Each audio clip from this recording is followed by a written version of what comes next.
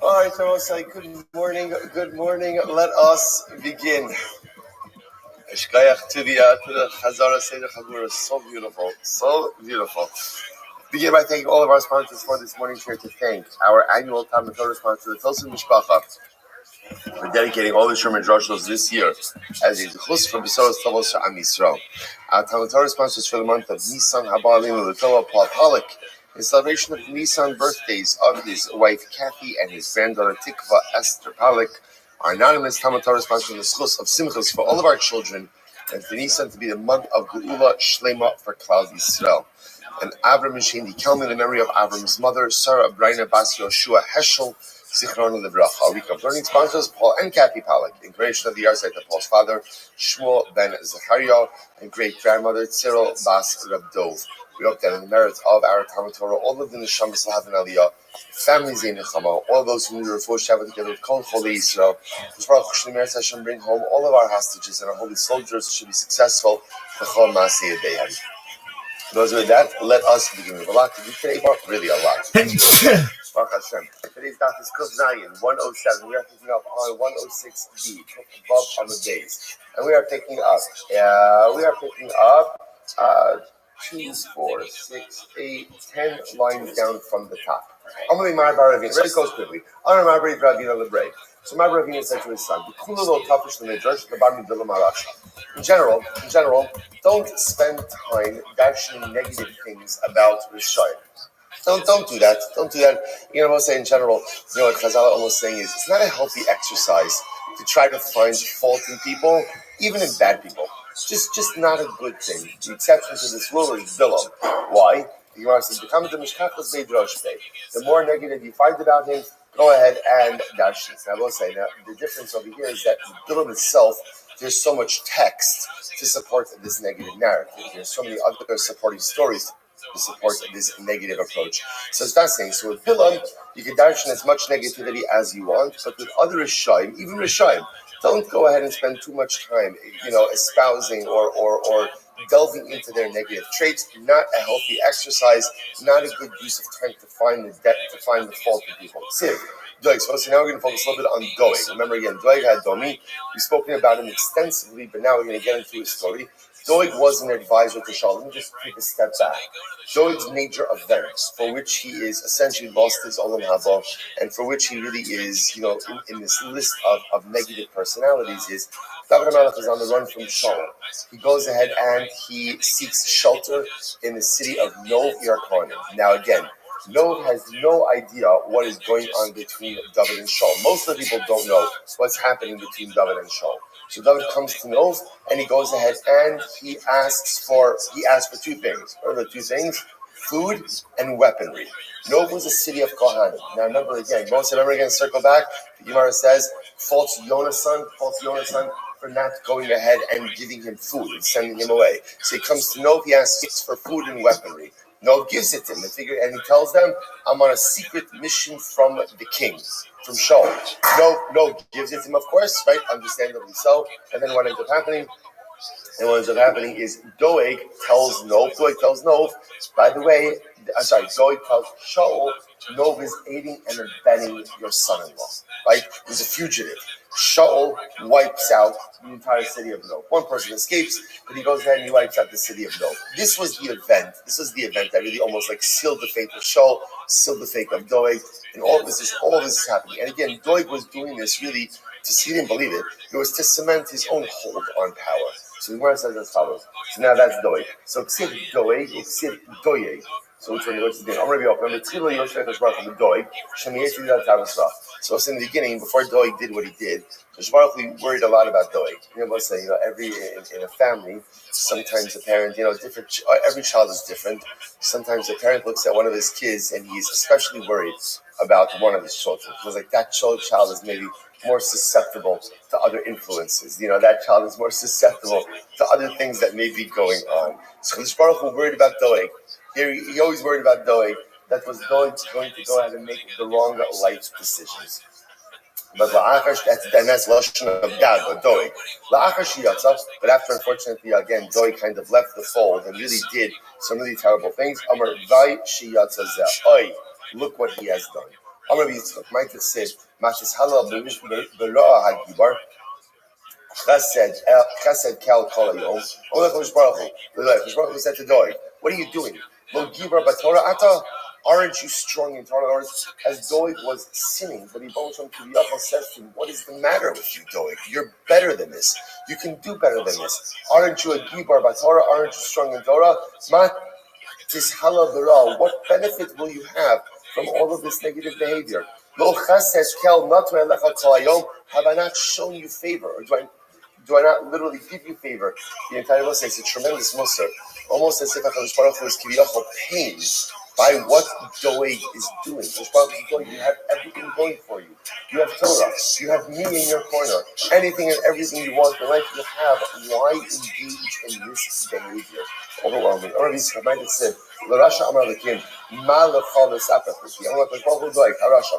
Hashem said to Doeg, Harasha, Ma L'chal V'Sapach L'Ki, Kisha'atem Agia L'Parshas Meratzim, Parashas Mesapre Lashon Hara, Ma'ata Dorish Bohem. You can go, it's like, when you, it's probably said to Doeg, when you get up to the section regarding bloodshed, or prohibition of bloodshed, or you get up to the section of Lashon Hara, how are you going to interpret those sections? Doeg was a big Tam Chacham. So ultimately, again, HaKadosh Baruch Hu says to him, what are you going to do when you get up to these sections in Torah, knowing that your life is not in consonance with these sections? Rosai is a tremendous musar, I think, for us as well. We all have areas of our lives that are not exactly in conformance with Torah. And when we go ahead and we get to those sections in Torah, how exactly do we read through them, right? How exactly do we darshan them?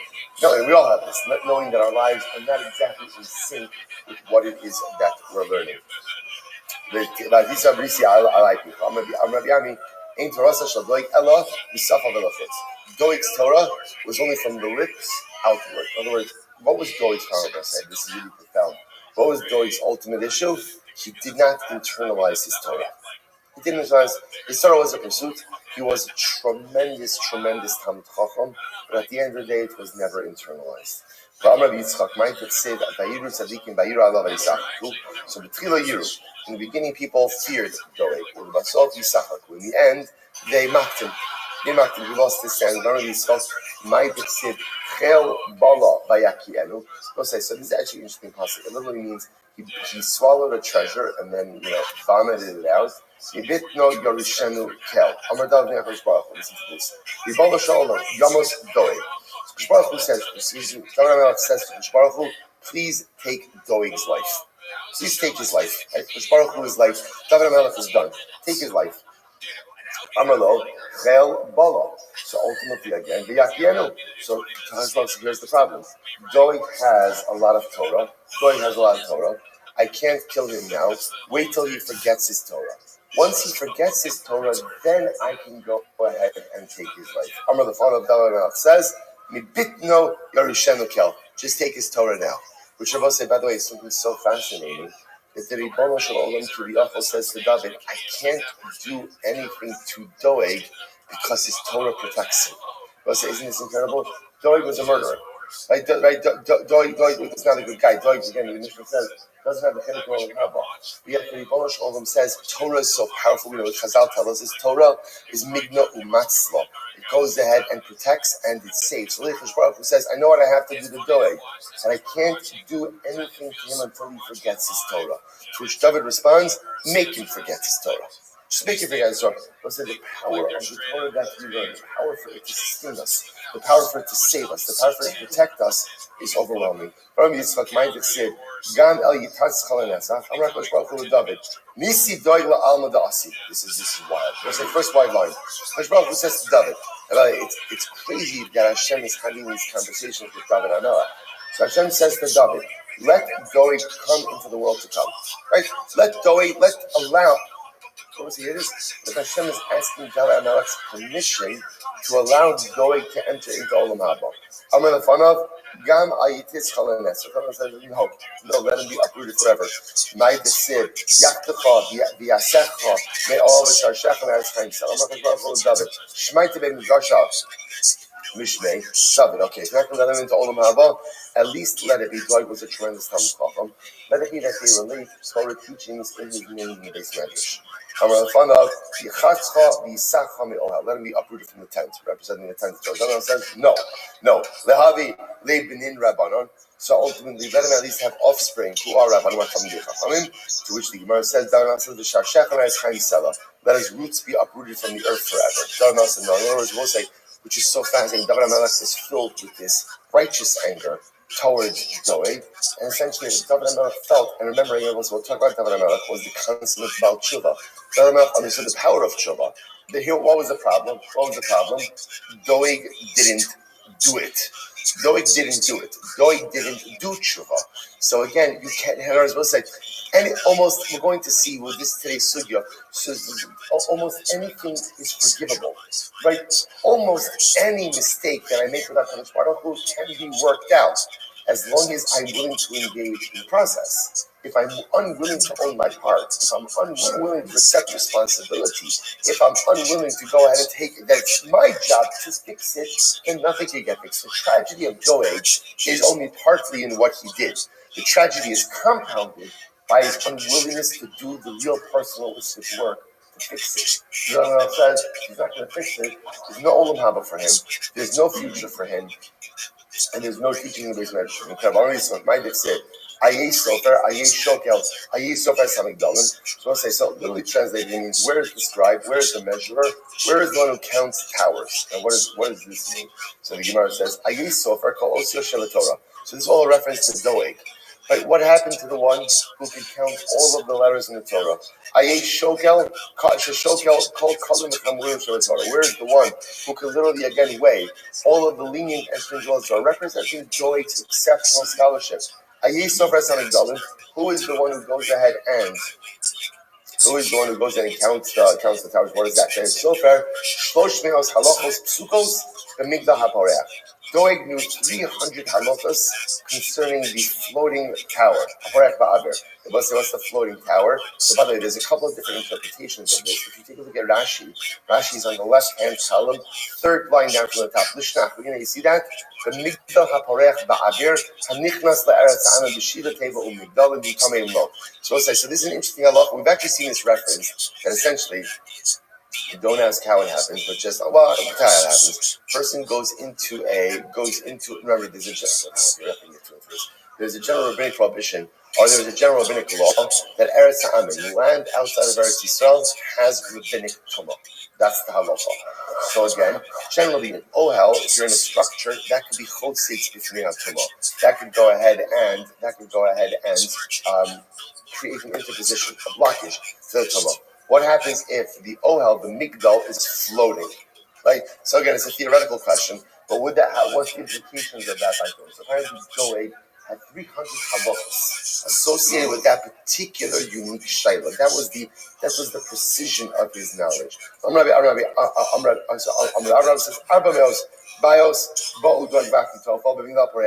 this is incredible. So Rabbi said, in fact, Doeg and Achitophel, right, who again, unfortunately, both made terribly wrong decisions. Doeg and Achitophel asked 400 questions in the sugya of the floating tower. So the Gemara says, well, if shit luhu chad. They weren't, not one of them was this. So they asked such good questions, no one was able to answer. Say, watch this. Amar Rava. Rava said, Rabusa l'mibai bai. Is it such a big deal to ask questions? So I said, this is a profound idea. So essentially, what Rava was saying was like this. Shkach, they ask questions. But what would have been even better is to do what? Is to give answers. So I think the other piece that I was saying, this is I don't know why this line. I think this is a tremendous line. Amar Rava, Rabusa l'mibai bai. Is it such godless to ask questions? What Rava is saying is like this. Life is filled with questions. Questions are very nice. Feel free to ask them as long as they don't paralyze you. A lot of times, like, we ask questions and we can't move forward until we get the answers. And Rabbi says the success in life, meaning in life, is not found in the questions. Right? God's doing questions. Meaning in life is found in forward movement. Meaning in life is found in growth. Meaning in life is in the ability to not get answers, but still find the ability to go ahead and move yourself forward. Shkaya, the greatness of, sometimes you think like the guy who asks the precision question, that's godless. That's not godless. You know what godless is? Godless is two things. The person who asks the question doesn't get answers, still continues forward, and the person who doesn't spend his time asking questions. Instead, utilizes and marshals his energy to move himself forward. Incredible. Mara Leiter. B'Shem Rabbi Yehuda. This is a great Gemara. In the years of Rabbi Yehuda, Kula Tanuye B'Nezikim. So in the years of Rabbi Yehuda, everybody was versed in the Seder of Nezikim, right? Like the Babas, we're in Nezikim now. The Babas, Sanhedrin, Nakas, all of those, right? Like tort law, damages, those types of things. So the Anan, Kamasnina, Tuba, Bo'oksim. So this is Rabbi talking, right? So Rabbi said, Rabbi's comparing himself, right, his time to Rabbi Yehuda's time, right? So in Rabbi Yehuda, right, in the years of Rabbi Yehuda, pretty much everyone was proficient in one area, specifically again in Ezekiel. So Rabbi said, by us, Va'anon, Kamasina Tuba, we learned that Bo'oksim. They will say, Oksim is the halachos, a lot of halachos of Tu and Tara. So Rav is pointing out that in his time, he had much greater proficiency in Torah. Rabbi Yehuda's time, he only had proficiency in Nezikin, damages. Rav said, we not only have proficiency in damages, we also have it again in Uks, in so many other areas. Listen to this. Rav says, yet, if he have a Mati Rabbi Yehuda, so yeah, when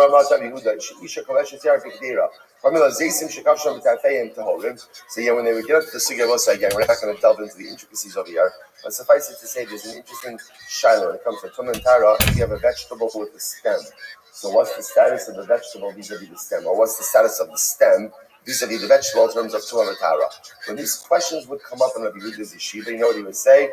Amar Havios to Rav Shmuel Kachazina Hafa.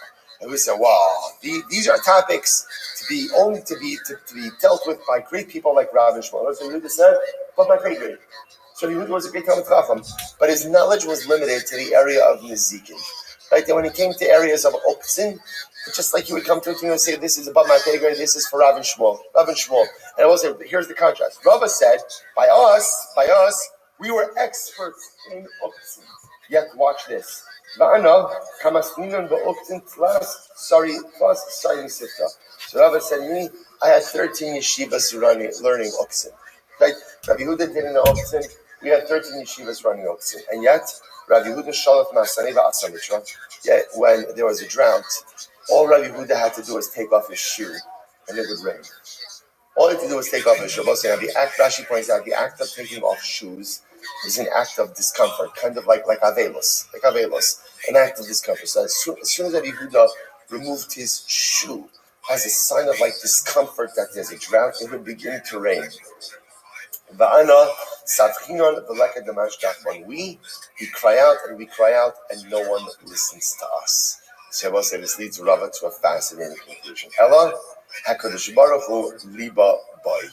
What do you see from here, Bosai? What do you see from here? What you see from here at the end of the day is that it's not the amount of scholarship that impresses God, but it's the amount of heart that you put into whatever it is that you do. Rava may have had more scholarship, right? The times of Rava may have had more scholarship. But apparently Rabbi Yehuda himself had more heart. Now, whatever this means, that Rabbi Yehuda had more heart. But what Rava is trying to highlight over here is that scholarship is not the metric of success when it comes to spirituality. its heart, its effort, its passion, its commitment. Those are the things that the Rebbe Shalom values over there. For one simple reason, I will say, scholarship is often tethered to abilities that you don't choose. Right? In other words, people process differently, people learn differently. Some people absorb information more readily. Some people have difficulty doing it. And that's HaKadosh Baruch Hu built us. That's what He programmed us. So it can't be that success is tethered to scholarship if I don't control all of those factors. So therefore, Rabbi says success in the eyes of HaKadosh Baruch Hu is determined liba, by your heart. What's your commitment? What's your passion? How much are you vested in your relationship with HaKadosh Baruch Hu? Am I showing up for that relationship day in and day out? Am I committed even when it's difficult? If I have that, that's what HaKadosh Baruch Hu prizes in the realm of spirituality. Absolutely incredible. Dixid, Hashem Yir the Levav, Aram Sharshia, Toivaki Tofel, back to Dwagaki Tofel, Toivaki Tofel, Lo Sabi Shmait, Lo Havu Sabi Shmaita. So Dwagaki Tofel never really understood what it was that they were learning. Okay, is that possible? Dixid Bay, Aye Sofer, Aye Shokel, Aye Sofer Samigdalim, that Amad Lo Havi Sabi Shmait. What time you just said before that Doeg had 300 halachas. When it came to the floating tower, right? And now he's saying he didn't understand halakha. It doesn't make any sense. You might say, "Hello, what was the problem? The problem was they knew a lot of Torah. What weren't they able to get to? Halacha l'maisa. Halacha l'maisa. You weren't able to what isn't they were able to get to halacha l'maisa? So it could be literal that they weren't able to get to halacha l'maisa because the Gemara says, is after all the pasuk says. Sod Hashem Li'Yireyav. The secrets of Hashem are known to only those who fear Him. In this context, the Gemara says Sod means the foundation. It's like Tzadik Yisod Olam. The foundation is halacha, where you need Siyata D'Shmaya in order to be able to arrive at exactly what to do. They didn't have this. So they had great scholarship, did not have halacha l'mais because they didn't have the Siyata D'Shmaya. But also, when we talk about the ability to, or the fact that they didn't have halacha l'mais, but that could also mean what's halacha l'mais? Halacha is the ability to take what you learn and to implement it into what you live. What or how you live. What was the mistake of Doeg and Achitofel? They were great scholars, great Talmidei Chachamim. But apparently the problem was they were unable to take what they learned and plug it into how they lived. They didn't allow their Torah to shape their lives. Yo, what up? How are you? A lot of times we live with this kind of cognitive dissonance, where I'm learning, and I'm acquiring a lot of tremendous information, and I know what to do. The problem is I don't always do it. Every day is a holiday, every meal is a feast. So I'm in the middle of a Twitter space. How about you? I'm learning, but I'm not learning aliba de hilchasa, right? I'm not learning halacha l'maisa because my learning is my learning, but it's not translating into the way that I live. Incredible. Going only died once he forgot his Torah. Shneimar, Huyamos be'ein moso rovi valta yishne. Rashi Yomer nitztara. Rashi Doeg contracted saras. Shneimar, it's meisak kolzona mimach. Ksiv hasam letznisus. Metargamina lechkalutin. Okay. The talk between Ein bin muskar and muchlat. Again, there's no distinction between a mitzvah muskar and muchlat. Muskar means a mitzvah is kind of in not seclusion. What's the word? Isolation. Right? Who's in isolation, waiting to see what his mitzvah is going to do. And muchlat is a confirmed mitzvah. Ela priya uprima, allowing his hair to grow and his clothing to be torn. Rabbi Yochanan, Shlosh malachei chaval lezamnu Doeg. There were 3 destructive angels who were summoned to Doeg. What did they do? Echad sheshichech chamudo. One malach caused Doeg to forget his learning. Ve'echad shesaraf nishmaso. One burnt his neshama. Ve'echad shepizer afro b'bate knesios b'bate midrashos. And one scattered his ashes in shuls and bate medrash. Incredible. I'm Rabbi Yochanan. Going back to Tov, I want to point out how interesting it is, right? That you see, it's fascinating just how there's so many different streams of thought in Chazal. It's hard to keep track of all these things because we're moving so quickly. Remember how we started today's daf, which was really yesterday's daf, but we're doing it today. So remember again, Marbreit Rabina said to his son, don't spend too much time speaking about the negative traits of Rishon, right? And yet, what are we doing? Right? We're talking all about the negative. So it's just interesting how, again, it's almost as if there's one school of thought that says, okay, Rishon are bad, let HaKadosh Baruch Hu take care of them. Our job is not to focus on the negativity of individuals. That's one stream of thought. Those who have thought is no, it's really important to learn about Rishayim. Why is it important to learn about Rishayim? The same way that we like to read about biographies of Gidolim, because we can learn how to live. Sometimes from Rishayim we also learn what not to do as well. And we see that even great people can make catastrophic mistakes that undoes all of their greatness. So the Gemara goes right there. I'm going to be open on Doeg V'Achitofel Lo Ra'u Zeh Zeh. Doeg and Achitofel did not know each other. They didn't know each other. After all, Doeg b'mei Shaul, Achitofel b'mei David, which makes sense. Doeg lived in the days of Shaul, and Achitofel lived in the days of David. Now, again, that's not such a stretch to say that they would have known each other.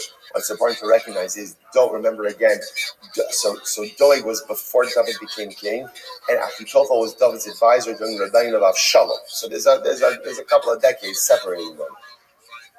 You know, they could have overlapped. The Gemara said they didn't know each other. Furthermore, Doeg and Achitofel did not live past the age of 35. The Gemara says, this goes back to yesterday's daf as well. Tanya Nachman Bryce that supports this. It literally means they did not live out up to half of their days. Tanya Nachman Bryce that supports this. We had this pasuk yesterday also, right? But the Gemara, remember again, the min asked Rabbi Hanina. Right, Rabbi Hanina, how old was Bilam when he died? And Rabbi Hanina said, I don't know, but he quoted this exact pasuk, right, where the pasuk says, literally again, people who spill blood, people who are deceitful, will not live to half of their lifespan.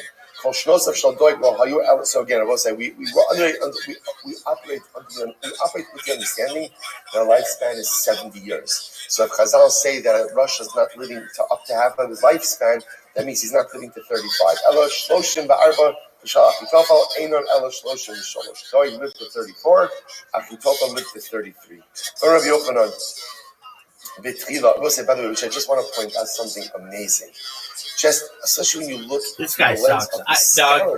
I do my best to avoid this guy's fucking but they were so stupid young. ass cat. Yet they were I knew these guys wouldn't want your scholars. fucking cat. So again, I could have told you that when you were still fucking where the fuck I don't know. you were. To me, these I know exactly personalities where he are was. fascinating. I even know what kind of football team he these was. were people who were capable of so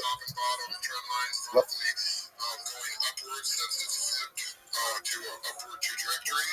And since I did that, I've been raising my buck, every day or every other day, and it's basically followed my lines almost perfectly. So if I will post the last picture of the whole thing right now, and that way you can see it. Let me go back to trading view. Hey, Tom. So on your charts. If you're on TradingView, there's actually a tool that creates your channels. I know you're doing custom, but no, this is my custom. This is my custom idea. Yeah, but no, if you tell me what it is. Yeah. I'll DM you because I gotta find it, but I know. I don't click on links. Just explain it to me, so it's a tool. I got you. I'll send it to you, but it's a tool that pretty much creates the channel, and you can customize the channel instead of you dropping down 4 lines. You know what I'm saying? No, I understand. Basically, those 2 middle lines, I just added 2 outside lines today. So basically, I blocked off those 2 middle lines, and it basically followed my chart all the way up and down. And then I added the outside box just to see where it might run on the opposite ends. Yeah. So let's take a little quick break and get a special shout out to Mr. E-Man for being such a wonderful guest here, always dropping alpha and stuff like that. What do you got to say to us, Mr. E? Yeah, man. Guys, touch grass, but I just want to say it has been time for me. You guys have been here. My wife is like, so I definitely need to spend some husband time with her. I've been on with you guys for a little bit, but I wanted to shout out my crypto expert. Great to meet you, Tom. I feel like it's going to get fun getting to know you. And always a pleasure, brother. Very British. Shout out to you, Meta Boy. Shout out to you, man. Crypto Sarah. Glad you're up here, man. I'm sorry for running with the chat today. Ivy and Modi, my favorites. BMX and my rider. So, to the people who are always listening and coming in here and getting value, I really do hope that you guys don't just come in and you actually take action on some of the things that we're talking about in this stuff is free. Like we're just talking, and there's so much that you can take action on. I just wanted to make sure that I said reach out to everybody. It's been great conversations, but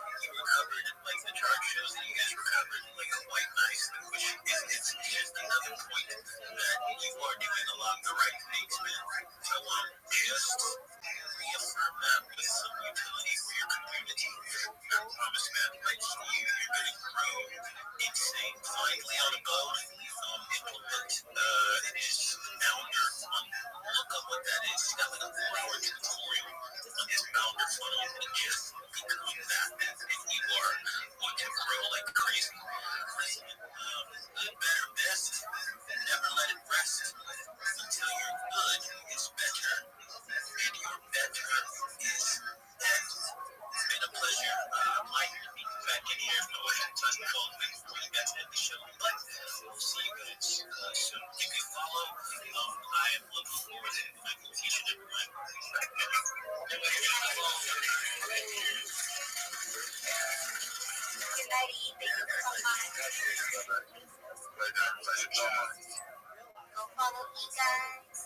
right, thank you very much. Let's bring up some Rabbi Rothschild. There we go again. Rabbi Rothschild's in the house. Holy shit! All right, Rabbi Rothschild. You can check him out at his Discord channel. Go and give him a follow at THOT. Rabbi Rothschild lives on YouTube and Discord 24/7 for world peace. He is the real life Truman Show. Rabbi has lived on YouTube for 4+ years. His AMA is also in the Discord pinned in his bio. Also YouTube as well too. He's following 2.8K with a followership of 1.8, so that means he will follow you back. Rabbi, it's great to have you as always. How are you doing, my friend? Every day is a holiday, every meal is a feast. Thank you so much for the opportunity to be able to speak. I'm Rabbi Rothschild. If you don't know who I am, you will. I stream my life 24 hours a day, 7 days a week, 365 days a year for world peace. I've been doing so for more than 4 years. My streams go back to the pandemic. We've seen the death of a queen, the birth of AI, the coronation of a king, and everything. This is a real life Truman Show, a real life Big Brother. This is a timeline and a time capsule of human achievement. In the 1990s, Bill Gates coined the phrase "content is king," and I'm making it true today. I'm king of the internet. This is the biggest event in global history, and here's why. In 2018, The Economist magazine stated that data had overtaken petroleum as Earth's #1 resource, and I have more data archived on the internet than any person ever, which is making me very influential. I'm going viral, and when I do, I want to make you, your friends, your family all financially independent. If you're not already, I want to ensure that you have generational wealth if you don't already, and I want you to be able to start charities and philanthropic organizations of your own. I'm unlike any influencer you're ever going to meet. I'm not live on one YouTube stream or 2 YouTube streams. I'm live on over 20 simultaneous YouTube streams 24 hours a day. You can watch my life in 360 degrees. I even have ceiling cameras. If you want to check out those views, the link is in my profile. Additionally, it's in my pinned post. You'll also find in my pinned post my link tree. I dare you to look at my link tree. Nobody dares you to look at that link tree, but I do, because I have more social media than any person on earth. I have more content than any person on earth. You'll also find a link to my Discord, discord.me/rabbi. I'm live 24 hours a day. We have over 2,500 people in there, and we're growing stronger each day. In addition to making you all rich and wanting to promote world peace, I want to help end world hunger through the use of technology, such as agricultural drones, floating greenhouses, saltwater greenhouses, hydroponics, vertical farming, cloud seeding. I want to help end world thirst. I'm sponsored by a cryptocurrency that's worth about $100 million, and one of the things that we do is we build wells and water towers in developing nations for the benefit of the less fortunate. Additionally, I'm an advocate for the Lifestar program, and most importantly, desalination technology, where we pump Earth's seawater onto land to make it drinkable. If you're a reply guy, if you're a Web3 marketer, if you're a raider, you're a shiller, and you want a free mentor, coach, and friend, send me a DM. I will respond. Send me a follow. I will follow you back. I want you all to know that I'm here to support you both personally and professionally. I'm here to be a positive person in your life. I'm here to have an optimistic view on the future. And most importantly, I want to give people hope. And with that, I sincerely appreciate the opportunity to share.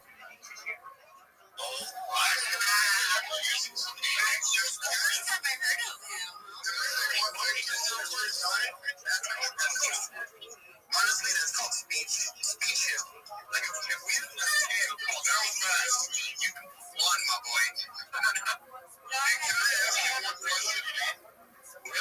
question? Sorry, one at a time. Sick, you have a question for Rabbi?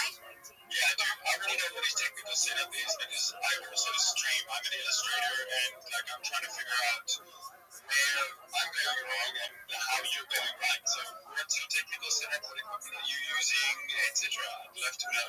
Absolutely. I've got about 10 different Chromebooks and laptops. I've got 23 handheld devices. I multi-stream using Rumble Studio, so that means I can be live on YouTube, DLive, Trovo, Twitch. Yeah, it's free, so it allows for free multi-streaming. So you can stream. I think it's much more stable. A lot of times OBS crashes on me. But you can use OBS simultaneously with Rumble Studio. So if there are background images or some kind of plugin that you really like, you just use a virtual camera. So that gives me a bit of insight. Thank you very much. You're welcome. Meta Boy, do you have a question for him? Yeah, actually, some photos. They to be honest, I'm the one with Telegram since I don't know 1 or 2 years, Rabbi. And yeah, he is real 24-hour live streaming in Telegram. And also, I can see that when I jump into his live stream, he's sleeping. Yeah, he's real. He's real, and I've already heard from him several times in chat, and it's very very foolish. And yeah, I hope this progress, the Bitcoin, on the Summit community will go up again. And actually, there are OGs that are bringing new narrative to the crypto space when they are launching. They are anytime with like similar like copy-paste thing with them, like SRP yeah, it's like they're giving a new theme, new narrative to the crypto space, and the people start copying their project, like doing doing their ticker with other coin like SRP, so on, with the same narrative like they're doing. Yeah, they're OGs, they're yeah, that's the things that I want to speak about. Thank you very much. Hey, that's one of those buttons that we can ding dong and wake you up while you're sleeping, Rabbi. Yeah, people do that all the time. So they come into my Discord and they play chainsaws and alarm clocks and all kinds of things like that. And I let people do that. Hey, do you guys mind I ask one question real quick? I gotta watch a movie with my daughter. Okay, yeah, what was it? Go ahead.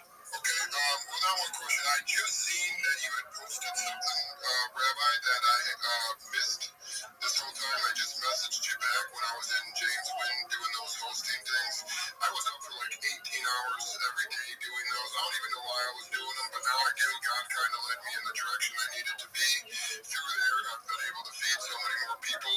My goal, I have a 501c as well. It's called One World Nourishment, and the slogan is Own Your Future, Be the Change that you want to see in the world. And, out of my own pocket, I've already bought 500 pizzas for the homeless in my hometown, Grand Rapids, Michigan. You can even call up Uchellos. They'll tell you some crazy giant white guy comes in there and buys pizza all the time. And then the other day I went and met another owner of a pizza joint, and he gave me a better deal. But my whole goal behind everything is just to meet people like you and just change the world. And it sounds to me like you got the same thing. So if you have anything around the world or anything that you're doing, I really wouldn't mind, either helping or maybe going somewhere and doing something. I love all the things. I was a bricklayer in the beginning of my life for 18 years, so at least I have some construction and different kind of things like that. But yeah, I just wanted to say that I missed your message, and I'm sorry if that hurt you at all. I just don't really read my DMs because there's just so many shit DMs from scammers, and I'm afraid to click on one wrong thing and I open it. Don't even get me started, bro. Oh my God, it's so hard. Don't click on any links. One of my friends lost over $30,000 in XRP. Yeah, don't even get me started, bro. Can I ask you, Money Love? Sorry, because I can't make out what your heritage is. You look Vietnamese, though, not Chinese. But I am Chinese. Oh, you're Chinese? My girlfriend's Chinese, too. She's from China, actually. My parents are from Hong Kong. I was born and raised here in Los Angeles, California. That's awesome. That's awesome. I was just out there just a little bit ago, but my girlfriend is from Dubai, and then she has 2 massage joints in Guangdong, which is right by Hong Kong, and then now she just opened up 2 massage shops here. Guangdong? What's part of Guangdong? I'd have to ask her. She's by Detroit right now, opening up her 2nd massage shop here, and she's just the hardest working woman I ever met. Just 12 hours every day. She lives at her shop. She's just Southern Chinese. Yeah. Well, Dubai. I think Dubai is more the middle, right, Moni? I don't know. It's not from there. Guangdong is south, but Dubai is up in the mountains, which she compared to Michigan, so I think it's in the middle, and it's cold. Yeah. Okay. Guangdong, no, I'm thinking about Guangzhou. Guangdong is south, it's by Hong Kong, and then, the next north of Hong Kong. Yeah, I get it now. Not so, more Mandarin than it is Cantonese. Cantonese. Yeah, he actually speaks Mandarin, Cantonese, Vietnamese, Taiwanese. Shit. 10 different languages. She understands most of them. But yeah, she's an awesome woman, man. Well, Gwen, you better work harder than her. Oh man, I can't work harder than her. All I can do is try to feed more people. And she just gets mad at me because then I'm helping everyone else. She's like, what about me? Yes, and money. We could go somewhere. Yeah. Have you been to the massage parlors? Massage is how I met her, you know what I'm saying? But at the end of the day, massage is one of my favorite things ever, you know. I think if you can't go get a good massage, you know, and just relax, that's like the best thing ever. It's good for your body. I'm also a naturopath doctor, not like an actual certified one. I didn't go to school, but I studied over 8 years, and different kind of things like that, just for myself, trying to fix myself. So I've been to naturopath doctors that I knew more than they did. So, and a lot of them, they were just quoting shit they read out of a book, you know, they didn't really study it. I remember one day I did like a 15-day great fast, went vegan for over a year, which I would not recommend. Veganism is actually unhealthy as hell. It actually causes dementia and other brain-related diseases because of the lack of fat. You know, I mean, fluoride, if you can cut fluoride in your water or your shower out, you know, that's one thing that's really hard. You'd have to get an RO system for your shower. But fluoride is one of the most detrimental things to your mind that you could ever imagine. Grand Rapids, Michigan, where I'm from, was the first place to put it into their water. Not only that, but I kind of traced everything back. If you look at basically dementia, Alzheimer's, and all other like brain-related diseases, since they added, which is a toxic chemical to our water, and they said, hey, it's going to help your teeth, bro. You should be surprised at like how many people end up with dementia and brain-related diseases from this. This is an over time kind of thing. The same with like omega-6s in your diet from grain. It's an overtime thing that causes you to have a heart attack and other heart-related diseases and artery diseases. You know, a lot of people don't realize that you are an organic, artificial AI that needs to be ran on the correct fuel. And basically, you're probably not going to dump Mountain Dew in your freaking BMW, are you, Moni? What? No. Exactly. So why are you going to dump, you know, into something worth an infinity amount of money? You know what I'm saying? So you're worth infinity, which means you're worth way more than your BMW. I hope I guessed your car right? You own a nice BMW? No, she got it Audi. Audi. You guys, that's my girlfriend would say. Audi. Or the Mercedes, but I'm going Audi. I'm saying it's either a Mercedes or a BMW. You are so wrong. 100%. She doesn't drive a Land Rover or a Toyota, bro. You'd be fucking surprised. Not a Toyota. I drive a Toyota RAV4. I like it, you know what I mean? I just chill out. There's a plot twist. She kind of drives a Toyota. That's a clue. A kind of Toyota, so she drives a Lexus. I gotcha. I'm sorry to like, dude, you know what I'm on. She drives a Supra. This guy knows about cars, okay? I like where we're going. Can we stop talking about crypto real quick and get into cars? I'll be honest, I like cars more than I like crypto, but like, honestly, like I've been in crypto since 2018. In the last 4 years, I made $6 million and lost 5 of it. I'm now almost broke, so I was real depressed about 90 days ago, kind of on my edge, and I decided to do what God says and die to thyself and be reborn in Him. Ever since, I still struggle with depression, but I've never felt happier when I'm around people and helping people out and just doing good things. Sometimes when I'm by myself again, I get depressed, but at the end of the day, I'll tell you what, man, the best drug you could ever do is kindness. You know what I'm saying? So it's not just like the... I think that's why it's really hard for me to press end on these spaces whenever we get into like a really good moment. And I see that it's midnight and my time, and I'm just thinking about my fellow Americans here on the East Coast. It's like 3 a.m. in the morning, right? So I have to just end it for the well-being of everybody. But when I go to end it, it's real hard because, you know, that feeling that you were talking about, once I end it, Once the disconnection is severed, the dopamine stops dumping, and you're just left in this empty room with just a phone and a lot. I know what you mean. I've done so many spaces. I was the main character for the psyop for Ben.E's. I said psyop probably a million times. I was doing 20-hour spaces every day until he said the N-word one day and completely crushed psyop and oil and every other coin he was doing. And then James Wynn, I told you the story about him, dude. I don't even know how the hell I get these things. Like 50 Dot East, I've been up to his house in Calabasas, like Jesse from Full House is his neighbor.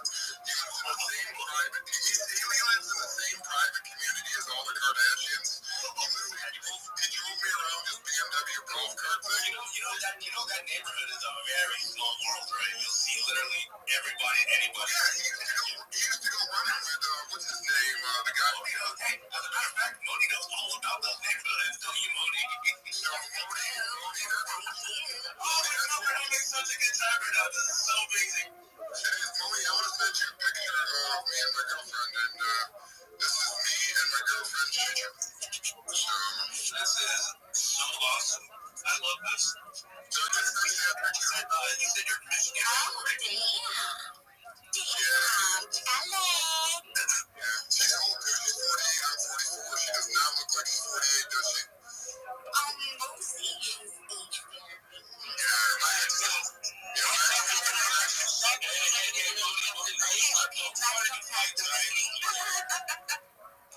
But no, yeah, like he aged very. But most Asians, they do age really nicely because of what they eat.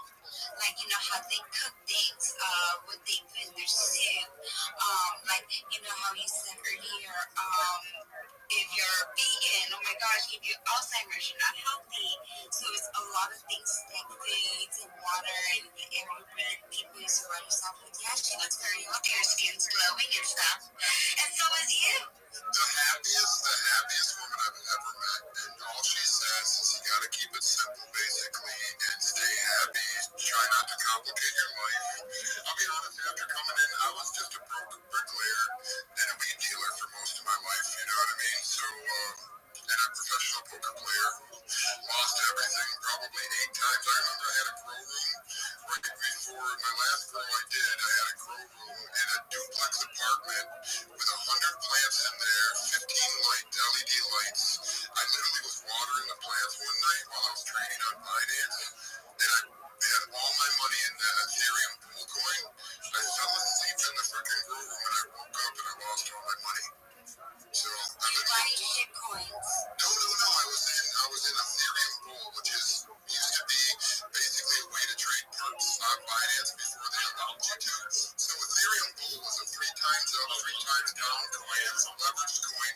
And so I was playing that, and right before I went to bed, I didn't go to bed. I was just playing it, and then I was watering my plants. I shut off my plants. I was high out of my mind in the room, and I nodded off in the Ethereum. This guy talks too much. I love that I told him off.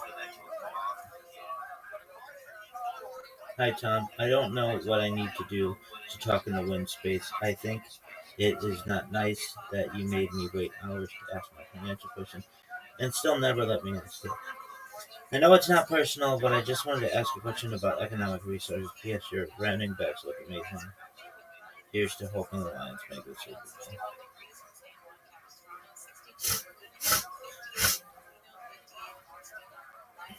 That guy gets too fucking stoned and just blah blah blah. I've heard more about his fucking girlfriend than I have in that fucking cat. It's just so dumb.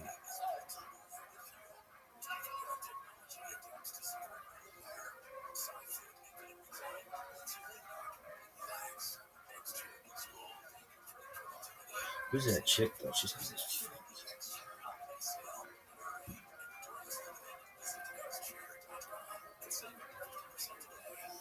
this one is beautiful. She can get it.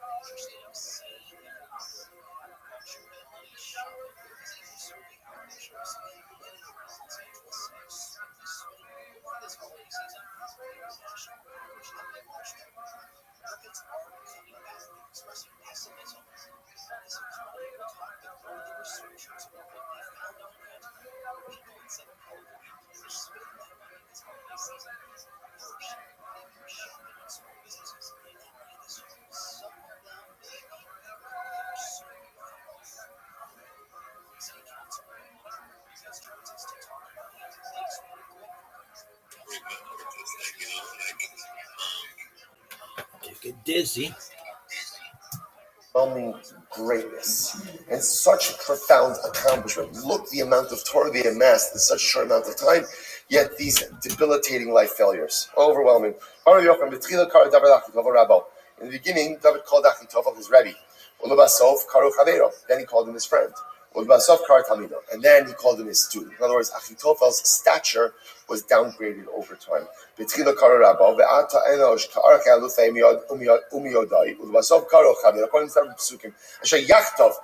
to together. We'll go ahead and explore the secrets. But they said,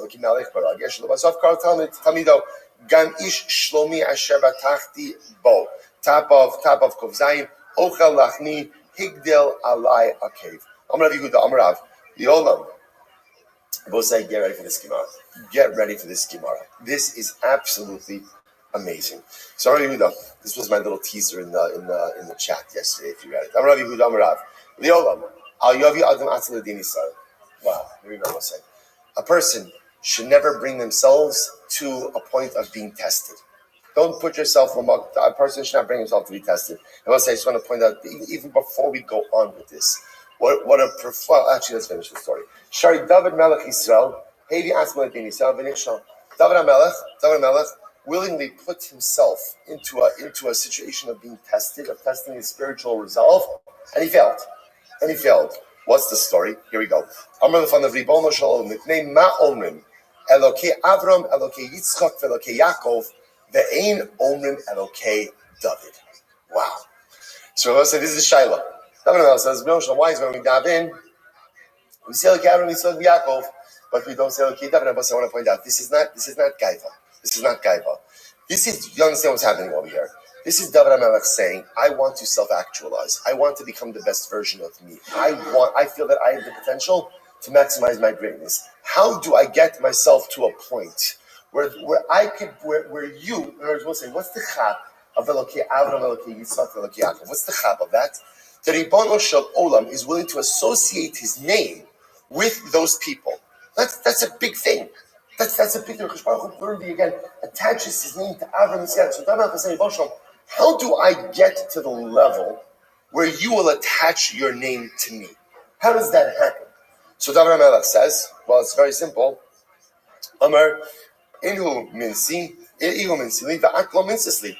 Listen, David, they were tested by me. Each of them were tested, and they succeeded. So when a Yid is able to go out and be tested in life and able to overcome his tests and challenges, that's when I associate my name with him. Amar l'fanav Ribono shel olam, bechaneni v'nasini. Shneimar, bechaneni Hashem v'nasini. David says, bring it on. Not an exact quote, but you understand, right? Test me. I'm ready for it. I'm ready. Okay, I got it. It makes total sense. How can you know who I really am until you test my result? So test me. Amar, so Baruch Hu says, it's very important to understand that Ribono shel olam did not give David this test. David asked for it. We'll see why this is important later on. Amar, Minsina lecha va'avidna nosa ba'adach dilidido. So that I'm going to test you. But here's what I'm going to tell you. I'm going to give you an advantage that I did not give to Avram, Yitzchak, and Yaakov. How so? Dilidido loho detinu ve'ilu ana kamodina lecha demisanina lecha b'dvar erva. So again, Hashem says to David, I'm going to give you an advantage. What's the advantage? The advantage is the avos. I never told them I was testing them beforehand. I'm telling you I'm going to test you, and I'm also telling you how I'm going to test you. I'm testing you in a matter of morality. Dvar erva. Now, I will say, just so you understand what's happening over here, the fact that the Ribono shel olam is telling David that he's going to test him, and telling him how he's going to test him, tells us what? The Ribono shel olam doesn't want to do this. He doesn't want to do this. So he's trying to give David as many advantages as possible, but the Ribono shel olam feels that this is a bad idea. But again, David, you're pushing for it. I'll give say in general, kind of a little bit like a parent. A parent wants to give good hadracha, but at a certain point in time, such as the child gets older, even if the parent knows it's a bad idea, right? The parent has to give the child that autonomy. It's wrong. Which is saying to David, I don't want. There's a reason I didn't bring the test upon me. There's a reason I'm not doing this on my own. You're pushing. Okay, I can't. It wouldn't be healthy for me to stand in the way of this nisayon if this is something you want to bring upon yourself. So I'll try to help you be successful to the best of your ability. I'm telling you, I'm testing you. I'm telling you, dvar erba. Miyad, listen to this. Vayhila esa erev. It was in the evening. Vayacham David me'al mishkavo. David got up from his bed. The boss say now, the pasuk doesn't make sense, right? Why doesn't the pasuk make sense? Why is David getting up at night? Right, after all, again, you go to sleep at night. Why is he going up at night? So it's fascinating. Rabbi Yehuda, shahafach mishkavo shalayla lemishkavo shalyom. Literally, again, he switched around his schedule, right, his bed schedule from night to day. Rashi points out, what did David HaMelech do? David HaMelech had relations with his wife that day, during the day. Why? Because now David HaMelech is forewarned. He says, I'm going to be tested with a matter of immorality or morality. So what does he do? He has relations with his wife, hoping that'll satisfy that desire, and therefore, again, he won't be tempted by anything else. Okay, good plan. And it's halacha. Rabbi say this is wild. And he forgot the halacha. What's the halacha, Rabbi say? Eiver katan yesh ba'adam. There is a small part of man's body, right? A reference ultimately, again, to the makom milah. Small part of man's body. The Gemara says, listen to this. Masbio raiv. If you satiate it, it's always hungry. Umar ivo sabeya. But if you starve it, it becomes satiated. What does that mean? I will say, this is incredible. So the way it works with this desire for sexuality is the more you have it, the more you want it. The less you have it, and by the way, what less means is the more moderated it is, the more one is able to curb that appetite. By the way, this is not unique here, right? This is the Ramban on Kedoshim T, right? What does the Ramban say? What does it mean to be holy? Kadesh es atzmecha b'masha mutalach. Moderation. Kedusha is all about moderation. Overindulgence just yields a gluttonous type of life approach, where you just want more and more and more and more. And even if it's permitted gluttony as a midah only gets a person into trouble.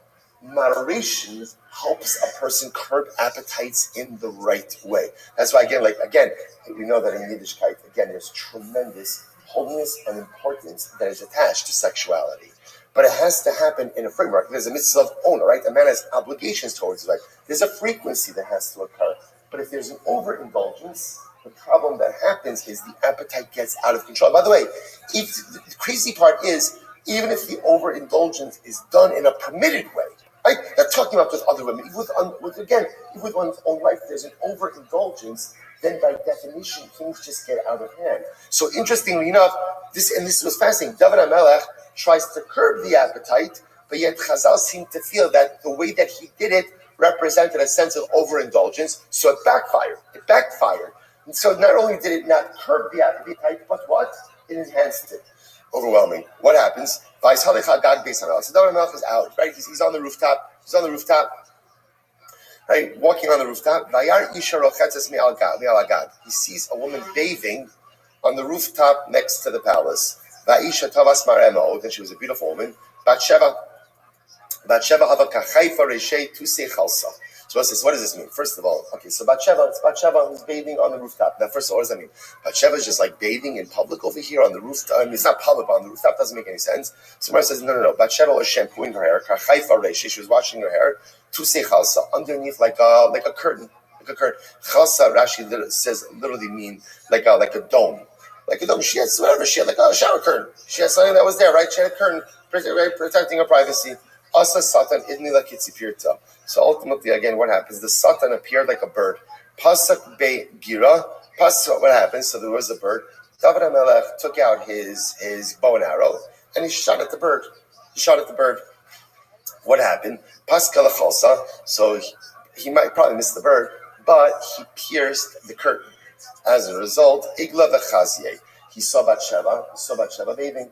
So the Gemara says, Miyad vayishtach David vayidrosh leisha. Immediately, again, I will say, by the way, there's so many crazy things about this story. First of all, say, what's even troublesome about the story?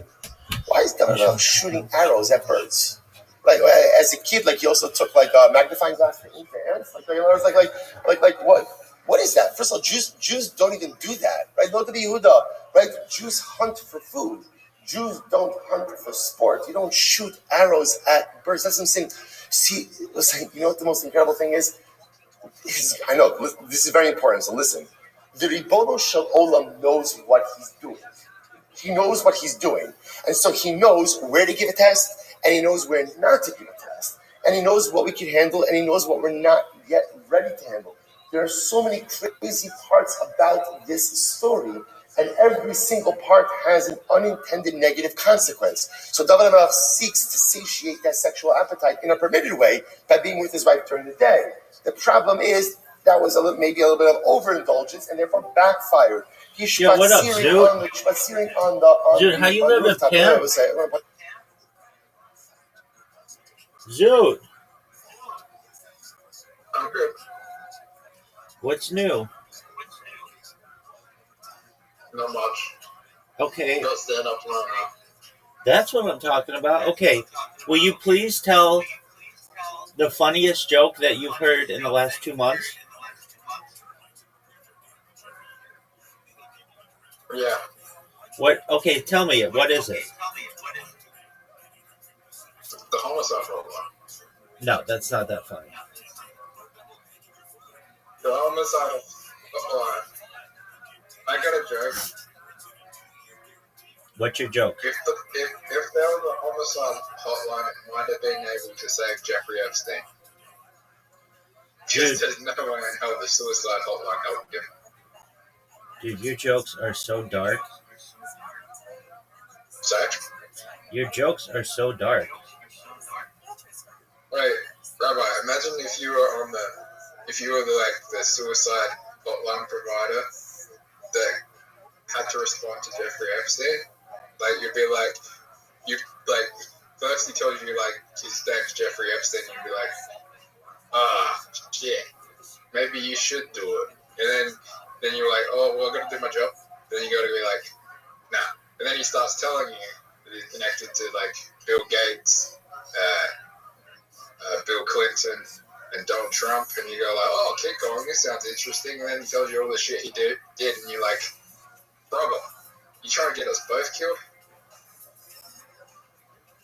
That's your joke, Zoot.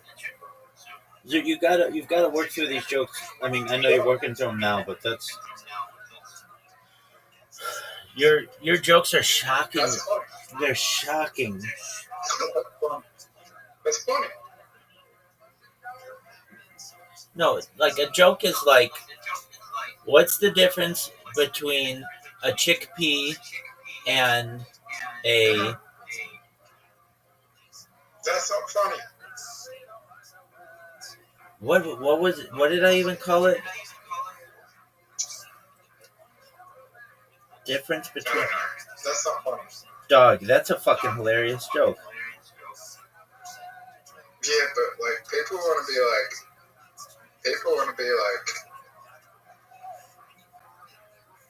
oh fuck. Garbanzo bean. I've never People had a. want to hear like just.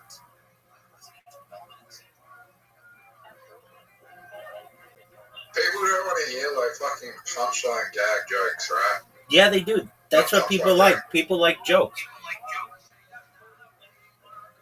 People don't want to hear jokes that sound like they come from a joke book. They Sometimes, want to hear stories and imaginative craft. They want to hear stories and ideas. And okay, so you're gonna tell your homicide hotline. What else are you gonna tell? homicide hotline and how you know what would stop when you call up Lifeline, right? In Australia, they say these calls should be maybe recorded for training and research purposes. If you call up a hotline, a homicide hotline, and you hear that, you're not committing homicide. Okay. It's like, oh, this guy's going to be easy to track. It's going to stop so many homicides. Are you excited to do stand-up? Yeah. Are you going to do better this time than any other time ever? Yes, this is going to be my best performance. Yeah. You just don't get my jokes right now because you're not in the crowd. And I'm not doing it well.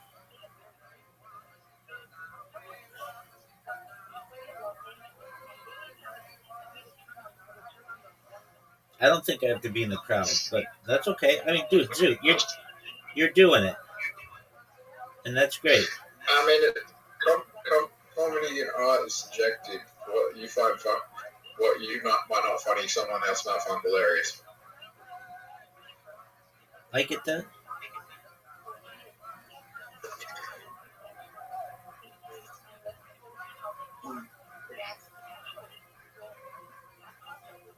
Are you ready to lose?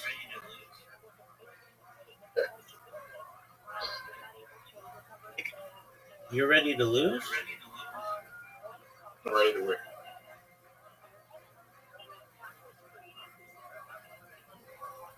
Okay.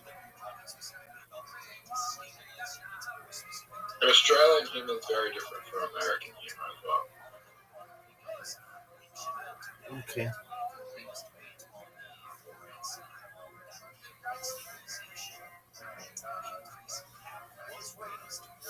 I'm going to play one game with you. I'll let you pick whatever game you want. What do you want to play?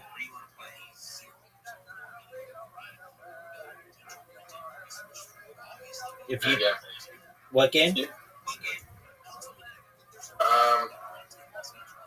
Any game.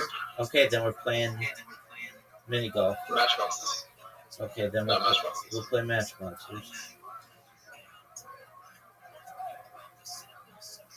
Create private game. Rabbi, you think Matt Rock is a good comedian? He's okay.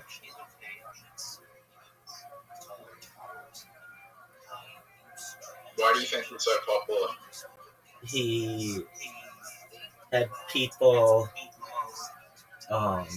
set up in his audience so that he did crowd work, and people thought he was really funny, and then he posted it on social media, and he got a bunch of plastic surgery done, so he looks good.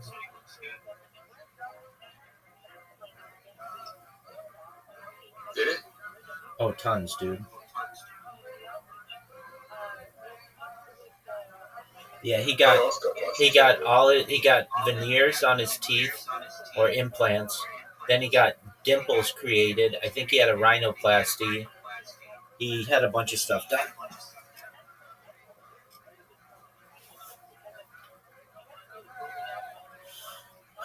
Who else did that? I mean, a lot of comedians do that kind of stuff. Theo Von had a hair transplant. He got new teeth. Joe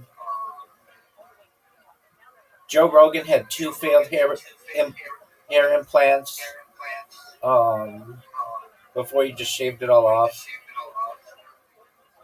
Whitney Cummings has had more shit than I even can count.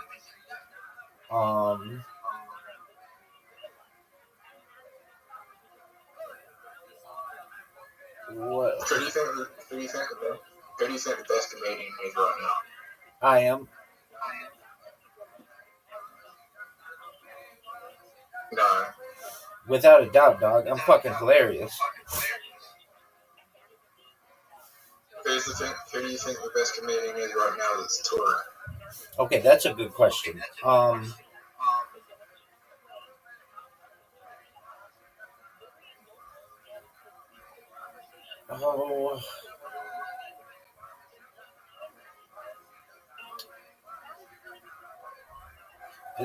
It's probably Dave Chappelle. I don't know if he's touring, but I know what you mean.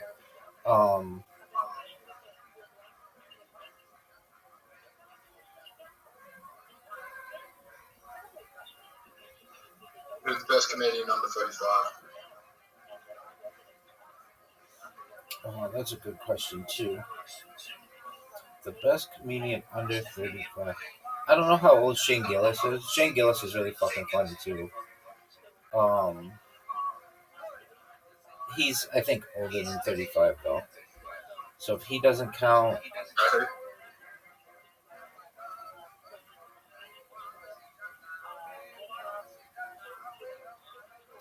if he doesn't So you count, think the best? Okay. if he doesn't count, trying to think of young comics. I mean, Matt Rife, I guess, is pretty young. But he's getting older. We all are.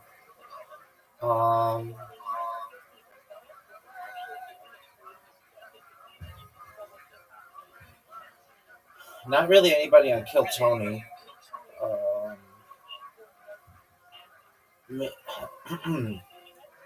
Um, I don't really know any young comics like that are sticking out in my head. Like, oh yeah, that person is so funny, and they're young. People might say someone like Cam Patterson, but he's not that funny. He's on Saturday Night Live, which is a big deal, but he's still just not that funny.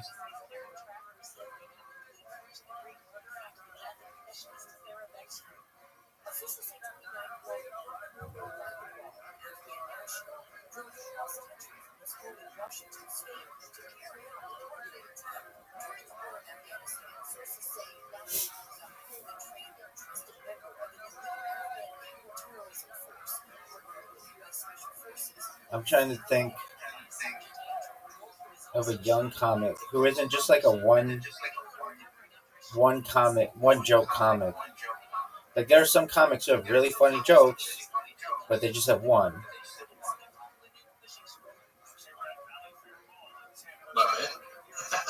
No, you're not really funny, and you don't have a joke. Huh? But if you did, then you would fall into that category. I would say.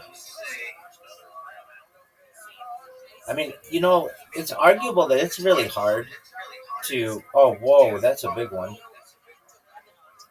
It's really hard to be a really well-known comic at like age 22, unless you're on Kill Tony or something like that, because it just takes time for you to get stage time. Like you're running into now, like where you are. There's not like in in New York there are 30 different clubs. In LA, there are similar. In Austin, maybe 20, but like not every city's like. There's 8, but there's only one. There's only one that you can get. There's only 2 or 3 right now that you can do open mics at. Right? The others are invite only. Okay, there you go. So I've been invited to the invite only one.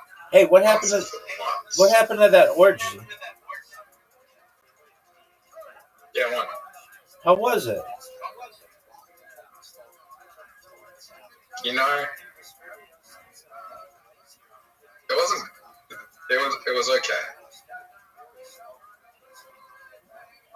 Did you have sex with any chicks there? Yes. And how was it?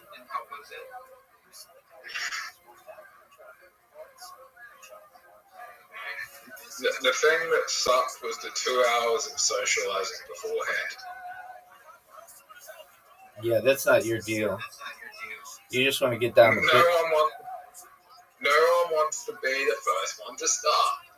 And then when it starts, it's like, oh shit, fuck, what do I do now? Alright. How many chicks did you fuck?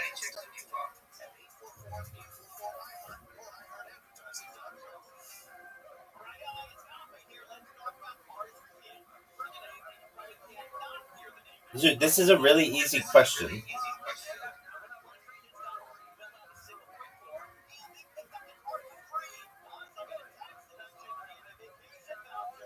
Zoot, how many chicks did you fuck?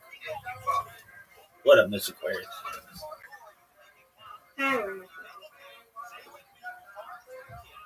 What's wrong with everybody? Hey, everybody. What happened, Miss Aquarius? Hey, Zoot.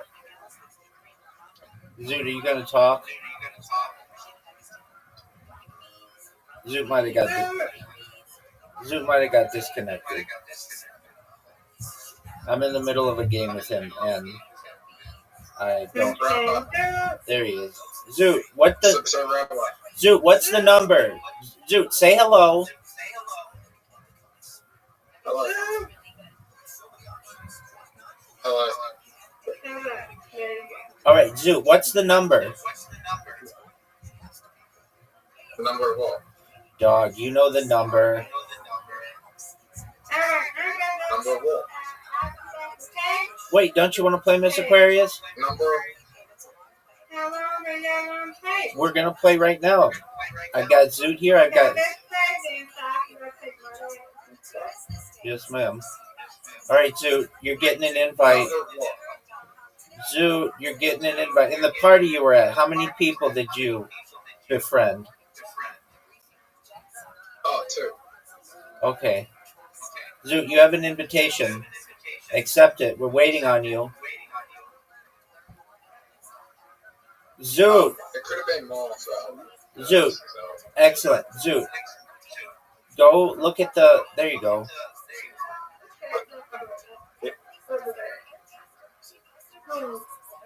Let's go. Get it, It Mr. could have Craig.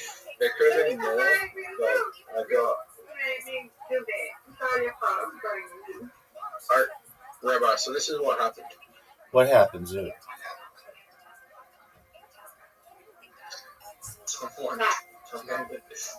I nearly got kicked out very early on in the party. Why is that? Someone gave me a vape, and there was medical marijuana in the vape. Okay. And someone said, "This guy's very high. Keep an eye on him." So I had the staff member come up to me and say, "Are you high?" And I'm just like, "No, I'm not high. Someone just gave me." I'm just not the greatest at social situations. I'm not high though, and I had to act like I wasn't high the whole time because I wasn't. I didn't even plan to do that. That just happened. So I had to act like I wasn't high. And when it was my time to perform, I couldn't get it up because I was high as fuck.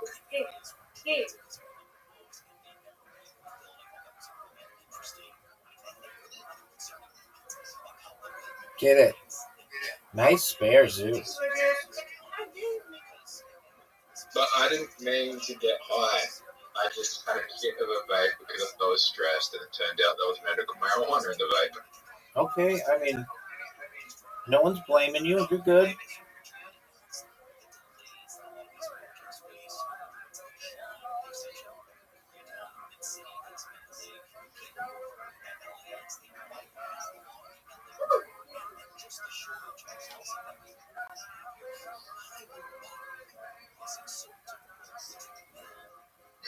Party said no illegal drugs, but technically the drug that I took wasn't illegal.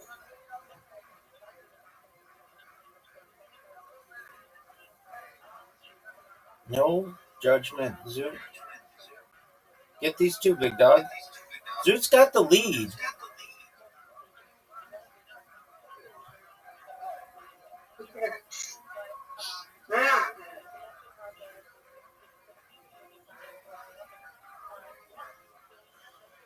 Zoot, you're I was in front. yeah, Zoot, you're doing better than I've ever seen you do, though. No, I'm not even trying. Well, whatever you're doing, it's working. You usually have like 18 by now. Oh, what a spare, Miss Aquarius. That was beautiful. Where do I see my scorecard? It's at the very top. Oh, the whole scorecard? I mean, it just shows. And then you can click on it. Okay. All right, Zoot. Good job. Oh, there we go. Let's go say full Coca. There we go. You can't tell you to go full card when someone else is taking a shot. You can. You just click on it. It says see full score. Nice job, Miss Aquarius. Nice job. Rabbi, you're doing great. Nah, I'm not, but I'm okay. You only miss 3 pins. No, I've missed more than that. No, you only miss 3 pins. In the whole game? If you check the scorecard, you only miss 3 pins. Yeah, you're right. Get it, Zoot. What a good job. All right, Zoot. Get this and Zoot, when the pressure's on. Come on, Rabbi. Come on, Rabbi. I can still beat this Aquarius. No, you can't. It's over for you, Zoot. I'm second place, baby. Sorry. We still win, though. We still win. Absolutely. We don't have to lose on it. That's right. You won, Zoot. We won.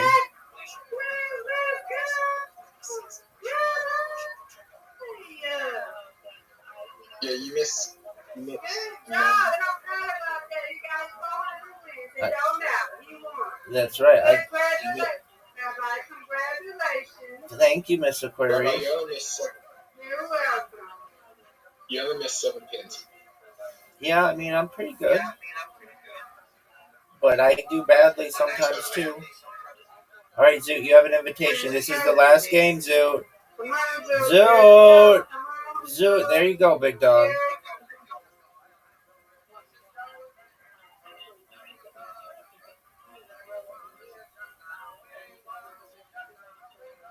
Have you ever been to an orgy? What kind of question is that in front of a lady?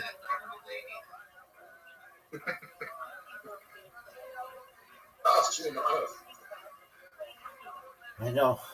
It doesn't matter. You heard what he said. Come on, Zoot. Come on.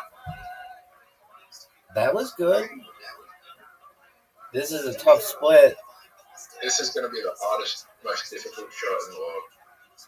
Get it, Zoot. Hey, you got one. Where'd it go? That's not bad. Oh, that's it. Come on, Rabbi. Better than 0. Rabbi, you have a... Oh. We had the same start. Yes, sir. Miss Aquarius tearing it up. Miss Aquarius tearing it up. Now she's got a tough shot. She can do it. This is the most difficult shot for her. It is a very difficult shot, no doubt. But this is an easy shot for me.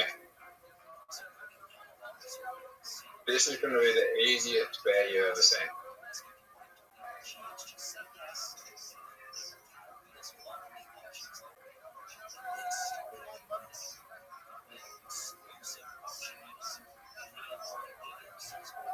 I love you. So did you just say I love you? Yep.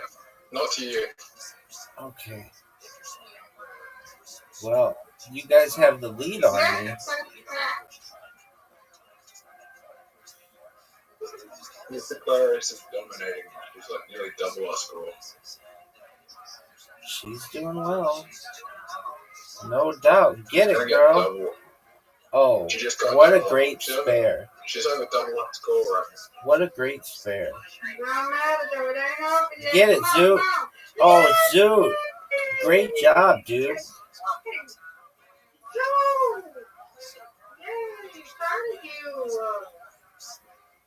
I'm dominating. I'm beating Rabbi. Thank you, ma'am. Rabbi is only 1 point behind me. That's right.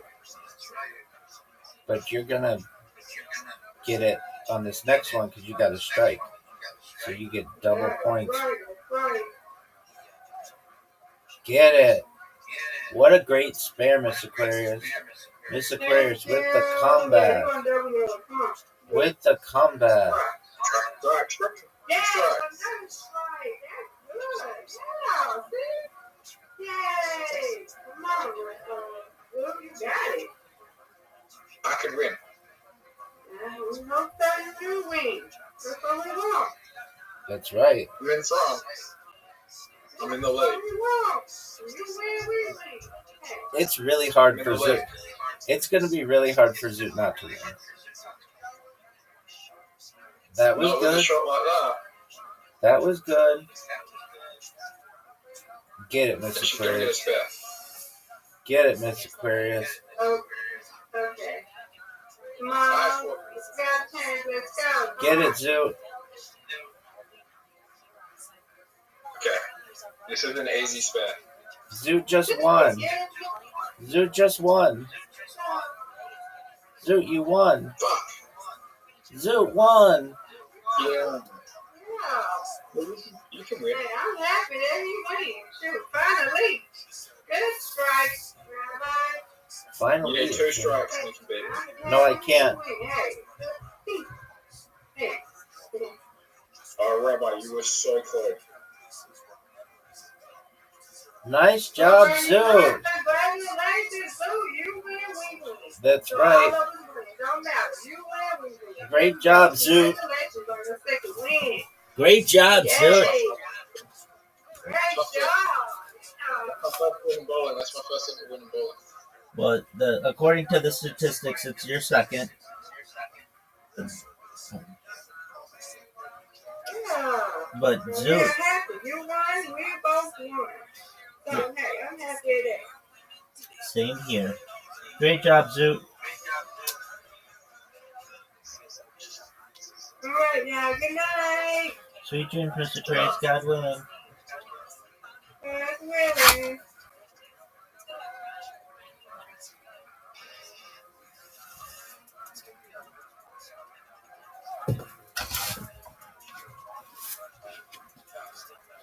Dancing through life.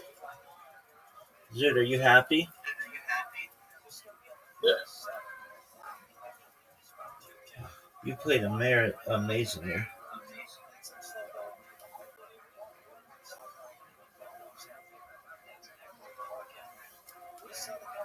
I'll point out to you, David HaMelech, Maseches Brachos. David HaMelech wasted absolutely no time. He wasted no time. The Gemara goes through his schedule.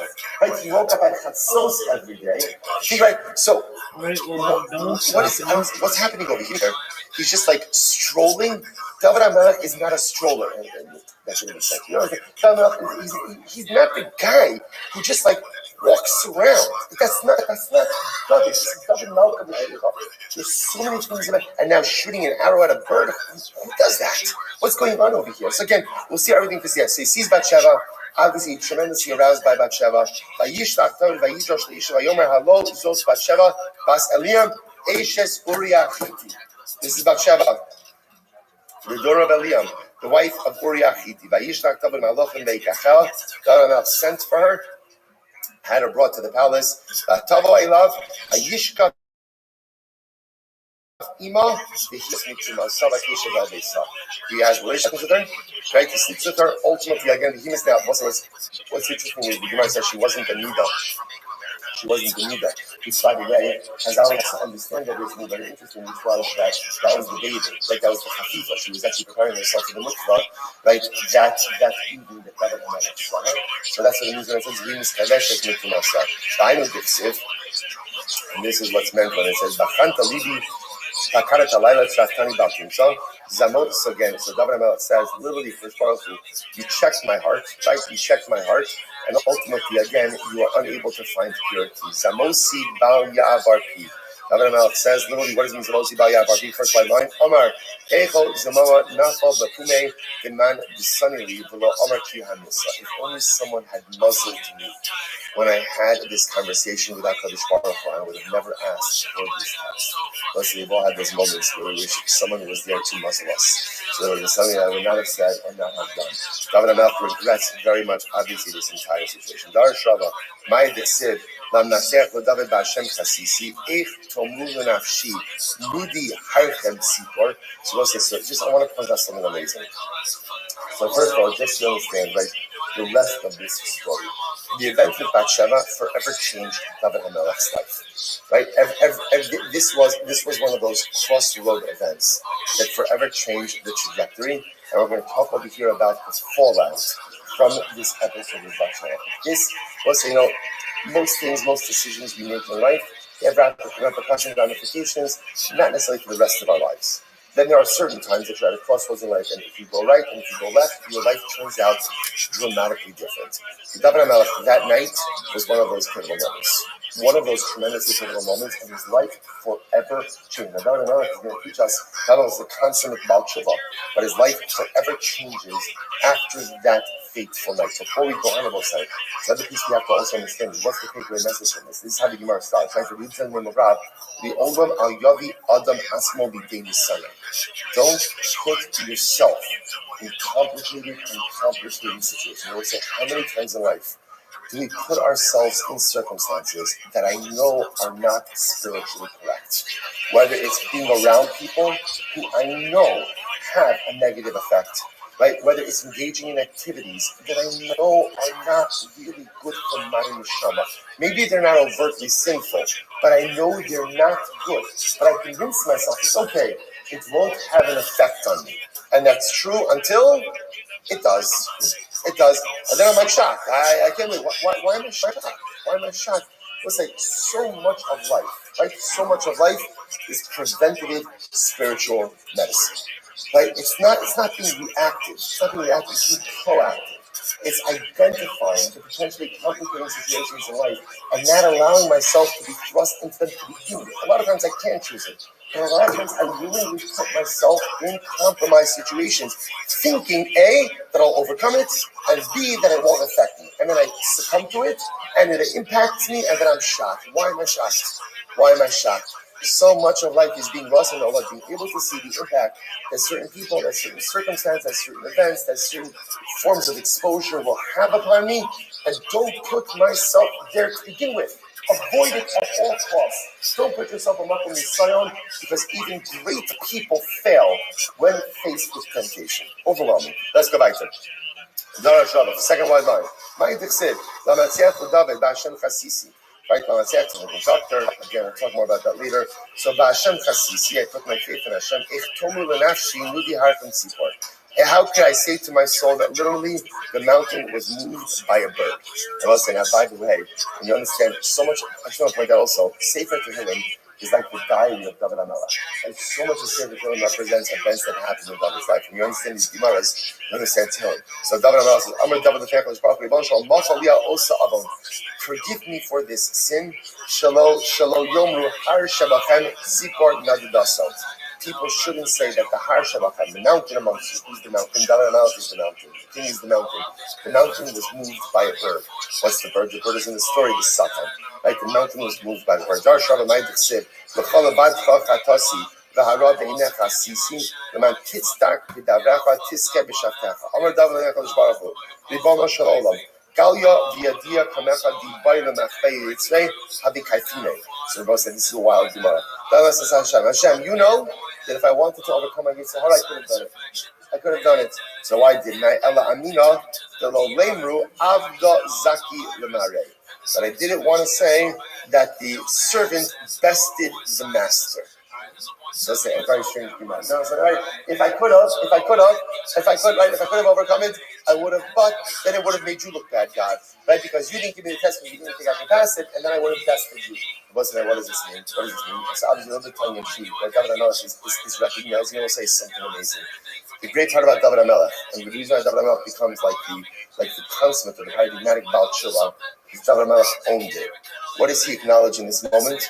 That night on the rooftop, if I wanted to resist the temptation, I could have. The one thing I won't pretend is that I was powerless. I was overcome by desire, absolutely overcome by desire, and it was strong. It was absolutely strong. But at the end of the day, I could have said no. I could have slammed on the brakes. And I will say sometimes the first step in tshuva is an ownership of sin, an ownership of mistake. We spend so much time, so much effort deflecting why it's everyone else's fault. The only way to become a true Baal Tshuva is to own the mistakes in life, as difficult and as painful as it is. I got it. I could have said no. As much as I was overwhelmed by desire, if I wanted to stop, I could have stopped. Incredible. Darsh Rabbi might have said, this is incredible. We'll say, we'll say, now let's be clear on something. And this is the fascinating part of this story. David and Bathsheba were meant for each other. They were bashert. The Gemara says ultimately again, they were meant for each other from the beginning of time. Ella sheba eilav b'machol. But what ended up happening is they came together through difficulty and pain.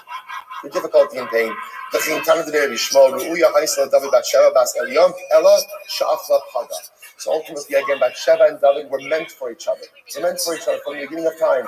But rather, what happened? The relationship began before it was ripe. It was like eating unripened fruit. And let's say, by the way, I just want to point out, how do you know that David and Bathsheba were meant for each other? How do you know that this union was ultimately blessed by God? How do you know it? Shlomo.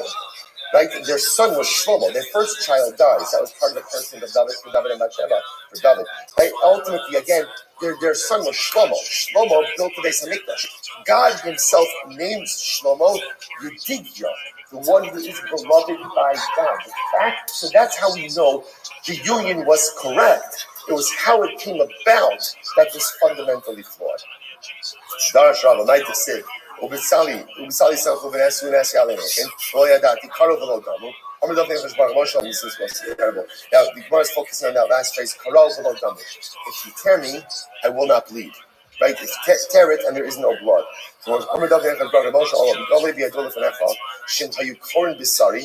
David says, you know that if they were to tear my flesh, so I would not bleed. In other words, David says, I've been so humiliated over this. I'm also going to talk about this. I've been so humiliated from the sin of Bathsheba that literally again, if you prick me, I will not bleed. Right? In other words, that even if they were to cut me, so humiliation is highlighted by like a draining of blood. This is wild. David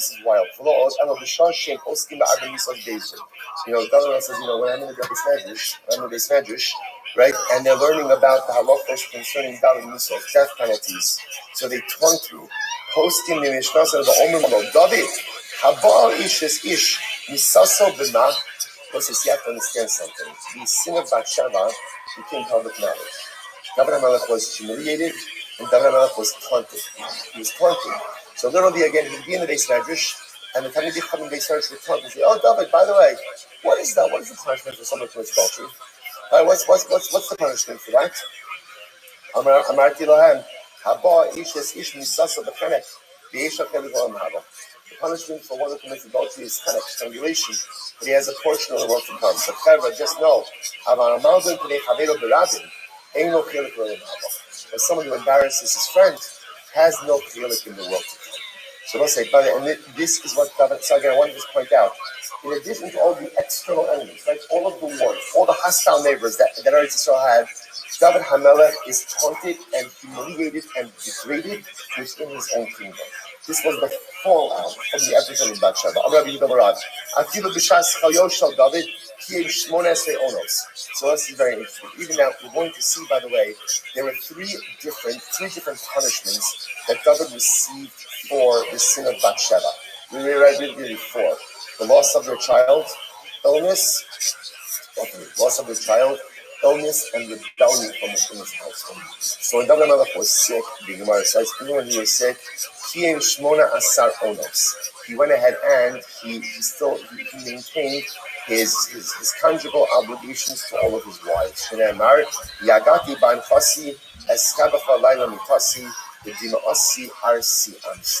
So I'll say, so this is quite fascinating. What is this? Well, first of all, by the way, what's fascinating is how the Gemara goes ahead and darshan this passage, right? Yagati ban kasi. Literally again, I cried out in my pain. Esra b'cholayla mikasi. Ujimasi arsam. So literally again, I soiled my bed. The Gemara's understanding over here is a reference to relations. They're not saying even when I was sick, I maintained my obligation to have relations with God. As well, say what does this mean? Part of the fallout of the episode of Bathsheba is that Rabbi had other wives. So I think what Chazal is teaching us over here is that Rabbi had to figure out how to repair those other relationships. I will say that again, that sometimes there are things that happen in a marriage that cause irreparable damage, and other times there are things in a marriage that happen that cause a tremendous rift. And it's upon the perpetrator of the negative act to try to go ahead and repair that rift. To do what they can to mend that and to put that back together. So that Melech understands, I did a lot of damage, not just to Bathsheba, not just to Rashid, but to all of my wives. To all of my wives. And so Chazal telling us that David Melech undertook it upon himself to try to fix that which he broke. We'll say, this is wild. In the Asma, the sin of Bathsheba, David Melech wanted to worship idolatry. Wow. What does this mean? Shneimar, he David ba ad harosh, asher yishtach Hashem Elohim, ve'ein rosh el avot zar. Shneimar, he behu sama leisha di gav tav v'nei lekosel chushay arki utanto ve'adama al rosho. So again, David is about to worship idolatry. We'll see why in just a moment. A man by the name of Husha Arki. Husha Arki again is clothing is torn. There's dirt on it. He said, Amar lo David, Yomu Melech Shekamos Kiyavod Avodah Zarah. So Husha says, David, what are you doing? You're going to say, a king like you, David HaMelech, worships idolatry. We'll say, get ready for this. Amar lo Melech Shekamos Yagenu Geno Mutav Yavod Avodah Zarah by his fellowship. So now we're jumping. Part of the fallout, part of the punishment for the sin of Bathsheba is Hashem told David there's going to be a rebellion in your home. That was the rebellion of Avshalom. Avshalom is a result of the episode of Bathsheba. So now David refuses to do anything to Avshalom. He's not going to injure. He's not going to kill Avshalom. So David thinks he's going to lose the rebellion. David feels that if he loses the rebellion, there's going to be a tremendous chil Hashem. And people will have questions on Hashem. How can it be that HaKadosh Baruch Hu allowed David to lose this battle against Avshalom? So this is what David's discussion. David says, you know what? I'm going to worship idolatry. People are going to say I'm an idolater. And then when I lose the battle against Avshalom, people will understand, say, oh, because he switched kings, because of idolatry. David HaMelech was concerned about the honor of HaKadosh Baruch Hu. He was concerned that if he lost to Avshalom, he would make it so Hashem. So instead, he decided, let me worship idolatry, become an idolater, and then people will attribute my loss to the fact that I switched over to idolatry. And therefore, again, the sanctity of HaKadosh Baruch Hu will be preserved. Overwhelming. I want to say, Allah for HaKadosh Baruch Hu wouldn't just like to keep it for the king in such a dramatic way. Amarle, so the Gemara says, listen to this. So Amar, my time kind of sivas vifastar. So we'll say this is incredible. So Avshalom's mother was a woman by the name of Ma'acha. Ma'acha was a princess who David HaMelech sought as Yifastor war bride. So Hushai Arki says to David, why did you marry Yifastor? So Amalei, Yifastor, what a shadow. Yifastor is permitted. Amalei, lo darash smuchim. Did you not dash the juxtaposition? So you might have to Yifastor or what does Torah about this say? Samechlei, kia leish ben sorar umora. Kalano say Yifastor, yesh lo ben sorar umora. No, you're allowed to. But what comes right after the Yifastor section? Ben sorar umora. I want to tell you. This seems to be like one of these conversations that's like rubbing salt in a wound. Like, I don't know exactly what the purpose of this was. Right? This was already happened a couple of decades earlier. I was like, Husha Arki saying that, David, by the way, why did you marry Macha to begin with? It almost as if there's any bearing on the story. Okay, anyway, Husha Arki saves David from worshipping idolatry, but this was just understand, it might be the one time in history that someone was ready to worship idolatry out of immense love for HaKadosh Baruch Hu. David thought that if he lost to Avshalom as David Melech Yisrael, that would have been Chol Hashem. David was willing to give everything away for the sake of preserving the honor and dignity of the Ribbon Shalom. Overwhelming. Let's go right now. Nindira. Lamad David Doma, so this is incredible. What could that be compared to? So the Gemara says the Socher Kusi. It can be compared to a Kusi merchant. Now let's say Rashi points out everywhere that the way Kusi merchants work like this, they never sold in bulk. They only sold in small measures. Why? Because their cheshbon was like this. If you sell in small measures, you have to buy more often, and they could increase the price a little bit each time. So they make more money by selling in small measures. That was David Amelach. So how so? Amar David Shkios the other level say we're going to see the way it works like this. David asks for forgiveness, but he asks for forgiveness like an interval, like a little bit at a time. So the first thing he says, first Baruch Hu, Shkios Yavim. So first David asks for forgiveness for our accidental avedas. People make mistakes. Hashem says, forgiven. Next, Hashem cleanse me from the intentional sins but no one knows about. Hashem says, fine. Shvigila, forgiven. Forgive me for my intentional sins. Shvigila, okay, forgiven. You should be as the some so ultimately again, to make it that the rabbis don't focus ultimately again on my sins. Shvigila, forgiven. One last request. Can you please take out the story of Bathsheba from Navi? Can you just strike it from the record? So we'll say, Amar Lo, yes. His brother said, that far I can't do. Why? We'll stop over here for a second.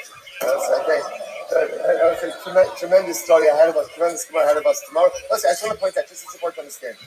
We did do a block of tomorrow, right? I just want to point out, we did do a block. Okay, granted, half of it was yesterday. Daf. Again, it's okay because the last daf, the last Amud of Sanhedrin is only one side, So that's gonna be our catch up there. We'll say, tremendous.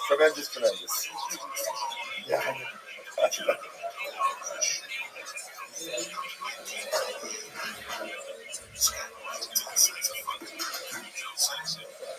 All right, have a great day, everyone.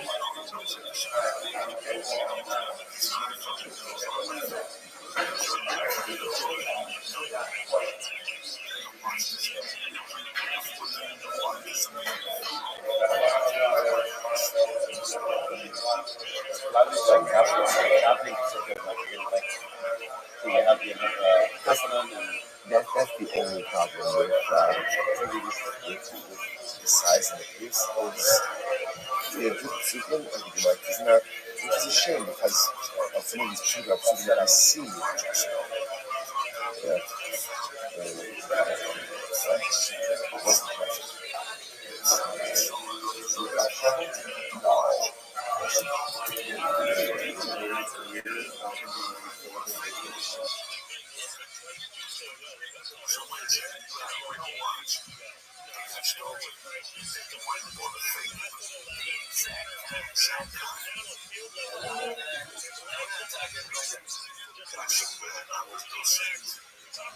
All right, girls. Good morning.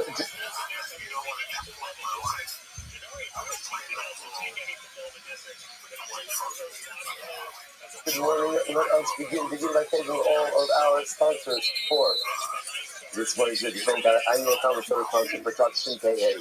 Joseph's Rock. We're dedicating all the children's also this year, which made tremendous mazel tov.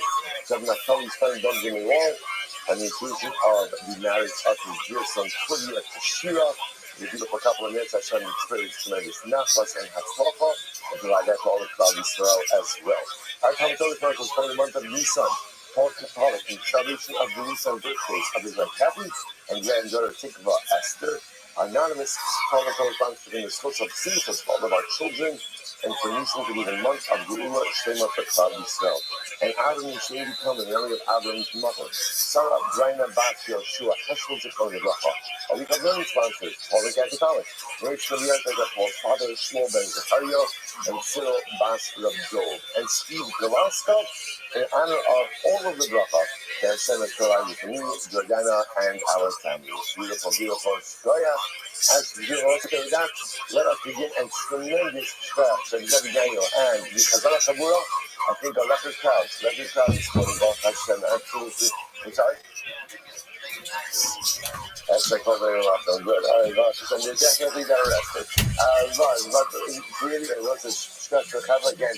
I know it only ends up being a couple of minutes, but the truth is, remember, to get a couple of minutes of Chazara and to walk away with reinforcing some of these souls to the dot. Obviously, you need probably 4 hours to manage to, but like to accomplish in 10 minutes is incredible and a tremendous fast for all those who push themselves even just a little bit more. Again, well, let's just say that is cool. What is it? We have to be on the mitzvah. Oh, it's cooking the days. We have a lot to do today. We are picking up in Eretz Hashem 2, 4, 6, 8, 10, about 11 lines up and before it gets wide. Remember, again, we're speaking about, we ended off yesterday's daf, which is fascinating sugya, about how exactly was Bilam able to curse Klal Yisrael. And the Gemara explained that essentially, Bilam understood the exact moment that the Rebbeinu Shel Olam gets angry. And he understood that if he was able to curse Klal Yisrael during that moment, that it would have catastrophic consequences for Klal Yisrael. A miracle occurred, and that entire time that Bilam was trying to curse Klal Yisrael, that entire time, Hashkash will never got angry. So we're picking up in that theme. It says, that's like, the height of the Kama, Bilam Rabalak, Ma'akol Mokavakel. So this is what Bilam said to Balak, Balak, what do you want from me? I can't curse Klal Yisrael if the Prophet doesn't want to curse them. Right? There's nothing for me to do if I can't curse the people. Elza in the Choyom, the Karmazanam, the person gets angry every day. And how long does the anger of the Rebbeinu Shel Olam last for? So the Gemara says, Raga. It's just a few moments. Just a few, or really I say, just a moment. Just a moment. A singular moment that the Prophet gets angry at. And again, if you catch God in that moment, then it's terrible catastrophic consequences for Klal Yisrael. Shneimar, Shirei Rabbi Yaakov, Chayim B'Tzon. Anybody say, no other possibility. So let's say, so again, what's this Shirei Rabbi Yaakov? It's only a moment. It's only a moment of Hashem's Baruch Hu wrath. The other possibility is, anybody say, no, Lech Ani Boda Chadayacha. You know, he says, go into your hiding place. Go into your hiding place. Close the door behind you. Hide yourself literally again for just a moment. Until the divine wrath passes by. So again, same idea. Just wait the moment until the divine wrath passes. So you know it says, good. Now I get what it's done. Emas Rasas, when does this moment of anger occur? When does what will get angry? So the Gemara says, the first Shai Kamaisa, in the first 3 hours of the morning, the early morning, Shechidra Karbalta the Karabalta. Ultimately, again, when the feathers of the rooster are totally white. So the Gemara says, Kol Shai to the Shaikidani Kivarta. The feathers of the rooster are always white. Since you want to Kol Shai to the Shaikidani is based on Sunki. And the Shaikidani is based on Sunki. Sometimes you get out of the day, it might be right that there are so small streaks of red in the early hours of the morning, so there's one for all she's totally white. Okay, so there's a story. Travel story here. How will you know the Shinichi that he was killing me? He wasn't me. What's the Shinichi? The family was a heretic. He was a heretic who lived in the neighborhood of the Yeshua Ben Levi. Right? And I'll say again, now when it says your name, this obviously incredibly antagonistic person. The other comes silent, and you just give every children maybe just a very difficult time. Very difficult time. So what happened? This is incredible. So the children maybe had an idea. No, not get kind of gold, but also the carry. Also, Mama's Kimota Rishayta. Good luck says, we're doing it a good idea, but I'm done with this guy. I'm done with this guy. So what do? You're done with the guy. You get a rooster, you try to get that, right? You wait until the moment that you see that the feather totally turns white, and you curse him. And that way again, you are tapping into that moment of divine wrath. And you be done with this guy. Now look, I just want to point out, obviously, the fact that they suddenly be going to this length, there's two things happening over there. Number one, the guy is a me, right? So in other words, there's a theological issue, right? That's number one. Number two, obviously, he was subjecting Rabbi Yeshua Ben Levi to a tremendous amount of difficulty, right? And pain. Rabbi Yeshua Ben Levi is willing to go to these lengths to be able to do this. So I'm just going to point out again, we're only being told part of the story, but when I say it's clear that there's much more that's happening over here. Okay, so Rishon is ready to curse the guy. Listen to this. When that moment came, so literally again, it's early morning, and therefore again, Rishon is ready to curse the guy. When that moment is about to come, what happens? So Rishon fell asleep. He fell asleep. The Gemara says, he fell asleep. So the Shimon says it's clear that Barakah means this is not the normal way. And the Shimon says the fact that I fell asleep, like sometimes he's up the whole time, just waiting for that one moment. And literally when that one moment came, he fell asleep. The fact that he fell asleep in that moment, that the Shimon says indicates that what? Because Baruch doesn't want me to do this. Not what God wants, not the approach that Baruch wants. Not Baruch Hu, God's honest, but tzaddik roto. Right? The tzaddik punishing someone, right? And the tzaddik being the vehicle of misfortune for someone is not good. The Baruch doesn't want us to go ahead and hurt each other. And even if the other deserves it, the Baruch doesn't want us cursing each other. The Baruch doesn't want us punning each other.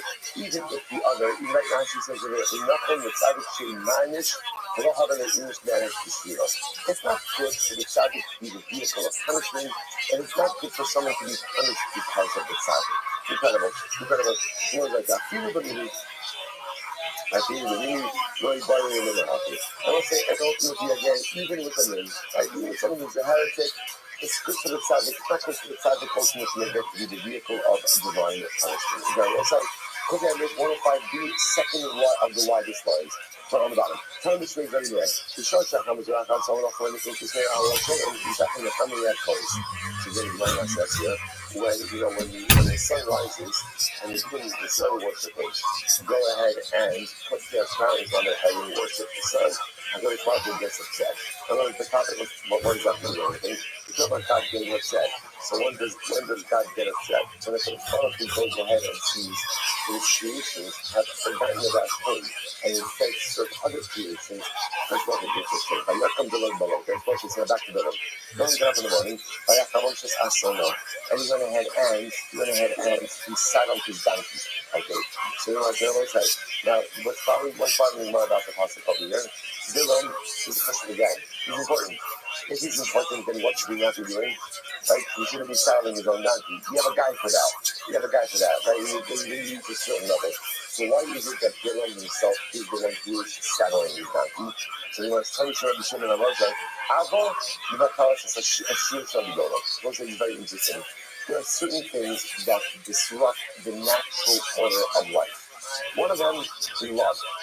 Love, right? Okay, what is it? Love makes you do crazy things. Love disrupts the natural order of human behavior. Where do we know this from? So it says, Avram Tzid, Vayashkin Avram Babota. Avram did the one with the Akedah, right? Got up, and Avram did also saddled his donkey. Avram has a guy, right? Avram has multiple guys. So why is he saddling his own donkey? Because remember, this is only way to it. He's consumed with love for Yitzchak, consumed with love for HaKadosh Baruch Hu, which is certainly not Shalom. And love makes you do crazy things.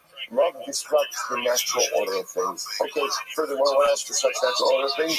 Sinner, without tell us, Shua, Shal Yidula. So we'll say, hatred. Hatred also disrupts the natural order of things. Nidalam Shinamar, Vayakam Bilam Baboker, Vayachavoshes Asono, ultimately again, Bilam got up in the morning and he sounded his own donkey. Don't say it's interesting what's coming denominator between love and hate.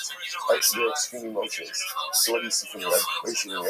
Extreme emotional situations sometimes make us do irrational things. But it's fascinatingly enough over here, the irrationality for Avram was beautiful because he was saddling his own donkey, consumed by his love for Hashem. Bilam was so consumed by his teaching and animosity for Klal Yisrael that he saddled his own donkey. Now, in Bilam's case, the hatred was all-consuming, that even to the point where his behavior was clearly self-destructive and detrimental, he could not stop. Let's say, walking thought, there's one more emotion that we belong in this line, and that's Chachad, Mitzvah Hashira. Fear is also a very strong emotion, and fear also disrupts the natural order of things. How many times in life are we faced with incredible opportunities, with great things? And sometimes we are so scared of failure, so scared of the possibility of failure, Their siblings don't take care. It doesn't make any sense. Every life endeavor carries with the possibility of failure. Right? Every life endeavor carries with the strong possibility of falling flat on the face. And not even going back to where you started, but even being pushed back a couple of steps. And if you can't handle the fear of failure, then you can never progress in life. But yet, so many of us kind of just settle for a life of mediocrity because we're afraid of what will occur if we push ourselves a little bit more. Instead of, beautiful job. And what's I'll just point out, it's one of something amazing. Where is it that, all seriousness, that we have the call to get up at a really ungodly hour, to be able to learn Torah each and every day, right? And some of us have been doing this for years. Some of us have even been doing this, for more than a decade. Where does that call come from? The point that I said it comes from Ayashkin Abraham Baboker. Ayashkin Abraham Baboker is not rolling out of bed at a normal hour. Ayashkin Abraham Baboker is early, ridiculously early. Ridiculously why? It's still like because when you love something, no matter how exhausted you are, like if you think about it, if your child needs to get picked up at the airport, right, so you're not saying to yourself, the flight comes in at 6 a.m., so I have to leave my house at 4 a.m. You're like, you know what, listen, Shaker, I love you. Get a cup of coffee, I'm going to be there around 9. Right, just hang out a little bit, right, doggy? Please, right? You can do that. Right? Just taking a lot of blank expressions. Oh, yeah, maybe we could do that. Think it over. Right now, when you love something, even though it's like falling on my face, it's not like you're any more rested because you love something. You're literally exhausted. But again, I push myself because I love it. So you really get that caught. And once again, it's important to understand that what it is that you do is like a sticker abnormal. And it'd be a little bit more normal to go on the Wall Street, it'd be a little more or less than to be full of people that aren't like seen double by 7 o'clock in the evening. And it would be a little bit. So what's the shot? Where does it come from? Vayashkin Abraham Baboker. Abraham was the first person to say, when you love the Ribono Shel Olam, when you love his Torah, get up early. Push yourself to do things that are a little bit abnormal. And I won't say every single morning when we do it, just understand, we are able to do it. We're managed following in the footsteps of the Zayda because Ava Mekalkel Esashira. Love makes people do crazy things. Sometimes in the negative, but for us as reading, always in the positive. Incredible. Okay, so what was like the person should always bring to all the mitzvahs. Shelo B'Shelo, even not for the right reasons. It was Shelo B'Shelo, right? Why?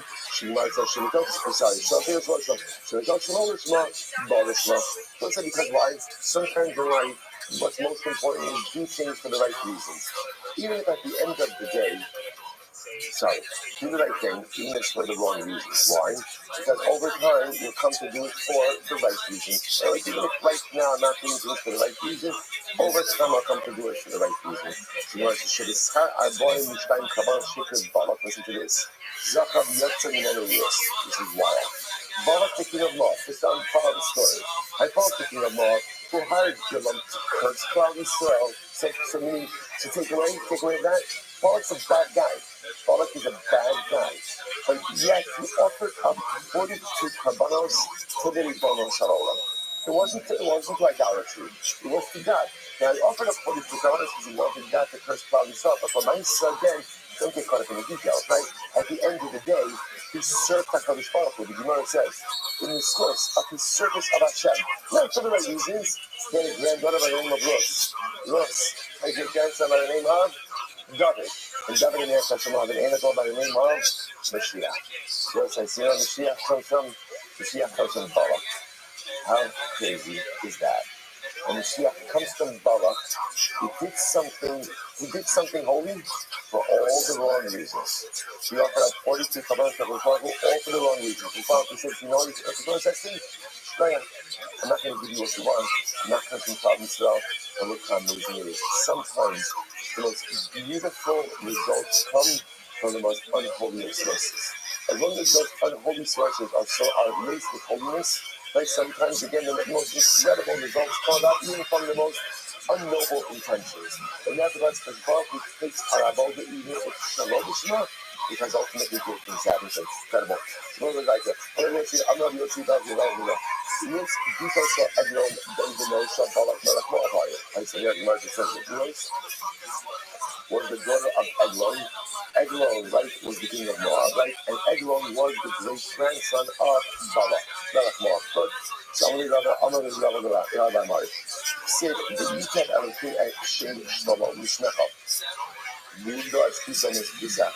Okay, it's beautiful. So this is the Rabbi talking to David HaMelech. And if David HaMelech, God will make the name of Shlomo. Now, what it sounds like it's saying is God will make the name of Shlomo even greater than your name. And his throne will be even greater than your throne. So you might say, is it appropriate to talk to the king this way, seeing that the next king is going to be even greater than you? No, because you seem to be the greatest one of the staff. Or saying that like next thing you're good. Next he's gonna be fantastic. Exactly like the prophet. I'm gonna no. The Rabbi wasn't saying to David that Shlomo is gonna be greater. He means that Shlomo's greatness is going to be like yours. Like your greatness. He wrote him off, you have to interpret it this way. Tiborah Minashin Yael H's father Hakim Minashin Ba'ohel Tevura. What's a Yael? Right? Yael, who killed Sisra, helped to cement the victory of Devorah and Barak. So when Devorah praises her, he says, Devorah Minashin Yael, you will be blessed. Shalomanshim Yael, like the life of Tevura Hakim, Minashin Ba'ohel Tevura. From the women, now here's the interesting part. Minashin, what does that mean? Minashin Ba'ohel Tevura. So it would be tempting to translate it as you will be even greater than the women of the tent. Right? Now, who are the women of the tent? Nine Sarah, Rivka, Rachel, and Leah. What does it mean? You're not saying that Yah is greater than the Rimos. The Gemara says, Ora, Hara, and Nima Haku. To repeat that Yah is greater than the Rimos. Of course not. Ella, Ne'im Kama. How can I Ne'im Kama? So no, what the Gemara is saying to Yah is, you are almost as great as the Rimos. Much in the same way that the Rabbi is telling David, your son Shlomo will be almost as great as you. So I'll say interpretation one. Other possibility is the figures of your son Bachoni. Don't listen to Bachoni, listen to this. Bachol of the Miskanek. Which in general, we are jealous of other people. Which is this is a very affirming Gemara. What does this mean? Bachol of the Miskanek means I am jealous of the success of other people. Which is very affirming Gemara, right? Because what the Torah tells us, don't covet. It is normal and natural to be jealous of other people's success. Right? Someone has more money than me. Someone is more successful than me. Someone has more career accomplishments than me. I'm jealous of people who eclipse me. The Gemara says there's two exceptions. You need to know the Talmud. There are two people you're never jealous of, and two people who you want to be even greater than you. Number one, your son, and number two, your Talmud. The Talmud is true. What every parent wants, I want my child to be better than me. I want them to be better than me. I want them to learn from all of my mistakes, learn from all of my wrong turns, and I want them to be 100% that. My Talmud, what does every single Rebbe want? Every single Rebbe wants a Talmud, ultimately, again, who goes ahead and is greater than him, smarter than him, better than him. Because also in both of these cases, the students, like my son's success, feels like my success. And my Talmud's success feels like my success. So the Gemara says, the Gemara says, so from son, how do you know that a father wants a son? That's from Shlomo. That's why again, thank you for this. The Rabbi was telling David, Shlomo will be greater than you. He will be greater than you. And David's like, great. Right? And Talmud, where do we know that? Because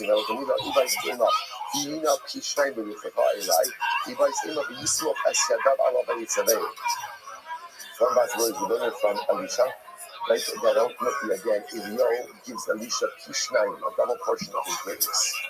So Eliyahu wanted Elisha to be greater, or Moshe to Yeshua. Hashem said to Moshe, place your hand singular on Yeshua, and Moshe placed his hands plural on Yeshua. So again, both of these Rebbeim wanted his leading to be even greater than that. Incredible. Let's go back to Vayashin David B'Sid Bilam. Let's go back to Bilam. So Hashem placed his words in Bilam's mouth, but also Omer Malach. So again, so one of the things he says that Hashem placed the malach in Bilam's mouth to prevent Bilam from saying and from cursing the way he wanted to. Other thing he says, he placed the hook in Bilam's mouth to prevent Bilam from talking. Incredible. So the Gemara says as follows. The question also asks, so this is incredible. If you want to know how Bilam wanted to curse Klal Yisrael, look how he blessed Klal Yisrael. In other words, from the blessings you can see the curses. How so? The Gemara says, listen to this. Bilam wanted us to have no more shuls. No more shuls, no more Batei Medrash. So the Gemara says, what did he say? Right? I know it's interesting. From whatever he cursed, whatever the curse was, you could see from the curse what he had. Sorry, you could see from the blessing what he had in mind to curse. So he praises the tents of Klal Yisrael. That means he wanted to destroy the future Batei Medrash and Batei Knesios of Klal Yisrael. Incredible. No Tishra. Don't let the Shekhinah rest upon them. Don't let the monarchy of Klal Yisrael endure. It shouldn't have any type of vineyards, right? Vineyards or groves. So the Lord says, your scent literally shouldn't walk. Like that word. Right? Shouldn't walk. In other words, that their scent, they shouldn't have it. What does that mean that their scent shouldn't walk? It shouldn't have an impact on the world. The Lord says, the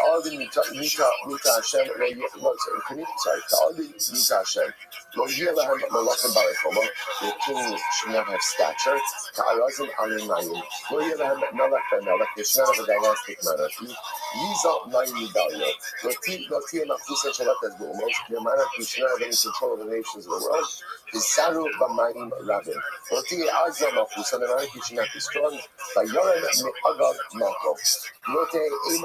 strong. No one should fear the monarchy. Kind of says this house. Here's what's incredible. As much as Bilam's curses did not come true, they didn't come true at the time that he said them. But they have come true throughout his history. They have, right? In other words, that there are different periods of time, different periods of time. Bilam's curses did come true, except for one. Klal Yisrael, we've never lost our shuls and our Batei Medrash. Isn't that incredible? There's never been a period of Jewish history without even having shuls and Batei Medrash. Absolutely incredible. Shana Amar, Vayakov Hashem Elokecha L'chas HaKvar L'Bracha, Yahav Hashem Elokecha Klolos V'lo Klolos. Ultimately, again, so most of the curses at some point in time did come true. But the one where Bilam said, you'll never have Batei Medrash, you'll never have Batei Knesios, that never came true. Throughout the entirety of our history, we were never without Batei Knesios and Batei Midrash. Actually, let's see, I love that. Every single week, we learn to teach that stuff. Like, the Rebbe maintained a clandestine base education, a clandestine shul in the Warsaw Ghetto throughout the years that he was there. Like, that's the justice that he gave. So, can you imagine this? Even when we were in Gehenna. So, although the curses came true, but he used out of base medrash, or he used out of shul, that never happened in the entirety of our history. Absolutely incredible. Let's go back there. The Gemara says, I'm not so much on your son. Mike said, Ne'amana can say, oh, hey, bring out Taros and Shikos Soning. So we'll say, so literally translated, what does it mean? Essentially, good are the injuries given to you by someone who you love, and despise are the kisses of the enemy. What does that mean? So the Gemara says,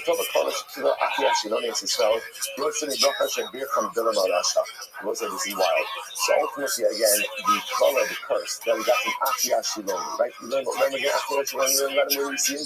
Just a few days ago, where we see him? Excellent, by Rabban ben Nevat.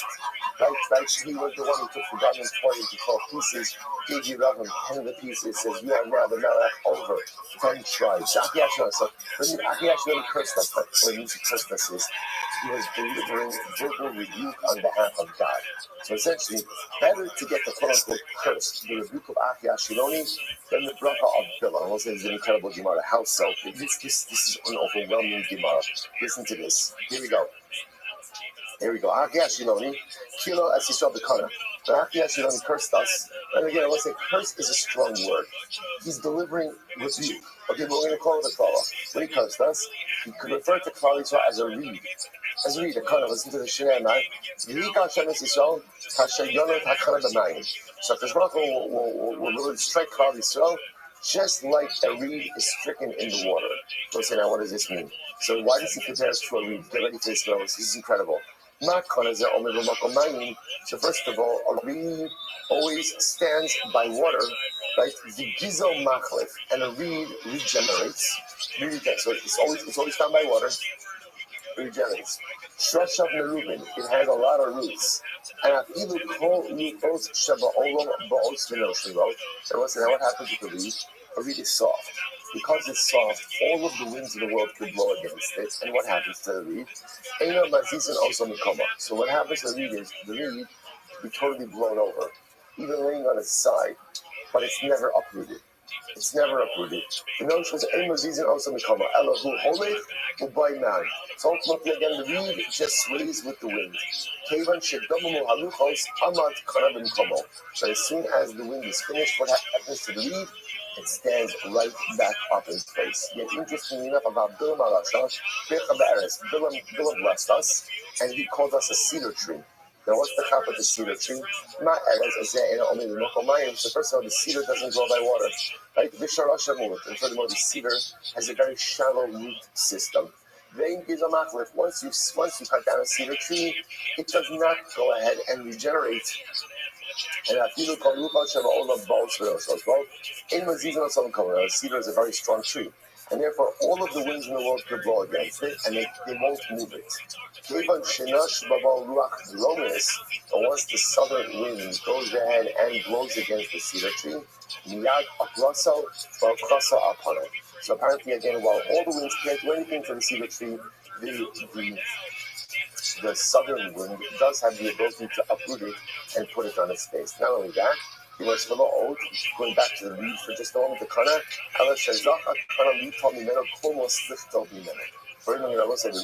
the reed is privileged to be fashioned into a quill, ultimately to be used to write a Sefer Torah. So let's say, so therefore again, better to get the curse of Achia Shironi, right, than to get the bracha of Gilon. I must say, it's important just to take a moment. In that bracha of Achia Shironi is something incredibly profound. Everything you need to be successful is contained in this Gemara. Number one, to be like to read. Number one, cleanse yourself by water. Water, we'll say, what does water represent? Water is Torah, water is also Chesed. Water is Torah, water is Chesed. Let's say the person who wants to sustain themselves in life, there are two things you need to do. You need to be constantly embedded in life of not just learning Torah, but living Torah. Furthermore, you cannot be a person who only exists for yourself. I must become a person who is about chesed. I must become a person ultimately, again, who is rooted in a light of giving and doing for the other. Furthermore, we'll say life is filled with winds. Life is filled with circumstances that we don't like and we don't want. There are two different ways that you could deal when the winds of unwanted circumstances blow against you. So number one, you could just fall down. You could just say, woe is me, I didn't want this, I didn't plan this, I don't like this is a low fair, whatever you want to say, right? Then you could just give up. You're not happy with the way life is going, give up, lay down, play dead. You could do that, or you go with it. You can roll with it. Just lean into it. And the wind's going to blow me here, and the wind's going to blow me there. And life circumstances have a way of moving me all different kinds of places. But one thing I know with absolute certainty, which is when the winds die down, I'll spring back. I'll be okay. Right? Whenever, again, this is a tumultuous period of life, and in tumultuous periods of life, we are pushed down this way, pushed down that way. Tumultuous circumstances in life absolutely take their toll on us. But one thing I know, that when it dies down, and it will, I'll slowly but surely spring back. Why? Because I've never been uprooted. Because once again, going back to the beginning, as long as I keep myself rooted by water, the water of Torah, the water of Chesed, my root system is strong. And if my root system is strong, nothing and no one, no set of circumstances, no set of winds, no matter how debilitating they may be, have the ability to uproot me from where I am situated. Incredible. Furthermore, what's the last quality of the kumus? So you know what the crown accomplishment of the kumus really is? That it becomes a quill, that like the Sefer Torah. At the end of the day, and I will say so profound on so many different levels. Sefer Torah represents, again, the book of our accomplishments. At the end of the day, what's your book of accomplishments? What is the personalistic Sefer Torah that you are writing? The top of the Sefer Torah. So what's the beauty of writing a Sefer Torah?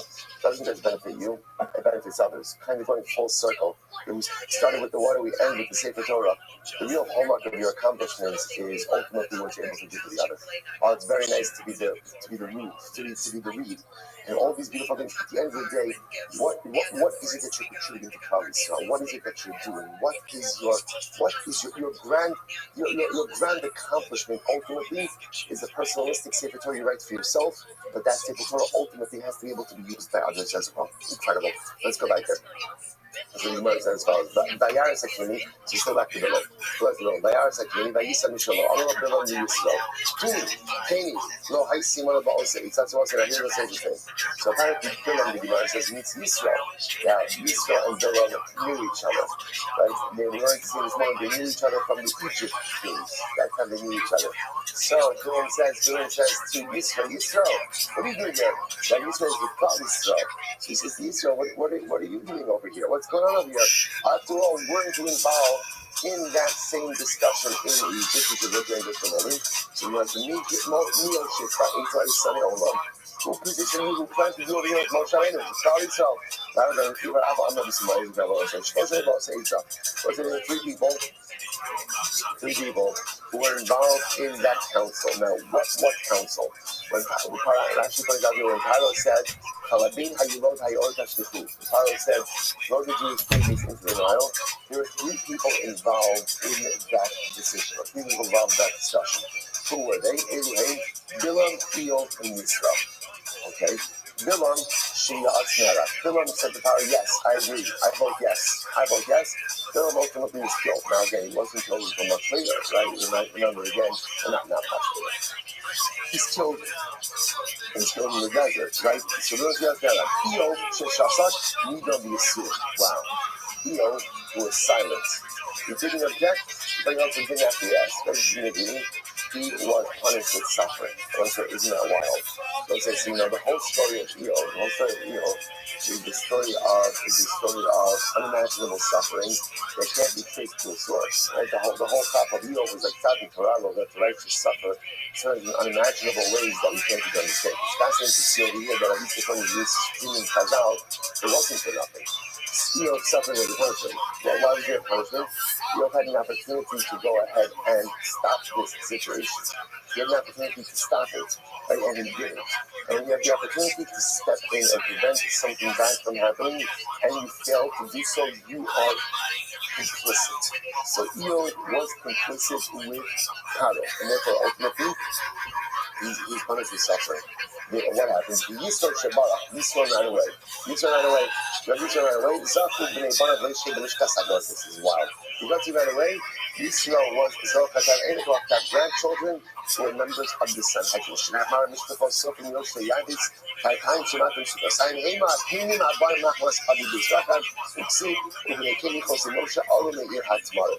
isn't that wild? So Yisrael was silent, and therefore Yisrael ran away. Because he ran away, he was able to have children with marriage decisions. They'll say, you'll say, what's the question? What's the burning question you have? What's the burning question? Why didn't he object? Why did you pray for running away? It's cowardly. Right? Stand your ground and object. So understand. Yisrael is smart. What did he understand? He already lost. Right? How did he already lost? Right? It was a tribunal of three. Alright, it was Paro, it was tribunal of four. It was Paro, Yisrael, Theo, Bilam. Paro was in, right? So Bilam was in. So Theo was silent, a non-vote, which means that Yisrael only understood, I don't have a voice anymore. So it's like, this is tremendously so. When we see something that is broken, we absolutely have to try our best to try to fix it. But there are circumstances in life that are very broken, and what a person has to do with himself in that situation, you have to be solid. You have to remove yourself from it. You can't fix every problem. And again, sometimes certain situations are so toxic that when I say, again, it can't be fixed. Instead, again, someone has to be removed from the situation because they themselves may be the source of toxicity, or ultimately, again, they're just maybe so much, I gotta get out. So ultimately, again, it's not Yisrael running away as an act of cowardice. It's Yisrael recognizing I don't have the ability to affect change in this situation, and therefore, I'm removing myself from the equation. Incredible. That's what I did. I used to tell me all that. משום מקום. Tony Yochanan, Moshe Timshah also figured about it. Doesn't have what the Bible was saying. Go to the nation to get to the middle of Hashem and Klal Yisrael, that Hashem is redeeming his people. In other words, when the Baruch Hu redeems us, there's so much passion between Klal Yisrael and HaKadosh Baruch Hu that ultimately don't get in the middle of that. So the Gemara says, the Gemara says, so mi makla ksisa ben Rabbi Levia, the Shashin is cutting ze and ze. So apparently, again, it would be the same thing as like trying to throw a garment in between a lion and a lioness when they're trying to move. So apparently, not a good idea to get in the middle of that. Right? So you want to take a chance to go to the bar, get a $3 bag of heroin. The goal is not going to stop them from doing what they want to do. You know what it says? It's simple. Amarav Libor Aspir, that's the word place. Vano Asava Avoider, I should cross Katley, Mikdon, Kangaila, Mishadi Shibude. So ultimately, again, one day will spread out, so conquer vast lines, up until Usher the hill, from there afterwards, they will enslave. Three Holy Kradi, the Oyas Kasha Yasa Amazat, La Amecha. So that's okay. Now, incredible Gemara here. Incredible Gemara. So now, Bill realizes, in fact, funny a little bit. Bill realizes he can't curse the Jewish people. Not going to rush these. As they say, it's not working. It's not working. So if Bill says to Balak, look, I can't curse them, but let me give you an answer about what you can do to just be done with these people. Let me give you an answer. All right, so Bill, now, watch what Bill is, he says, Sheyasa ha'amazam la'amecha. So the Gemara says, Anacha la'am hazeh. Why should it be your nation? It should be this nation. They told us about him. So the person who curses himself, but ultimately again hinges the curse on others. So what's Bill says now again? The curse is not working. Bill says, Baba, here's my last piece of it. He said this is like the pulling piece of, what is it? Pulling piece of emergency. Like this is the fire alarm. This is what you do to Klal Yisrael if you want to destroy them. Elohim shall edu sonah zima. You know what God means more than anything? God means morality. God means morality. Right? And also, we've seen by the over here. Morality is not the thing that the world hates most. What does Hashem hate most? What's really most? Dishonesty. Disingenuity. Right? That's what Baruch Hu hates more. Because Baruch Hu hates people who just are dishonest. Because Baruch Hu can do it any and every area. We really can. We can't do it when we're not honest with ourselves and we're not honest with each other. That's what we can't do it. But in any event, but nevertheless, right? Immorality is a very close thing. But she has like immorality. They have immorality. So the says like this. Now the Jews is fascinating. The Jews are fascinating. They really like linen garments. I said they like that thing for linen garments. And Rashi points out over here, why did they like linen garments? Rashi says it's what they wore in Egypt. Apparently, again, it's light, breathable material, good for all seasons, right? So the nice they really like linen garments. Okay, that's their appetite for it. So what should you do? Listen to this. The Gemara says, Vasiaka Eitzah. So Bilam says, here's what you should do. And Bilam lays out the whole plan for Balak. Here's what you do. I said in Kilayim, so go to like make a little bit of like a market. Remember again, the Jews are camping down. So Bilam, so just see I have like the imagery of it. So you look at this together. Bilam says to Balak, look, set up like a shop, like a marketplace, right by the Jewish encampment. Okay? And go ahead, the whole ship buying zonas. Stack the shop with harlots, with zonos, okay? Zikrin mibachots, the other on the roof, an older harlot on the outside, and a younger harlot on the inside. Okay, the Machavan Kraipishtan. And again, this marketplace should sell one thing, right? Linen garments. Now, we're going to see two things. It's linen garments and wine. Right? You're going to see the wine comes in a little bit later on. Right? So some linen garments, and what happens? This is incredible.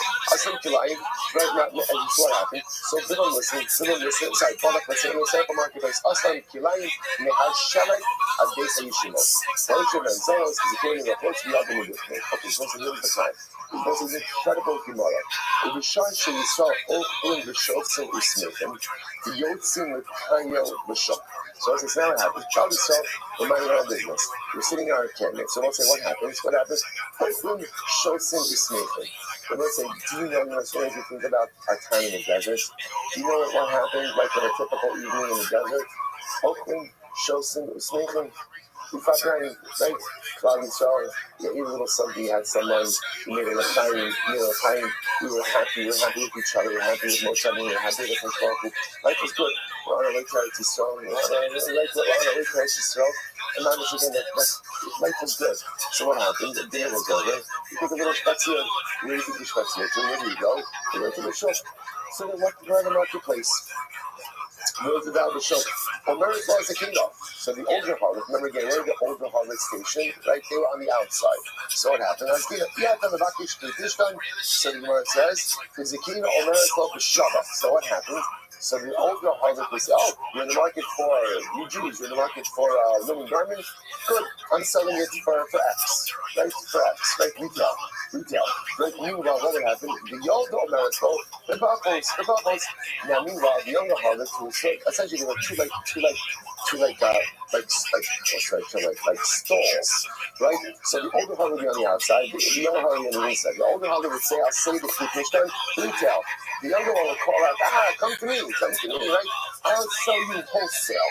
Okay, so we're Jews, we know where we're going, right? So obviously, again, so go wholesale. This happened, now we'll say, again, nothing happened in the beginning, just purchasing of little garments. This happened 2 or 3 times. Hurry up to Ben Bias. Shev borrow the Atzmi. What happens? So after a couple of times this happened, so a report that, they will say, they have no idea they're doing a harvest. Right? Again, remember, up until now, this is business. So after this happened a couple of times, some younger harlots who ran the businesses on the inside, so they would say to the Jewish man, listen, you come here every couple of times, come inside, right? You've been this world, come inside, come sit a little bit. It's a twin shayayin amoni munach efra. So we have a jug of good Ammonite wine, which apparently again was very strong. And what happens? And what's that? This is before the wine of Gentiles was prohibited. And therefore, there was nothing wrong with drinking the wine of a non-Jew. So you have a glass of wine. So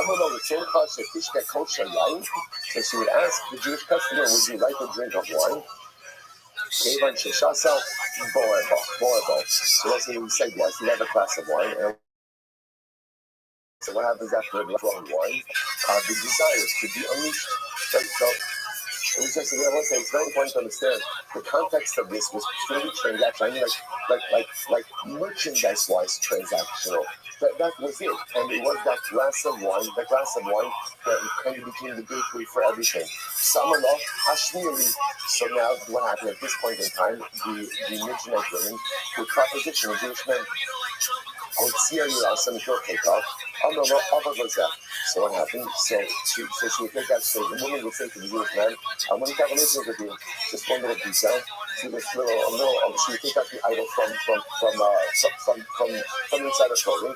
A little idol, like a possible, not a big one, just like a pocket one, right? And she would say, just do me a favor, just before we move to the next step over here, if you wouldn't mind just going ahead and worshiping this idol." Both is incredible.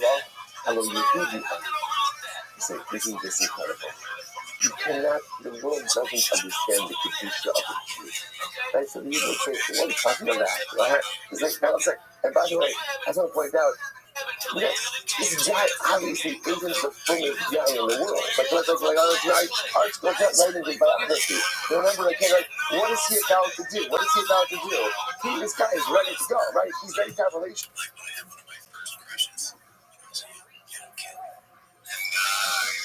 His daughter was in that movie. Yeah. You know what? That's a fact I didn't know right away, but I found that a couple of years ago. I'm like, interesting. And she was actually pretty beautiful back then. I don't know what happened to her. I mean, she didn't age gracefully, but she was beautiful. She's ugly now? Yeah, I saw her the other day. She was doing that show,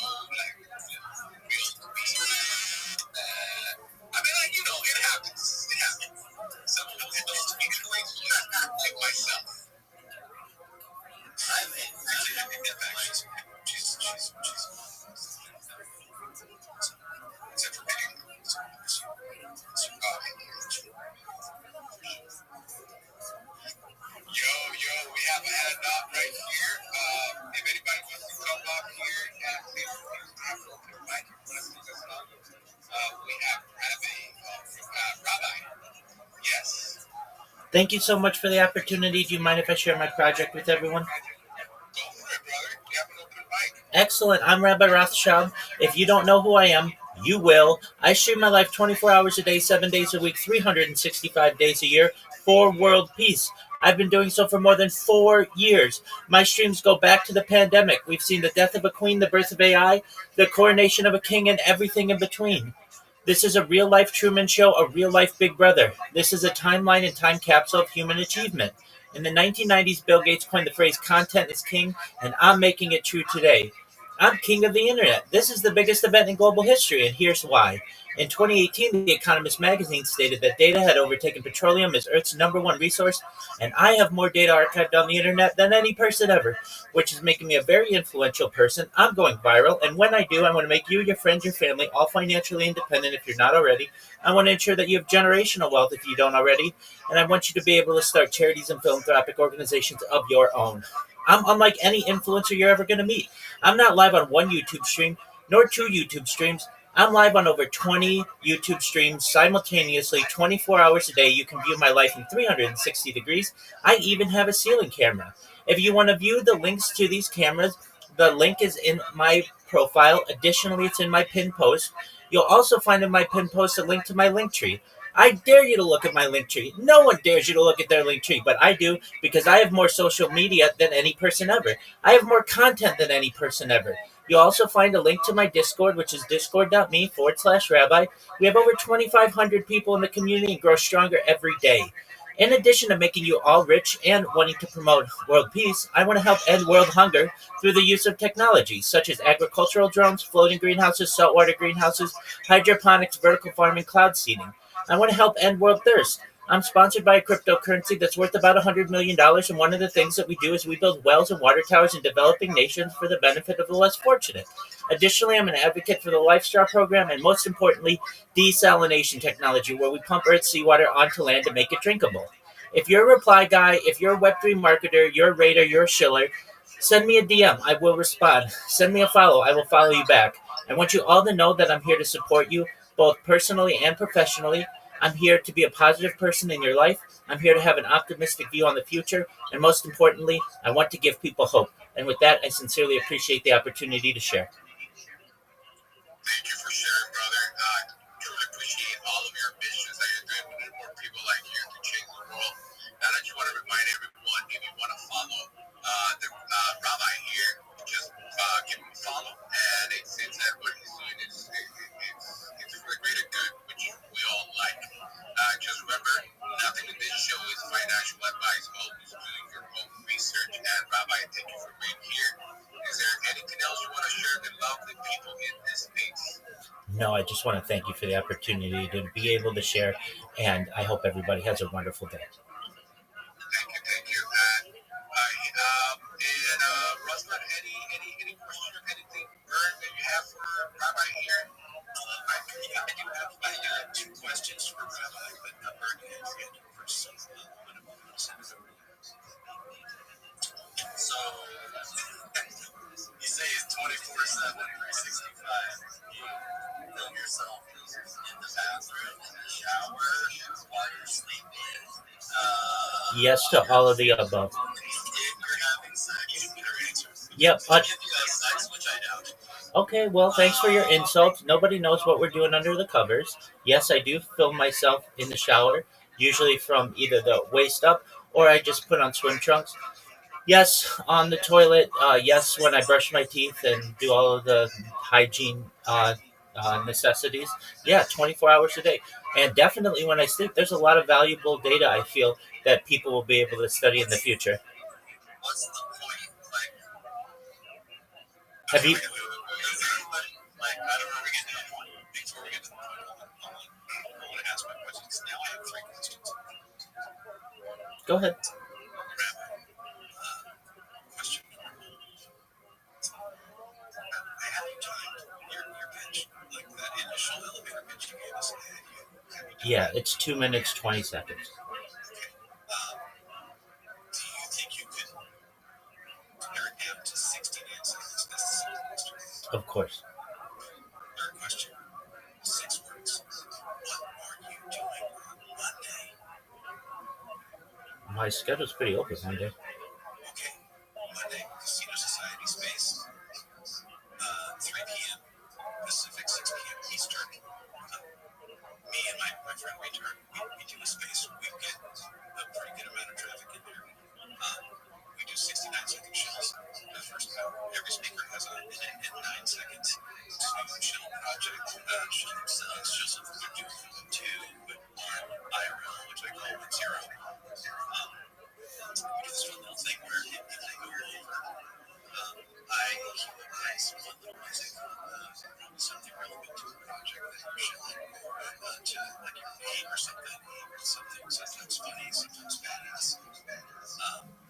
And we really encourage people to really nail it right at that 69-second mark, because sometimes the introduction music can make a really nice outro with a nice pitch. I'd really love to have you on and see if you can fucking nail that 69-second mark.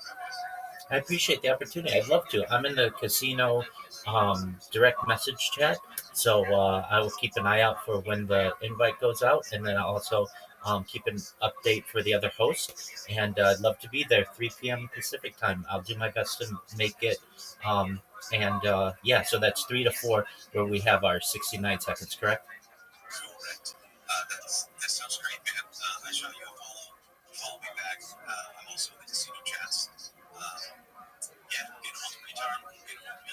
We'll make sure to give you some space up there. Thank you so much for the opportunity. Those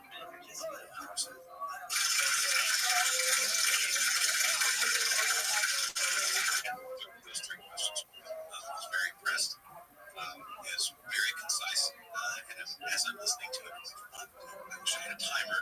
I want to see if this guy's fucking gonna come out to the show and nail it right away. I think you can.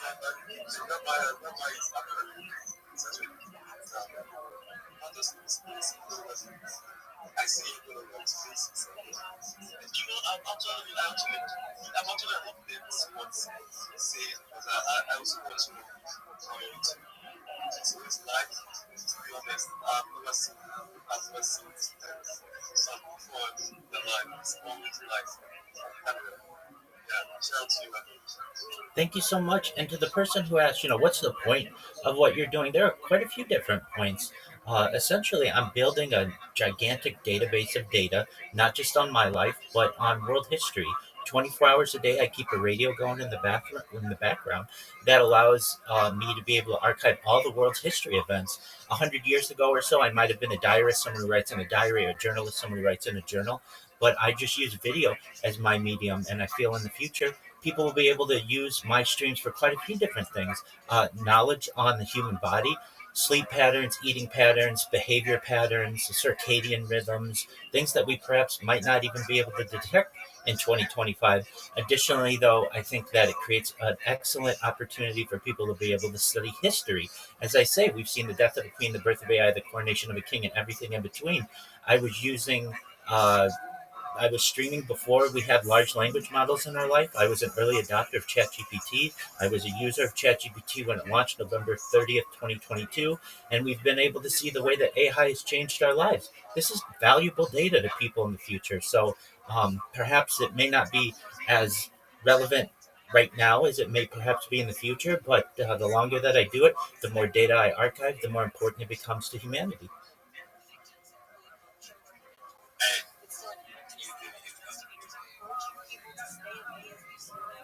And I'm gonna watch. I'll just say it. I swear. I'm going to watch as well, but you have a new subscriber. That is for sure. Well, phenomenal. If you do check me out, I recommend looking at the link in my profile, also in my pinned post. If you don't want to click the link, I totally understand that. Type my name, Rabbi Rothschild, into YouTube. But here's the key: filter by live. If you don't, you'll just see one of my streams. I want you to be able to pick the stream that you like the most, and I have over 20 of them, so you can watch my life from any angle that is comfortable for you. So again, if you're going to look me up, make sure to filter by live. That's the key. That is really awesome. Also, I'm skipping through your bio on your profile here, and your about section.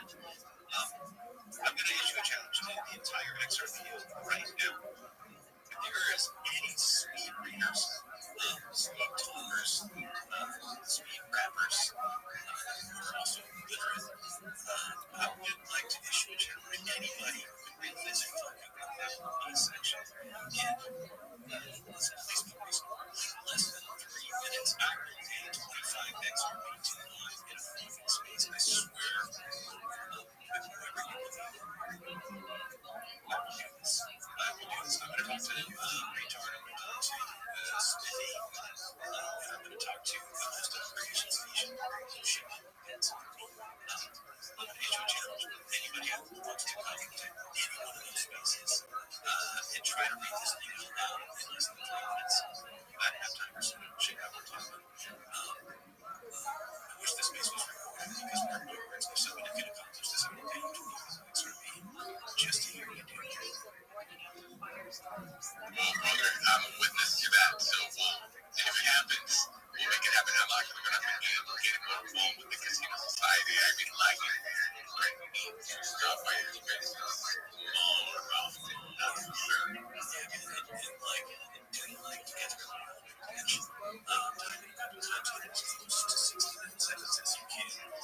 And being a digital advocate, if you can't, so then you fucking you're interrupt or something. So, love it. I'm going to work on it. I'm going to put it in 69 seconds. Love it. I love you. Love it. Yeah. Let's do this. If anybody else wants to speak, I think we do have one more new speaker. Human-esque. Do you have anything you want to share with us, brother? You got a minute. What's up?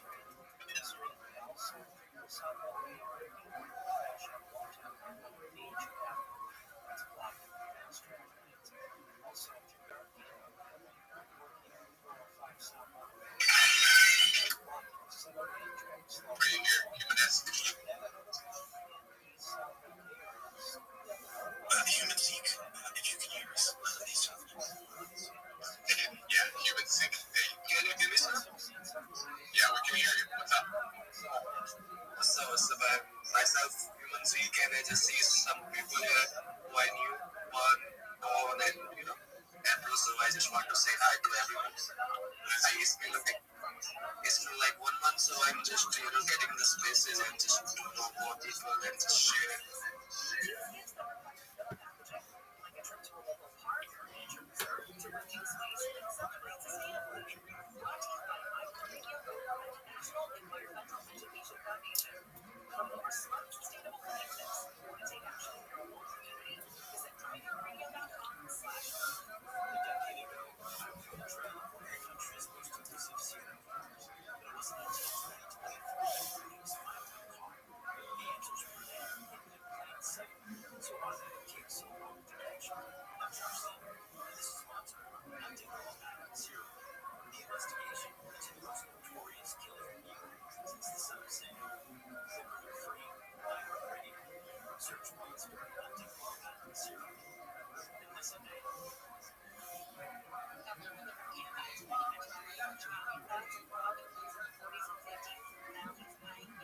What's the point?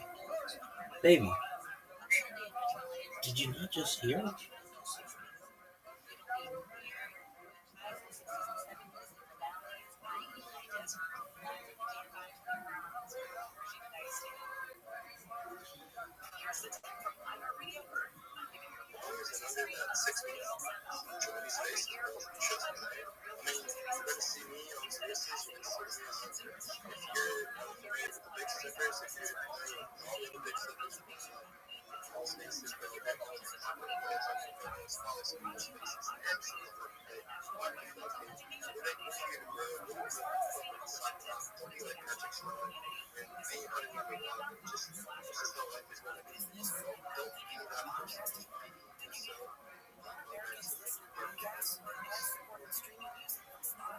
Thank you so much, bro. You said a lot there, bro. You absolutely crushed it. Going to 32K followers, bro. Absolutely. You've done amazing, bro. You guys should go and trick. I'm just indigenous. You finally can build moments in ginger already. This is a good time to connect with him, bro, and find out what he's got going on. He's absolutely cooking over there, and he knows what he's talking about, guys. So go ahead, drop him a follow. And bro, I'm really grateful as well, brother. I'm glad that you got your freaking subscription back and your monetization back, bro. You know, getting rewarded for your hard work, you know, a little bit, just a little bit of that motivation, just to show up daily a little bit more. I love how this, because I was also paused for like 6 months. And I got that motivation. And it's like, damn. And then I waited for like 2.5 months because I was like kind of slacking. And then I got to take to push myself that time. Just stay grinding. I think for me, now because I'm back on depression, okay, I'll take this for a year as well. I'm kind of like cracking the code on how to get depression, how to increase my feelings. This is one of the things that's a lot of advice. There's one advice that's just totally yours. You have to understand what your niche is. Basically, put yourself out there. Put your content out there. You have to understand who your niche is really about, what your followers want to follow, your path to success. Basically, that's just what it is. If you want to go into gambling, go into gambling. Go into crypto. There's a bunch of niches that you can focus on that just always have my eyes to my attention. It's just my niche. That's just what it's drawing right now. So I'm just grateful to where I'm at a year and 4 months now. 25 months now. So it's gonna make it like next month. It's gonna be 6 months. Look at that. 12 months ago, I had less than 4,000 followers back in January of 2020. Now, November, November 2025, and now we have 42,500 followers. Like your stats is because I keep staying active, showing up. The OGs who remember me, that's some my names. They basically show. Remember, don't be sloppy. Don't be that guy. I want everyone to be active. I want everyone to make money. Don't be that guy who fucking drinking up his ways. What you really is not every single fucking day. This is how it is.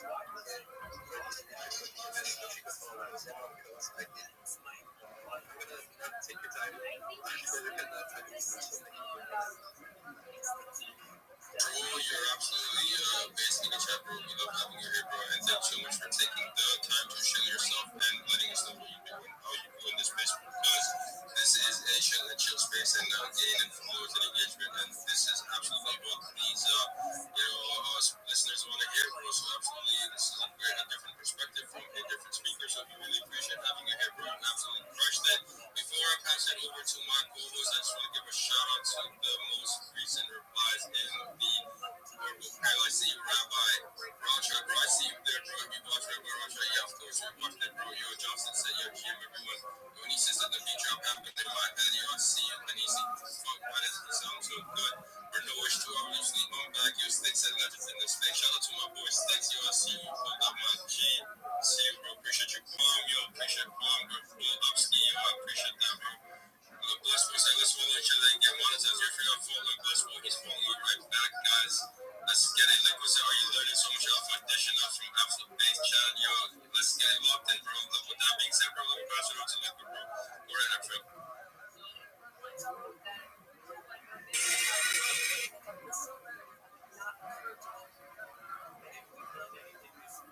Yo, bro, did you get DM to DM? Check DM. Okay, let me check that right now, bro. As you speak, bro, let me check that one right now. Yo, appreciate you, bro. Appreciate you, bro. Don't even worry about it, bro. See them, bro. See them. Catch you later, bro.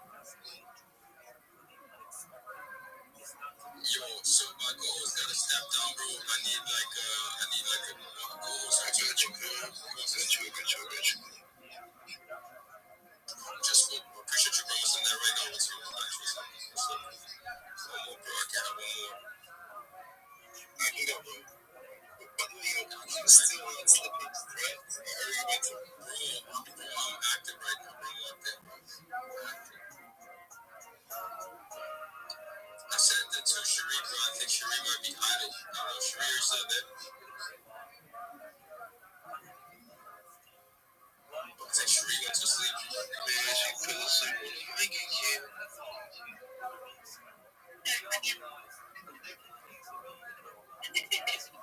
It's all good. It's all good. I sent the Cobos invite to you. I'm like, so I gotta find another one. I had to cancel one that I sent you because you know I can't send another one out. Rabbi, go ahead, bro. I see your hands up. Go right ahead, fam. How you doing today, bro? Every day is a holiday, every meal is a feast. Thank you so much for hosting this space. I'm Rabbi Rothschild. If you don't know who I am, you will. I stream my life 24 hours a day, 7 days a week, 365 days a year for world peace. I've been doing so for more than 4 years. My streams go back to the pandemic. We've seen the death of a queen, the birth of AI, the coronation of a king, and everything in between. This is a real life Truman Show, a real life Big Brother. This is a timeline and a time capsule of human achievement. In the 1990s, Bill Gates coined the phrase content is king, and I'm making it true today. I'm king of the internet. This is the biggest event in global history, and here's why.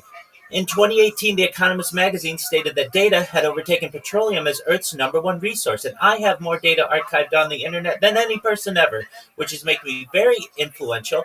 I'm going viral, and when I do, I want to make you, your friends, your family, all financially independent if you're not already.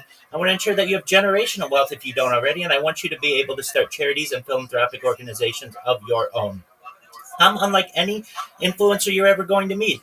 I'm not live on one YouTube stream, nor two YouTube streams. I'm live on over 20 simultaneous YouTube streams, 24 hours a day. You can watch my life in 360 degrees. I even have a ceiling camera. If you want to check out these cameras, the link is in my profile. Additionally, it's in my pinned post. You'll also find in my pinned post a link to my link tree. I dare you to look at my link tree. No one dares you to look at their link tree, but I do because I have more social media than any person ever. I have more content than any person ever. You're also going to find in that pinned post a link to my Discord, discord.me/rabbi. I invite you to join. We have over 2,500 people in the community and grow stronger every day. I want you all to know that in addition to making you all wealthy and wanting to promote world peace, I want to help end world hunger through the use of technology, such as agricultural drones, floating greenhouses, saltwater greenhouses, hydroponics, vertical farming, cloud seeding. I want to help end world thirst. I'm sponsored by a cryptocurrency that's worth about $100 million, and one of the things that we do is we build wells and water towers in developing nations for the benefit of the less fortunate. Additionally, I'm an advocate for the Lifestar program and, most importantly, desalination technology, where we pump Earth's seawater onto land to make it drinkable. If you're a reply guy, if you're a Web3 marketer, if you're a shiller, you're a raider, and you want a free mentor, coach, and friend, send me a DM. I will respond. Send me a follow. I will follow you back. I want you all to know that I'm here to support you both personally and professionally. I'm here to be a positive person in your life. I'm here to have an optimistic view on the future. And most importantly, I want to give people hope. And with that, I sincerely appreciate the opportunity to share. Absolutely. You can also now find Rabbi 24 hours live in the Soul Chain Discord. He has parked his claim in our lounge, and he's there 24/7. So you can go to our Discord and you can see Rabbi Raphael in the lounge, video chat, video documented every single thing. And it is true, he's everywhere. I can't imagine how many more Discords he's permanently. Absolutely. That's absolutely correct. Click. Thank you so much for your kind words. You're absolutely right. If you haven't joined the Soul on Chain Discord, you need to. It's a wonderful place, really great community, and I appreciate your mentioning that I am live streaming in there as well. You can watch me there 24 hours a day. I give the world a portal into my life. We should rename that chat from Lounge to Rabbi's Lounge. I think that's more fitting, bro. Absolutely.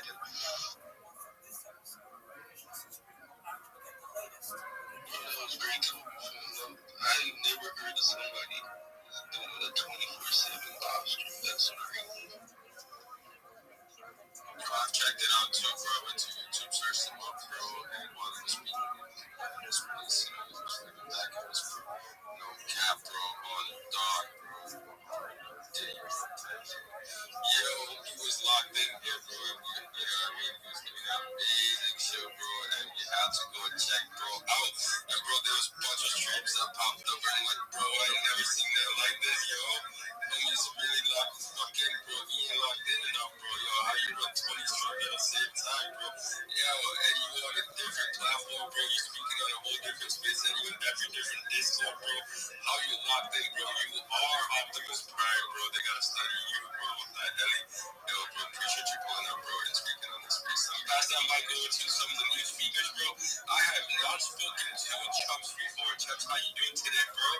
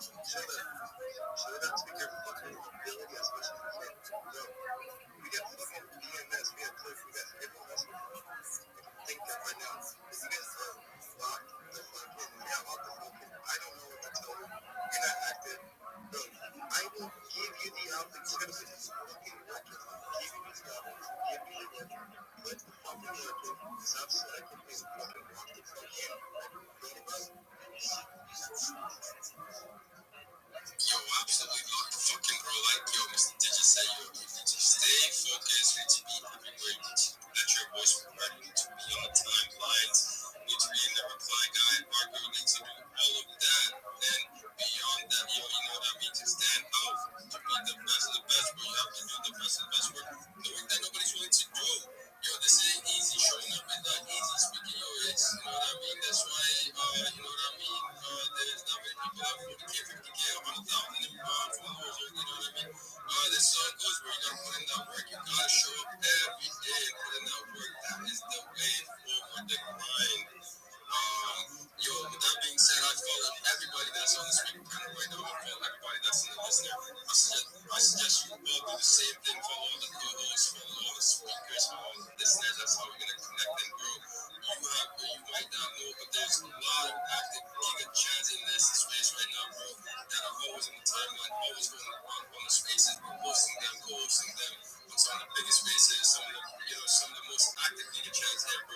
So you need to stay locked in with the people on this space, bro. Yo, if you're not locked in, you're missing out. If you're not locked in with Digi, you're missing out. Yo, follow the co-hosts right now, follow all the speakers right now. Let's get it. With that being said, let me pass the mic over to Green. We got a new speaker up here. Yo, Green, what's going on, bro? How you doing today?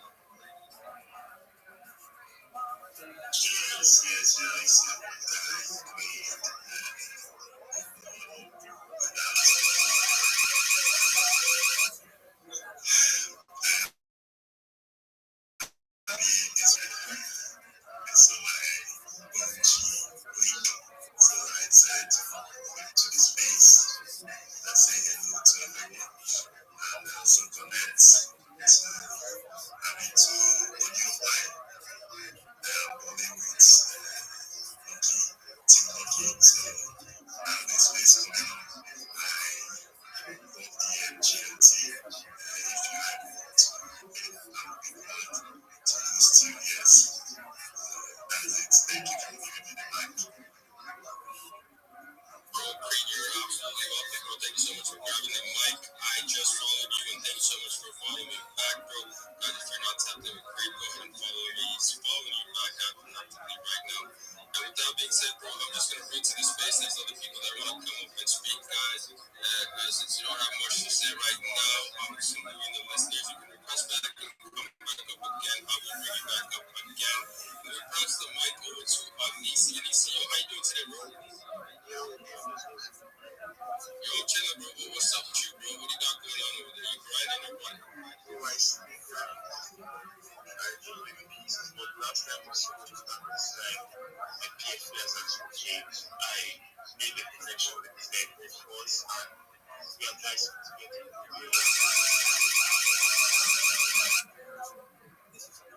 Bro, you're absolutely locked in with the Giga Chat community over there, the full bears, bro. Let's get it. I'm glad you tapped in with the right community, bro. How was that experience been, bro? It's been so good. I'm happy for life. I'm good. It's amazing. Yeah, so amazing.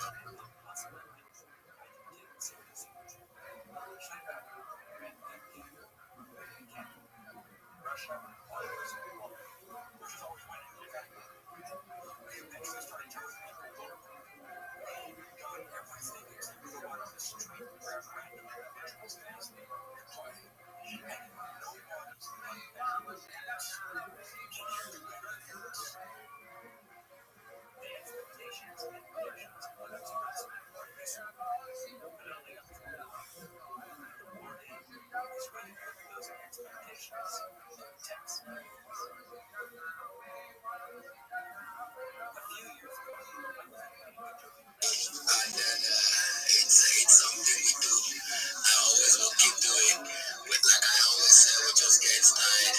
A big shout out to Baby Boy for being here with us for the longest. Big shout out to Emron, sorry. I just said Emron. I just want to talk like people from the States, so I just have to, say Emron. So me. A big shout out to Breezy. Breezy the easy, the pretty. Yeah, I love it that way. Yeah, big shout out to Goodness, my man. That's my man there. Big shout out to Reality Ecosystem Prime behind the account and Prime also in the listener station. Big shout out to each and every one of you. Adama, hello, beautiful. How you doing? I see Rabbi. Rabbi request for the mic, buddy. Request for the goddamn mic.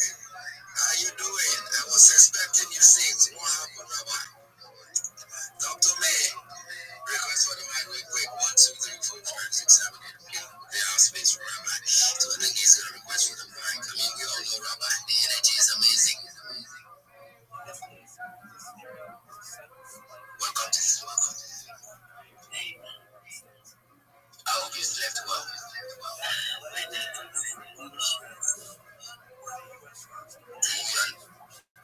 Even night is really short. Well, my night be. Actually, I did not even have any night. Nothing like night today.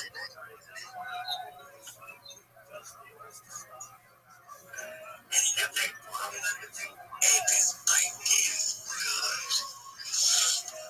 So what are you preparing for breakfast? So that I will know I'll just leave this place and then I sit on the table and then help myself. What are you putting on the pot?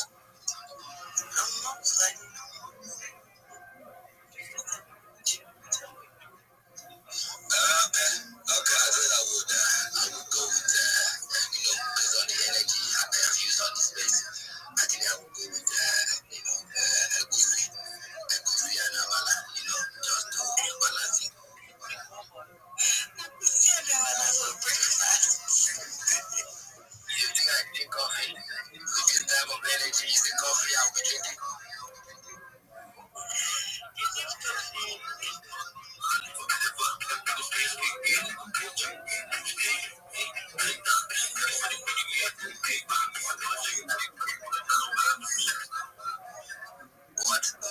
my DJ. What's the problem?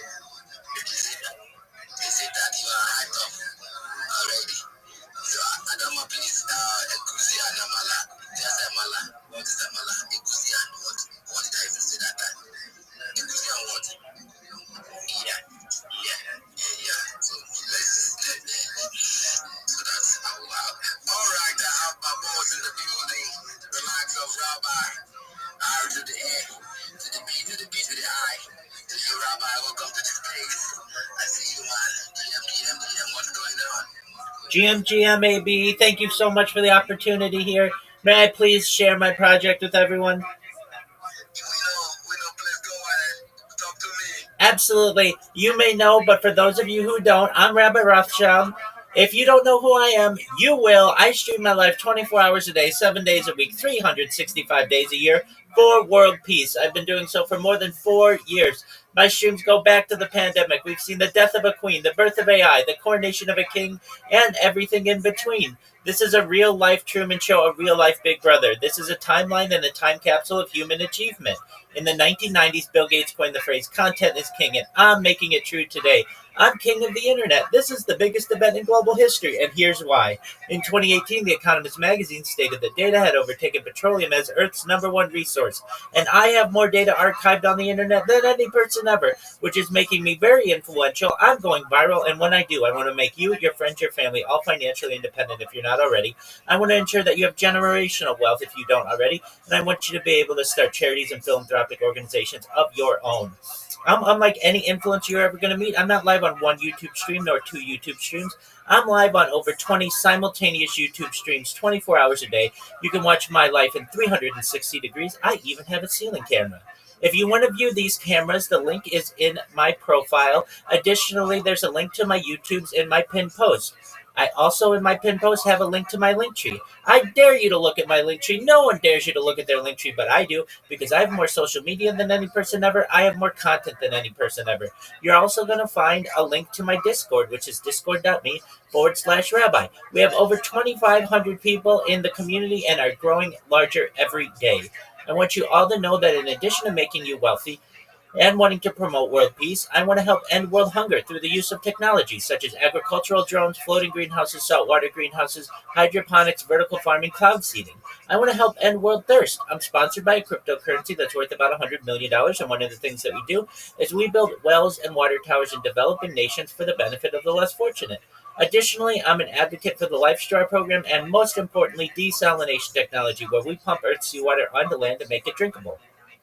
If you are a reply guy, if you are a Web3 marketer, if you're a raider, you're a shiller, you're a community manager, or anything similar, send me a DM. I will respond. Send me a follow. I will follow you back. I want you to be successful in whatever it is you are passionate.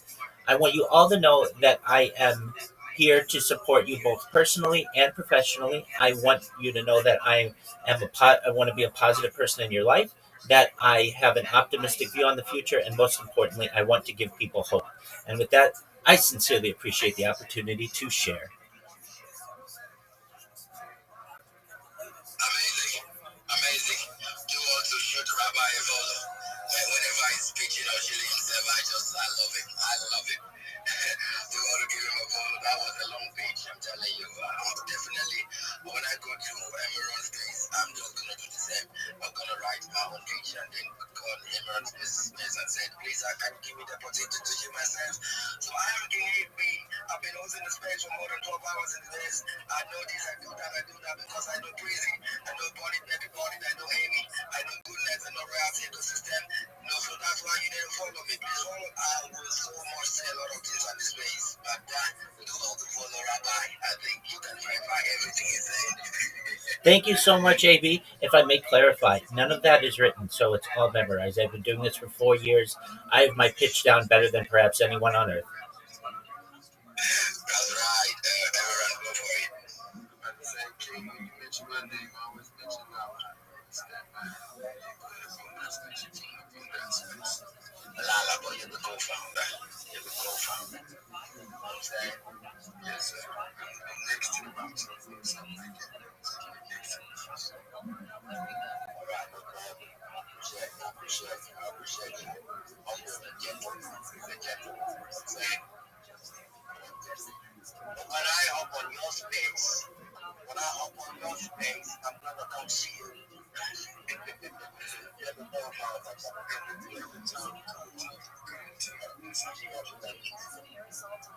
Quickly, I got questions for you. Sure, ask questions for you. Bring you back in. Oh my God, I'm coming with my dictionary and with my grog and my ChatGPT. So you ask me questions, I give me a second, tell you my ChatGPT, and say what, and then I give you the best professional answer. You say, bro, this guy's a genius. This guy's a genius. It's just ChatGPT, brother. It's ChatGPT. He makes things easy, you know what I'm saying? One more for ChatGPT in this space, a whole lot of persons what I'm cracking. Because the project is to ask you question on spaces and then you just get confused. I'm telling you, the ChatGPT already have a lot of place. Shoot some emojis for ChatGPT and Grok. They have done what's good in this space. Yes, I'm telling you, emojis what you don't shoot me, let me shoot. I love you, ChatGPT. I love you. How we can make me an ambassador for ChatGPT, an ambassador for Grok. I will be very, very excited, you know.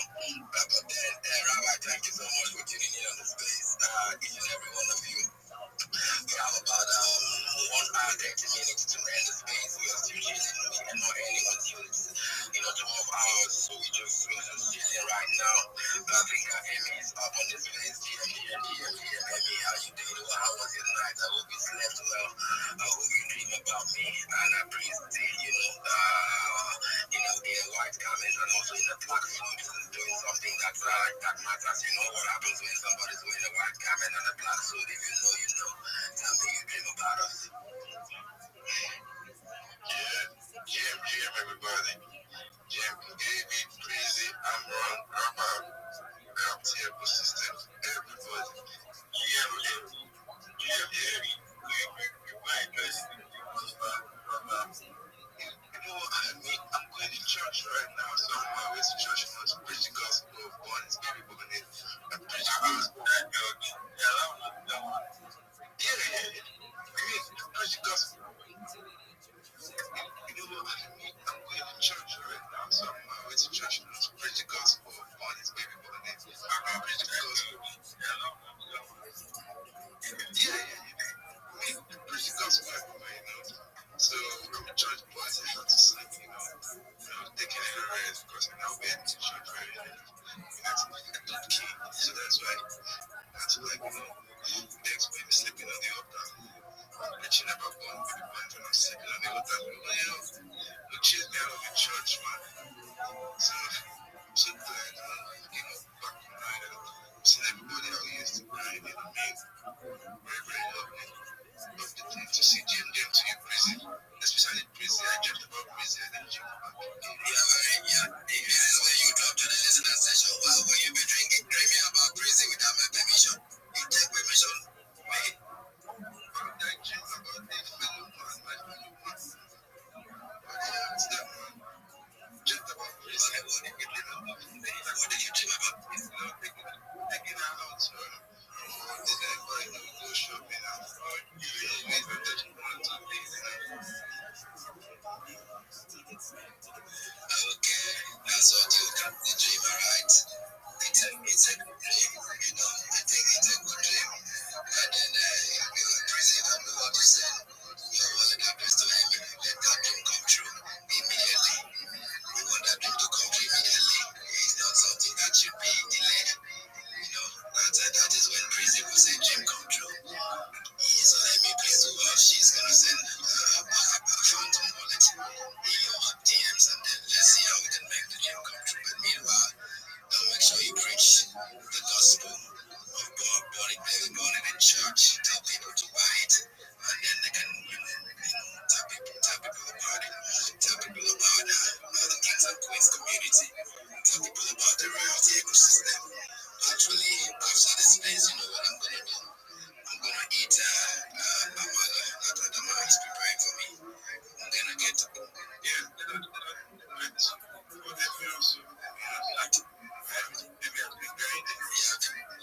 very careful, maybe. We have to be very, very careful. Yes, you have been grinding where you have been sleeping. You have been sleeping or you've been grinding. Emmy is actually the manager, one of the managers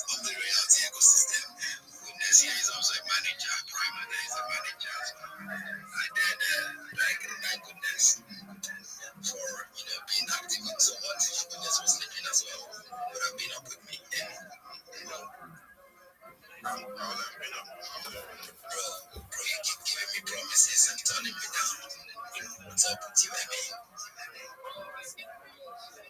You can be also my manager. Sorry.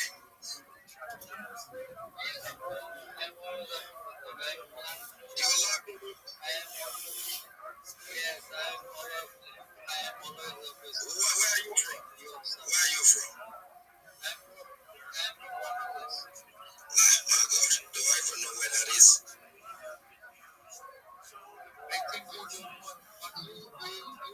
You don't know India. So it's like a neighbor country in Bangladesh. Oh, okay, I get it now. Alright. Alright, no problem. Good to have you around, Suli. Good to have you around. Alright. Who have we not heard from? Adam, how you gonna try something?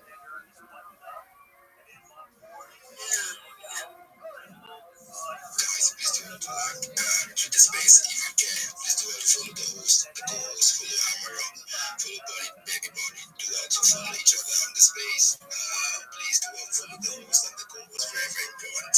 Turn on their post notifications so that next time we are.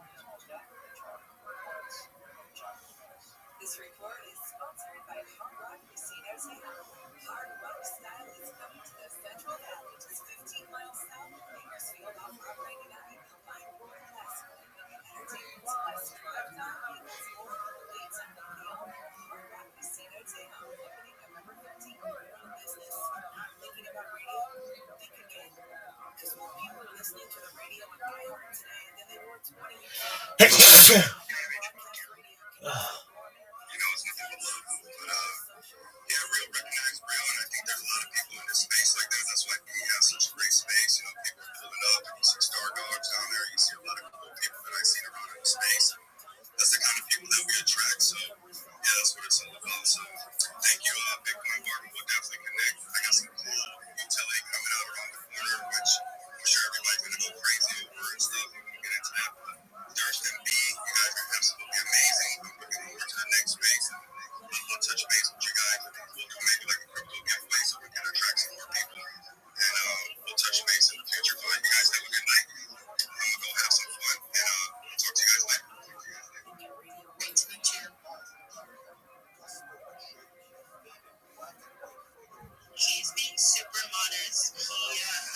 really amazing product. Basically, he can do bill payments in like so many different countries around the world with crypto, and they have like a crypto visa and stuff. He's one of the very, very first people that I ever worked with in Web3, and I actually did get to meet him at Bitcoin Vegas, which was awesome because that was like, I remember him telling me like at the very beginning, and I was like, I don't know what I'm doing here, and we were like talking, and he was like, this is what you're doing here, and this is what. I think I really I'm so happy to get into this space right now because I have obviously been struggling to get certain people back in my circle.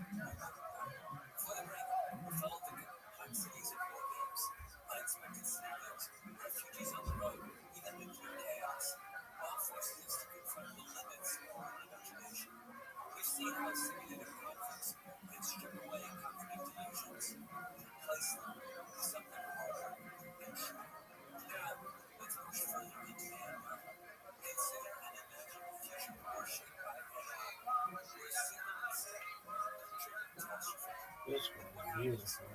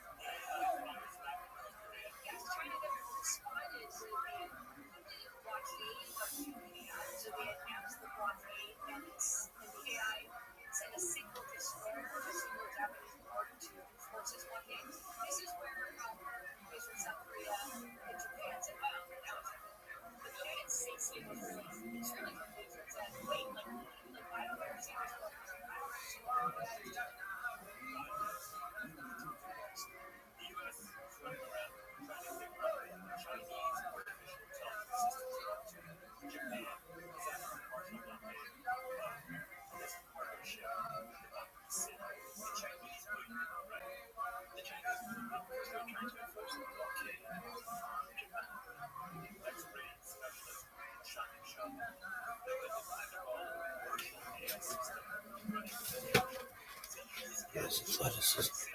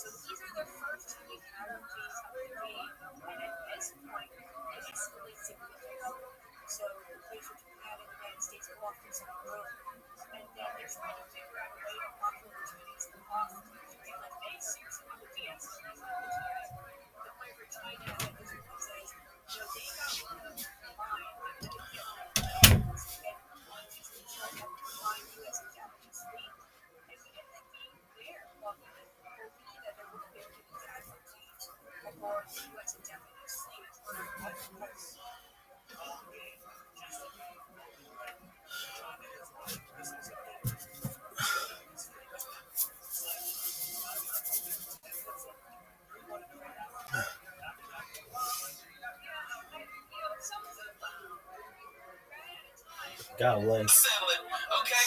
Alright? And instead, alright, these assholes, these little fucking Democrat pussies are all fucking crying. I want a recount. I want a fucking recount. I want to get the electoral college not to do this. You lose on Sunday. You don't wake up. Nobody from the Falcons woke up on Monday and go, man, you know, everybody, I know we lost yesterday in the biggest, you know, fucking choke you can ever lose. All right, but we really wanted to win. So now, if everybody just agrees that we'll just say that we won, that's cool, right? That's cool. It's cool that we won the Super Bowl, even though New England won, but we really won. You know what I mean? I don't give a fucking referee foul out of their field. Blew the fucking call. I don't give a shit. You fucking lost, you lost. You know what, bro? The way I look at this, they had Bernie Sanders. They had Joe Biden. Oh, man. You had Bernie Sanders, but you tried to fucking choose Rabbi president, up and down like a fucking robot. Right? You know, you fooled the country one time. I'm not saying fooled the country. But Obama was one of those weird presidencies. It wasn't going to happen twice, bro. You know, the who said it best, we won't get fooled again. Yeah, we won't get fooled again. But the fucking smoke and mirrors and the grievances. You know, I know people buying clothes to go to Hillary party, go to Hillary parties. Oh, yeah? On the west side. Like, it's how fucking democracy it got. Like, I had to sit there and watch that fucking television program. You know me, I don't give a fuck. I think we're doing a podcast here. I just heard about it. Oh, man. Oh, man, you didn't give a fucking two dicks about nothing, man. You know, if you know how hard we worked in our lives and what we went through, there wasn't a president there to help us. You know, I love Obama. He never gave me a fucking last iced tea. I was fucking, I still remember when I got thrown out of the venue because they fucking Reagan got shot. Yeah. You think when he was laying there on the floor, he was over on Joe and play feet. Yeah, fuck no, Reagan didn't fucking reach out. Fuck no, man. That's why I learned about bureaucracy. So much other time. That's what I really learned. Yeah, right. What this country's all about. It's we'll give you money beyond your 82 payments by the time. It's like what they do to you now. Cold spring. Yeah. To tell them that you have no problem. They put you on hold so long, you just hang up $40. My time is work, you know what I'm saying? With bureaucracy. With my money, I wake you up. I have to do it every other week. Oh, you have to bring the mortgage in. I'm fucking 16. I got the mortgage from the fucking house. My mother's dead. What mortgage book?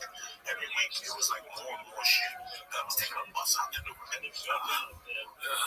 Sometimes I get a ride, but most of the time I take a bus at 3 o'clock in the afternoon and come back at 7, 8 o'clock at night. I learned about bureaucracy, and I don't even know what I fucking went. Yeah, because when you need something, it's right on the front paperwork. And more paperwork comes back 3 weeks from Thursday. You know, it's like you get around with a job. It takes you 3 weeks for your disability to kick in. Most American families, they can't wait 3 weeks. They ain't got fucking 3 weeks. Fucking 3 weeks. You know what? Okay, there's a fucking by the way. Everything. That's why I can't take smoke your weed. That's why I took the place at Harris. I got offered a bigger place that would have to charge more for tickets, and I said no. My fans can't do that, and I won't do that to them. Okay?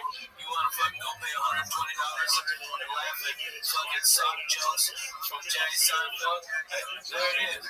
If you want $35, me banging you in the face and talking about teabagging bitches, I got you covered. I'll give you way more fucking laughs than he will. But if you want to spend that money instead, but man, my fans are coming from everywhere, dude. The church people, you guys are fucking showing up like nobody's business. Like nobody's business. They drive. Dude, they go. And they're coming out here. And because of all the love you've shown me my first 2 weeks church, we're gonna do a giveaway, all right, where I'll be talking to Lee. Let's fucking get all of you fucking the real deal motherfuckers, okay? All right? And you fucking win. You start tweeting about me and Mad Flavor and the Flying Jew. Oh, yeah. Oh, yeah. She's already fucked up. Yeah, she's good. She's won. That's no problem. We gotta get some more. Well, Noble D, I'm bringing. Okay, so I'm bringing Aaron. Yeah, from Colorado. So I got that party going. Alright, I'm gonna bring George out under the auspices that it might be a sports show. Of course, George from fucking church. He ain't going nowhere, right? I know he's got a girl and did this one thing. He's up George. Hey, bring me the chicken fried cheesy, lemon fried cheesy pizza, and just keep it like that, alright?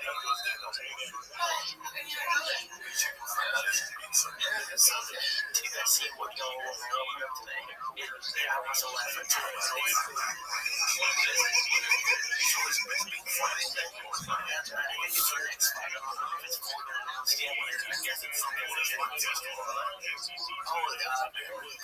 Oh yeah, I know you love this, man. I love this one too, but just like that, I love Travis Shaw. So just, he made a page for his future medical bills.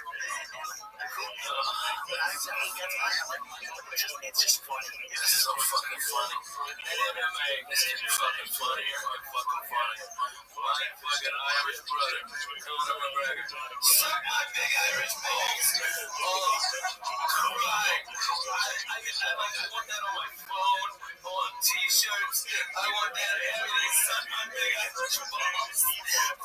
Yeah. Oh no, we had a church in Ireland. Okay, me and you. I said, going on around, what's going on with the last 2 weeks. I haven't seen I saw that today. I said, wow, that's the first time I've seen anything on that night. Yeah, that's all I think. There's a fight this week. Yes, brother, that's Anderson Silva. I place money on him. Nobody even knows nothing. Like, nobody said that. Nobody's called. That's why I didn't know. I'm like, wait, what's going on? And also, I seen the fucking thing today. Oh, yeah. There's a fight this weekend. Nobody's talking about this fucking fight now in New York. I have nobody. I have no one fucking thing. I don't know what would be a better fight. The one in the ring and the octagon, or the one that people leave. That's gonna be a great fight. Right outside, all these guys get all fucked up on Red Bull, Brooklyn. It's not gonna be I just want to be those tickets to be high. They're doing up there because they're gonna charge a little more. That's JC's shit, right? So it's not the Brooklyn that we left 30 years ago. We had to hit each other and shit. It's a good civil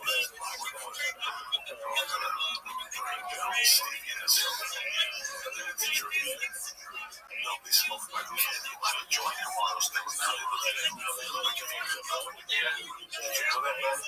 Especially New York City. I can't believe I used to smoke man. People in New York. Like, join people walking on the other side of the street. Take pictures of you on their fucking phone. It's crazy. There's a lot of cities I go and I travel. I mean, they're bad. I mean, you know, Periscope, listen, guys. And they just say, Periscope, I know your kids. There's some place you can sit outside, smoke a joint, put the fucking your phone on fence. Nobody sees you. There's some place you're watching. You stick out like a fucking song. You're watching. What's the matter, Lee? Nothing's the matter. They go and changes. I started the sweat started. Oh my God. It's it's just LPC is I don't know what it is. It didn't make you sweat too. That's sugar keeps making you sweat. It's not the sugar. It's not the sugar. It's what's getting all the sugar cubes that makes you sweat. Oh shit. fingers to get my wife. Yeah, little fingers on everything else. Do you favor when my daughter, she made this for me, and I'm aware, right? I want you looking at every now and then. Okay? It's gonna be a safe place for you, alright, Lee? Alright, if you need to look at anything, you know, look at that. Focus on the yellow. Focus on the yellow, okay? Just find me the yellow. Alright, alright.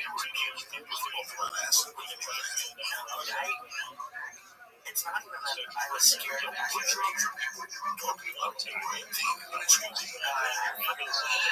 and drinking and doing some pills. And, I don't know, I was a nerd, so maybe they were drugs and I wasn't invited, but I didn't see any of this. Maybe so much. I didn't see ecstasy. Yeah, I didn't see coke till I got here. When did you see coke? Party of a guy who was a guy. And I didn't even really see it. I saw them in the interval putting it in that. That's why I told you. The only reason I have Volkswagen is because I like this key. And it's this is the key we use. I was like 28 too, or something. And it's it was pretty much, yeah. I just like the bike. But I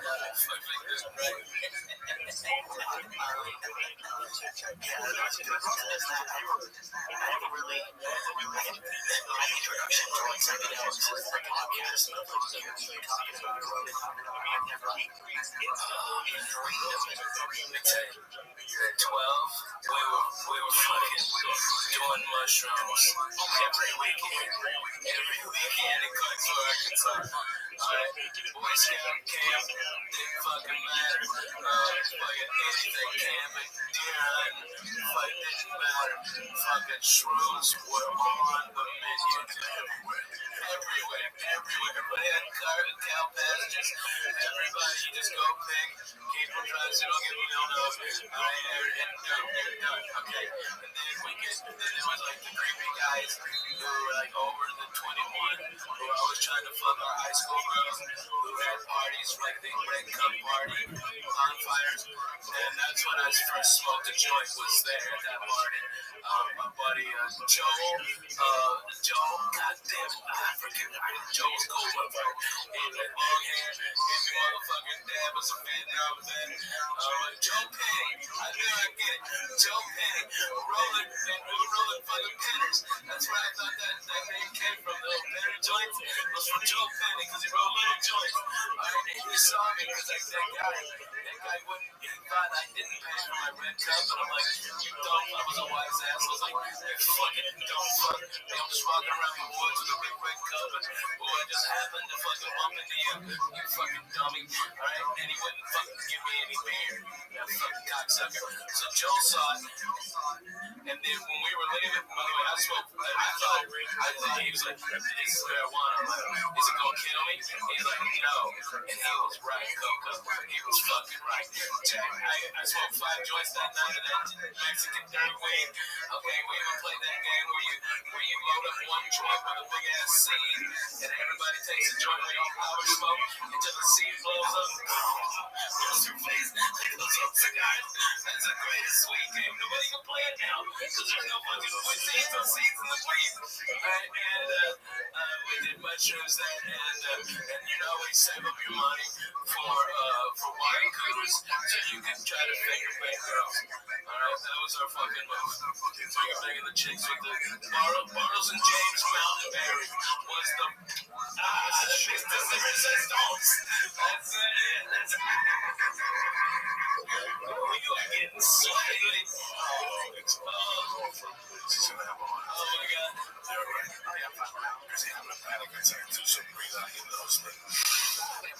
While you're on the Twitter right there, because I'm not on mine, put it on to add me to the full thing so people can see this about the church, because I didn't know the church's Twitter handle. Right? And before you get too fucked up, text Aaron to send it out. Okay. Yeah. Yes. I want everybody to know, because I want all my fans, if you ain't down with the church, you need to be. Okay? Alright? That's number one. Right? You gotta get down with the check. And number two, I want everybody to have more chances to win a free vacation. To come to fucking Las Vegas, Nevada, Jack. All right, and we'll have a fucking blast. I like it. I like it.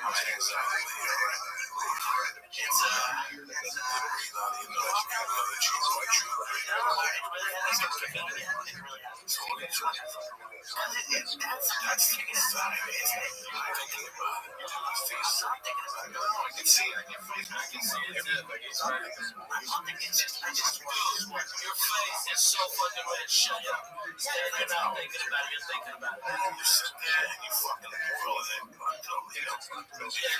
You get bad chips, dude. When was the last time you looked at the yellow? Look at the yellow. Look at the yellow. Look at the fucking yellow. Look at the yellow. All right, good man.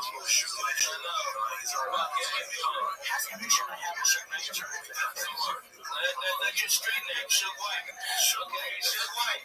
He's bad. He's bad. So what is that? On Friday night today.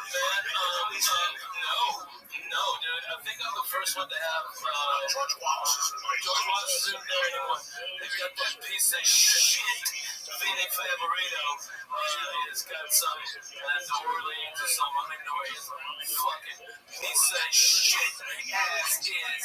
That guy's the worst fucking human ever to get behind a microphone the colors of a comedian. I hope he gets 3 types of cancer in his ass and his mouth.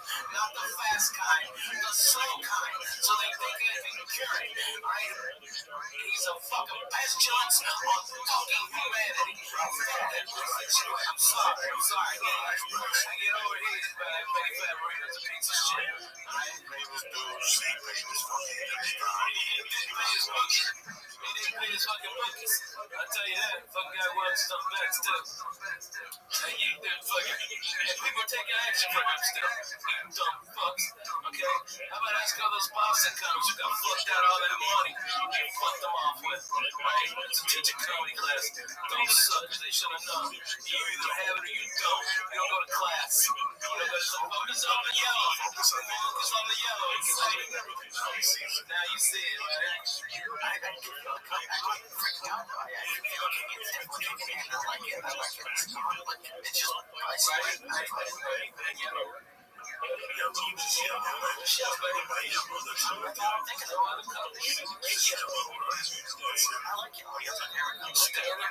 Stay in the zone. Okay, especially when I came out here, how long is it going to take for me to fucking meet? How long is it going to take for me to get somebody with a chair?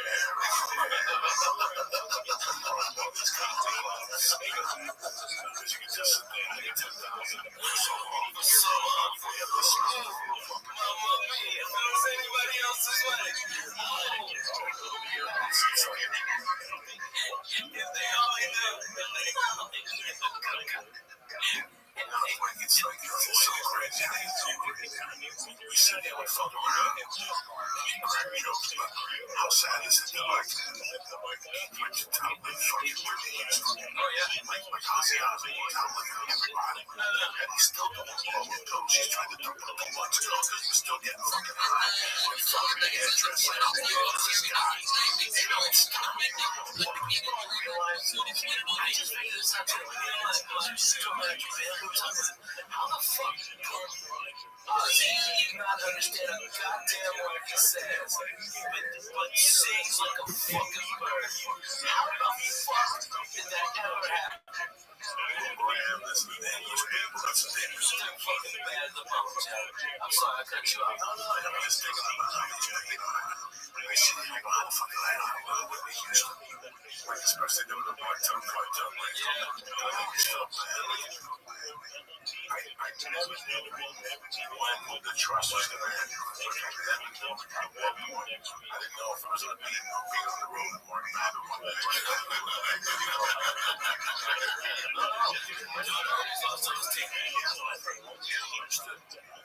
These shows, you call 10 years ago, I invented the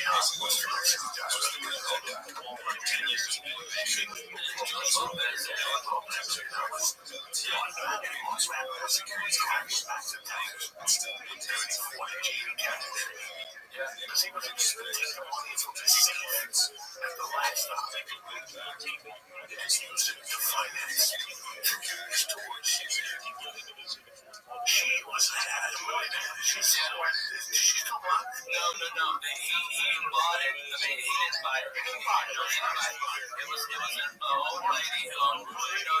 You're thinking of the Austin one. Yeah.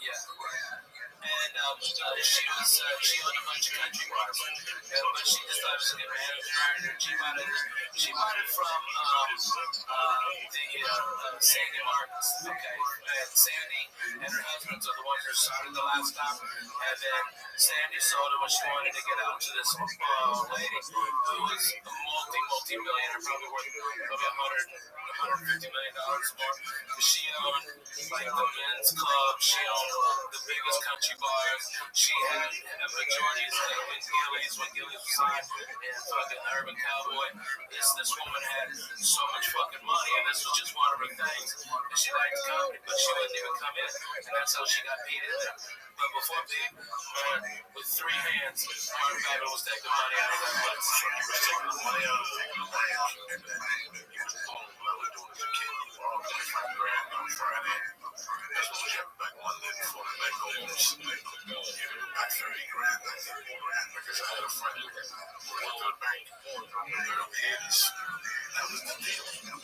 Friday at 3, Monday at 9. But that money went back in that fucking bank. But I'm getting $5 grand off the top. He did every fucking week, this kid.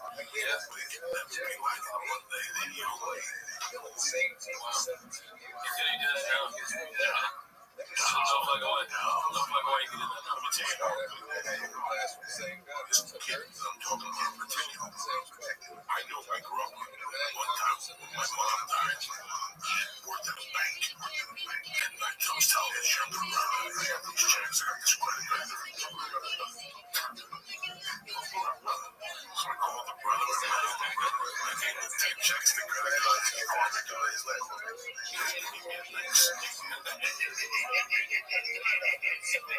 so it's, my brother just shot John Lennon. Oh, wow. When they shot John Lennon,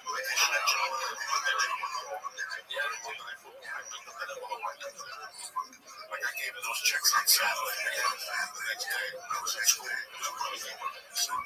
Called my brother. What's up? I called him because we met the next 8 o'clock. Another day, he gave me that balloon that was 4 inches deep. All my fucking bills were out. My mom was dead. Let's take care of things for a while. Forever. I got that money. I put on the planet with this family. I put the money under my underwear. And they would never fucking know. I would just, it was like a real ATM machine. Like I hit my jeans on top of it. And I would just dip my hand under and take on all of them and go out and like that's how spoiled I was. Like that guy. Saving anything? Oh yeah. I'm not saving anything. That's the thing. I'm 17 years old. Yeah. Getting them blood down. Fucking. Yeah, I think that's what I'm investing in. There's no investments for you. You took that, you get back to the bar, You want to hear something before fucked up, is that not only did he just say, oh, that was fine, it was still working. Right? Him and his buddies, they would drop out of trees on unsuspecting gay guys. They would get like gorillas, tell one flag, like, oh, yo, unsuspecting gay guys that would be perverts and pedophiles. those guys, the fucking tree gorillas. Okay. My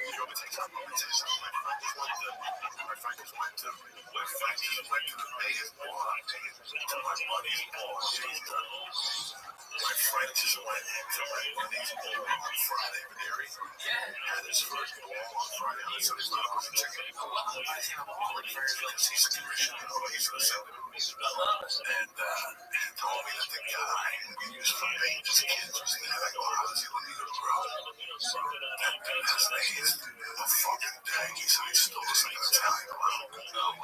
We used to take this kid and he had a connection. I know that from when we got arrested, the show gets washed at the end. Right before the really press charges, let's get back to the Jews. That's the reason why he's a taker. That's right 50 right down the middle. And all he had to do was just bang it. That's all he had to do was just bang it. We did the fucking kicking in the balls.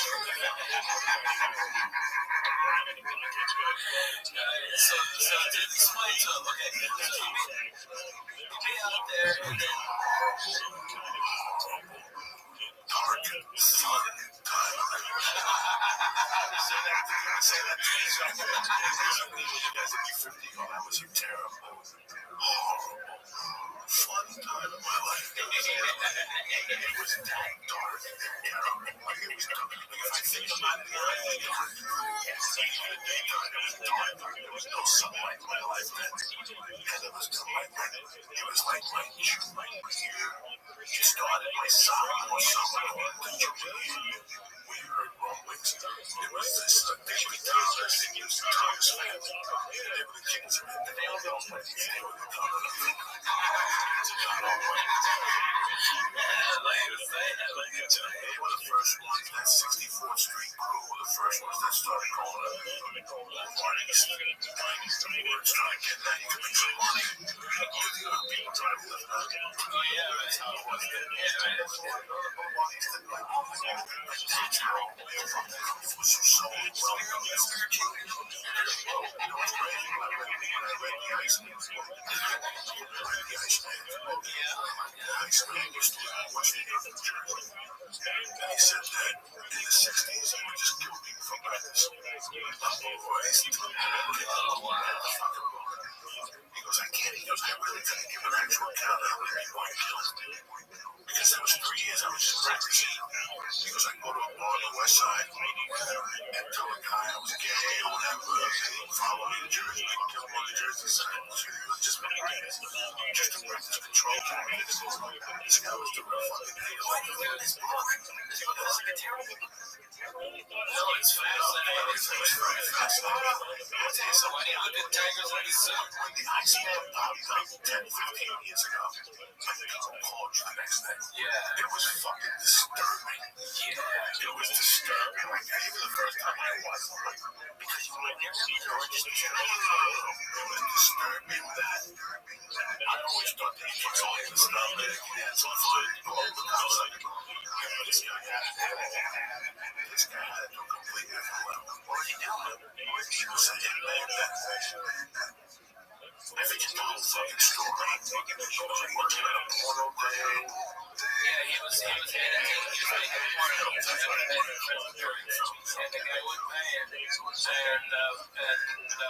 fucking whacked him. And then that's it. Like a brother raped and called a little girl. And the girl up there. The whole family's rotten. The family was rotten. The court. When you read the book, this time you read the book, you're in shirt. His wife totally covered it.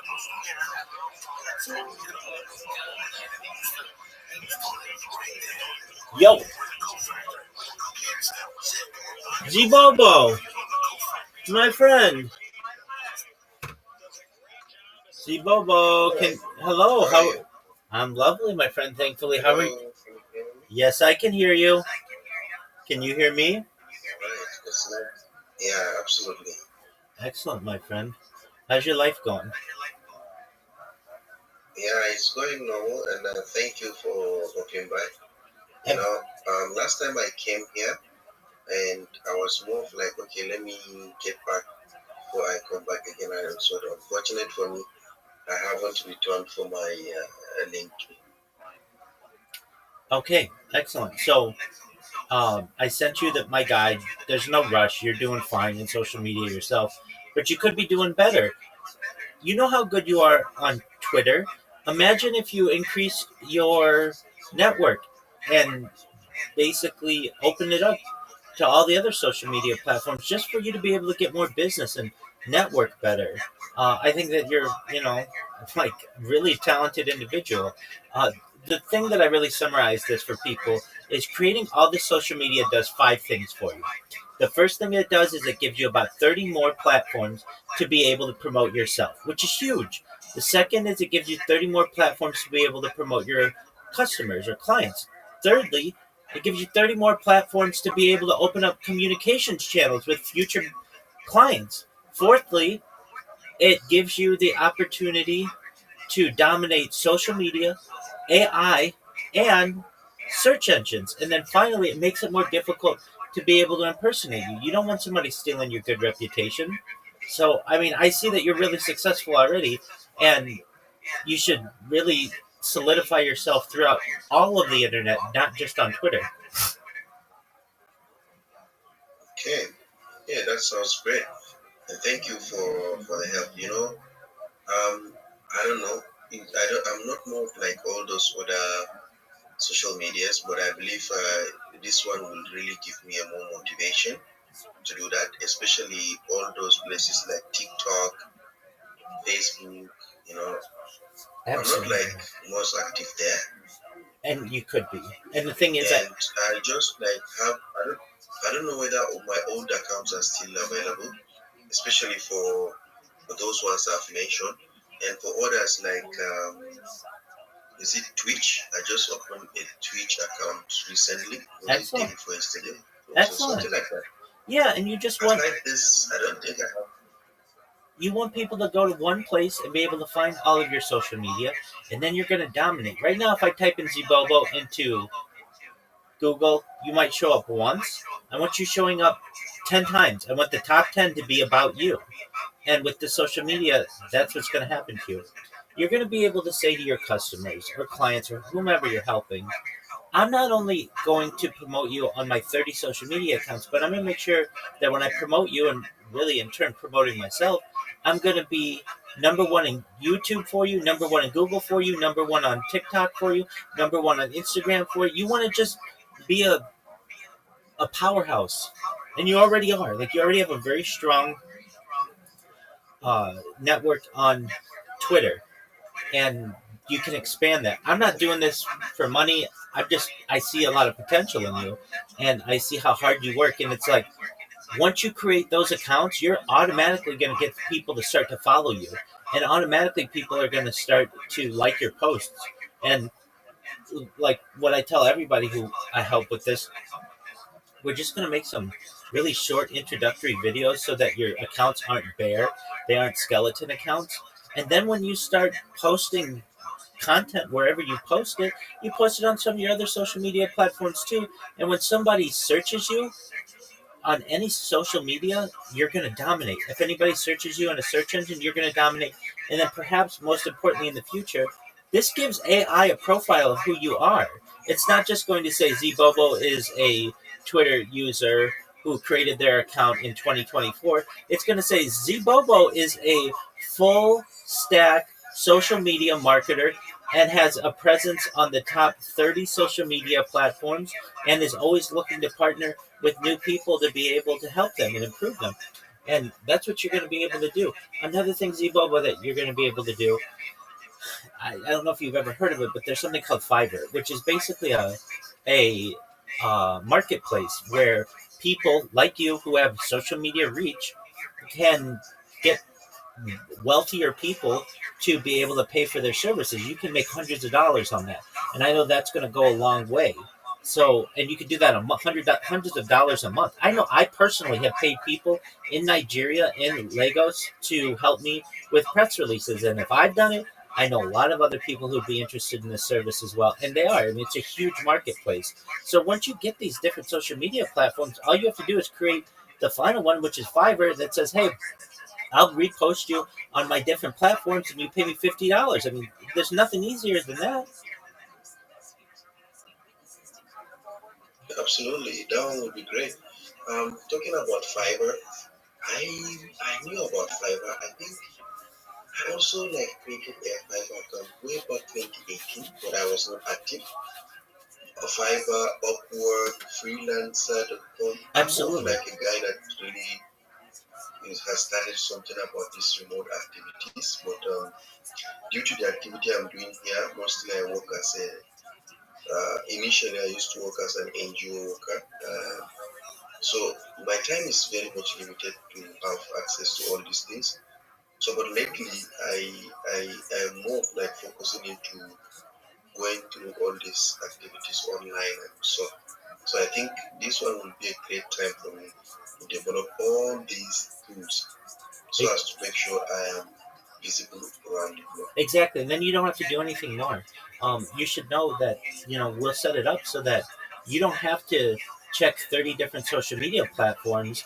We'll ensure that all of the platforms send you an email whenever somebody follows you or sends you a DM or whatever. You just have to check your email. That's all you have to do, and it's free business. And right now it's November of 2025. Imagine if you have these accounts and they're just sitting there. With minimal oversight in a year how big they'll be or 3 years how big they'll be. And like if you don't create them, then nothing's going to happen with them, but the fact that you create them is automatically going to see them grow. It's essentially like if you are a farmer, you don't plant any crops, well, nothing's going to grow. But if you just put the seeds in the ground and give it some tender love and care with the sun and the rain, you're going to have huge crops if given enough time. And that's all you're going to do is just basically put the seeds in the ground and let Mother Nature do the rest, so to speak. For sure, that would be great. So this guy you sent me, is it? I will follow it through and create the new account. So after that, then what are we going to do? Yeah, absolutely. So once you've got the 30 different accounts, you come to me, say, Rabbi, will you take a look at it? I'll make sure that it's right. I'll ensure there aren't any grammatical errors, anything like that. Then what we're going to do is we're going to make sure that your profiles are optimized so that we're saying exactly what you want to be saying and what you do. We'll make sure your profile picture is optimized for them. Then what we'll do is we're going to create content on using Grok. So these will be like 10-second videos that say, hi, welcome to my page. I'm Zibobo. I'm a Web3 marketer. I'd love to work with you. Please connect with me. Let's do business. Something like that. Really short videos, AI generated, but that's going to create content on your different social media platforms. Then what we're going to do, and you already know how to do some of this, we're going to make sure that you are involved in different X communities, Discord communities, Telegram communities, Facebook communities to increase your network because your network is your net worth. You know that. And we're going to increase both of those for you. Then what we're going to do, we're going to make sure that your Fiverr account's updated and you can start getting businesses there. And really, you know a lot about Twitter Spaces, so I don't necessarily need to teach you how to pitch or anything, but ideally you'd have a 30-second pitch, a 60-second pitch, and a 3-minute pitch, and I can help you with all of those so that you're able to say this. GM, everyone. Well, let me give you the one that normally people do, and you've heard it better than anybody because you always hear these shows. GM to the host, GM to the co-host, GM to the speakers, GM to the audience. I don't really know what to say.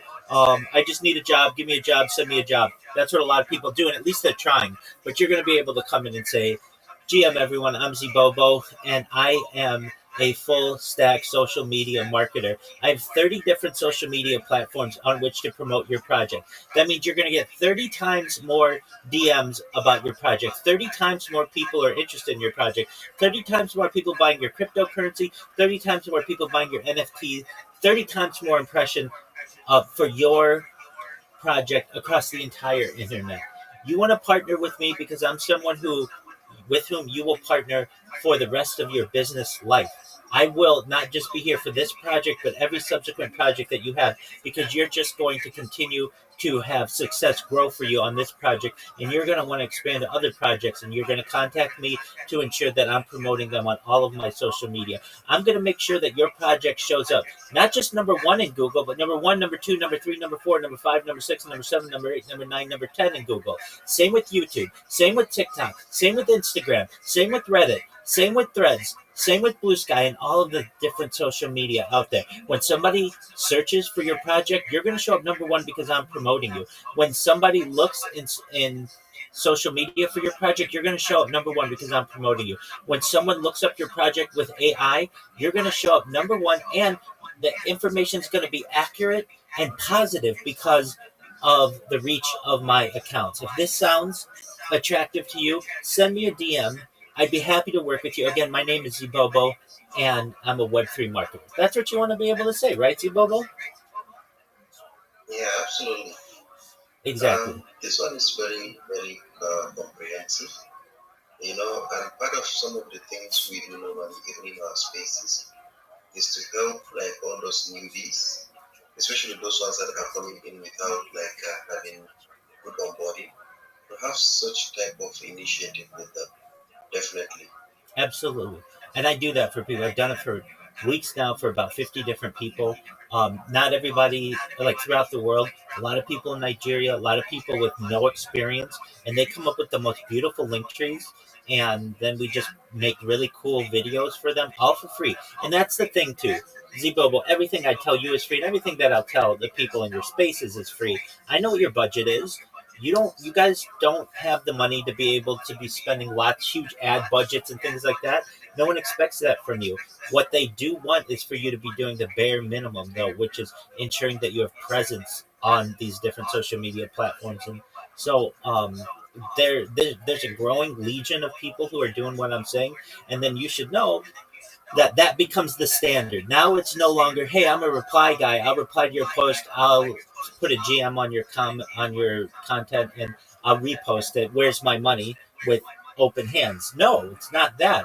You're going to post on all of your social media and ensure that it's optimized. And then once that's done, then some people are going to be willing to give you money for that. And that's really what we're talking about, is just ensuring that we're using the strength of X to be able to promote on all our social media.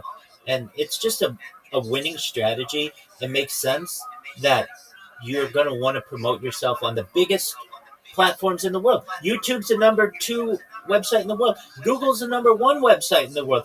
X, believe it or not, is not that great anymore. It used to be bigger, but it's not as big as it once was. And I want to make sure we're not losing customers on all of these other growing platforms. Yeah, that's great. So, more of like a question though. Absolutely. Aside also being a marketer or a person that used to should not do a lot of things, I'm also like a virtual assistant who can also help clients out there, whoever like wants to work with me. I can also be an assistant to you. Well, I do that on a part-time basis initially. Um, I'm not more like into it, but I really want to like join and be more active in such activities as well as continue with my eggs as well. absolutely. So that's how we'll market you.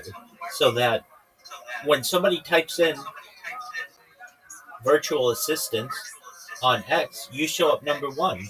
And then somebody's going to send you a DM. Hey, I'm looking for a virtual assistant. But Zibobo, you should know those kind of positions, you're going to get a lot more people who are interested. And we'll do this when we post your resume and your cover letter on different job search websites. Like, that's what we'll be able to do for you. We'll be able to get you a virtual assistant position long term if that's what you want to do. But additionally, when somebody searches for you, we want people to know that you also do virtual assistants. But if you really want to do virtual assistant, then what we'll do, you create your link tree and do all that. But we'll just work on your resume, and we'll focus it using AI to ensure that we have the correct recruiting words so that you're able to get jobs and good jobs, and then you're able to connect with the high net worth individual, and then you can answer their phone virtually or answer their email or whatever it is. I have a thing, so sorry. Go ahead. Like not only like when I talk about the virtual assistant, I want to do it full time or anything. It's just that it's one of the strengths I also have And truth to be told, you know, I have like several years of experience working with a humanitarian organization as an NGO worker, aid worker, and after that I leveraged all those remote jobs. I also work remotely for other is it an organization as well as some clients. One of the clients I worked as a content writer as well for that client, and it's more of like a year plus before we parted our ways. And it's an Amazon product description that I did for that guy with so many like samples here that I have with me. So one thing is certain. The reason being that I'm a very vocal person, and I have been a classroom teacher before, so it has given me an edge into like coming into spaces, talking, and then later on get more recognition. After that, space hostings and so on and so forth. So initially, the goal here is to make sure I become more reputable in a vast majority ways, but I want one thing to be the most like accurate thing everybody knows me with. I don't want to be like a jack of all trades, knowing almost everything and then going across. Somebody might not take me serious. I understand that. That's what I'm seeing. Absolutely. Okay, so I mean, what you really want to do is you want a full time job as a virtual assistant. That's great. But in your free time, there's no reason why you can't be making money as a social media marketer. Those two worlds can exist. So what you really need assistance with is getting a virtual job, right? A virtual assistant job, right? Okay, so are you on Indeed? Are you on ZipRecruiter? Have you uploaded your resume to LinkedIn? Yeah, I have a very good LinkedIn account, very good one that is more of like over 5,000 connections That's phenomenal. because so I am there very visible and I do post a lot of things there as well on LinkedIn. Is your re- And is it's your more re- of like is your resume it's a available? professional. Yeah, it's available. Okay, excellent. Well, I can tell you this: LinkedIn is the place to make money. I've made hundreds of thousands of dollars on LinkedIn. Um, so what you want to do is probably, ideally, just once a day or maybe a couple times a week, go onto LinkedIn and type in virtual assistant, and then the location is remote, and you apply to every single position that's available there. And you're if you do it enough, if you do that every single week for the next 52 weeks, somebody's going to call you about being their virtual assistant. I mean, it's just a numbers game. You have to see it like this. You can't get frustrated that you've applied 100 times and nobody has given you a job. You might have to apply 10,000 times, but somebody's going to give you a job if you do that enough. And especially with the strength of your LinkedIn account, it's just a matter of time. Absolutely. I realized, most of the things that is happening, especially here, my account has been on premium, would say, and it's more of like a virtual assistant project manager as well as yeah, these two things are the things that are key there, and I have my resume up there as well as all my past activities and everything very much curated. I have been working towards getting a job via LinkedIn. Sometimes I do cold emailing, cold DMs. Sometimes I post. Sometimes I do this. But honestly speaking, I also apply for a lot of jobs. Great. But there is something that must be lacking somewhere, which is not coming up as a positive thing because barely I haven't like gotten any job in that place. So I don't know. Okay, I can There tell. must be something I'm doing wrong. Well, you can send me your resume and I'll look it over to make sure there isn't any blemish that we need to fix. But here's the big thing: The position of virtual assistant is in very high demand, especially in the United States, especially with AI and large language models taking over. A lot of people in the United States want that job. And if given the chance of having a virtual assistant in the United States or a virtual assistant perhaps from where you are, most people are going to go with that which they're more comfortable. So you're already at a disadvantage there. It doesn't mean that you're at a complete disadvantage. You just will have to improve your resume. Have you put your resume through ChatGPT? Yeah, I did that. Okay, good. Okay, excellent. Well, send me your resume. I'll look it over. I'll make sure it's good, that there aren't any blemishes. You should know I'm not just a project manager. I'm a certified project. I'm a certified project management professional, which is the highest level of project management in the world.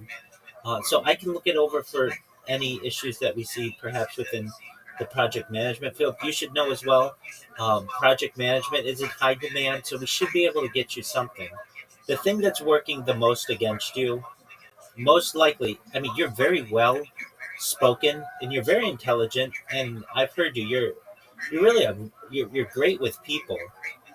A lot of people though do not want to give people, not just the further away they are, the less opportunity they want to give them, especially because it's like this. If let's say I'm in Los Angeles and I need a virtual assistant, why do I need Zibobo who's like 8 hours ahead of me? We're not going to be working the same time zone. So Zibobo, we're probably going to be looking at positions for you more in Europe because that's the same time zone you're on. If I need my assistant, I need them to be on the same time zone as I am. Does that make sense? Yeah, so much because even the last person I worked with that I content right for that person is from Romania, and the time zone is mostly like almost the same time zone. I don't know. Right. So we work closely together during the daytime. So, Exactly. but that has been very paying. So I really want to like have something that part too because it's really gonna be very nice. And on the side, I can be a person that will more of like a marketer for people, social media. No matter no matter how the thing is going to be, I learn fast and I'm very good at so many things. Recently, just to let you know, I recently like resigned in one of my work, which is a sales job that I do for a company here in there in United States. It's called Skylux Travel. So Skylux Travel is more of like for travel tickets and hotel bookings. And I have worked with them for like a year, and we are paid on commission basis. And lots of the things happening there is very tricky. So I realized I really need to move on because I have experienced something as an agent there who is working remotely, and I just felt I need to like go on for something different. Absolutely. 100%. It's not paying me per se, not all, but a lot of people do get paid.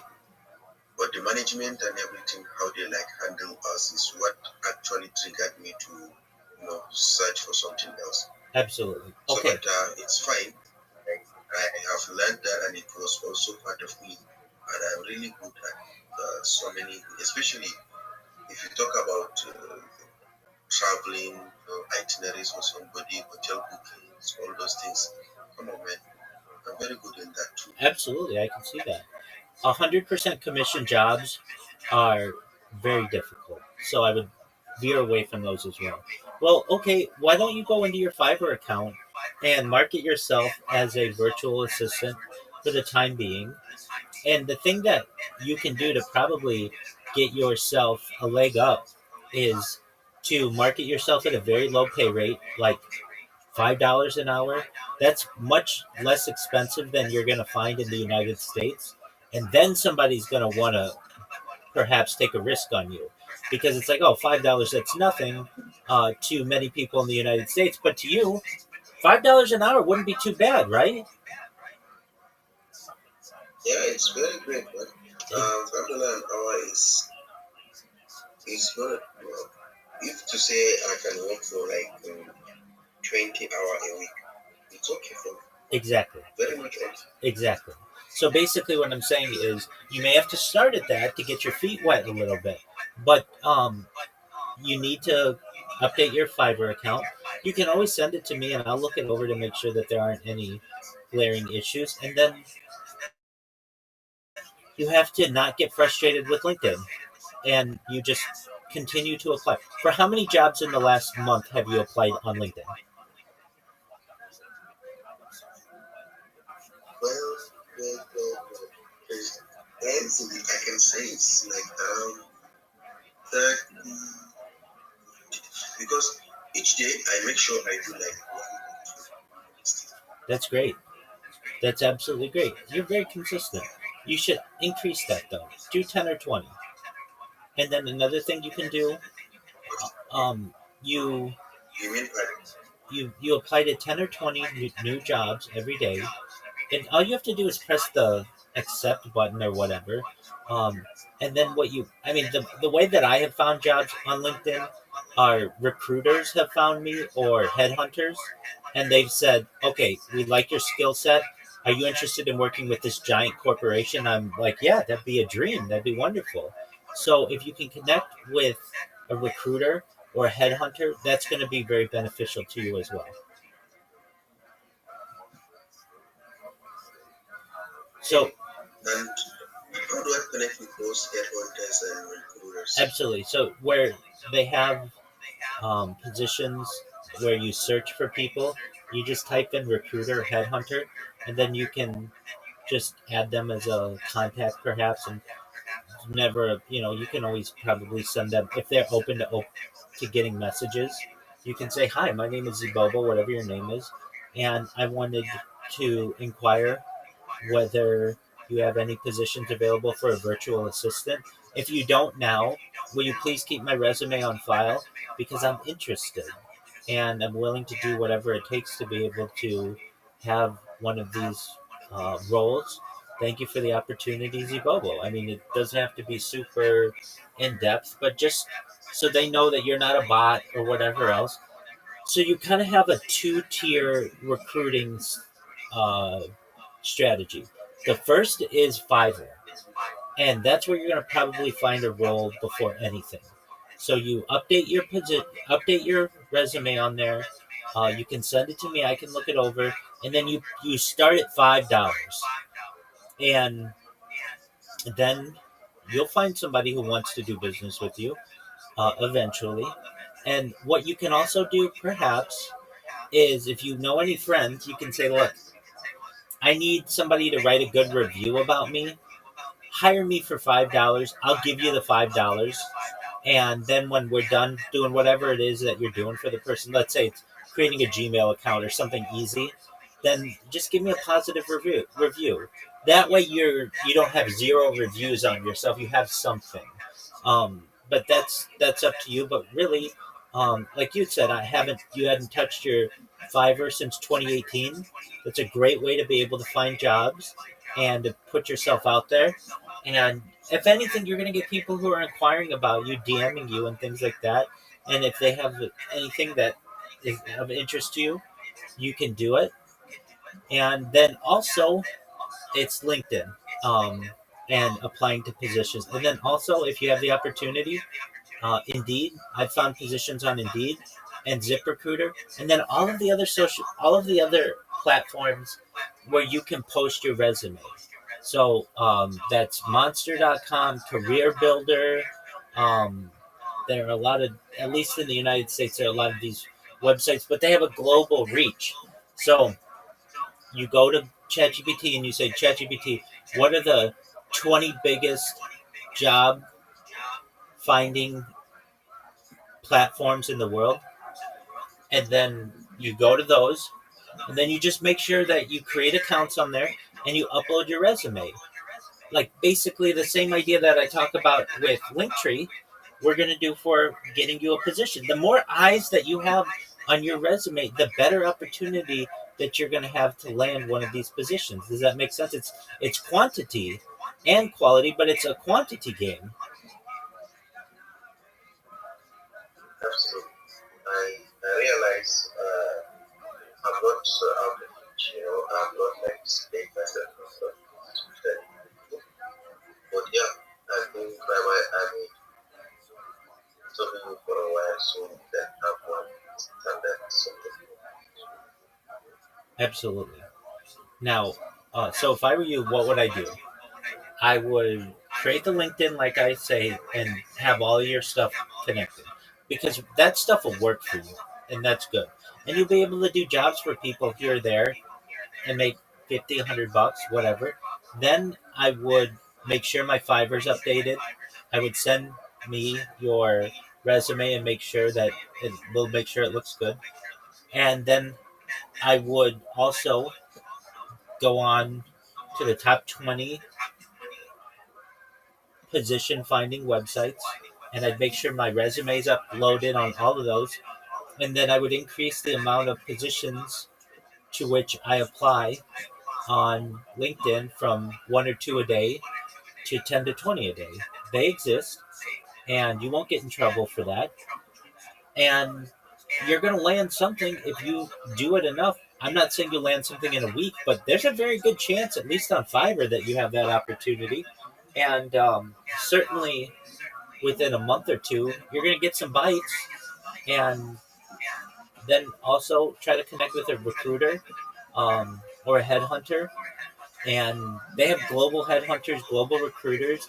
You're very well spoken, and somebody's going to connect with you. And then on top of all of that, if you're interested, uh, if you have project management experience, there's the potential that you may one day, if you want to pursue it, try to become a certified project management professional because that will get you jobs. That's like the um, that is like the signal to recruiters and positions that this is a real project manager. It's not just somebody who's working in their parents' uh, company who says they're a project manager or somebody who just does stuff and says they're a project manager. This shows that not only do they have the experience, but they've passed the test, and people will really throw themselves at you if you have that certification. So that takes a little bit of time, but if that's of interest to you, we can certainly discuss how you You could know, do that. like Yes, sir. talking about people companies. So coming to the issue of project management, right when I was working here, we were asked to go for our project management certifications. I have two different project management certifications. One is a postgraduate project management diploma in project management as a postgraduate. Then one is also a postgraduate diploma in global health management because I work in a health oriented NGO and we were like given the mandate to go for that. And for that global health, I did that online in University of Washington. And the other one is also Chartered Institute of Project Management. I am more of like somebody who has gone far. And academically, I'm a master's degree holder in Excellent. science education. So Excellent. to tell you, when you talk about qualifications, I am already at the age of whatsoever that can give me more, more views on everything. But I believe me landing on what I wanted to be is more of like, I don't know, something is not right there. That's for sure. Now, if I want to work here physically the way I used to do before, it will take me not long enough to land a job, absolutely. But I really want something strong. What we do earn here, not compared to what going to give me more like income than even getting an so getting all this transportation, going to a lot of places. And as an NGO worker, I go to far as a lot of places where insurgency is very much there out there. I have a family. I'm a father of two, and I realize I really need to be close to my family sometimes because they really need me too. So being far from them, like 7 months, 6 months, 5 months, doesn't help me like feel like much more of like with them. So why I left actually even my first job is I used to go to a lot of places where dangers are, just to help humanity. But sometimes you need to consider yourself too. So I've done enough for at least 7 years is good for me to come back to the family, see how I can also improve them, see how I can also build them, and also build myself on the side. Honestly speaking, I want to learn about job, whichever it is, but when it comes to experience, exposure, qualifications, I am there. Let me tell you, I have gone a lot far more than you have even explained, to be candid. That's the reality of who Zimbabwe is. I hear that. I wasn't aware of your education. Then you're certainly um, close to the qualification that you need. All of the certificates and degrees and things that you have are very valuable. The thing that's a game changer is the certification from the Project Management Institute because it's the highest level that you can get. Now, I'm not saying you have to get that today, no, but just keep that in mind. You're trying to provide for a family, and if you want to make a lot of money, that's a way to do it. In the meantime, you've got to start small, and so get your Fiverr together, get your LinkedIn account, ensuring that you get the opportunity to be able to apply for 10 to 20 jobs a day. You and I both know, Zubobo, if you apply for 10 to 20 jobs a day, every single day from now for the next year, you're going to get something, right? Sure, absolutely.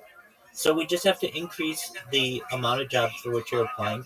And then also, you're going to be able to, because you have such large social media accounts, you really do, ensure that you're dominating search engines and social media and AI with your link tree.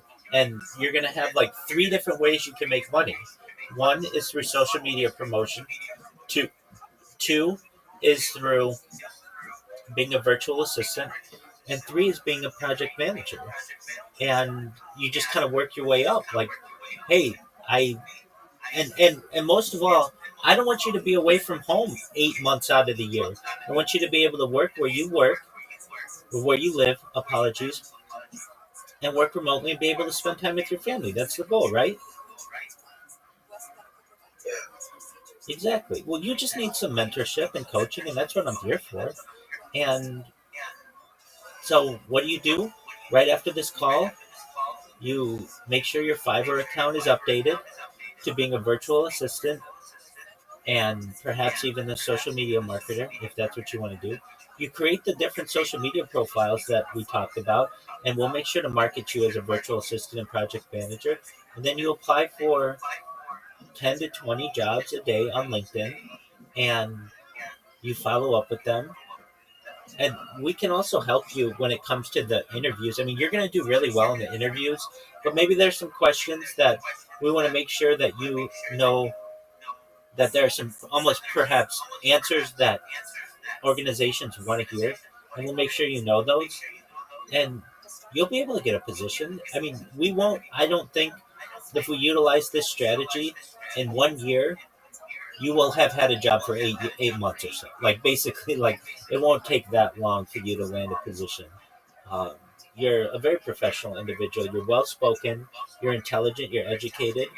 You just need um, a little bit of guidance, and I'm here to help you. All right. Thank you so much for being here. And I would, for now, go to my Fiverr Exactly. and see how it is and also see Exactly. And So I check on then do your link so tree, do your and then do your LinkedIn.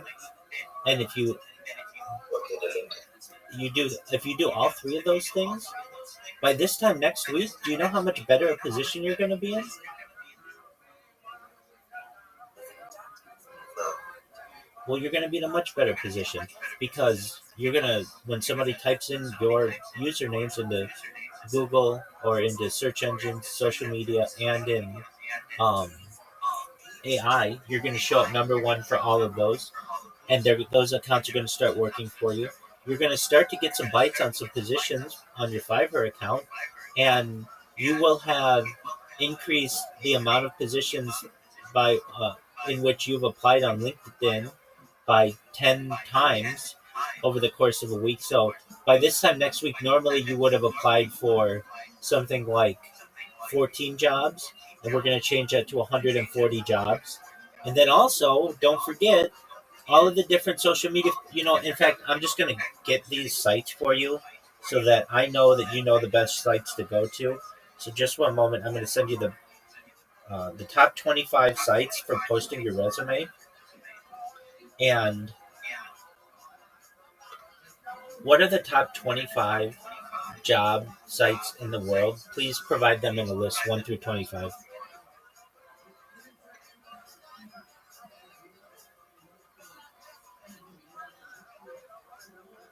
All right, so I'm sending these to you, and you make sure that you have profiles on all of them and that you have uploaded your resume to them. And then that's going to work for you. People are just going to randomly search you and find out that you are interested in a job, and make sure that you have everything going to your email so that you're able to see when they've contacted you.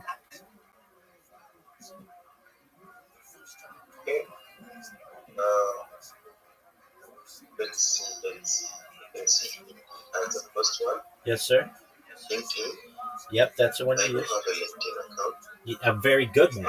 Glassdoor. A very good one. Zibobo, let me just tell you this. Zibobo, your LinkedIn is so good that people would pay you to post their articles for their companies on your LinkedIn. Just know that. That's how good your LinkedIn is. And ZipRecruiter. I also have Excellent. yes. Job. No. No.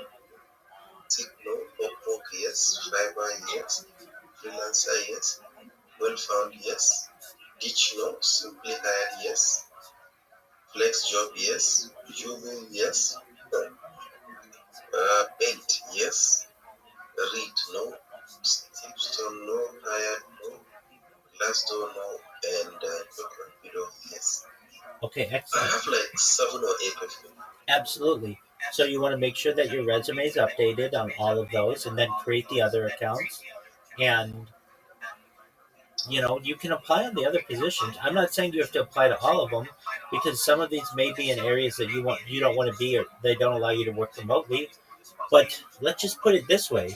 If you applied to 10, let's say 20 jobs a day on Indeed and LinkedIn and Glassdoor and ZipRecruiter and Career Builder, that's 100 jobs a day. That means over the course Sure. of a year, you will have applied to 36,000 jobs. That's you know that's an incredible amount of positions.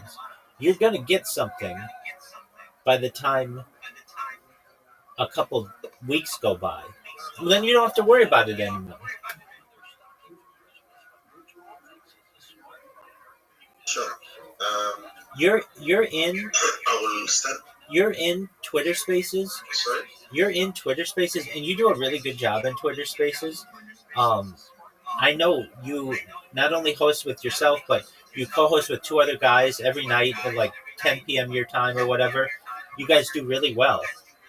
If you can, I'm not saying you can, but if you can just, while you're in Twitter Spaces, apply to these other positions uh, in the background, Sometimes you're able to do it. Sometimes you're not. Maybe if you have another device or whatever, but or whatever, just find the time in a month or two. No, I get that. I can use my phone and then be applying it with my PC, which is pretty much That's what you want to be doing. or if I want That's what you want to be doing. So if you have two devices, absolutely, that's what you want to be doing. So that you're multitasking. You're never letting a minute go by without you either being in a Twitter space, which helps you to network, or you're applying for positions with your computer. And you can do both at the same time. yeah, I do that a lot because sometimes personally, even when we are in that spaces, I do like talk to somebody, go other places, on an assignment, doing something I really like. So sometimes I watch stuff while doing the same time because I have two devices for now, which I even want to sometimes use on maybe if I start working company, I want to have like a different monitors that and I see that as a goal as well, and it's really doable because I know my capability. I can handle a lot of tasks because I'm a multitasker. I am very good at I have attention to detail as well.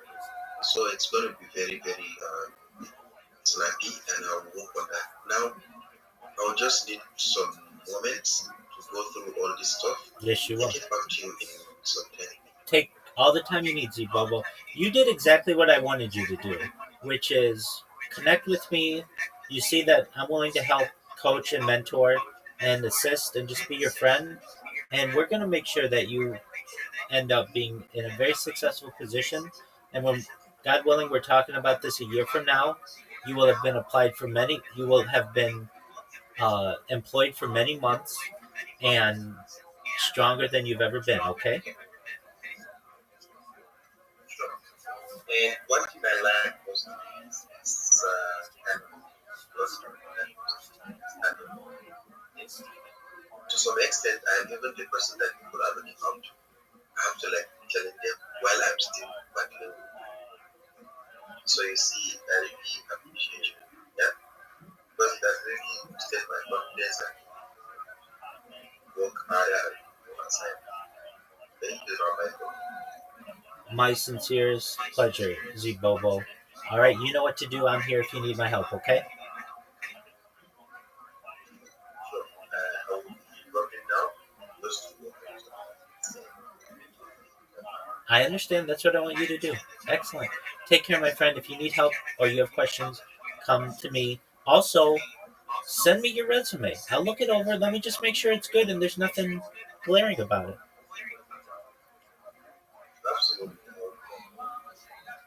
Before you do, let me just say this. It may not be bad of you. You know where they have like the location on your resume of where you are? It might not be bad for you to not include that. And the reason why is I don't want you to get dismissed right away just because somebody thinks you're far away.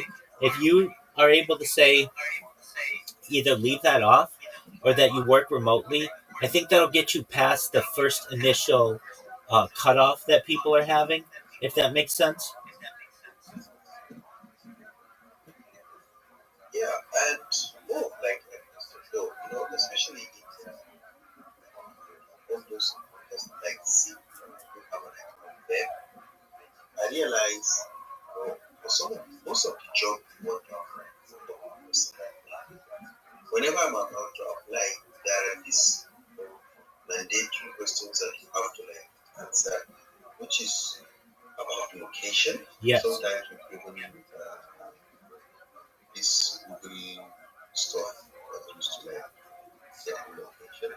yes, I don't know. That one has been so many, especially with all these jobs I've seen. That is part of the reasons I even like stopped those job hunting in those sites. Most of the sites in the US are you reside in the United States? If not, then just go. When it is a European job, are you like you decided in the UK or any other place? If the answer is no, just it's a skip logic. So I don't know. That's okay. You're gonna run into that. Oh, oh, You're gonna run into that. Um, in a question, do you currently reside in the United States? No, you don't. But if they give you the option, you can say, while I currently do not, I am open to the opportunity in the future. Because if you're really good, companies will sponsor you to move to the United States. Now, I know that's not ideal. You have a family, and but just know, like you never want to dismiss yourself immediately if there's an opportunity that you might be able to be an exception to something. But you're going to run into it where people just want people who live in their area, and that's that. You'll find that question less often if you're looking for remote jobs. So make sure when it says location, you're putting in remote so that you can do it anywhere in the world. And I'm sure you're aware of this. Nigeria does not have that good of a reputation, at least in some countries, because there's been a lot of scamming that happens there, and you're going to have to overcome that. Which you're not a scammer; you're a very legitimate, educated, well-spoken individual. Don't let that frustrate you. There are many people from where you are who get jobs every single day. And if you are wondering why do they keep not calling me or whatever, it has nothing to do with you. It's because of somebody who did something years ago that maybe has changed someone's opinion, but that has nothing to do with you. I'm telling you, Zibobo, I have hired hundreds of people. I have overseen hundreds of people in my work career. And you're exactly what somebody's looking for. And we just have to make sure that you get seen and you're given the correct opportunity. So if you don't get calls back, it really has nothing to do with you. It would be like um, if I were had maybe they just don't know anything about where you're from or what you're doing.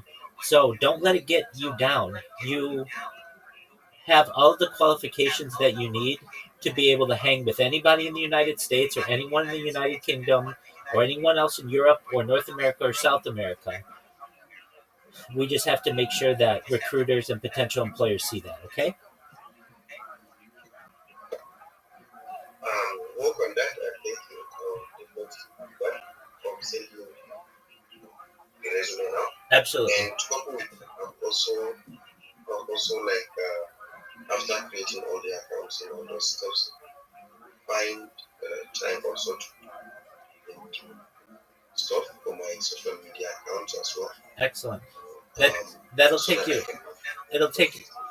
it'll take you about 5 hours to make them. It's not weeks worth of effort. Like it doesn't take that long. For me, it's just like some moments, I If I understand. just drop by and start this thing now, 2 3 hours I can make it. I know myself.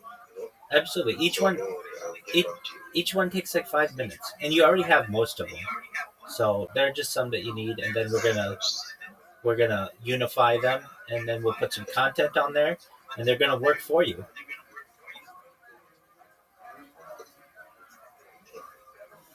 Excellent, Bobo. Okay, you know what to do. I'm here if you need help. Um, um, You're welcome, my friend.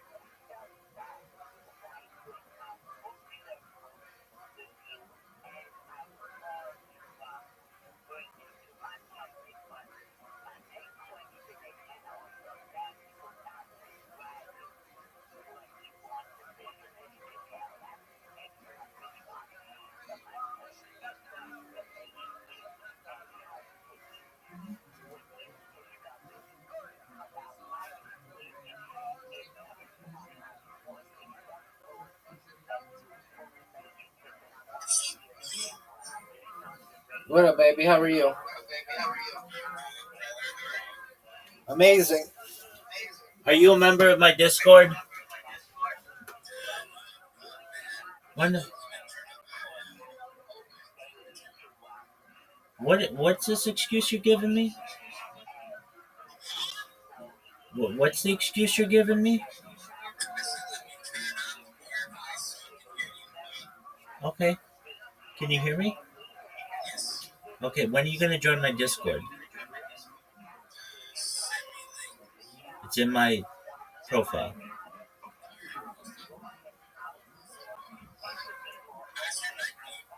Every day's to you as well. It's great, thankfully. I'm enjoying the evening. Watch some college football. Do you do you like pro football?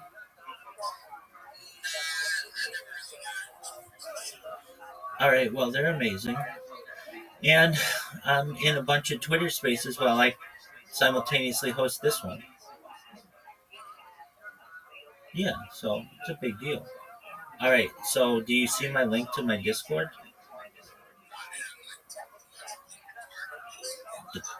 Doug, you gotta figure this one out, big man.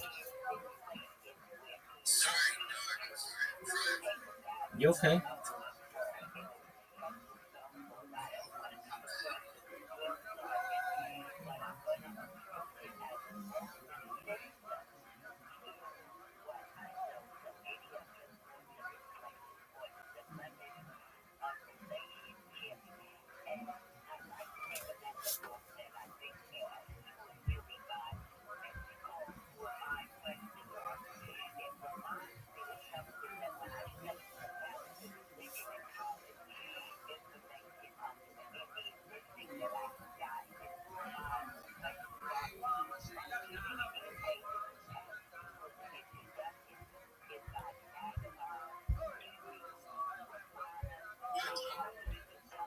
Yo, what up, big dog?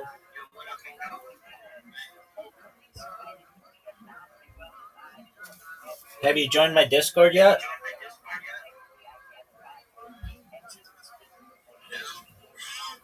Baby, I'm here right now. You can see me in the flesh.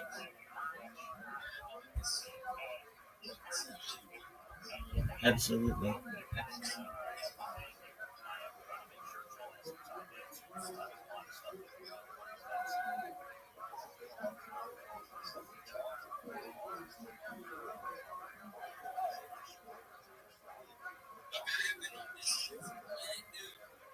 All right, well, change that.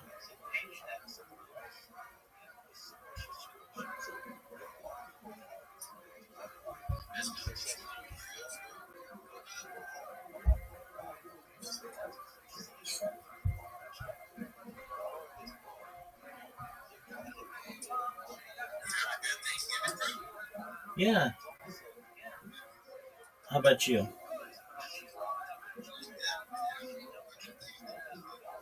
Did you do anything amazing?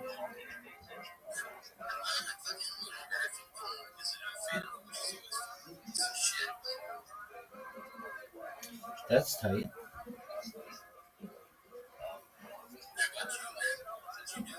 Well, I live stream my life 24/7 for World Peace, so I've been doing that for 4 years.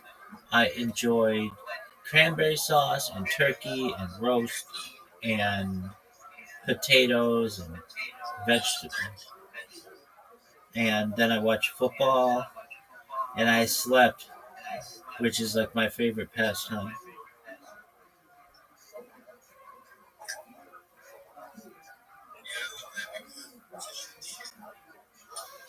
Word, dog. There are few things better than having a full stomach and napping.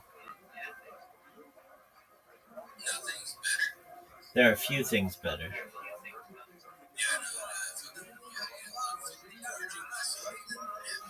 Word. It's amazing.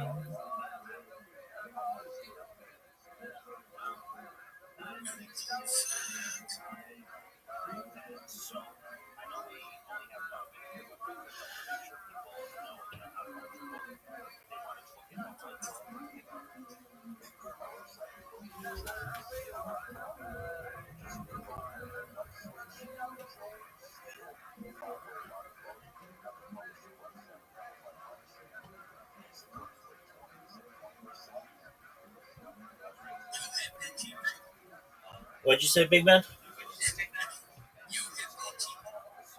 Yeah.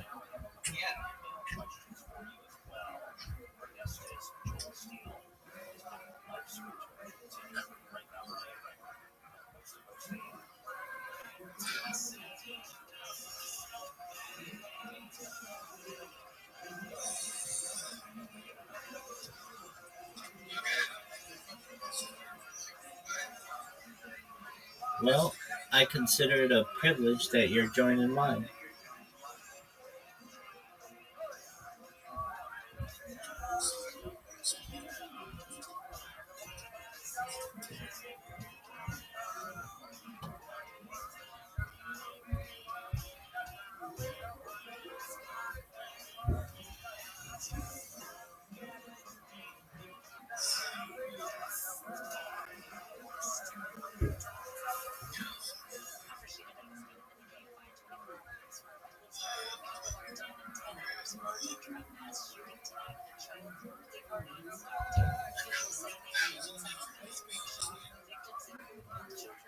Don't we all?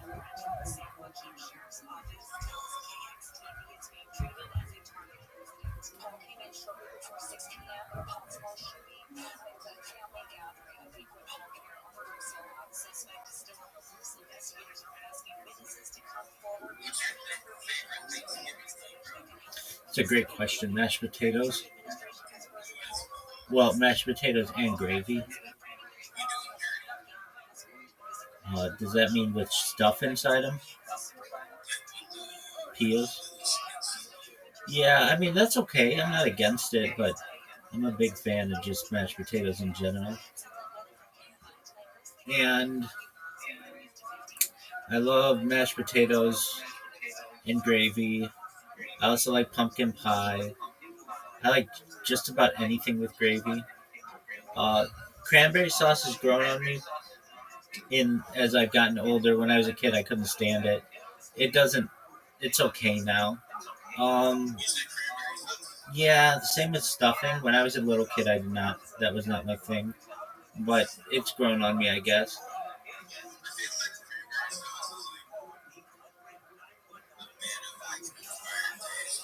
Yeah,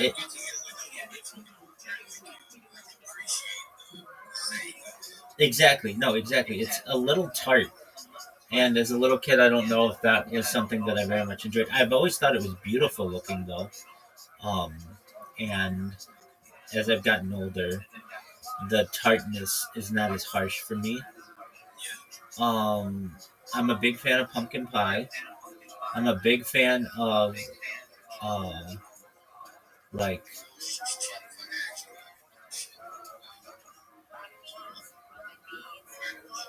you're good, big dog.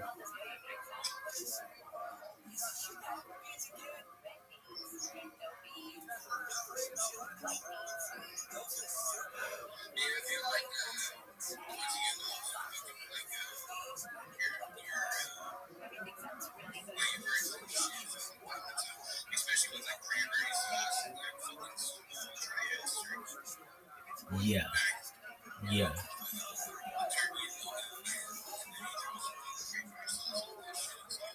right.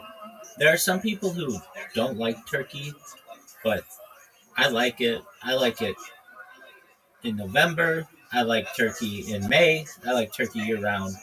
Um, I like the gravy with it, especially if like it's super dry. Though that's to be avoided. Um, and then throw some mashed potatoes in there.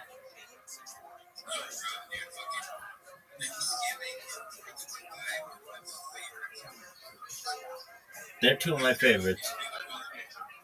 They're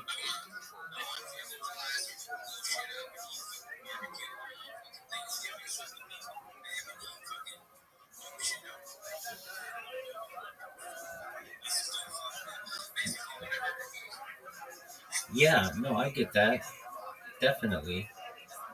Uh, I am a major fan of those as well, and there's something like so much more fulfilling of the holidays that have like meals attached to them, as opposed to just like candy or something like that, you're never really satisfied with candy. It's kind of, if you eat too much of it, you get a little bit of a stomach ache. But like, what is it? The sugar?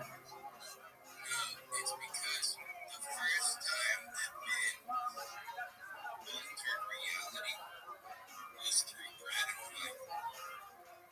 That's the first time that we completely changed our surroundings. That's why bread and wine, drinking bread and like wine and shit, right, is such a big thing. Is because it was changed on a molecular level. It's the first time that we hopped out of the fucking store. Alrighty.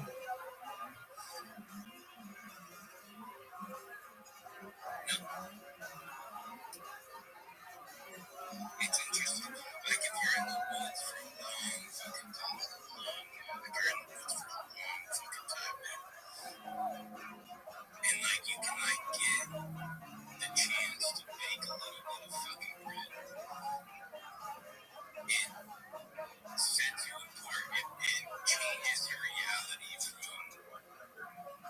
being completely overcome by the natural world to shifting and altering the natural world into something that you can control.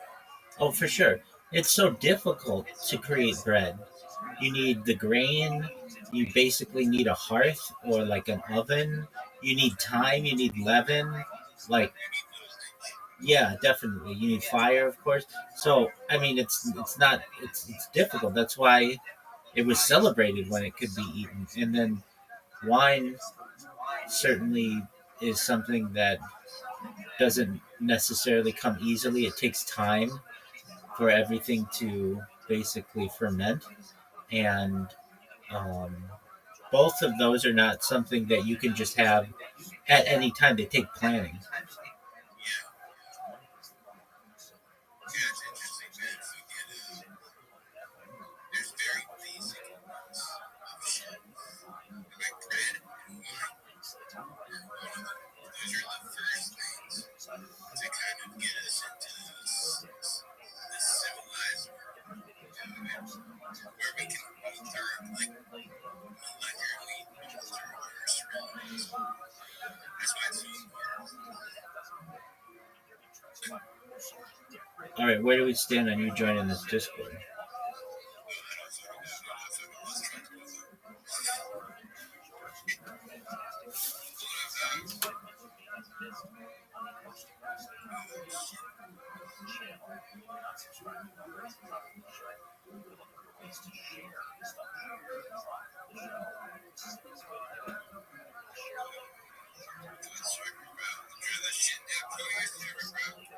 I'm ready for it.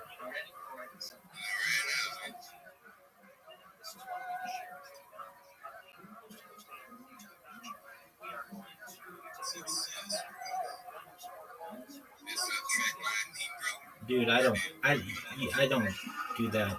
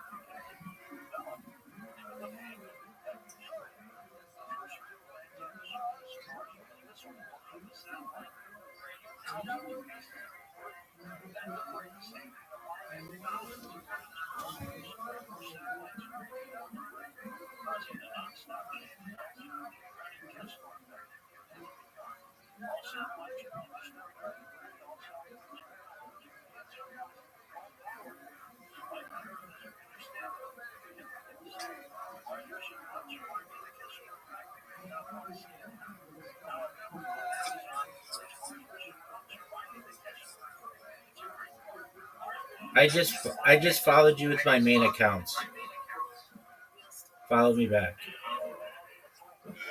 on Twitter.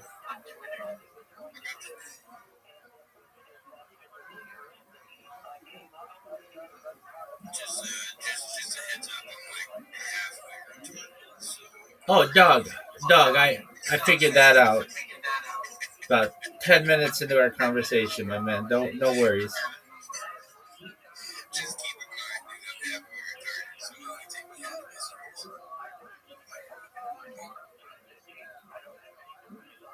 serious. I already feel you. I ain't saying fucking keep it up, dude. I just got out of fucking Twitter, dude. Okay, check your most recent followers.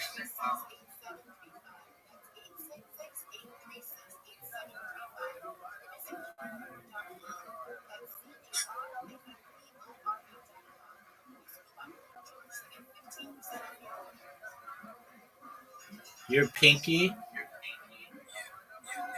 All right. I got you, bro. I got you. Hey, you're following me. Thank you. All right. So what more do you? Somebody's got to. All right. So are you in this Discord yet? Look, literally, go to the account that you just followed. It's in my profile, discord.gg.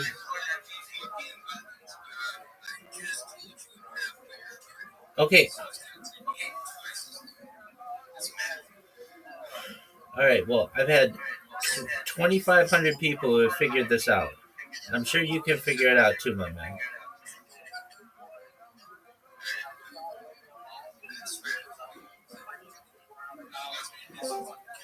There he is. Oh, that's somebody else. What up, Omni Doc? How you doing? Every day's a holiday, every minute's a feast, thankfully. How are you, pimp? Good. What's new? Good. All right, but what's new? What'd you do today? Nothing. Is that a good thing? Maybe. All right. What's on your agenda for tonight? Nothing much. You're just cruising the Discord world? Yeah. Do you ever go on Twitter? What? Do you ever go on Twitter? Not really. Why not? Or change more my space. All right. Is that a cool website? Yeah, you should go on it. It's always so complicated.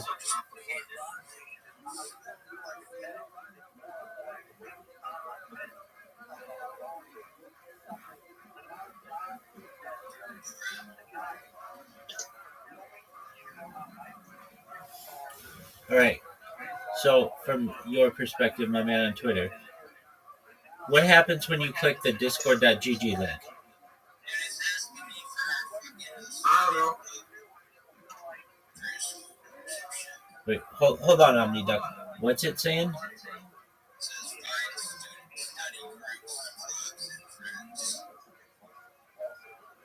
Okay.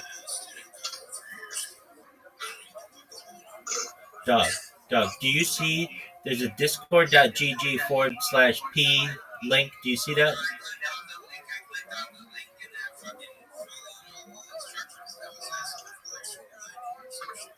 Doug, I don't ask for school ID. I don't ask for that. Okay, I'm going to send you the link in your DMs. Eve? OmniDuck, just calm down. I'm speaking with somebody What's else. happening? I'm speaking with somebody. I wasn't paying attention. You're good, big man. No, I wasn't paying attention. I know, you're good. Pinky, check your DMs, dog. All you have to do is click that link. Pinky. Pinky. Check your DMs.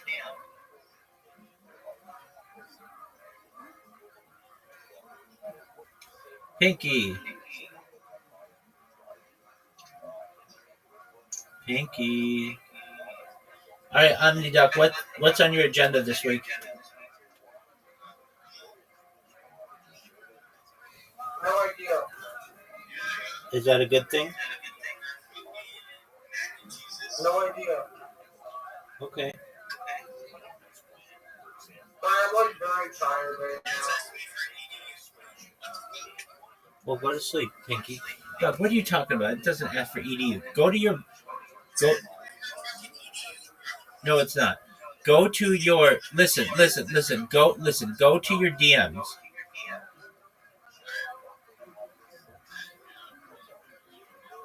Click the link that's in your DMs.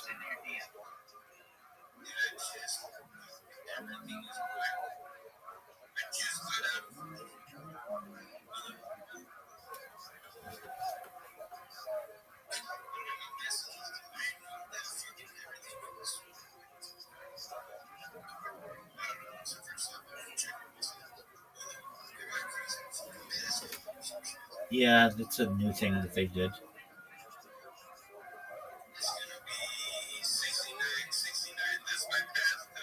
That's everybody's passcode, baby.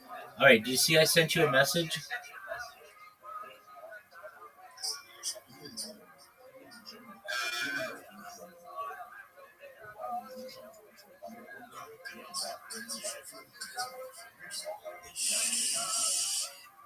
Dog, look at your most recent message.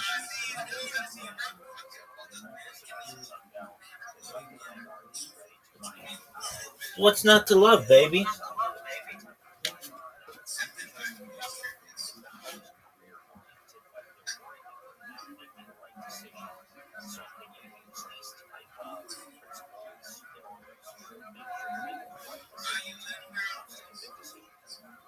Baby, I'm here.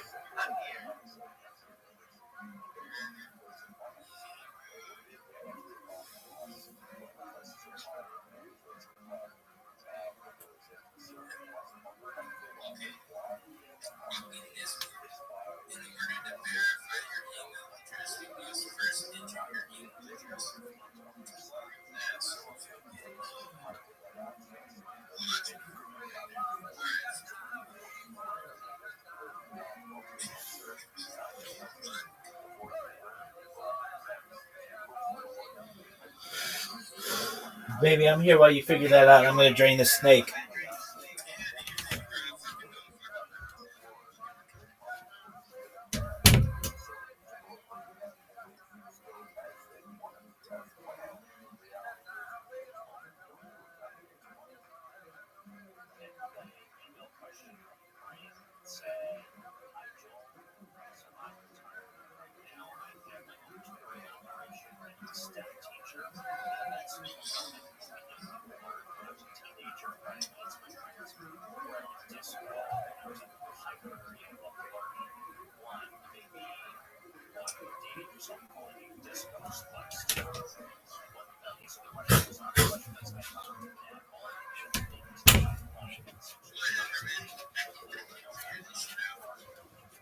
Dog, you got to figure this out.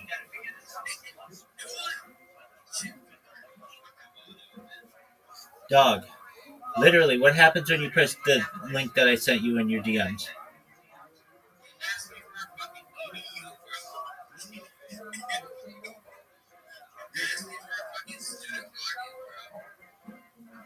Did you create your account with a student email?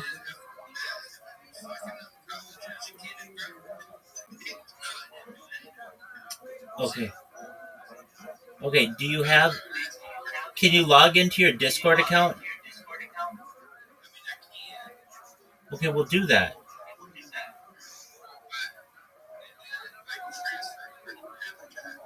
Doug,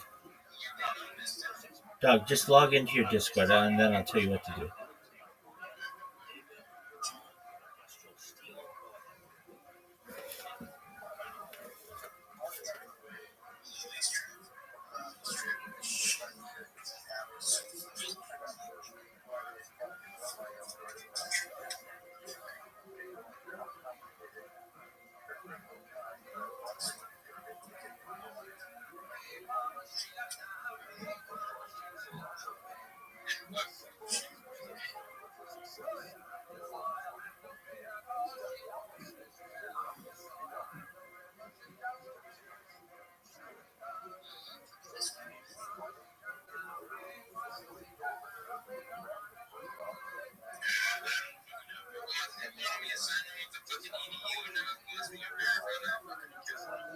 Okay, we'll verify it, big dog.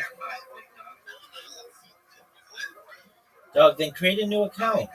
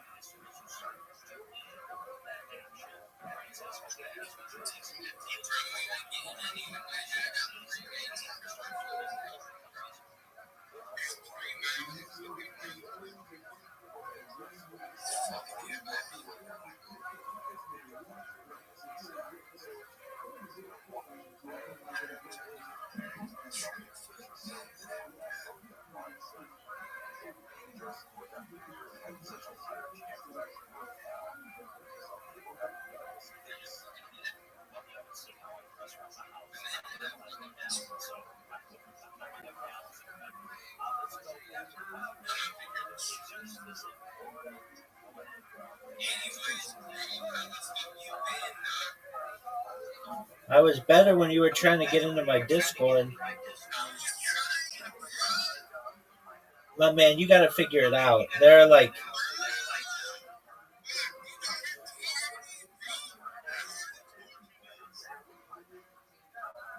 I'm waiting for you.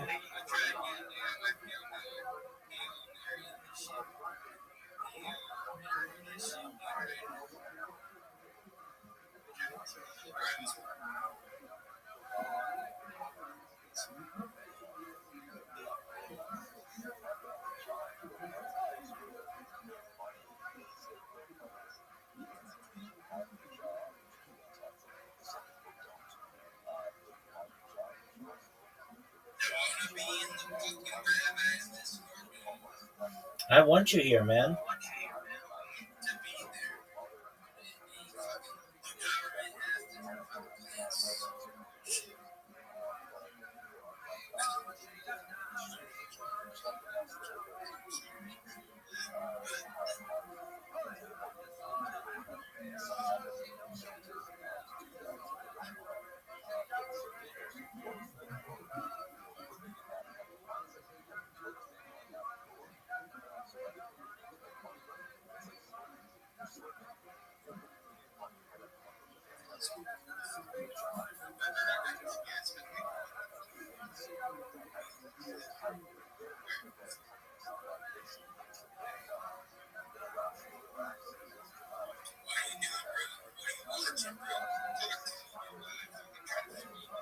Baby.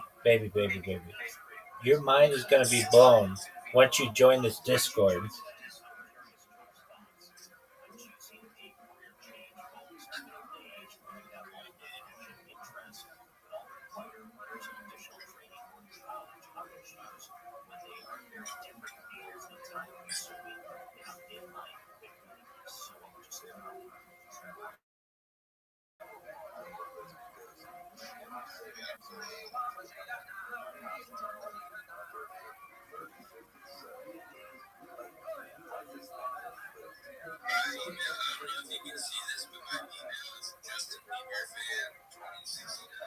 Oh, you didn't have to tell me that. I assumed.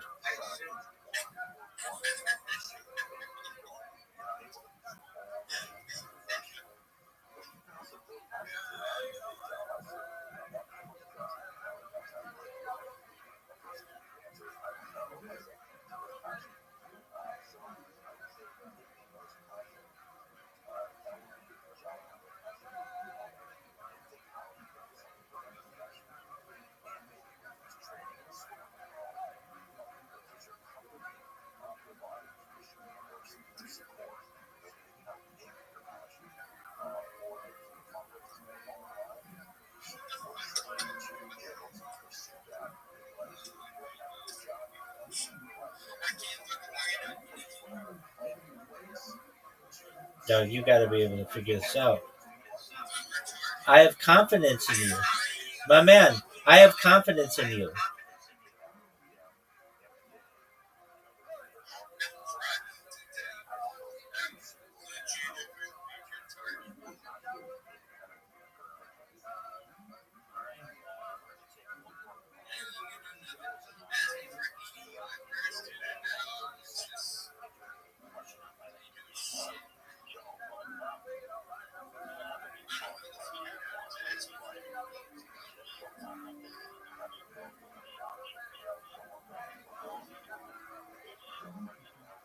My name is Source X.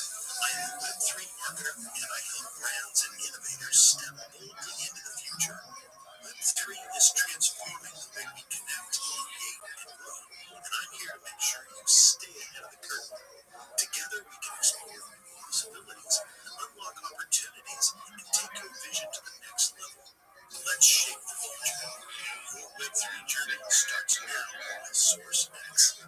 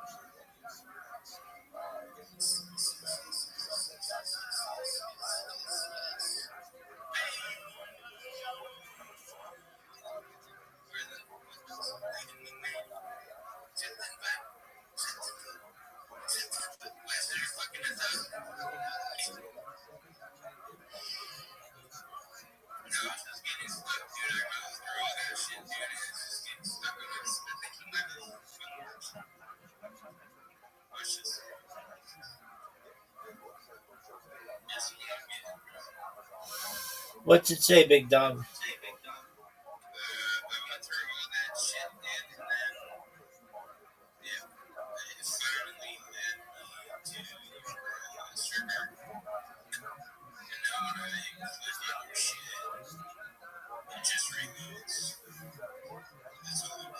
Okay, are you copy the link that I sent you in your DMs? Let me know when the link is copied.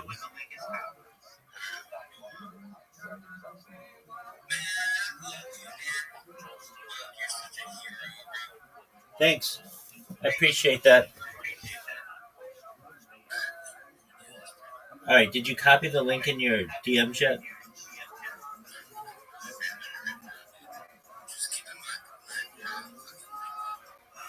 No, I don't know if you're half. You might be 3/4 of the way to this point. Whatever it is you are.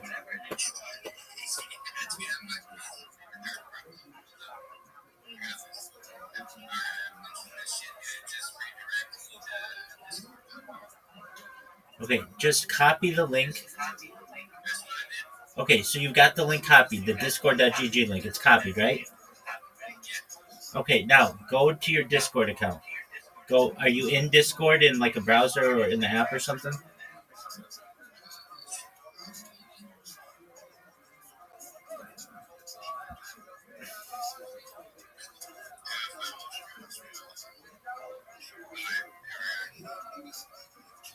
All right, you're in?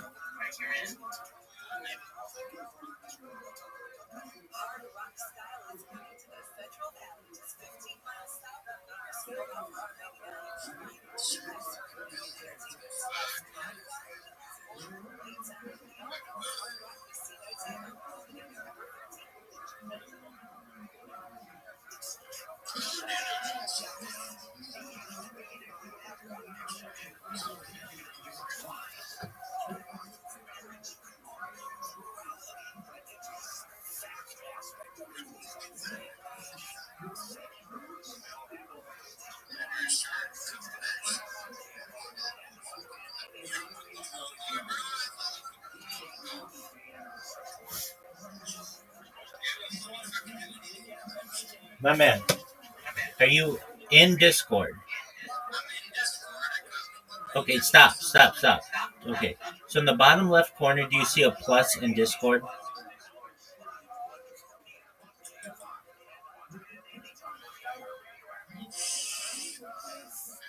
In the bottom left corner of Discord, do you see a plus?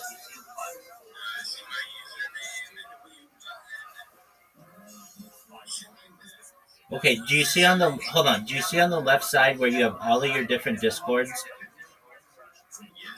Okay, scroll all the way to the bottom, and you should see a plus. But you have to scroll to the very bottom.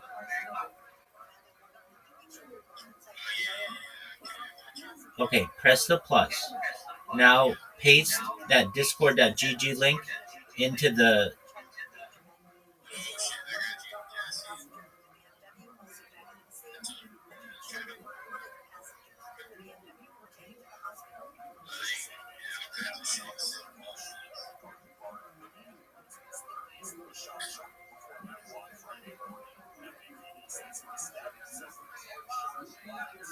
Did you put the discord.gg link into Discord?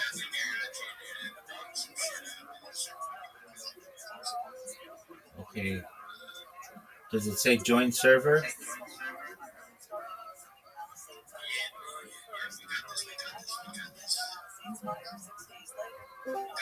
There he is. Welcome, welcome. Look at you. You figured it out. You figured it out.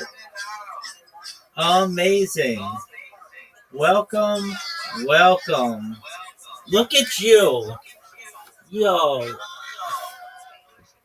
It's Jackalope. How you living, Jackalope?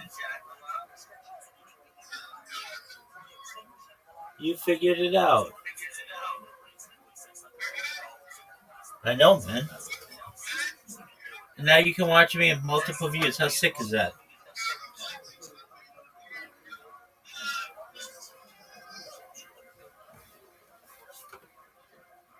Pink, can you hear me?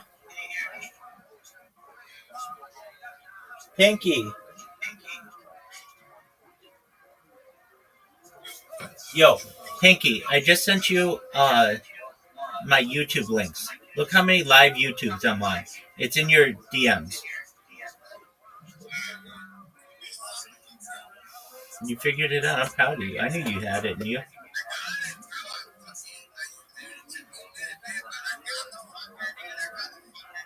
Absolutely. Now, go to your DMs in Twitter and look at the YouTube link I just sent you. You've never seen somebody live on so many different YouTube streams.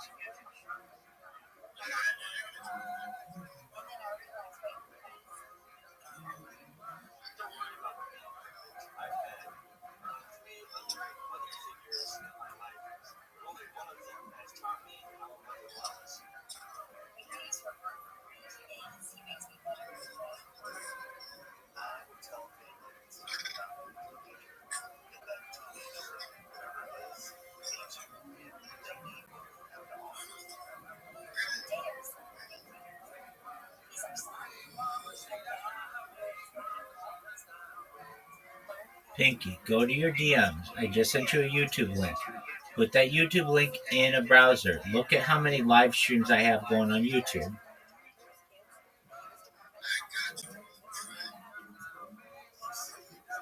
There is no try. There is only do.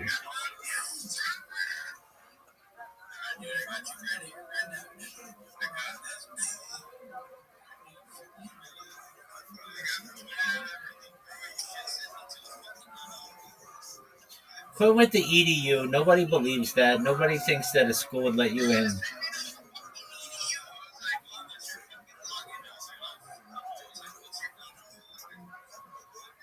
Doug, I sent you a DM with the YouTube address.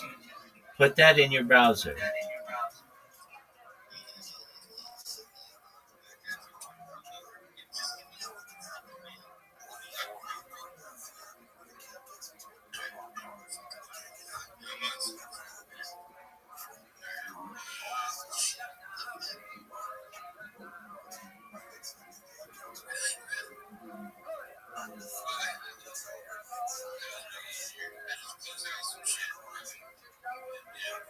Okay, we're going to go over this again.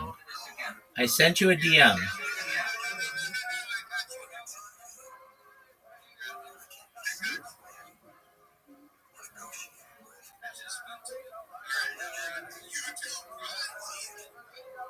How many different do you see? How many different lives do you see? Dog, I just sent you a link. How many lives do you see? Word.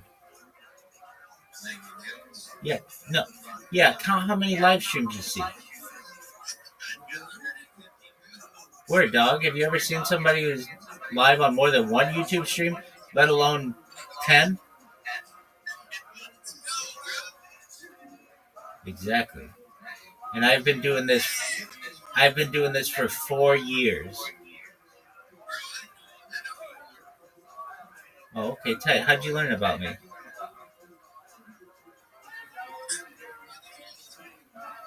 Oh, shout out to the homies.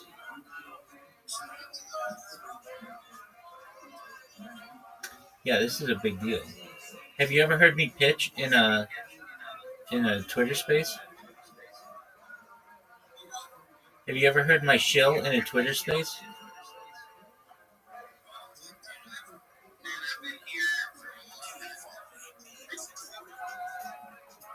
No, you would remember it. It's the best one you've ever heard. That's what I like to hear. All right, you ready? Okay, but seriously, listen. I'm Rabbi Rothschild. If you don't know who I am, okay, I can wait on that.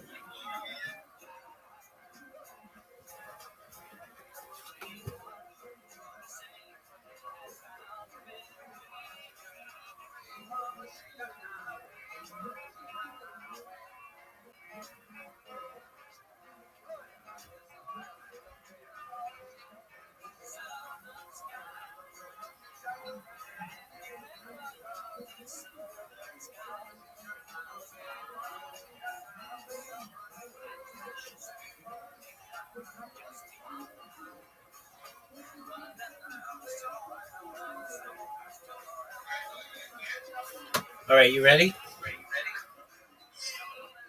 You're too far away for me to believe you. Okay, you ready? I'm Rabbi Rothschild. If you don't know who I am, you will. I stream my life 24 hours a day, 7 days a week, 365 days a year for world peace. I've been doing so for more than 4 years. My streams go back to the pandemic. We've seen the death of a queen, the birth of AI, the coronation of a king, and everything in between. This is a real-life Truman Show, a real-life Big Brother. This is a real-life timeline and time capsule of human achievement. In the 1990s, Bill Gates coined the phrase, "Content is king," and I'm making it true today. I'm king of the internet. This is the biggest event in global history, and here's why. In 2018, The Economist magazine stated that data had overtaken petroleum as Earth's number one resource. And I have more data archived on the internet than any person ever, which is making me a very influential person. I'm going viral, and when I do, I want to make you, your friends, your family all financially independent. I want to ensure you have generational wealth if you don't already, and I want you to be able to start charities and philanthropic organizations of your own. I'm unlike any influencer you're ever going to meet. I'm not live on one YouTube stream nor 2 YouTube streams. I'm live on over 20 simultaneous YouTube streams 24 hours a day. You can watch my life from 360 degrees. I even have a ceiling camera. If you want to watch these streams, the link is in my profile. Additionally, in my pinned post, you'll find a link to my YouTube streams. You'll also find a link to my link tree there. I dare you to look at my link tree. Nobody dares you to look at their link tree, but I do because I have more social media than any person ever. I have more content than any person ever. You'll also find a link to my Discord, which is discord.me/rabbi. We have over 2,500 people in the community and are growing every day. In addition to making you rich and wanting to promote world peace, I want to help end world hunger through the use of technology such as agricultural drones, floating greenhouses, saltwater greenhouses, hydroponics, vertical farming, cloud seeding. I want to help end world thirst. I'm sponsored by a cryptocurrency that's worth about $100 million. And one of the things that we do is we build wells and water towers in developing nations for the benefit of the less fortunate. Additionally, I'm an advocate for the LifeStar program and most importantly, desalination technology, where we pump Earth's seawater onto land to make it drinkable. If you're hold on, let me finish. If you're a reply guy, if you're a Web3 marketer, if you're a raider, you're a shiller, and you want a free mentor, coach, and friend, send me a DM. I will respond. Send me a follow. I will follow you back. I want you all to know that I'm here to support you both personally and professionally. I'm here to be an optimistic person in your life. I'm here to have a positive role in the future. And most importantly, I want to give people hope. And with that, I sincerely appreciate the opportunity to share. I love you too, big dog. Isn't that the best show you've ever heard in your entire life? Isn't that the best shill you've ever heard in your entire life? Yeah, dog. I've been working on it for 4 years. I've got it all memorized. You can tell I'm not reading it. Yeah, it's taken over, dog. I've been on Twitter for a month, and I've got 1,800 followers, which is not easy to do without a verified account.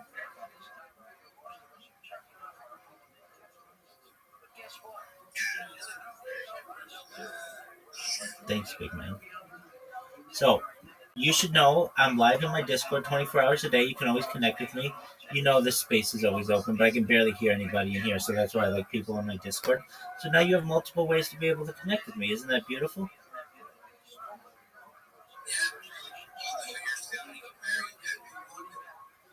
Yeah, it's probably because you're in my Discord as well. So if you leave the Discord, then I won't echo.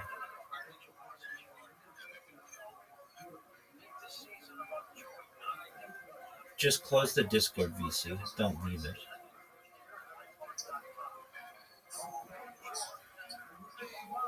To clarify, just close the Discord, VC. Don't leave the entire server. Is what I'm saying. All right, you're gassy. You need to be burped.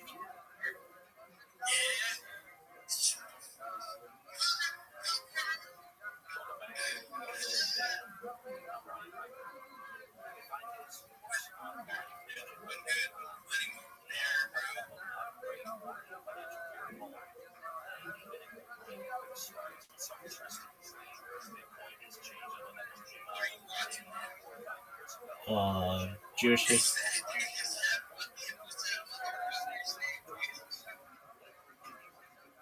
His name is Rabbi Silver.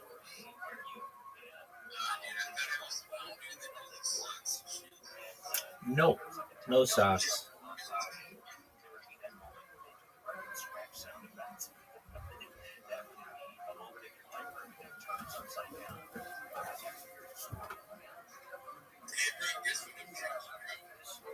Something alcoholic.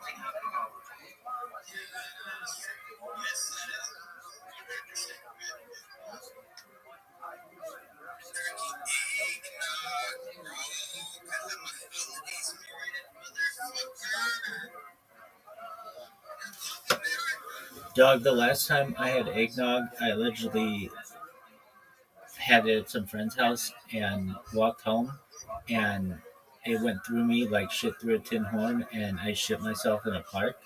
Didn't shit myself. I just had to pull my pants down and shit in a park, allegedly. And then when I woke for synagogue the next day, a dog had eaten it. Oh, he left. Well, that may or may not be a true story, but oh, which one? I don't know how proud I am of it, but anyway. Shout out to Pinky.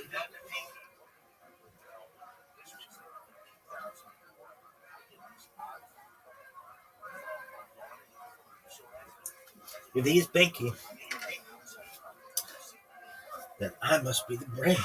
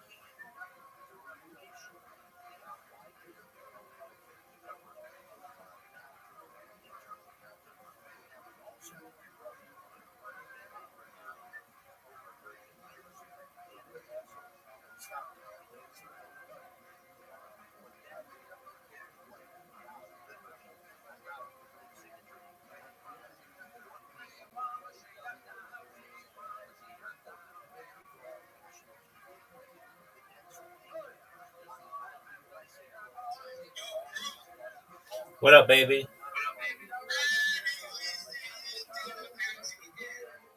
Yo, how you living?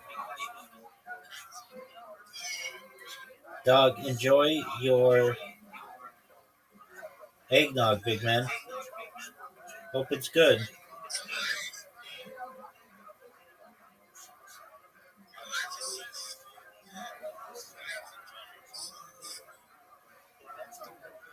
Word.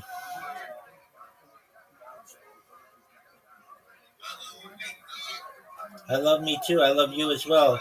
You're pinky on the brain, baby. You're pinky on the brain.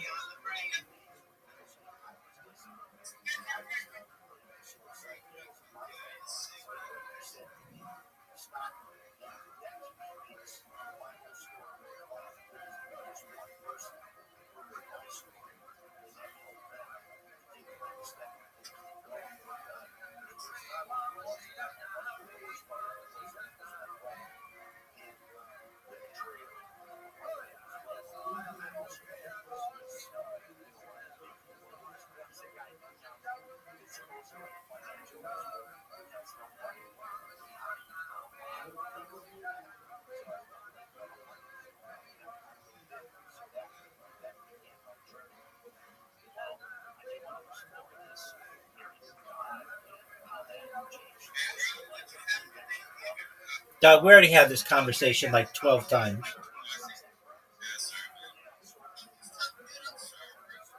You're good, baby.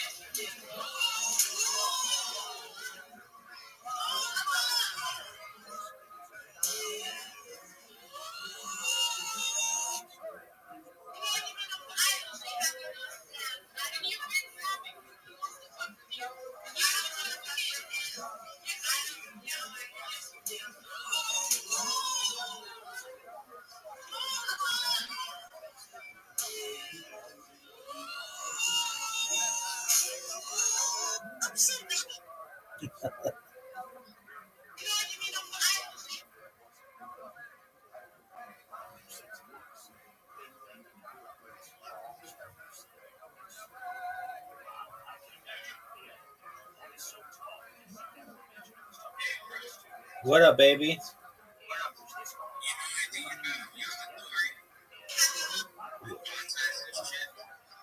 All right. Knock yourself out with that, baby.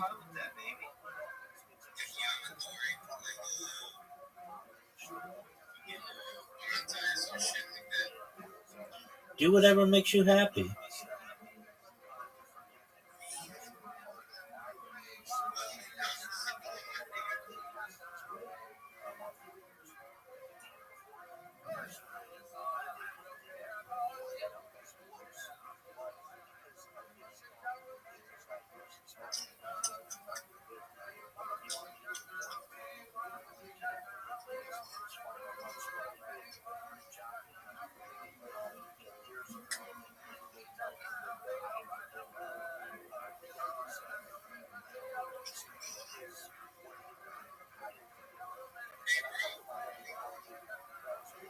Yo, dog.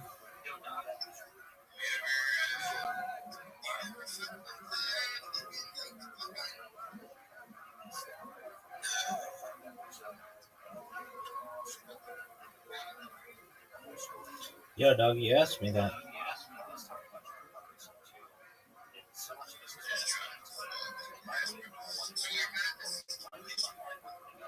What's your situation, big man?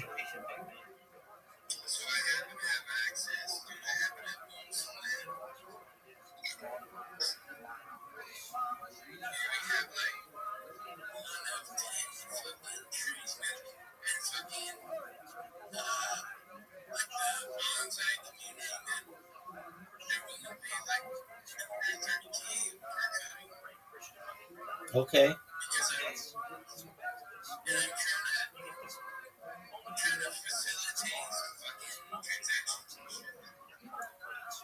Okay.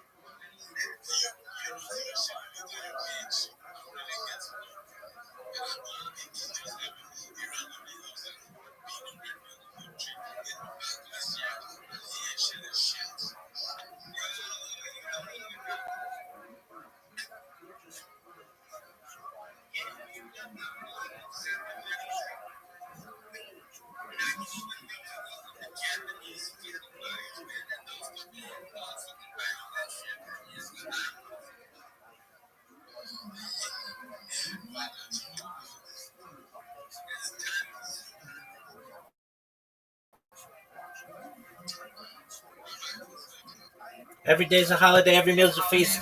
How are things in your neck of the woods, big man?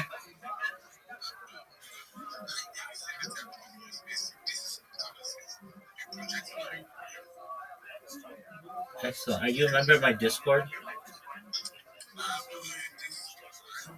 Okay, well, what's stopping you? Even Pinky could figure it out.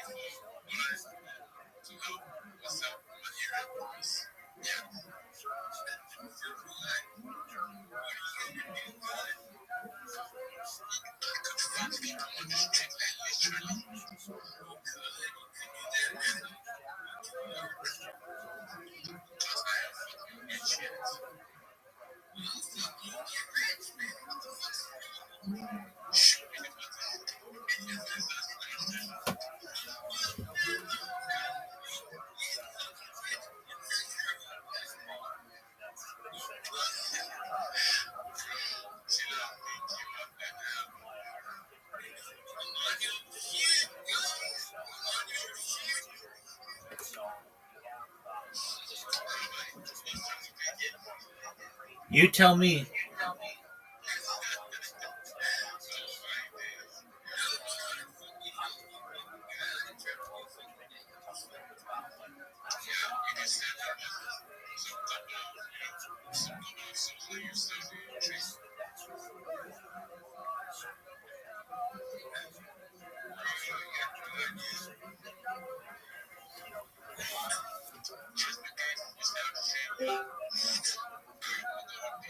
Yo, what up?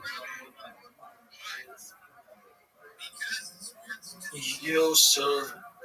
Yo, how are you? Good. Excellent.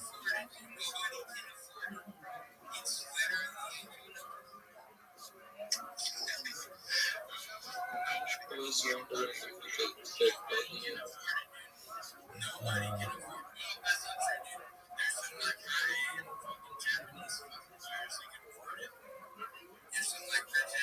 Yeah, the answer is perhaps.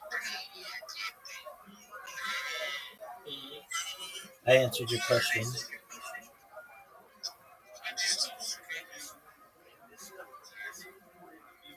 Yeah.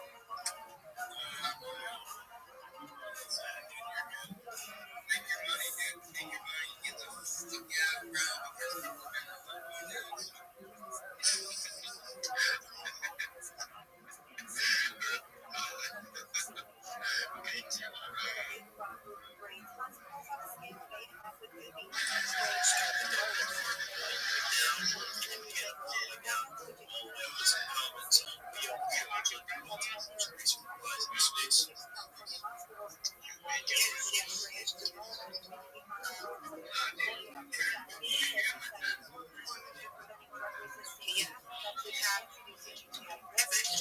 have the things, slowly,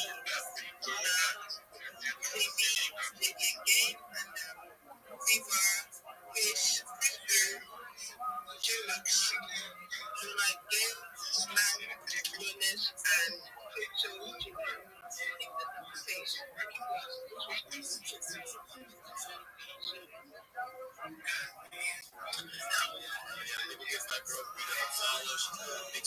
Space.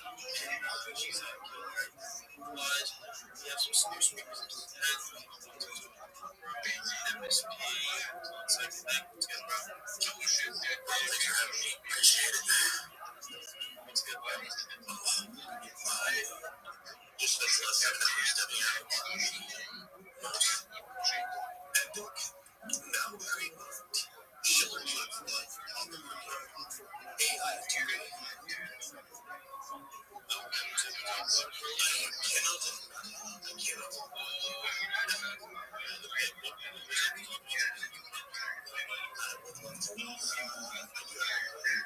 Main platform and this platform is a different platform. So I recommend you guys check it out. It's kind of like hybrid, but no case here. A little bit more job posting.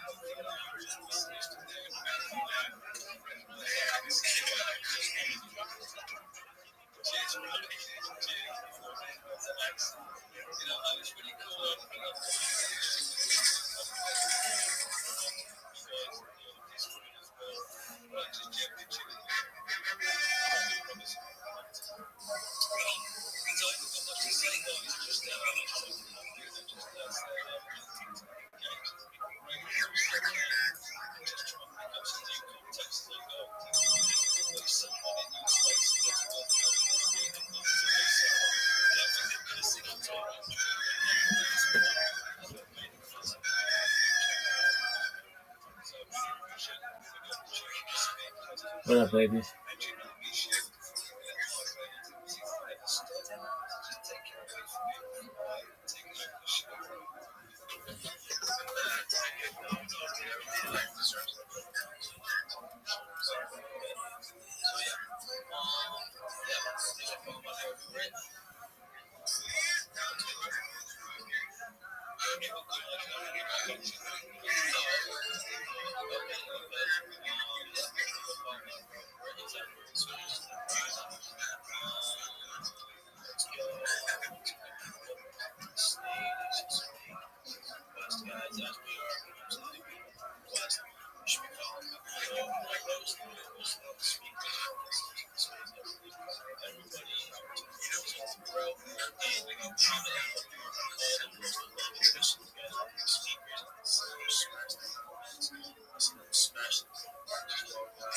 most of the things that matter in space. For me, he also done Mr. Love, obviously, two moments.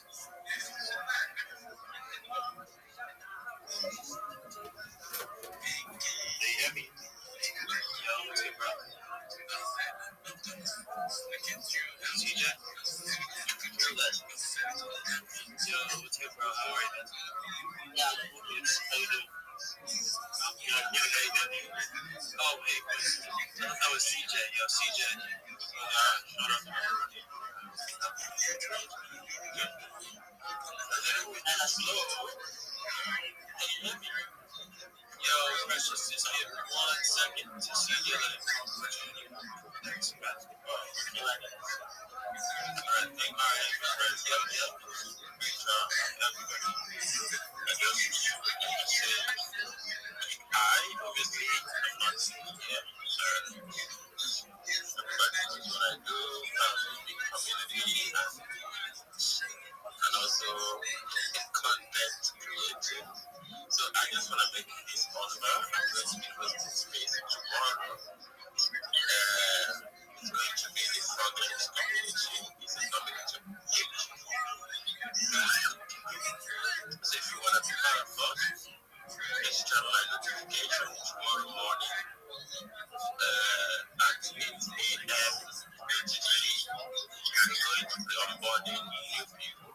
So if you're interested, just turn on my notification or just come on my space by 8 a.m. in the morning tomorrow. And we'll be giving out free safe chain NFTs on that space. So if it's something that works for you, feel free to come over. That's what I wanted to check. And on the admin side, obviously, if you are watching, IDOS, I'm also invested in a little bit of money there. I'm going to be giving out all the profits as well to my followers. So that would happen later on, not now. But if you want to come to our space, just come tomorrow morning. Shout out to everybody, and then we have a wonderful weekend. Alright. CJ,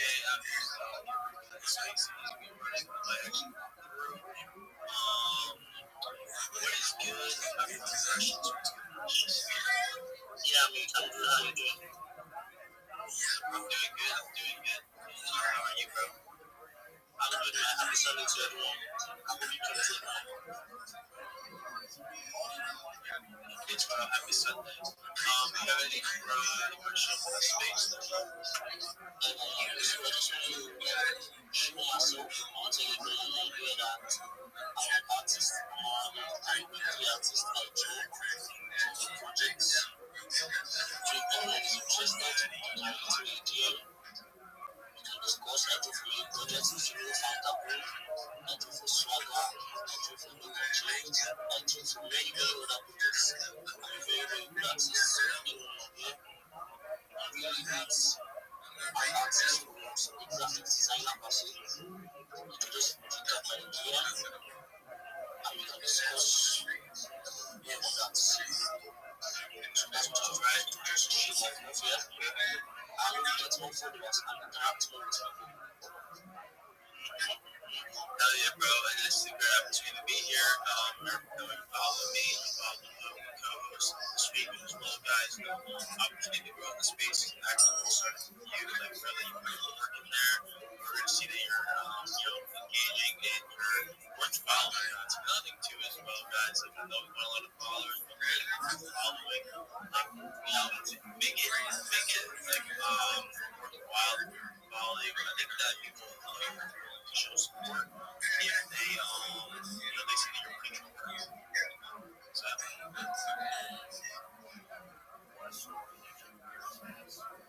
all right, we're going to go to the next speaker, Rabbi ROTHSCHILD. Let's get back. Yeah, so if anyone is interested in an artist anytime soon,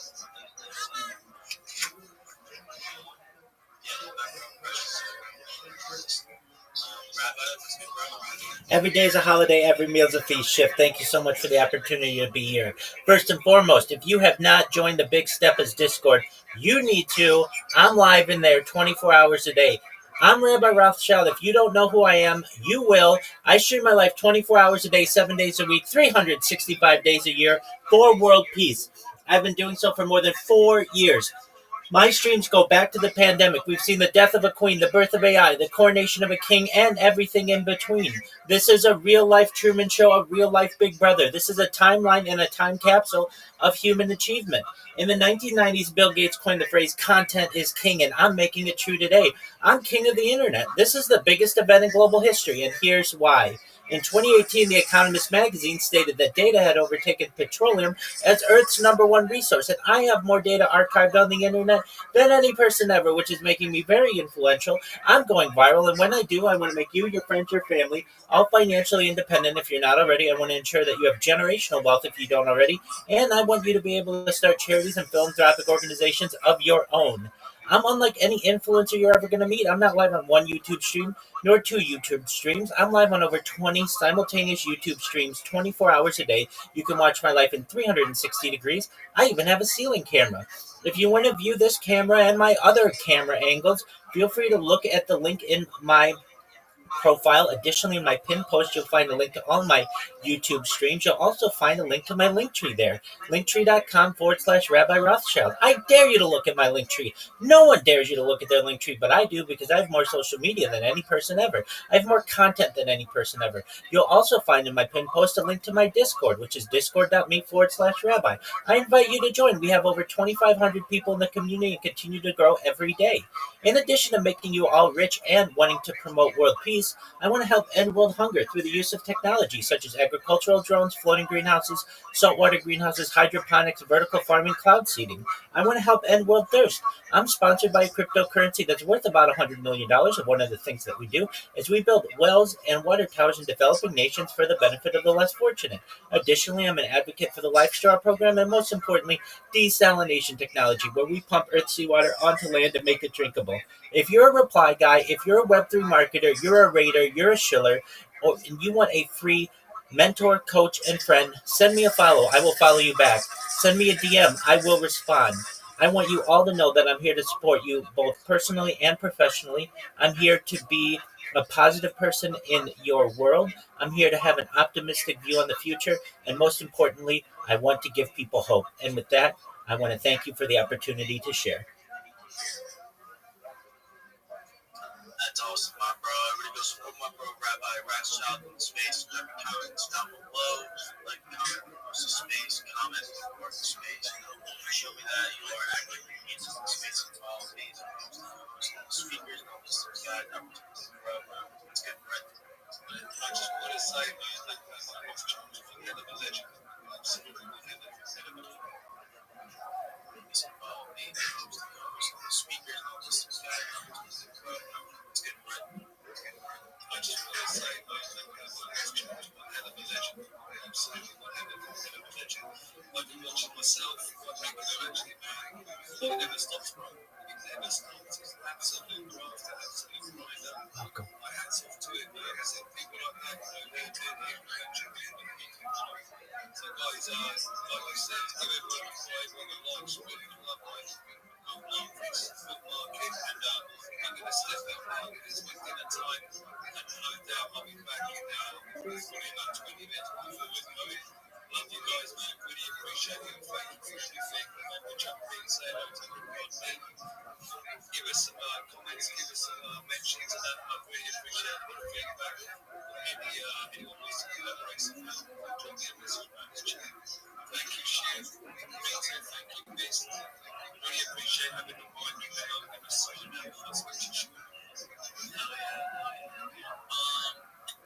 Yo, vibes I gave you for these anyway,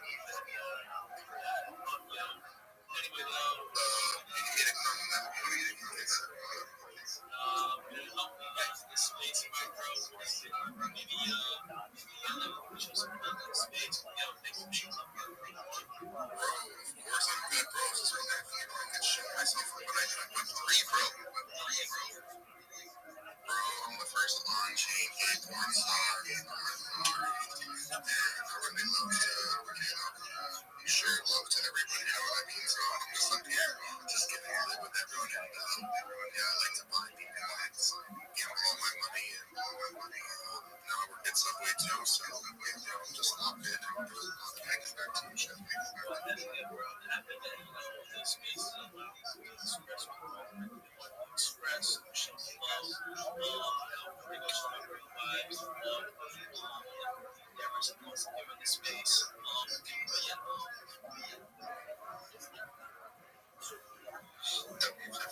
Thank you for the microphone, GM, to everyone, GM, to Chef, the GM, to Rita, the GM, to Goodness, the GM, to all the members,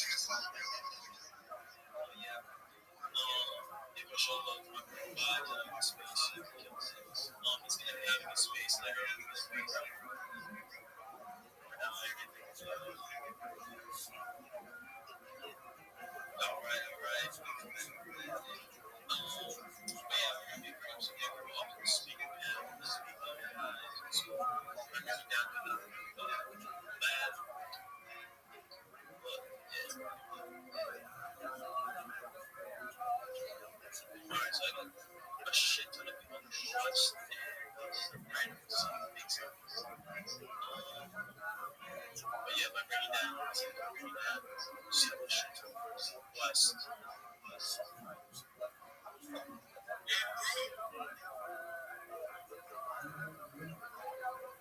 Alright, my bro, Adam, what's good, my bro? Welcome to the space. Hey, shit, I'm good. Good to see you guys. Good morning. Good morning, bro. How are you? Happy Sunday. Would you like to show yourself, my bro? Yeah, sure. So, it's an opportunity. I'm just gonna provide some friends who've got a very campaign that's tying in with the headlines. So I think this is the first time that the project is actually real products into info buying and some actually undone launches, which is the builds needed custom launch brand, and they've actually built nice watches racing, which is that everyone that's going to be currently racing in Qatar. And the campaign is going on until the end of December 7th. You can check it out online and in the post. There's a bit of information about it. But basically, just by talking about the project itself, so the lab between Abdul and Williams, as well as sharing the mini-apps. There's a mini-app that connects into it, which is like a little bit of a game that you can also see the point set. So we can discuss this in spaces, you can discuss it in timeline, and that gives you the chance to win one of 6 options from Rabbi, which has a total value of $3,500.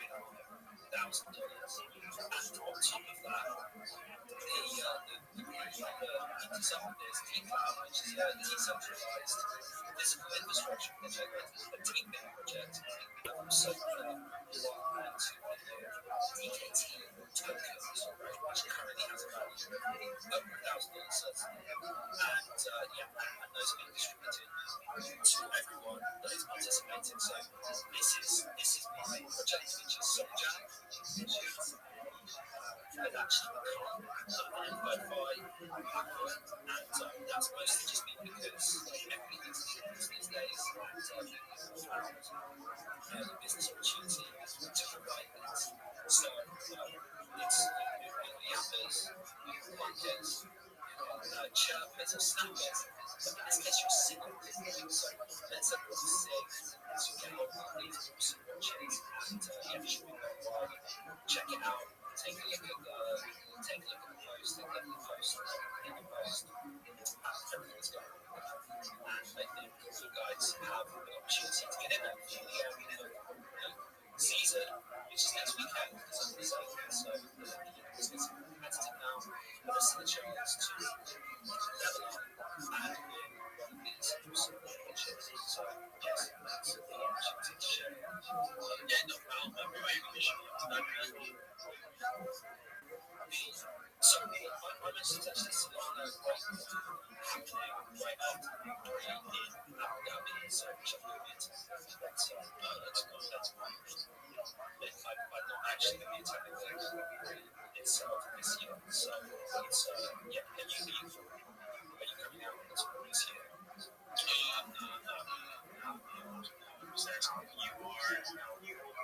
Since you're talking about it, I'll Yeah. Well, let's say not free this year, but yeah, definitely February. That's going to be going. And there's a bunch of crypto conferences coming together in the Middle East like around that time. So I think it's interesting actually because like I wasn't expecting this kind of opportunity to come through, but like it's basically there's quite a kind of I think of all of the different tools, right? There's quite a good relationship with F1 crypto, and that's partly because in Singapore every year, so in 2049, pretty much almost every weekend, right?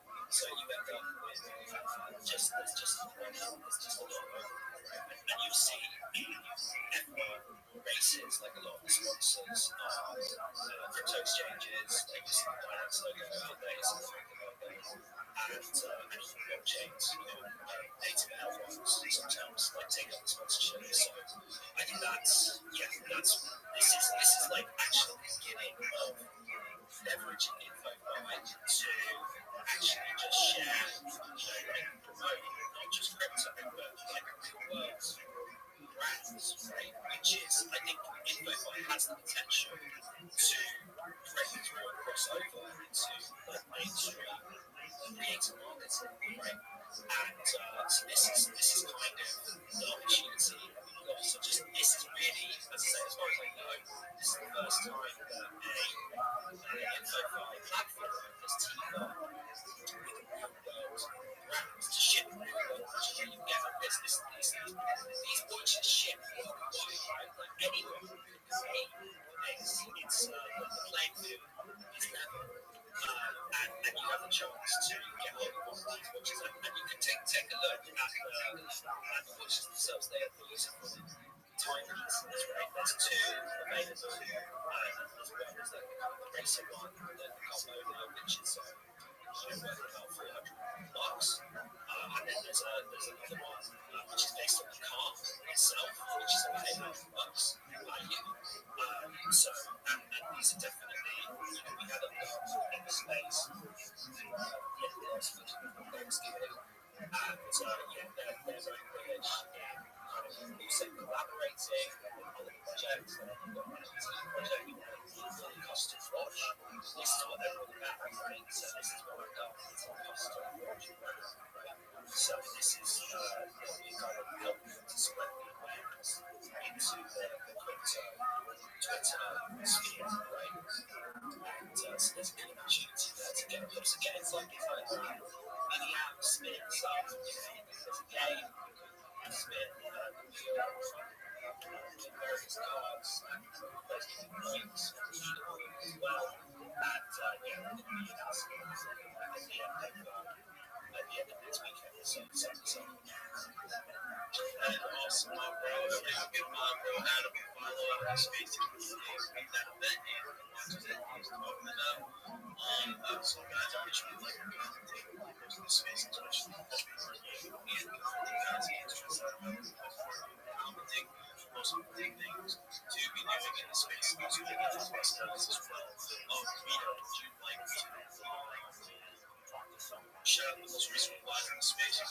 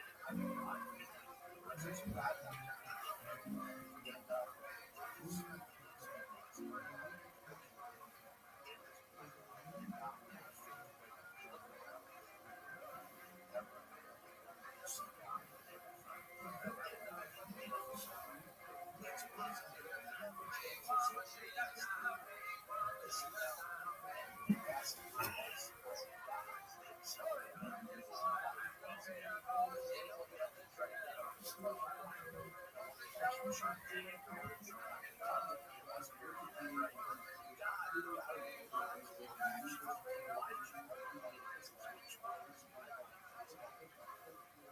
so much of it, when I think about myself, when I talk about my testimony, part of it is before and after. There's a change in your life that it's right. And if you were to look at the way you lived before and the way you live today, you realize how dangerous life and how difficult it is for someone to change and and just so impossible for that to happen. We're going to continue with Jim Harris, and we'll take calls with you as we stay in contact.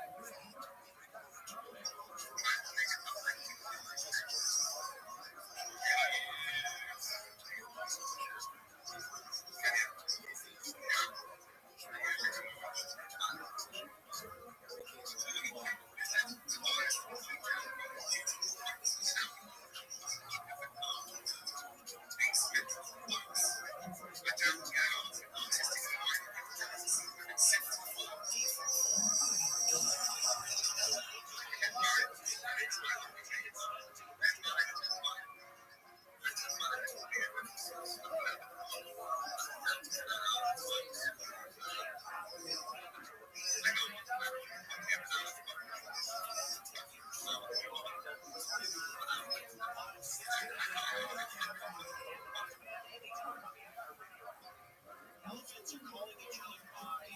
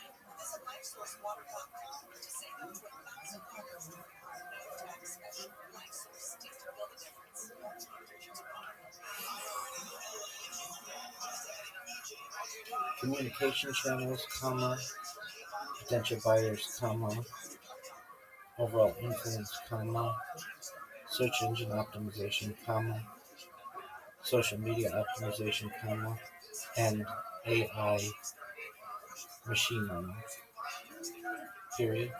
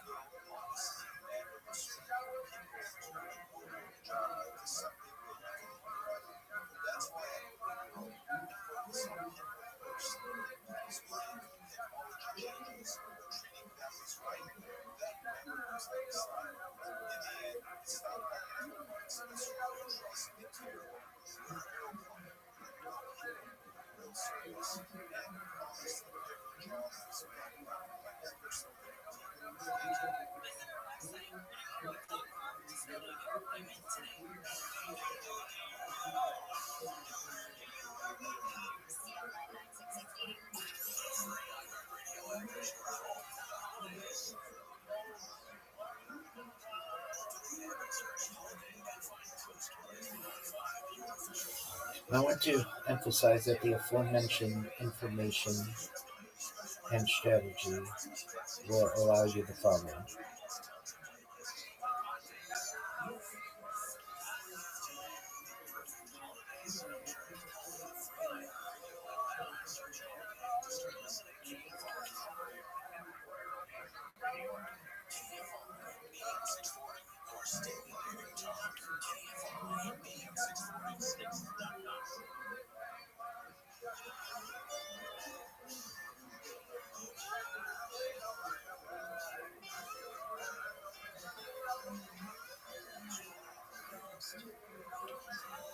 Please let me know if this information makes sense to you, period. Please let me know if you have any questions or need any further assistance at this time, period.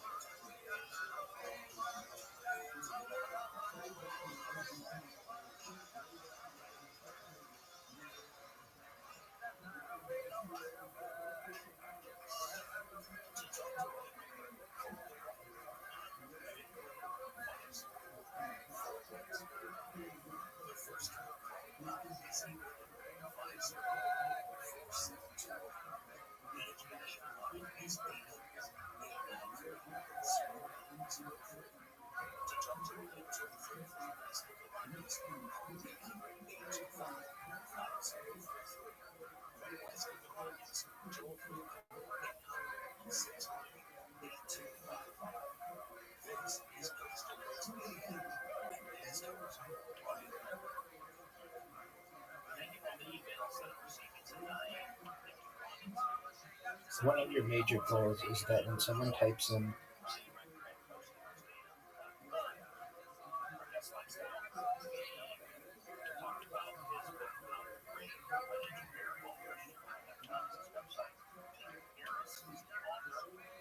that you are associated with the first 10 results, period.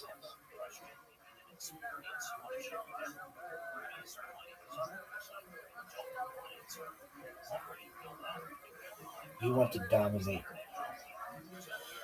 search engines, and this strategy will allow you to do so, period.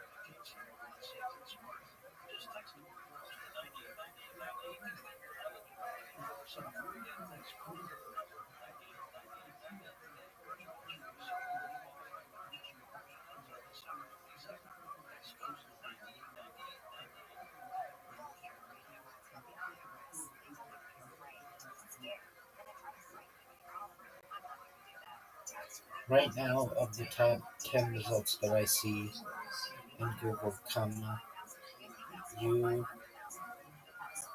have 2 of them.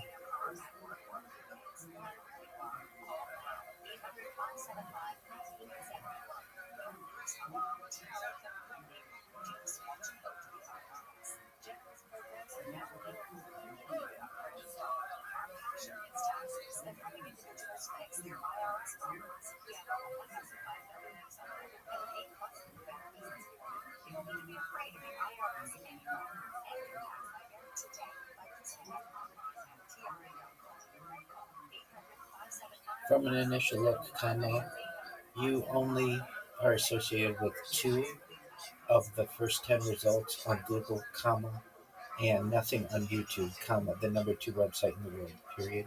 Utilizing the aforementioned strategy will change that, period.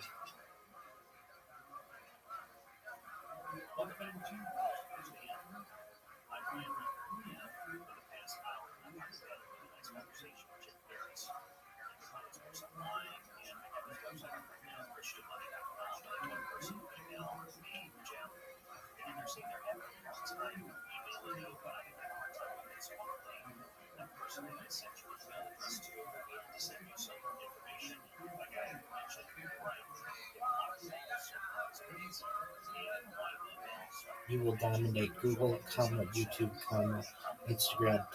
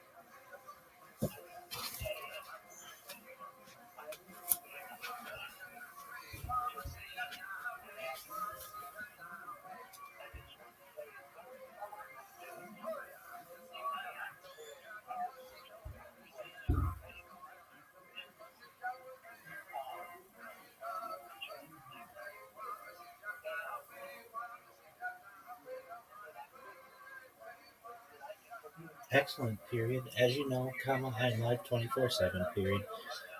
You can always connect with me in Discord or send me a DM, should you have questions, period.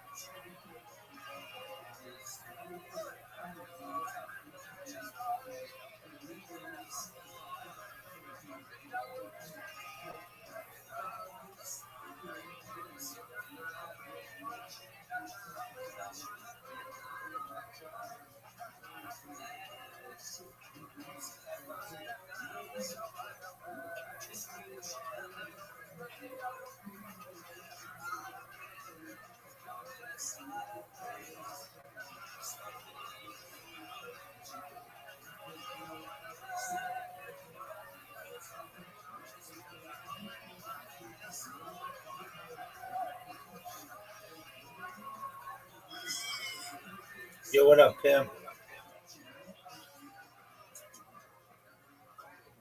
How are you?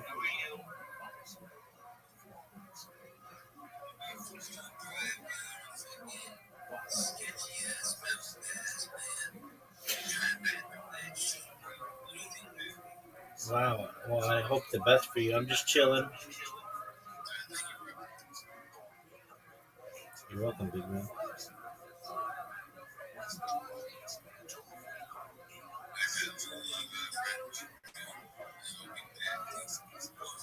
Okay, don't come back when you can. Word, baby.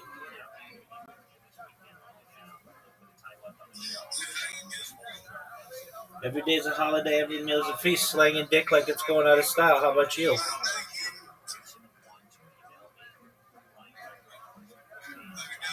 Peace, baby.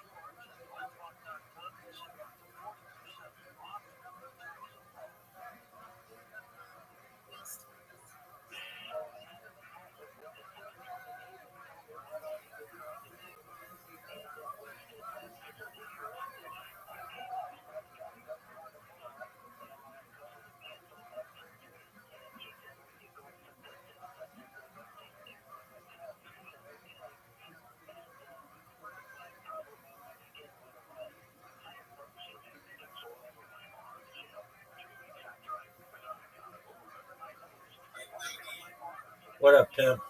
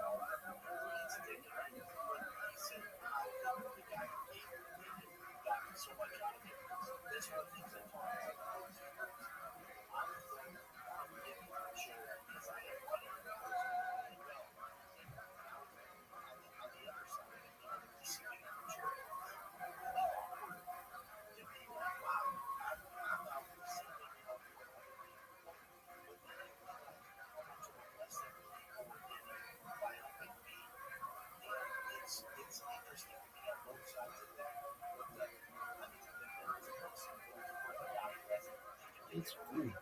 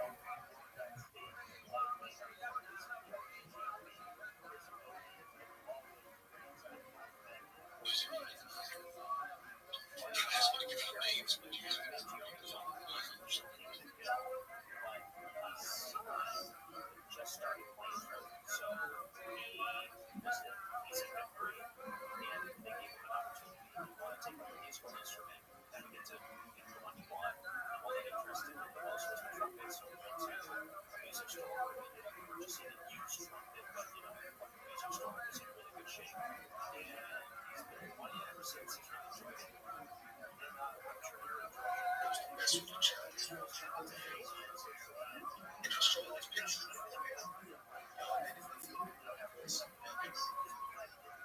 And I want to say, I have two lives. I'm not sure. But my mother told me not to. She told me not to. So I'm not going to share that with you. Because shit is crazy. But trust me.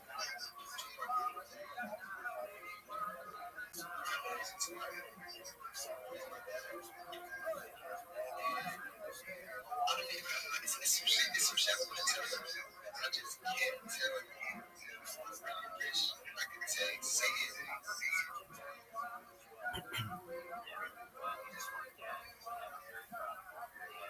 He's taken on a lot of stuff this year. He seems to be balancing it just fine with his musical abilities. I got this email reaching out with so much questions that was fine. And he said, I'd like to get some Jim Ferris. He said, I have being physically, mentally, financially, will not talk to him because of his guilt. I now contact him. So I think he may be inspired listening to tonight to reconnect with people, maybe give them another perspective to reach out and reconnect. That's great. It's a great time to do it as well. And I was speaking to someone who has a business that I was hoping to actually get because of the whole person. It's the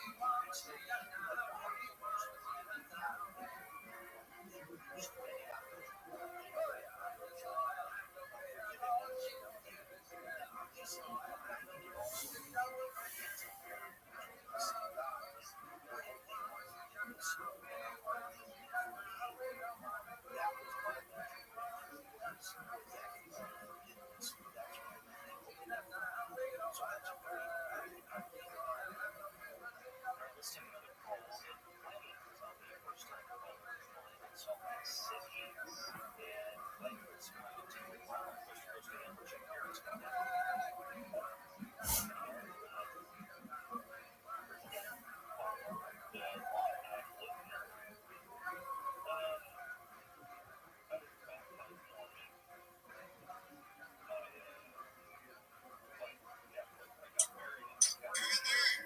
What up, baby?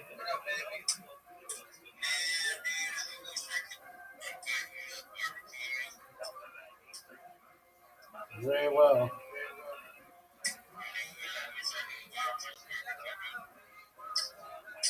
Hey, yo, big dog. Are you a member of my Discord? All right, well, good.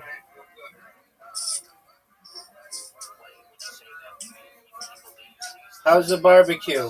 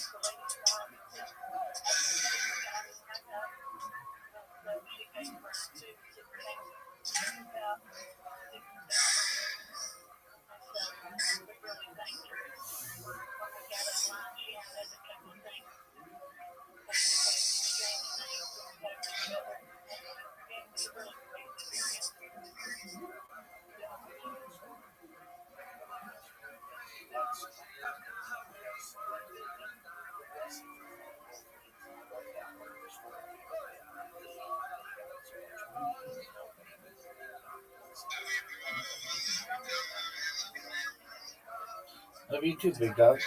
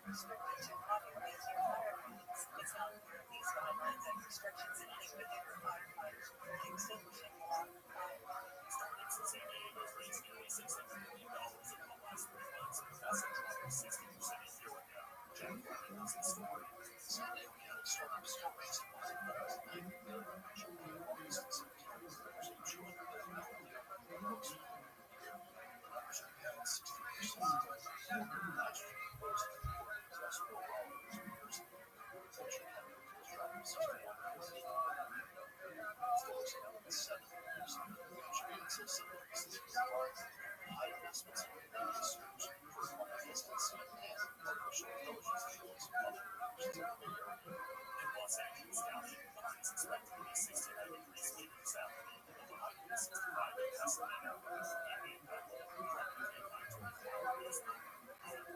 Christmas. Black Friday savings are here at American Vision Windows. Get free installation plus no payments until 2027 when you buy them. Windows by November 3rd. Now is the time to save big. Enjoy a hassle-free experience from start to finish. Call today.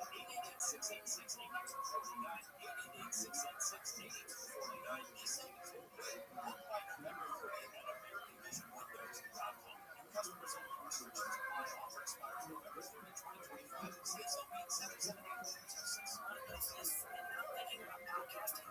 Think again.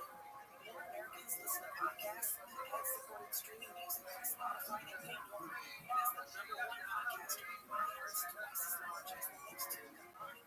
So whatever your customers are into, true crime, sports, comedy, or culture, you'll hear your message. Also, only iHeart can extend your message to audiences across broadcast radio. And all this reach means everything. Just think about the universal marketing formula. The number of consumers who hear your message times the response rate equals the results. Now let's get those results growing for you. Think podcasting can help your business? Think iHeart. Streaming, radio, and podcasting. Let us show you at iHeartAdvertising.com. That's iHeartAdvertising.com. Or call 844-844-iHeart. One more time. Call 844-844-iHeart. And get podcasting working for you.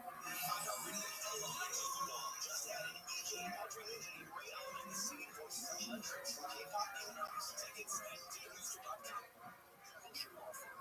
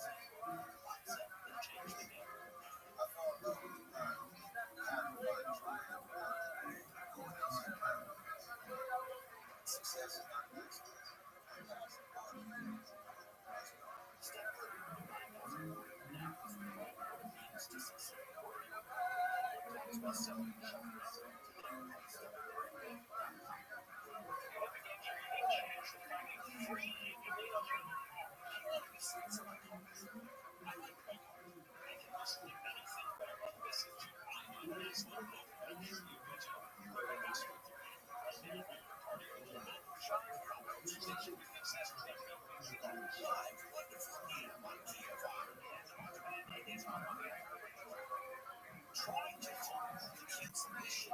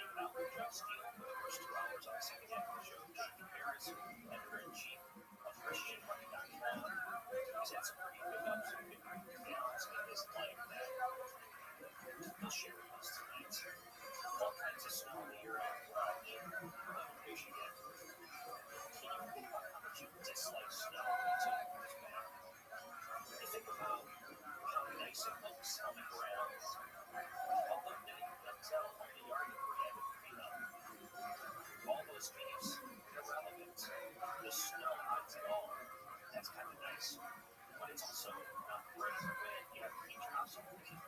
But the Christmas tree is up, that looks nice. The kids and my wife have been making good weeks that I put it up a while ago.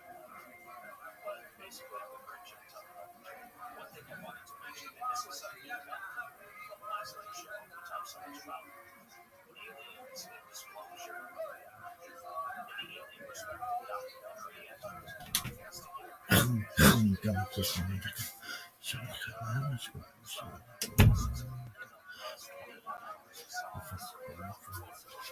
I want to be horny.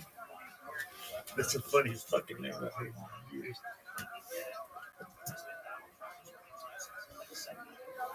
With this midnight prostitute. So like this is not like I've gone olam over here. But yet when she wants him to worship idolatry, she's like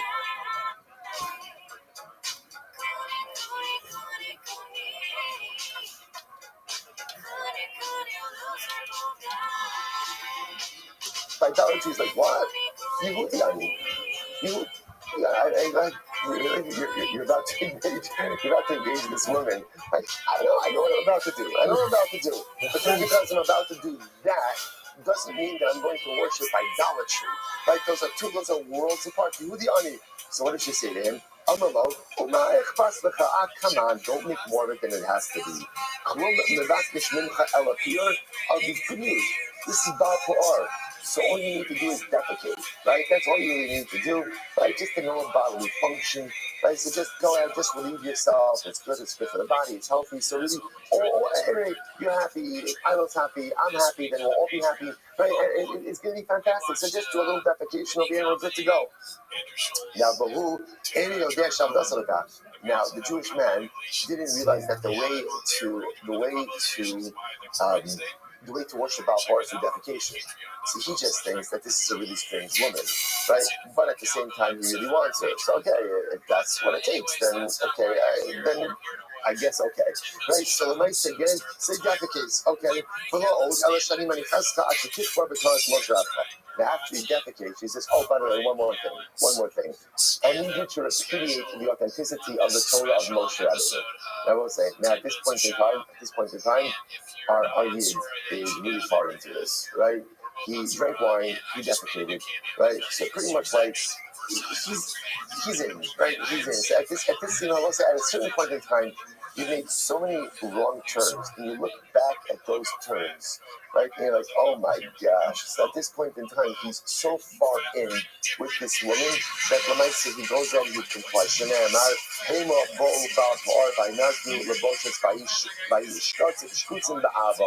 So ultimately, and this is how it started. I want to point out two things from the story.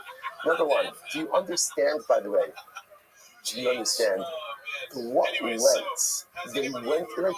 This is a complex scheme, right? And this is time. You know what this is? This is real anti-Semitism. You have to, to kill someone, a chit-chat. Okay, you can kill someone. You pick around, do what you have to do. It's a couple of moments, right? And that's it. It's done. This is time. This is resources. This is planning. This is hatred. This is what hate. When you hate someone, so if I can hate someone enough to smack them across the face. Because again, it's episodic. It's there. He's there. I'm there. We're arguing. Okay, we're done. I'm not going to do that. But I'm just saying, you understand. You can understand that. But you're tying up resources. You're sacrificing a generation of women. This is a lot. There's a lot of resources going into Judaism. That's anti-Semitism. I'll say, by the way, this is what we see this, but no, okay, we have to finish. Let's go back. This is one of those, I'll say, it also tells you, by the way, that the pathway to sin is often paved with very innocuous activities. It started with shopping. By the way, you can use this one. Shopping is a gateway activity. Right, to Avodah Zarah. Right? And what are you going to do? You're going to argue? You're going to argue with that? It's not me. It's Sanhedrin Kovav. Bad things happen when Jews shop. Right? So again, it's fascinating just to see. That Steve, that one goes on the list. Bad things happen when Jews shop, right? And so I just want to point out that it started. Now again, there's nothing wrong with shopping. They're buying Klei Pishtan. What is interesting about say is I want to point out how many Klei Pishtan does one person need? Right? Why are they coming back to the marketplaces multiple times. Remember again, about say they didn't even need any dry cleaning in the midbar. Because Baruch Hu did everything for that. So both say if they were coming back multiple times, what does that show you? Excess of materialism. Excess of materialism. You don't need that many sets of Klei done. You don't need that many articles of clothing. No one needs a wardrobe like that. And if you just keep buying and buying and buying and purchasing and purchasing and purchasing, then your focus is shifted. Again, enjoy the material world, enjoy materialism, but don't let it become your focus. The moment it becomes my focus is the moment that I am now opened up to a whole bunch of other things. So overindulgence in the material leads to what? A glass of wine with a woman you should not be having a glass of wine with, and not because she's a zona. There's a very simple reason.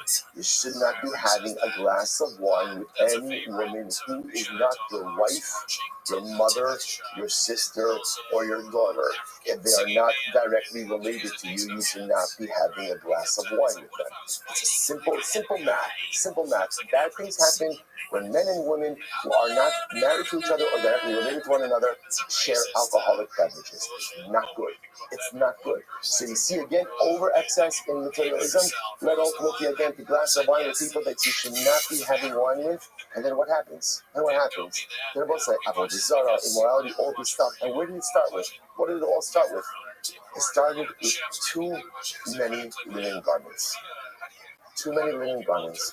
They'll say, this is the most important. This is why a person may have to live life with such mindfulness and such awareness. Every action has consequences, and every action is a gateway to something that follows it. And even something that is inherently non-sinful, but it might not be the right thing to put me in the direction I need to get to in life. All right, let's go weiter. Rabbi Loza Omer, Shitin Shema. The name of the place is Shitin. Rabbi Shua Omer, Shinas Asku Divrei Shtus. No, it's called Shitin because again, it was a place in Klal Yisrael.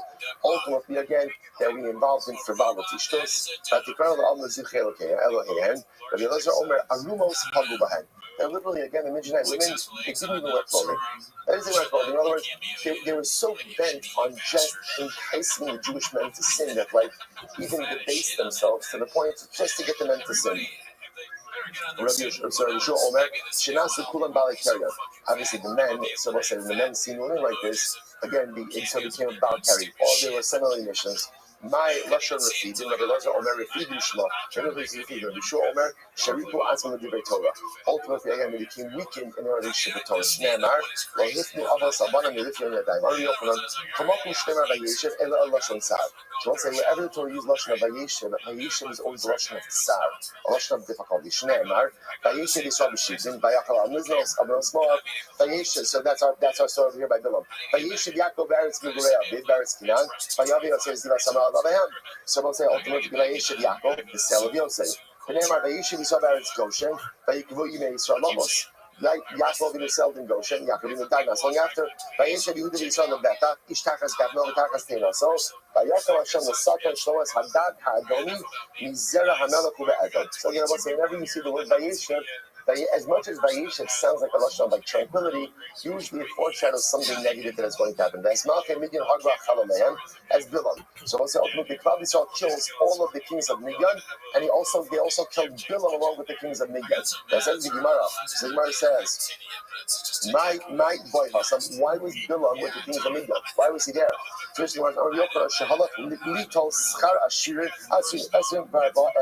so it's like, because Bilam went to collect his honorarium. Now, why did Bilam get an honorarium? After all, again, he did underperson to people. Because what did he say better than person? What did he do? He devised the strategy to lure us into a web of immorality, which cost the lives of 24,000 Jews. So Bilam went to the kings of Midian and said, Chevra, pay up. I delivered you dead Jews. Like I went ahead and caused Klal Yisrael to suffer this terrible misfortune. You give me my money. And what ends up happening? He goes to collect payment. And what happens? He goes to collect payment and he ends up dead. Killed by Klal Yisrael.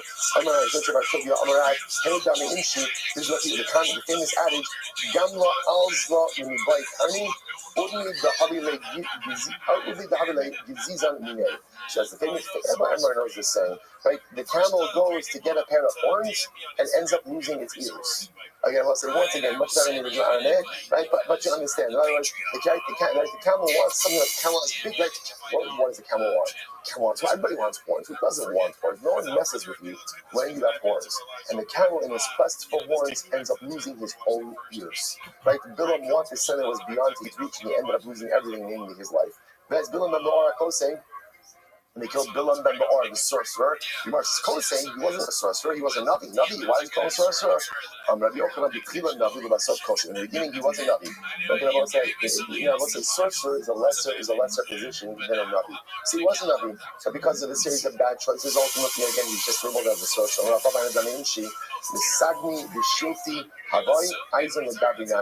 The woman, the princess, who was once married to royalty, ultimately committed adultery with a laborer. In other words, we'll say it is bad for the princess to commit adultery. It's even worse when she commits adultery with like a menial laborer. So again, Bilam wasn't Navi. But ultimately, again, he degraded himself so badly that he's simply known as a sorcerer. Hargu b'nei Yisrael al Chalei. Amarav shekaynu bo arba misos skila straight hareg b'chanek. I will say when the Jews killed Bilam, they killed him in a way that he suffered all 4 forms of execution. Skila straighta hareg b'chanek. Now, how do they do this? Rashi points out something amazing. They hanged him. Right, they hanged him, right? So ultimately, I want to say, listen to this. So actually points out to they hanged him underneath the fire. So what happened? By hanging him, ultimately, again, that's chenek. Then they decapitated him. That's saif, right? That's herek. That's saif. That's the sword, right? Then he falls down into the fire. That's skila. The skila is pushing a person off a roof, and then he burns in the fire. That's shreifa. Executed with all four forms of Nisa. But how old was Bilam when he died? How old was he when he died? So he must say, because of Anshe Damin Umino, no, you can see a man. So again, so interestingly enough, Rabbi Hanina said, I don't know, but here's what I would surmise. Since the pasuk says, Anshe Damin, deceitful people, lo yechatsu yimehem, do not even live to half of their life. So we'll say a general lifespan is 70 years. Half of that life would be 35, which means Rishon don't even live to 35. So Rabbi Hanina says, I would guess, Bar Klosin or Bar Klosin Arba. He was either 33 or 34. Some age right below 35. Some of the Shabbat and instead Rabbi Hanina Shkoyach. Shabbat Kamet, when you read Chazli Pinkasei, I have Bilam's journal. I got a copy of his journal, and in the journal I saw the Hadakasa Day, Pashlasim Slash Shnin Bilam Chagira, Kadkato Yaseh Pinchas Listara, or a book about Bilam, and in it it's written that Bilam was killed by Pinchas at the age of 33 years old. So it says Bilam was 33 when he died. Ultimately, again, let's have to stop over here. We got Talmud days. Let's again. We move the goalposts every day. Right today, we got Talmud days. Let's say, Shkoyach, everyone. Shkoyach, tremendous. Right, yeah. Hello, everyone. Pay attention. We have to respect all of our neighbors.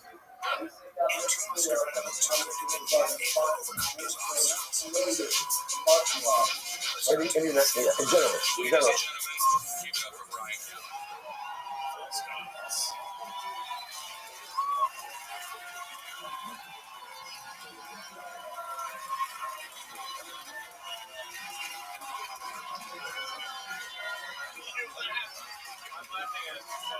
If you don't do karate or jiu-jitsu. I've had that same thought. Yeah.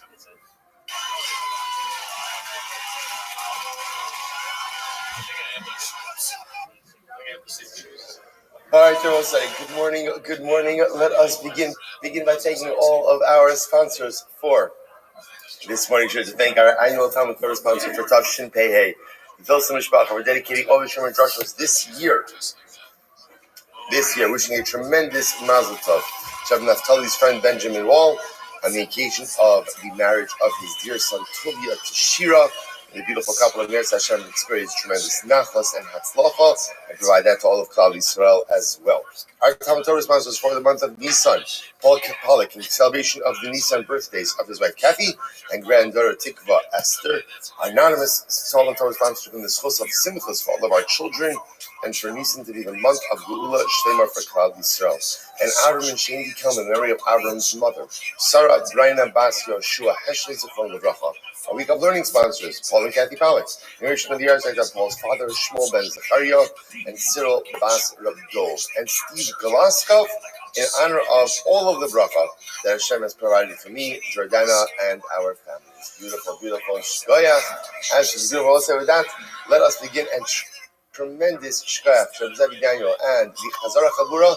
I think a record crowd this morning, Baruch Hashem, absolutely. I'm sorry? Excited. That's right, Kol B'nai Malachim. Good. All right, Baruch Hashem, they're definitely better rested.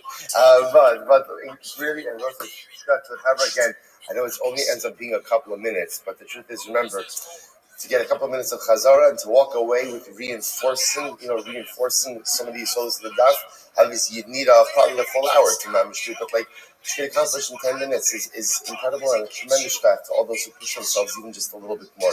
Incredible. Also, today's daf is Kuvav 106. We are picking up in Mitzvah Shem on Kuf Yom days. We have a lot to do today. We are picking up in Eretz Hashem 2, 4, 6, 8, 10, about 11 lines up from before it gets wide. So remember again, we were speaking about, we ended off yesterday's daf with this fascinating sugya about how exactly was Bilam able to curse Klal Yisrael. And the Gemara explained that essentially Bilam understood the exact moment that the Ribono Shel Olam gets angry. And he understood that if he was able to curse Klal Yisrael during that moment, that it would have catastrophic consequences for Klal Yisrael. A miracle occurred, and that entire time that Bilam was trying to curse Klal Yisrael, that entire time, Hashikadosh Baruch Hu never got angry. So we're picking up on that. The Gemara says that's right. So this is what Bilam said to Balak. Balak, what do you want from me? I can't curse Klal Yisrael if Hakadosh Baruch Hu doesn't want to curse them. Right? There's nothing for me to do if I can't curse the people. El Za'im B'chol Yom, the Kama Zalo. So the Ribono Shel Olam gets angry every day. And how long does the anger of the Ribono Shel Olam last for? So the Gemara says, Rega.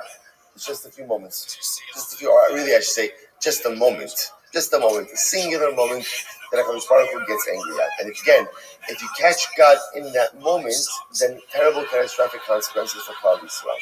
Shneimar, Tirega B'Yapol, Chayim B'Tzom. There are possibilities. So we'll say, so again, let's just Tirega B'Apol. It's only a moment. It's only a moment of HaKadosh Baruch Hu's wrath. The other possibility is Ibai Seimot, Lech Ani Boba Chadarecha. The Navi says, my nation, go into your hiding place. Go into your hiding place. Usigar Dalas Chaba'adecha. Close the door behind you. Chadi Kimat Raga. Hide yourself literally again for just a moment. Ad Ya'avar Za'am. Until the divine wrath passes by. So again, same idea. Chadi Kimat Raga. Just wait a moment until the divine wrath passes. So the Gemara says, good. Emas Rasas, when does this moment of anger occur? When does Hakadosh Baruch Hu get angry? So the Gemara says, in the first 3 hours of the morning, the early morning, ultimately, again, when the feathers of the rooster are totally white. So the Gemara says, the feathers of the rooster are always white. So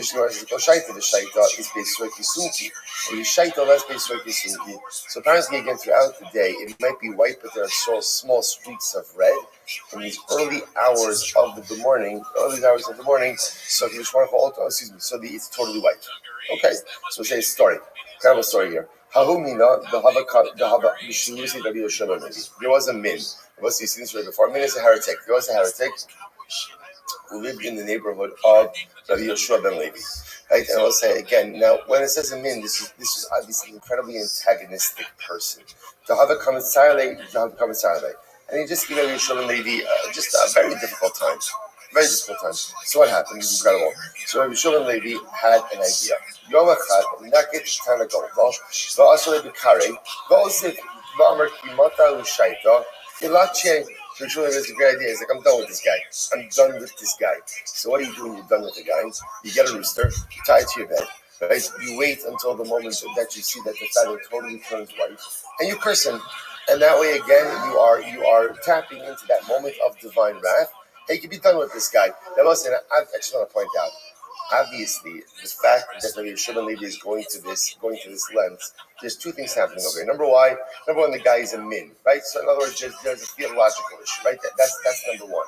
Number two, obviously, he was subjecting Rabbi Yeshua ben Levi to a tremendous amount of difficulty, right? And pain. If Rabbi Yeshua ben Levi is willing to go to these lengths to be able to do this. So I just want to point out again, we're only being told part of the story, but it's clear that there's much more that's happening over here. Okay, so Yeshua ben Levi is ready to curse the guy. Listen to this. When that moment came, so literally again, it's early morning, and therefore again, Yeshua ben Levi is ready to curse the guy. When that moment is about to come, what happens? So Yeshua ben Levi fell asleep. The Gemara says, he fell asleep. So Yeshua ben Levi says it's clear. Lav Orachara means this is not the normal way. But Yeshua ben Levi says the fact that I fell asleep, right? Sometimes she's like he's up the whole time, just waiting for that one moment. And literally when that one moment came, he fell asleep. So the fact that he fell asleep in that moment, that Yeshua ben Levi says indicates that what? Because God doesn't want me to do this. It's not what God wants. It's not the approach that Baruch Hu wants. Lav Orachara right? The tzaddik punishing someone, right? And the tzaddik being the vehicle of misfortune for someone is not, because Baruch Hu doesn't want us to go ahead and hurt each other. And even if the other deserves it, it's not. Baruch Hu doesn't want us cursing each other. Baruch Hu doesn't want us harming each other. Even if the other, right? Rashi says over here, "Inachon l'tzaddik she'im manish." It's not good for the tzaddik to be the vehicle of punishment, and it's not good for someone to be punished because of the tzaddik. Incredible. I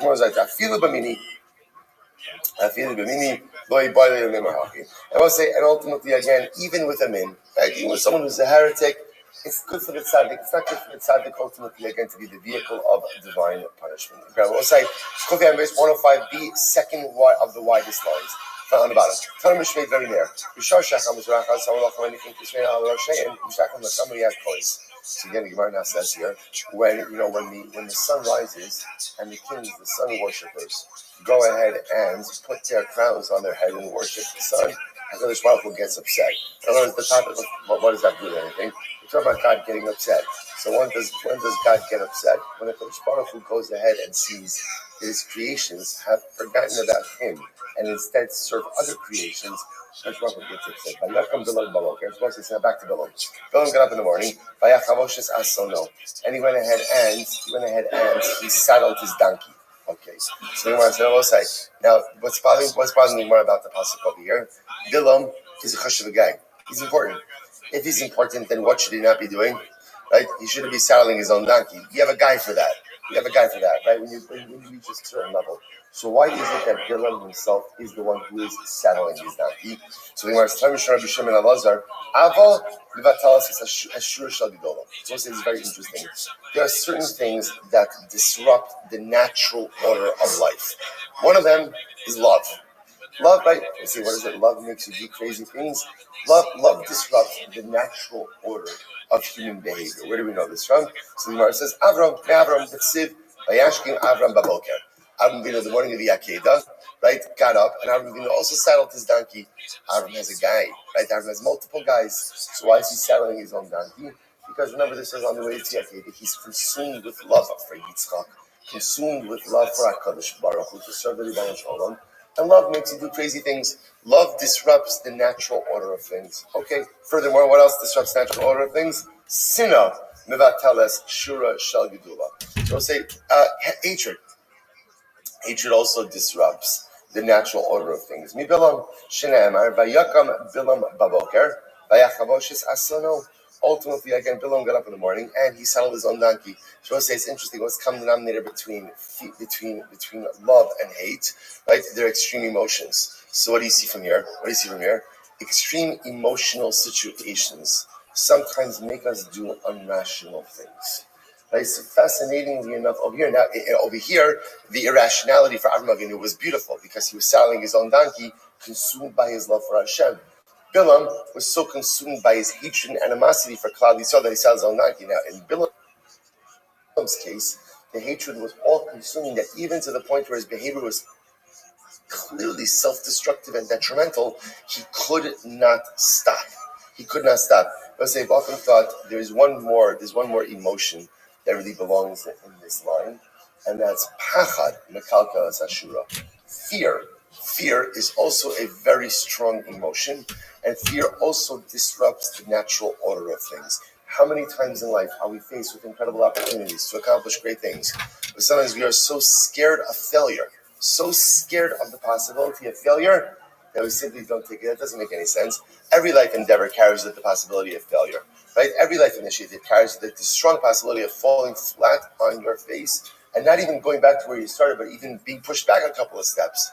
But if you can't handle the fear of failure, then you can never progress in life. But yet, so many of us kind of just settle for a life of mediocrity because we're afraid of what may occur if we push ourselves a little bit more. Incredible. Beautiful Gemara. Person should learn Torah. I will say, by the way, I'll just point out, it's found something amazing. Just you should understand, where is it that, in all seriousness, that we have the Torah to get up at a really ungodly hour, to be able to learn Torah each and every day, right? And some of us have been doing this for years. Some of us have even been doing this, for more than a decade. Where does that Torah come from? It's important to understand it comes from Vayashkim Avraham Baboker. Vayashkim Avram Baboker is not rolling out of bed at a normal hour. Vayashkim Avram Baboker is early, ridiculously early. Ridiculous. Why? To serve HaKadosh Baruch Hu. Because when you love something, no matter how exhausted you are, right? If you think about it, if your child needs to get picked up at the airport, right? So you're not saying to yourself, the flight comes in at 6 a.m. So I have to leave my house at 4:30. You're not like, listen, Shafila, I love you. Get a cup of coffee. I'm going to be there around 9, right? Just hang out a little bit, right? I'll just. Getting a lot of blank expressions over here. Maybe we should do that. Take an Uber. Like, in other words, when you love something, even though again it's falling on my face, it's not like you're any more rested because you love something. You're literally exhausted. But again, I push myself because I love it. So where do we get that caught? And I will say again, it's important to understand that what it is that we do is like a shtickle abnormal. And it'd be a little bit more normal to get a little bit more sleep and to be a little bit more rested and to be whole people that aren't like seen double by 7 o'clock in the evening, right? It would be a little bit. So what's the pshat? Where does it come from? Vayashkim Avraham Baboker. Avram was the first person to say, when you love the Ribono Shalom, when you love the Torah, get up early. Push yourself to do things that are a little bit abnormal. And I will say, every single morning, when we do it, just understand, we are Abrahamic. We're mamish following in the footsteps of the Zayda, because Abba Mekalkel Es Ashura. Love makes people do crazy things. Sometimes in the negative, but for us as Yidden, always in the positive. Incredible. Okay, so the Gemara goes back to person should always learn Torah mitzvahs. Shalom B'Shema, even not for the right reasons. Even Shalom B'Shema, right? Why? Gemara says Shemitov. Shalom B'Shema, Baal B'Shema. So it's because why? Sometimes in life, what's most important is do things for the right reasons. Even if at the end of the day, do the right thing, even if it's for the wrong reasons. Why?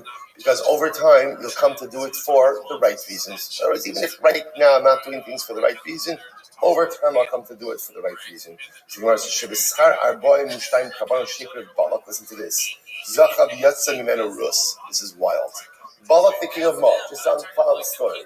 Balak, the king of Moab, who hired Bilam to curse Klal Yisrael. So take away that. Balak's a bad guy. Balak is a bad guy. But yet he offered up 42 karbanos to the Ribono Shalom. It wasn't to idolatry. It was to God. Now he offered up 42 karbanos because he wanted God to curse Klal Yisrael. But again, don't get caught up in the details, right? At the end of the day, he served HaKadosh Baruch Hu. The Gemara says, in the schos of his service of Hashem, not for the right reasons. He had a granddaughter by the name of Rus. Rus had a great grandson by the name of David. And David and Eretz Hashem have an Anakel by the name of Mashiach. So as I see, Mashiach comes from Balak. How crazy is that? And Mashiach comes from Balak, who did something holy for all the wrong reasons. He offered up 42 karbanos to HaKadosh Baruch Hu, all for the wrong reasons. HaKadosh Baruch Hu says, what HaKadosh Baruch Hu says to him? Shkoyach. I'm not going to give you what you want. I'm not cursing Klal Yisrael. But look how amazing it is. Sometimes the most beautiful results come from the most unholy of sources. As long as those unholy sources are laced with holiness, right? Sometimes, again, the most incredible results come about even from the most unnoble intentions. But nevertheless, Kadosh Baruch Hu takes our avodah, even if it's shalol d'shma, because ultimately great things happen. Incredible. So one goes weiter. I'm Rabbi Yossi Bar Huna. Rus Bito Shal Eglon Ben Bino Shal Balak Melech Moavaya. I say, yeah, the Gemara just says it. Rus was the daughter of Eglon. Eglon, right, was the king of Moab, right? And Eglon was the great grandson of Balak, Melech Moab. Good. So I'm going to Rabbi Mari. Said the Yitel Elokim and Shem Shlomo Yishmecha. Vigdo as Kisom is Pisacha. It's beautiful. So this is the Nabi talking to David HaMelech. And Kadosh says David HaMelech, God will make the name of Shlomo. Now what it sounds like it's saying is God will make the name of Shlomo even greater than your name. And his throne will be even greater than your throne. So the Gemara says, is it appropriate to talk to the king this way, seeing that the next king is going to be even greater than you? That doesn't seem to be the greatest amount of respect. In other words, saying that right, the next king, you're good. Next king, he's going to be fantastic. Is that right here to talk? Amalei me'in kamalei. No. The Navi wasn't saying to David that Shlomo is going to be greater. It means that Shlomo's greatness is going to be like yours. Me'in, like your greatness. I'll tell you what, I have to interpret it this way. Tvorach minoshim Yael. Eishes cover Hakimi, Minashim Ba'ohel Tavura. So we'll say Yael, right? Yael, who killed Sisera, helped to cement the victory of Devorah and Barak. So when Devorah praises her, he says, Tvorach Minashim Yael, you will be blessed from amongst women Yael, right? The wife of Chaver Hakimi, Minashim Ba'ohel Tvorah. From the women, now here's the interesting part. Minashim, what does that mean? Minashim Ba'al Tvorach. So it would be tempting to translate it as you will be even greater than the women of the tent. Right? Now, who are the women of the tent? Maninu, Sarah, Rivka, Rachel, Leah. Emos. Now, what does it mean? Is the Navi saying that Yael's greater than the women of the Emos? So the Gemara says, Orach, Ara, Lemema, Hapi. Did it be that Yael was greater than the Emos? Of course not. Ella, Me'in Kamar. How can I Me'in Kamar? So no. What Devorah was saying to Yael is, you are almost as great as the Emos. Much in the same way that the Navi is telling David, your son Shlomo will be almost as great as you. So that was his interpretation of one. Other possibility is, Rabbi Yossi Barchoni, listen to this. Bakal Adam Miskane. Mostly in general, we are jealous of other people. Mostly, this is a very affirming Gemara. What does this mean? Bakal Adam Miskane means, I am jealous of the success of other people. Mostly, it's very affirming Gemara, right? Because as much as the Torah tells us, lo sakmo, don't covet, it is normal and natural to be jealous of other people's success. Right? Someone has more money than me. Someone is more successful than me. Someone have more career accomplishments than me. I'm jealous. I'm jealous of people who eclipse me. The Gemara says there are two exceptions to this. Chutz, mibino, v'tamido. There are two people who you're never jealous of, and two people who you want to be even greater than you. Number one, your son, and number two, your Talmud. Your Talmud, your student. What every parent wants, I want my child to be better than me. I want them to be better than me. I want them to learn from all of my mistakes, to learn from all of my wrong turns, and I want them to be 100 times better. My Talmud, what does every single Rebbe want? Every single Rebbe wants a Talmud, ultimately, again, who goes ahead and is greater than him, smarter than him, better than him. Because I will say in both of these cases, the students, like my son's success feels like my success, and my Talmud's success feels like my success. So the Gemara says to this. The Gemara says, so from son, how do we know that a father wants a son? So that's from Shlomo. That's why, again, according to this tradition, the Rabbi was telling David, Shlomo will be greater than you. He will be greater than you. And David's like, great. Right? And tell me, don't where do we know that? Isn't that what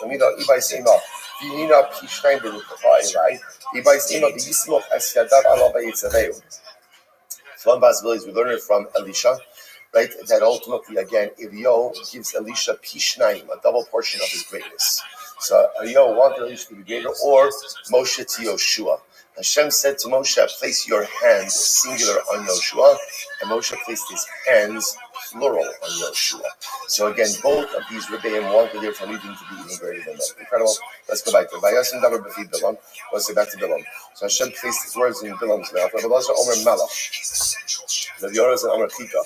So again, so one opinion says that Hashem placed the malach in Bilam's mouth to prevent Bilam from saying and from cursing the way he wanted to. Other opinion says he placed the hook in Bilam's mouth to prevent Bilam from talking. Incredible. So the Gemara says as follows. So we'll say this is incredible. If you want to know how Bilam wanted to curse Klal Yisrael, look how he blessed Klal Yisrael. In other words, from the blessings you can see the curses. How so? The Gemara says, listen to this. Bilam wanted us to have no more shuls and no more batei medrash. So the Gemara says, what did he say? Matavu ohalecha Yaakov. Right? Again, I was going to say it's interesting. From whatever he cursed, whatever the curse was, you could see from the curse what he had. Sorry, you could see from the blessing what he had in mind to curse. So he praises the tents of Klal Yisrael. That means he wanted to destroy the future batei medrash and batei knesios of Klal Yisrael. Incredible. Lo tishra Shechina aleim. Don't let the Shechina rest upon them. Umishkino Saki Yisrael. Lo tehei malchus nimshachas. Don't let the monarchy of Klal Yisrael endure. Ki nechalim nitayu. Lo yehelam zeisim ukramim. They shouldn't have any type of vineyards, right? Vineyards or groves. So the Gemara says, Kiganos aleinar. Lo yehei reichan. No, their scent literally shouldn't waft. Just like that word. Right? Should waft. In other words, that their scent, they shouldn't have it. What does that mean that their scent shouldn't waft? It shouldn't have an impact on the world. So the Gemara says, Ka'alim nita Hashem lo sorry. Ka'alim nita Hashem lo yelahem malachim balei koma. Their kings should not have stature. Ka'arazim alei mayim lo yelahem melech ben melech. They should not have a dynastic monarchy. Yizal mayim midalyo lo tiyem achusan shalatas b'umos. Their monarchy should not have any control over the nations of the world. V'zaru b'mayim rabim. Lo tiyeh azam malchusan. The monarchy should not be strong. V'yorem me'agag malko. Lo tiyeh emas malchusan. No one should fear their monarchy. V'tinasim malchusan. Rabbi Abba. Rabbi Abba kind of says as follows. Kulam chazru l'klala. I will say, here's what's incredible. As much as Bilam's curses did not come true, they didn't come true at the time that he said them. But they have come true throughout Jewish history. They have, right? In other words, that there are different periods of time, and throughout different periods of time, Bilam's curses did come true. Except for one.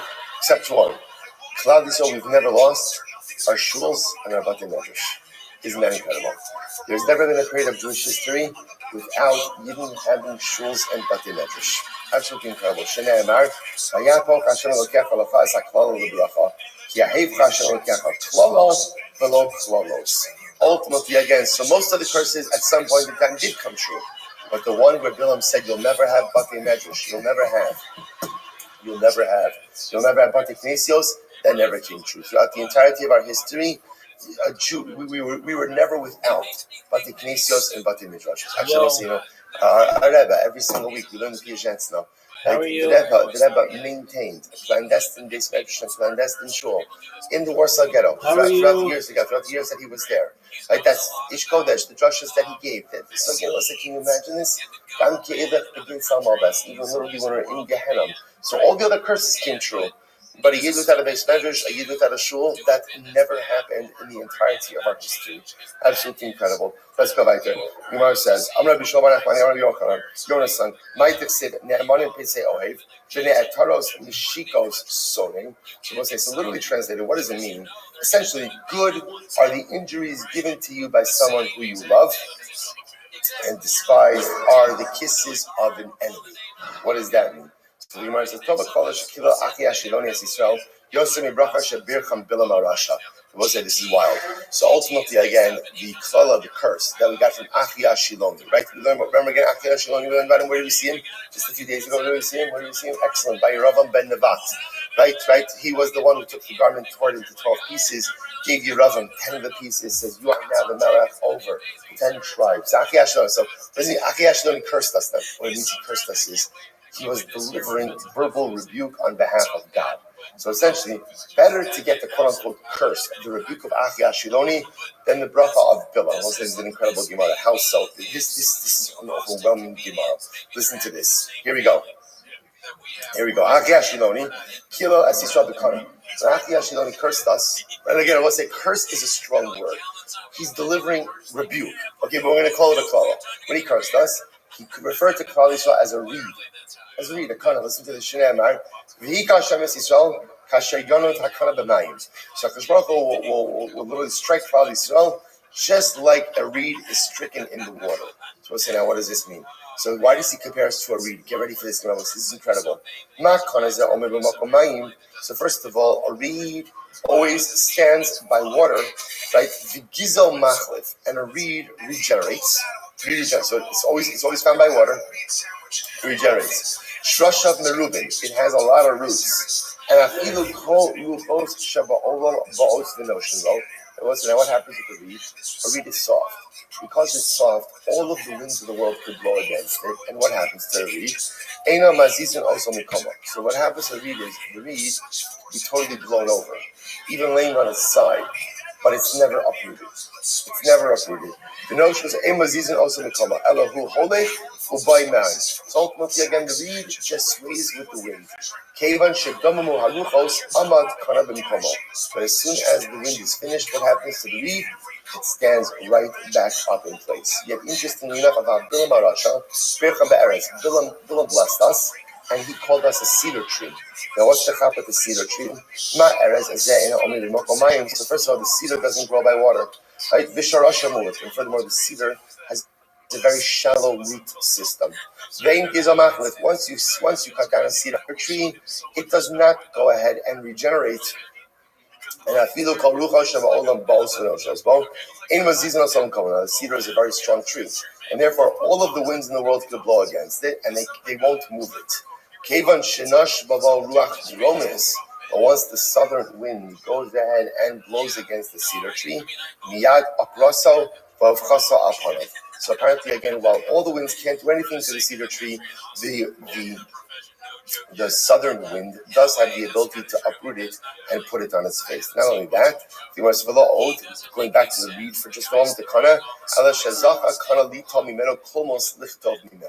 furthermore, I will say the reed is privileged to be fashioned into a quill, ultimately to be used to write a Sefer Torah. So I will say, so therefore, again, better to get the curse of Achia Shiloni, right, than to get the bracha of Bilam. I will say it's important just to take a moment. In that bracha of Achia Shiloni is something incredibly profound. Everything we need to be successful is contained in this Kirara. Number one, to be like the reed. Number one, plant yourself by water. Water, we'll say, what does water represent? Water is Torah. Water is also Chesed. Water is Torah, water is Chesed.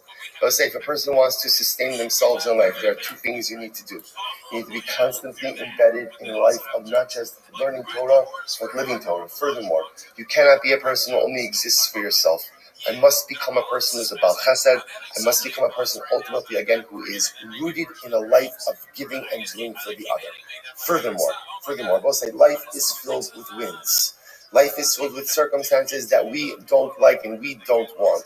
There are two different ways that you could deal when the winds of unwanted circumstances blow against you.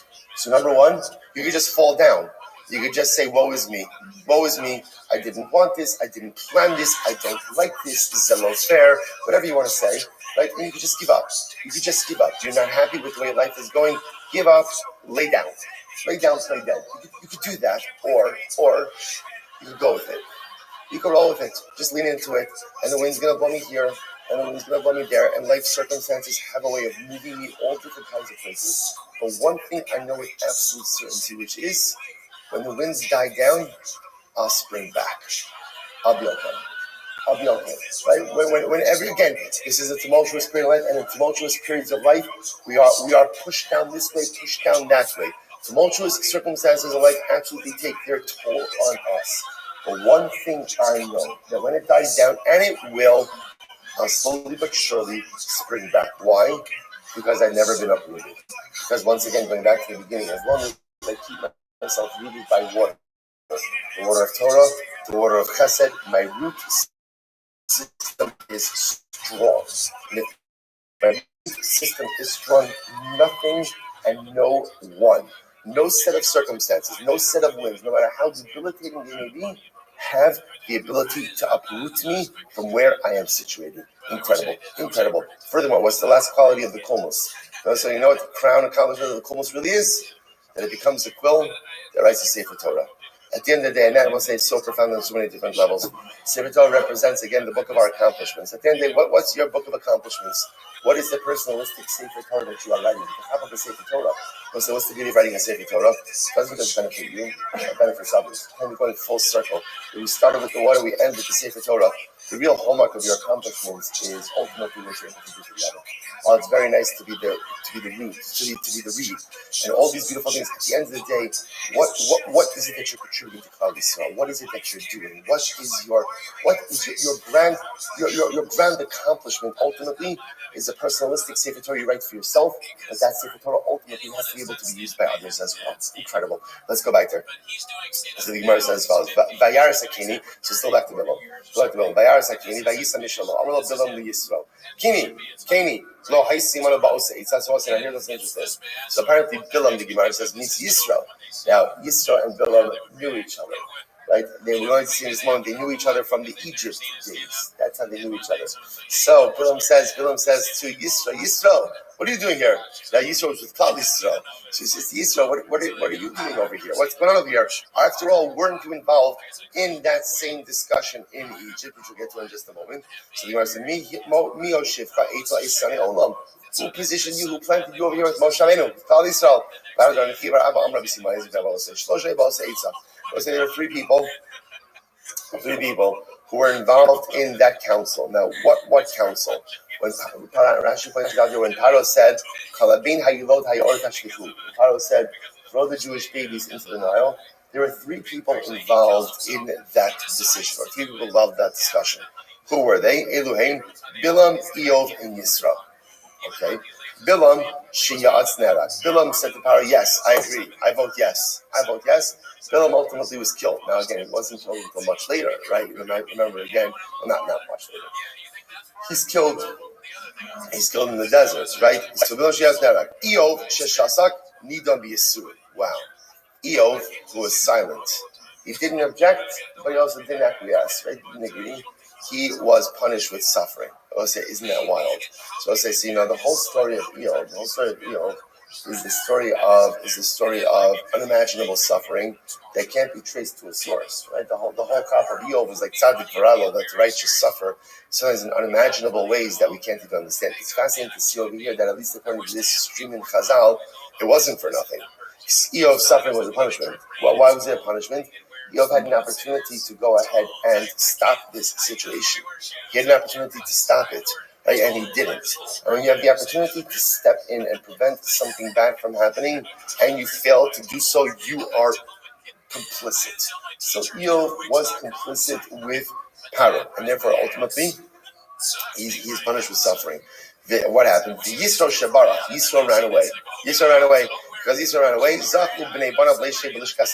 is wild. Because he ran away, Yisro was Zochat have grandchildren who were members of the Sanhedrin. Shnamar Mishpachos Sofim Yoshve Yavis, Tartaim Shematim Sukasayim, Hema, Kinim Abayim Machmas Abi Bisracham, Uksiv, Ubnei Keni Chosi Moshe, Olo Meir Hatmarim. So I'll say, isn't that wild? So Yisro was silent, and therefore, Yisro ran away, and because he ran away, he was Zochat to have children who were members of the Sanhedrin. I'll say, you'll say, what's the question? What's the burning question you have? What's the burning question? Why didn't he object? What do you mean? Why do you get credit for running away? It's cowardly. Why stand your ground and object? So understand. Yisro was smart enough. What did he understand? He already lost. Right? How did he already lost? Right? It was a tribunal of three. All right. It was Paro. Sorry, it was a tribunal of four. It was Paro, Yisro, Eov, Bilam. Paro was in. Right? So Bilam was in. So Eov was silent, the non-vote, which means that Yisro already understood. I don't have a voice anymore. So we'll say, this is a tremendous yisod. When we see something that is broken, we absolutely have to try our best to try to fix it. But there are circumstances in life that are very broken, and what a person has to do with themselves in that situation, you have to be masalik. You have to remove yourself from it. You can't fix every problem. And again, sometimes certain situations are so toxic that again, it can't be fixed. Instead, again, someone has to be removed from the situation because they themselves may be the source of toxicity, or ultimately, again, they're just maybe so much I gotta get out. So ultimately, again, it's not Yisrael running away as an act of terrorist. It's Yisrael recognizing I don't have the ability to affect change in this situation, and therefore I'm removing myself from the equation. It's incredible. Let's go back to Vayisam Mashal V'Yomer, Oy mi yichya mishum okel. So Rabbi Yochanan, Oy lo le'uma shetim tzah v'shash cheshbon v'osepin yom lebanav. So that's incredible. So Bilam was saying, woe to the nation who gets in the middle of Hashem and Klal Yisrael when Hashem is redeeming His people. In other words, when Hakadosh Baruch Hu redeems us, there's so much passion between Klal Yisrael and Hakadosh Baruch Hu that ultimately don't get in the middle of that. So the Gemara says, listen to this. The Gemara says, so mi matal ksusa ben labidu leviyah v'shashim iskakim zeh im zeh. So apparently, again, it would be the same thing as like trying to throw a garment in between a lion and a lioness when they're trying to mate. So apparently, not a good idea to get in the middle of that, right? And even if you go ahead and you place a garment there, the garment's not going to stop them from doing what they want to do. And the Gemara says, good. Vitzim miyad kisim amarav libun aspir. That's the name of the place. V'anu ashur ba'avo ever ad ashur katlei mikdal kandeila b'shad yeshivudes. So ultimately, again, one day will spread out. They'll conquer a vast land up until Ashur they'll kill. From there and afterwards, they will enslave.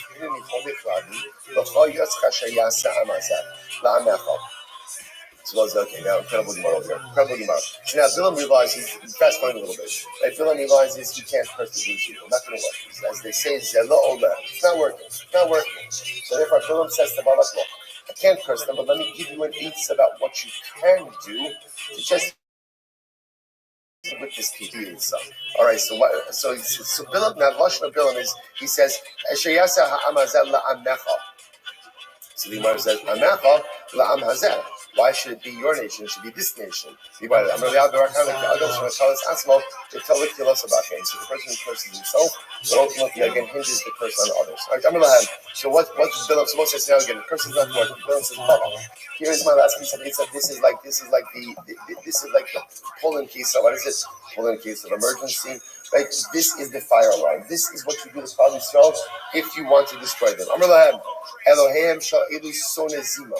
You know what God hates more than anything? God hates immorality. God hates morality. Right? It wasn't we've seen by the way over here. Immorality is not the thing that Hashem hates most. What does Hashem hate most? We saw this. What does Hashem hate most? Dishonesty. Disingenuity. Right? That's Hashem Baruch Hu hates. I'm going to try to summarize this shit for you. Hashem Baruch Hu will be doing any and every Avera. He really can. What he can't do is when we're not honest with ourselves, we're not honest with each other. That's what he can't deal with. But in any event, but nevertheless, right? Immorality is a very close second. And he does like immorality. He does like immorality. So Bilam says like this. Now the Jews, this is fascinating. The Jews of that generation, they really liked linen garments. That's what they like. They're saying for linen garments. Now Rashi points out over here, why did they like linen garments? So Rashi says it's what they wore in Egypt. Apparently, again, it's light, breathable material, good for all seasons, right? So the nights out, they really like linen garments. Okay, that they're appetite for it. So what should you do? Listen to this. Look at this. The Gemara says, Bo, Vasyacha Eitzah. So Bilam says, Bilam lays out the whole plan for Balak. Here's the best way. So go like make it like a market. Remember again, the Jews are camping in the desert. So Bilam, so you see, I have like the imagery over here. So the Jews are camping in the desert. Bilam says to Balak, look, set up like a shuk, like a marketplace, right by the Jewish encampment. Okay, and go ahead. V'hoshid b'hen zonos. Staff the shuk with harlots, with zonos. Okay, Zikina mibachutz, v'yalda mibifnei, an older harlot on the outside, and a younger harlot on the inside. Okay, v'yimachu lahem klei pishtan. And again, this marketplace should sell one thing, right? Linen garments. Now we're going to see really two things: it's linen garments and wine, right? We're going to see those. That wine comes in a little bit later on. Right, so sell linen garments, and what happens? Well, it's incredible. Aslam kilayim, right? So what happened? So Bilam listened. Balak listened, and they set up a marketplace. Aslam kilayim nehar sheleg ad beis hayishimos. V'oshem and zonos zekinim mibachutz v'yaldim mibifnim. Okay, so here was the plan. This was this incredible Gemara. Ubishar sheYisrael ochlin v'shosin usmechen v'yotzin l'tayel v'shok. So I'll say, now what happens? Klal Yisrael, we're minding our own business. We're sitting in our encampment. So I'll say, what happens? What happens? Ochlin shosin usmechen. They both say, do you know, sometimes we think about our time in the deserts. Do you know what happened like on a typical evening in the deserts? Ochlin shosin usmechen. We farbrand, right? Klal Yisrael, you ate a little something, you had someone, we made a l'chaim, we were happy with each other, we're happy with Moshe Rabbeinu, we're happy with the Kodesh Baruch Hu. Life was good.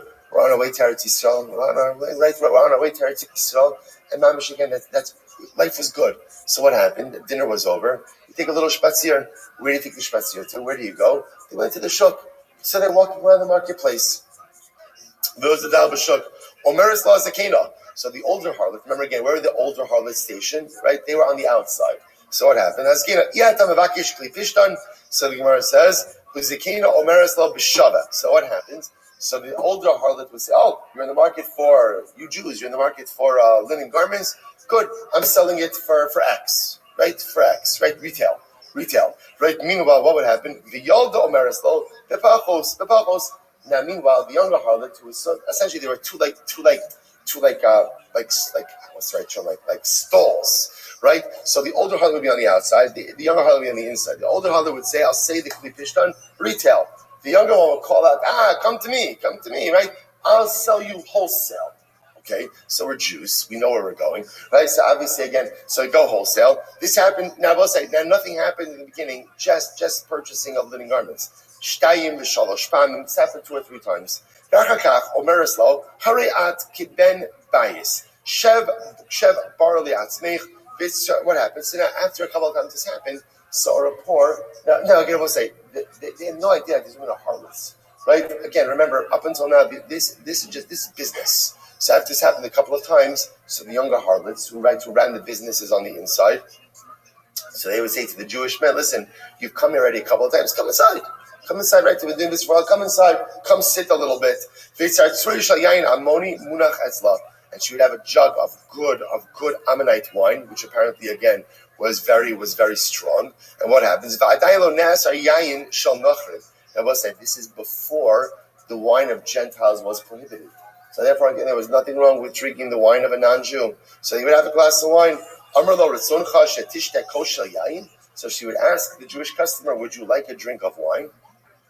Kevan sheshasa boerbo. So we'll say he said yes, he'd have a glass of wine. And I will say, what happens after a glass of strong wine?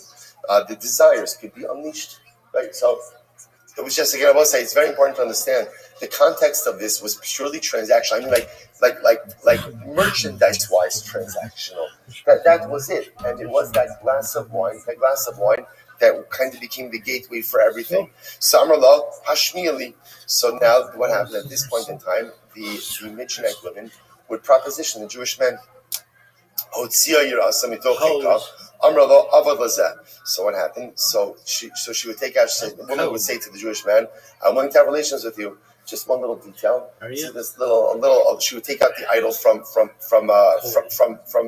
inside her clothing. A little idol, like a pestle, like not a big one, just like a pocket one, right? And she would say, "Just do me a favor. Just before we move to the next step over here, if you wouldn't mind just going ahead and worshiping this idol." Oh, boss is incredible. Amarla, hello, Yehudi. We don't do that shit. Homie, don't play that, motherfucker. The world doesn't understand the kedusha of a Jew. Right? So the Yid would say, what are you talking about? Right? It's like, and by the way, I just want to point out, this guy obviously isn't the frummest guy in the world. Art's not writing the biography. Remember, again, what is he about to do? This guy is ready to go, right? He's ready to have relations with this Midianite prostitute. So, this is not like a gun olam over here. But yet, when she wants him to worship idolatry, he's like, what? Yehudi are you? Really? You're about to engage. You're about to engage this woman. I know what I'm about to do. But just because I'm about to do that doesn't mean that I'm going to worship idolatry. Right? Those are worlds apart. Yehudi ani. So what does she say to him? Amrlo, come on, don't make more of it than it has to be. I'll do good news. This is Baal Pa'ar. So all you need to do is defecate, right? That's all you really need to do, right? Just a normal bodily function, right? So just go ahead, just relieve yourself. It's good for the body, it's healthy. So really, anyway, you're happy, Idol's happy, I'm happy, then we'll all be happy, right? And it's going to be fantastic. So just do a little defecation over here and we're good to go. Now, the Jewish man didn't realize that the way to the way to worship Baal Par is through defecation. See, he just thinks that this is a really strange woman, right? But at the same time, he really wants her. So, okay, if that's what it takes, then okay, I guess okay, right? So, nice again, say defecates, okay. Now, after he defecates, he says, oh, by the way, one more thing. I need you to repudiate the authenticity of the Torah of Moshe Rabbeinu. Now, I will say, now at this point in time, our Yid is really far into this, right? He drank wine, he defecated, right? So pretty much like he's in, right? He's in. So at this, I will say, at a certain point in time, you made so many wrong turns. And you look back at those turns, right? And you're like, oh my gosh. So at this point in time, he's so far in with this woman that Lamaisa, he goes out and he complies. Hema bo'u ba'al pa'ar v'inazu leboshes v'yishkutzim ba'avam. So ultimately, and this is how it started. I want to point out two things from the story. Number one, do you understand, by the way, to what lengths they went? Like, this is a complex scheme, right? And this is time. You know what this is? This is real anti-Semitism. You have to, to kill someone, like you can't. You don't care if you kill someone, right? In other words, you pick up and you do what you have to do. It's a couple of moments, right? And that's it. It's done. This is time. This is resources. This is planning. This is hatred. This is what it is. When you hate someone, so like, if I could hate someone enough to like smack him across the face, because again, it's episodic, it's there, he's there, I'm there, we're arguing, okay, we're done. I'm not going to that. I'm just saying, you understand. You can understand that, but like, you're tying up resources. You're sacrificing a generation of women. Like this is a lot of resources going into Jew hating. That's anti-Semitism. I'll say, by the way, this is what we see. This stuff. No, okay, we have to finish. Let's go back. This is one of those guys. It also tells you, by the way, that the pathway to sin is often paved with very innocuous activities. It started with shopping. By the way, you can use this one. Shopping is a gateway activity. Like travel to Zara. And what are you going to do? You're going to argue? You're going to argue with that? You just say, it's not me. It's Sanhedrin Kovav. Bad things happen when Jews shop. Right? So again, it's fascinating just to see that Steve, that one goes on. Bad things happen when Jews shop, right? And so I just want to point out that it started. Now again, there's nothing wrong with shopping. They're buying clay pishtan. What is interesting about that is I want to point out how many clay pishtan does one person need, right? Why are they coming back to the marketplaces multiple times? Remember again, about say they didn't even need any dry cleaning in the midbar. Kadosh Baruch Hu did everything for that. So both say if they were coming back multiple times, what does that show you? Excess of materialism. You don't need that many sets of clay pishtan. You don't need that many articles of clothing. No one needs a wardrobe like that. And if you just keep buying and purchasing, then your focus is shifted. Again, enjoy the material world. Enjoy materialism. But don't let it become your focus. The moment it becomes my focus is the moment that I am now opened up to a whole bunch of other things. So overindulgence in the material leads to what? A glass of wine with a woman you should not be having a glass of wine with. And not because she's a zona. There's a very simple reason. You should not be having a glass of wine with any woman who is not your wife, your mother, your sister, or your daughter. If they are not directly related to you, you should not be having a glass of wine with them. It's a simple math. Bad things happen when men and women who are not married to each other or directly related to one another share alcoholic beverages. It's not good. So you see again, over excess in materialism led ultimately again to a glass of wine with people that you should not be having wine with. And then what happens? Hey. They're both say, how are you? All this stuff. And where did it start with? What did it all start? I have a question for you, Trace. Are you ready for some snooker?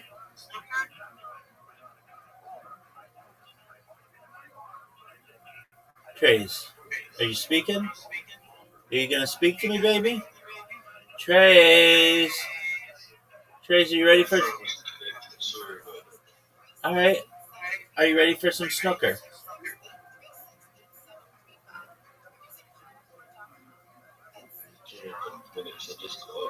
Oh, a couple minutes in your world? That's 16 hours, dog. Nobody has time for that. Take your time.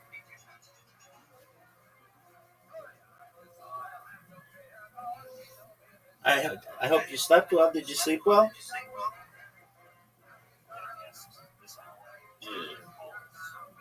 Did you dream about winning in snooker because you know it's not a reality? Excellent. That's what I like to hear. We've got trays, everybody. Trace watched me sleep for like 6 hours yesterday. Trace is amazing and everybody loves him. And if you don't like Trace, I don't like you. It's as simple as that.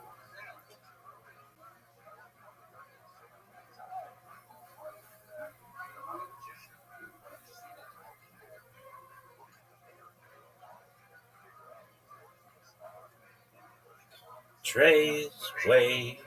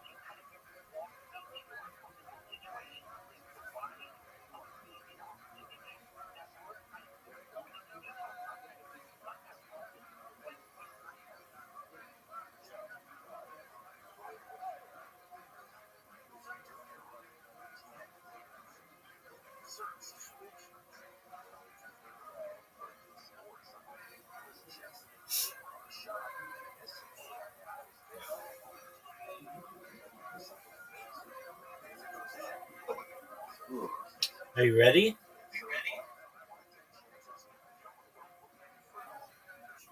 No. Dog. It's your world, baby. We just live in it. Approximately how much more time do you need? I do the whole bit that long. Should a bit. I'm sick. Is that the excuse you're going to give me? I'm actually going to say, let me first say, I hope you feel better. I never want to be sick, and I never want my friends to be sick. Now, with that said, is that the excuse you're going to give why you're going to lose in snooker?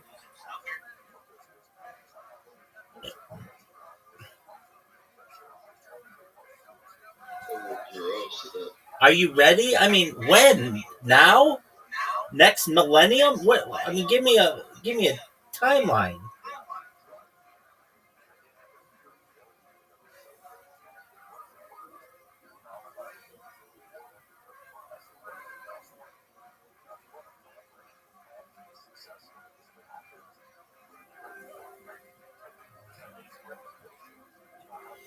Dog, you are not giving me answers.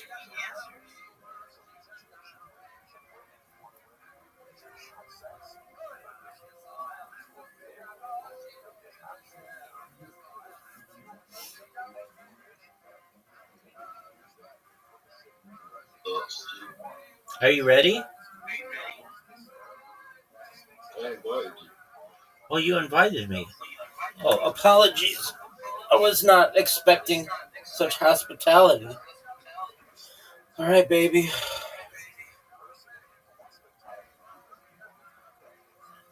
Let's play pool. Preparing the game. I'm ready, baby. I'm so ready. I'm on fire. Let's see this break. One of the worst breaks we've ever seen in the history of breaking.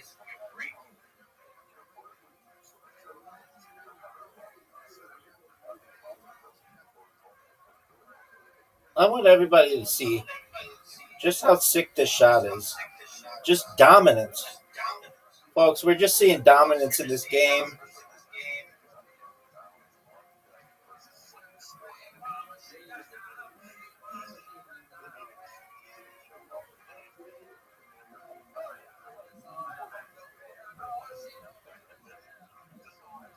Babies.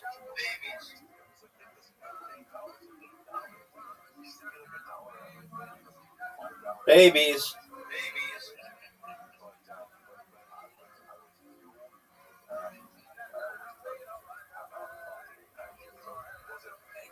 Oh, this is bullshit. No good shots.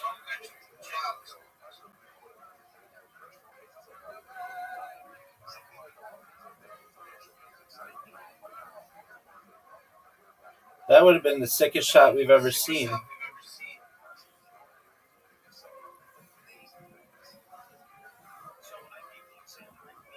It's Trey's way.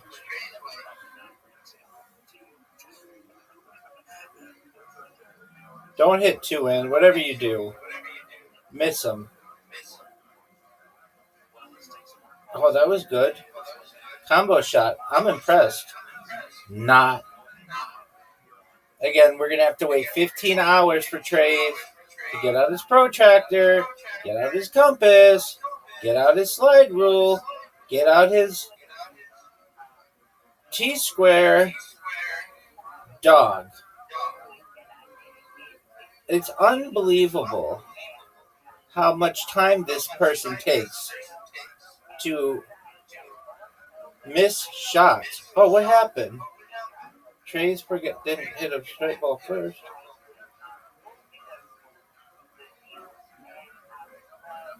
One of the sickest shots we've ever had the opportunity to see right here.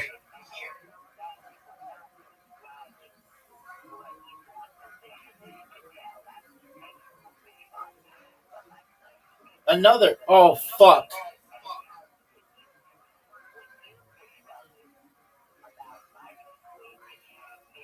That was some bullshit. That was some bullshit. No way you make this shot. No way you make this shot.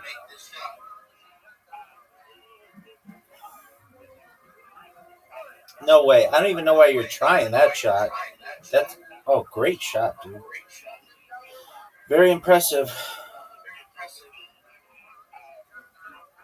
Look at this MFer making a comeback. Everybody is just excited. Oh, no way. And finally a scratch. Devastating.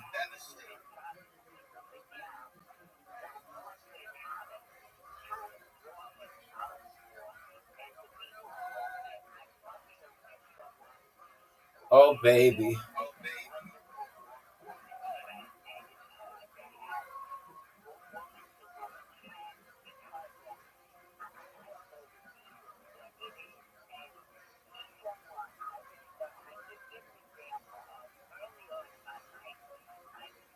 Baby.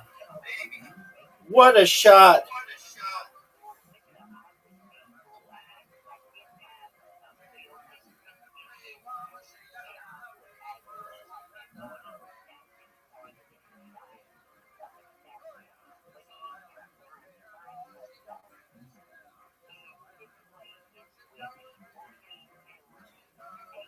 That was not good.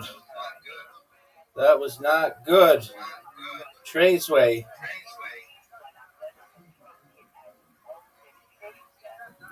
My man Traceway is just a silent killer.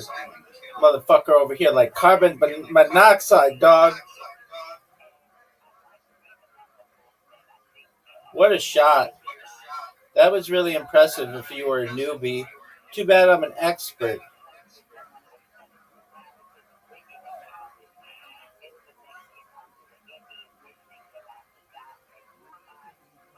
There's no way you hit the shot. Not in a million fucking years. Yeah, you better move that. Take your garbage shot. Take it out of here. Nobody wants you to make this. This is garbage. Oh, that is garbage. All right, let's see you make a shot here. Everybody's waiting on you. That time is ticking. Drastically ticking. There's no way you make this shot. Oh, baby. Oh, baby. I'm like a raptor.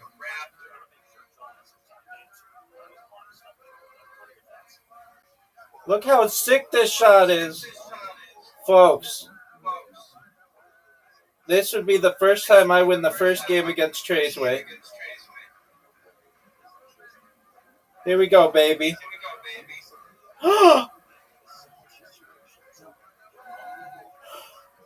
Heartbreaking. That was bullshit. Traceway, let's see you do it. Traceway misses this shot. Gives me a perfect opportunity. Oh, baby. Traceway cleaning up the table.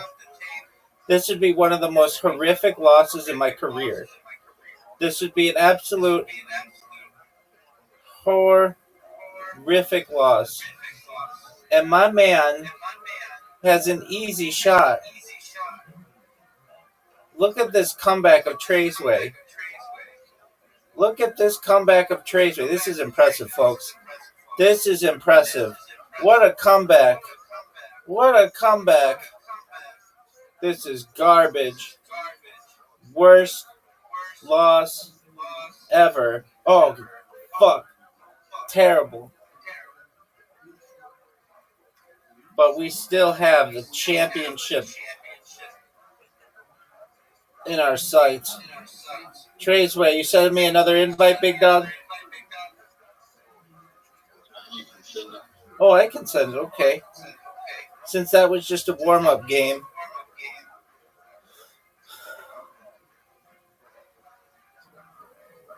Everybody knows that was just a warm-up game. Doesn't even count. All right, Traceway. Look how sick this shot is. One of the... Oh, I made it. Does that count? Oh, fuck. Yeah.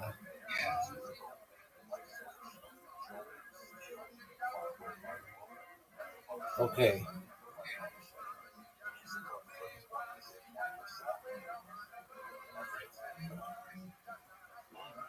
Where? I don't even know what I can hit. This would be one of the sickest shots we've ever seen. Oh.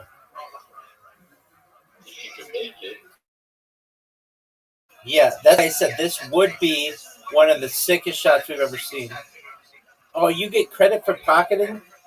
This is garbage. This is garbage. This is garbage. Garbage. So you get credit for pocketing it? I don't get how this works. I don't think anybody gets how it works. The rules are unclear, and everybody knows it. Oh, that is garbage. Trey's pocketed the 6th ball. Garbage. That's a miss, obviously. Obviously, that's a miss. Obvious. I don't even know why you're attempting it. I don't even know where that thought came into your head. What happened there? Pocketed the 1 ball. That is bullshit. That is some bullshit. Dog, this is the worst. Worst shot I've ever seen. Impossible to make. Impossible. AI has run calculations for years. That's a miss.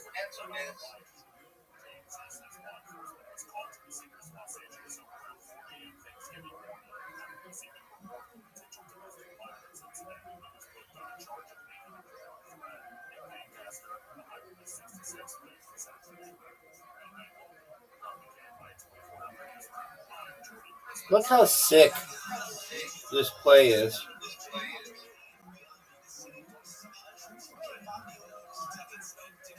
Dog, I don't even know where to go with this.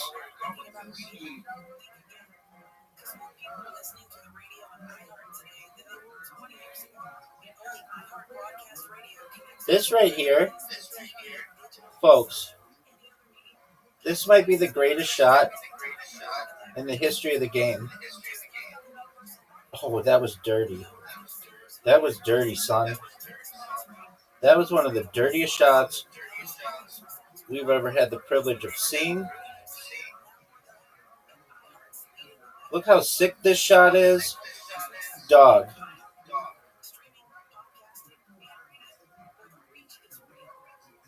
Look at this move. Just, oh, I didn't, fuck.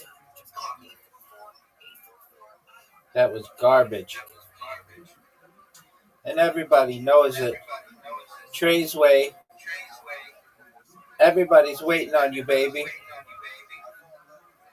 He hasn't even moved his stick yet. Oh, there you go. There's the shot. Now, I think you can make that one. I think you can make this next one as well.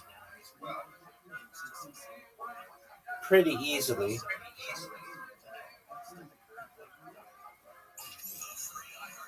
Wouldn't it be something, folks, if he blew this shot? There's a very good opportunity here that time is just ticking down on him. I don't really know what he's going to do. That timer is going to run out on him. No way.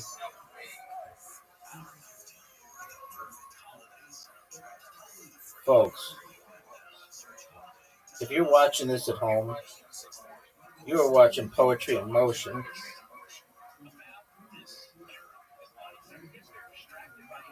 Look at this move. That was so sick. Dog, how do I get this shot? This is a tough shot. That would have been sick as fuck.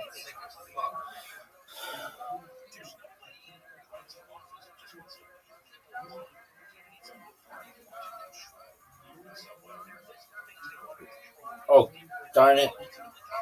All right. Trey's way. Don't F this up, dog. Strike. scratch. Look at the time. Look at the amount of time, folks, this person takes for one of the easiest shots in the history of the game.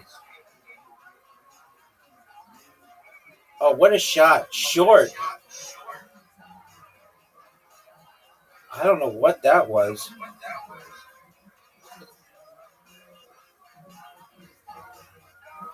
Oh, baby. Oh, baby. The ladies are wet. No doubt about it. Champion. Champion. We're leaving it at that, folks. I win. Trey's wins. I hope you feel better, big man. Someday. That was fun. I'm glad you got to witness pure dominance in the raw.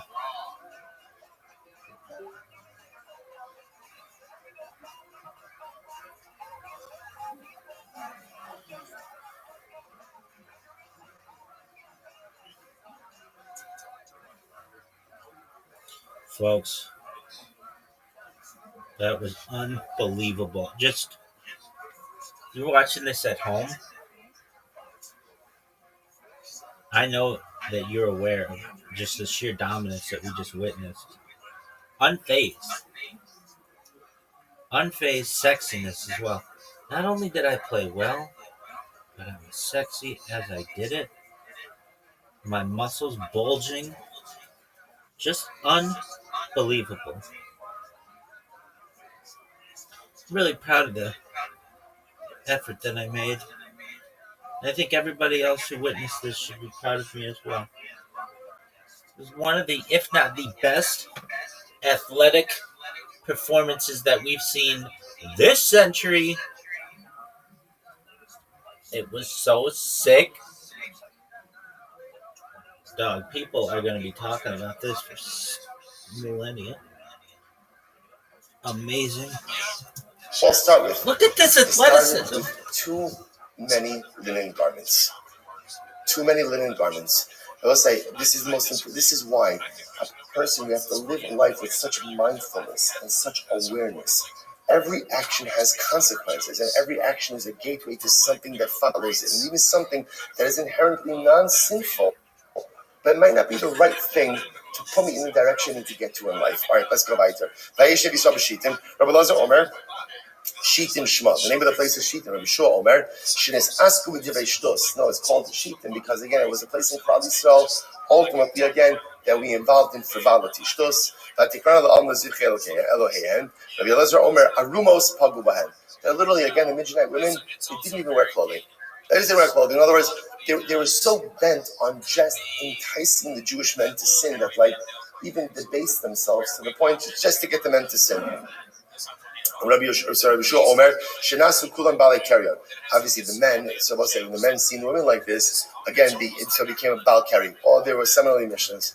My Lashon Rafidim, Rabbi Lazar Omer, Rafidim Shema. The name of the place is Rafidim. Rabbi Yeshua Omer, Shariku Asam Divrei Torah.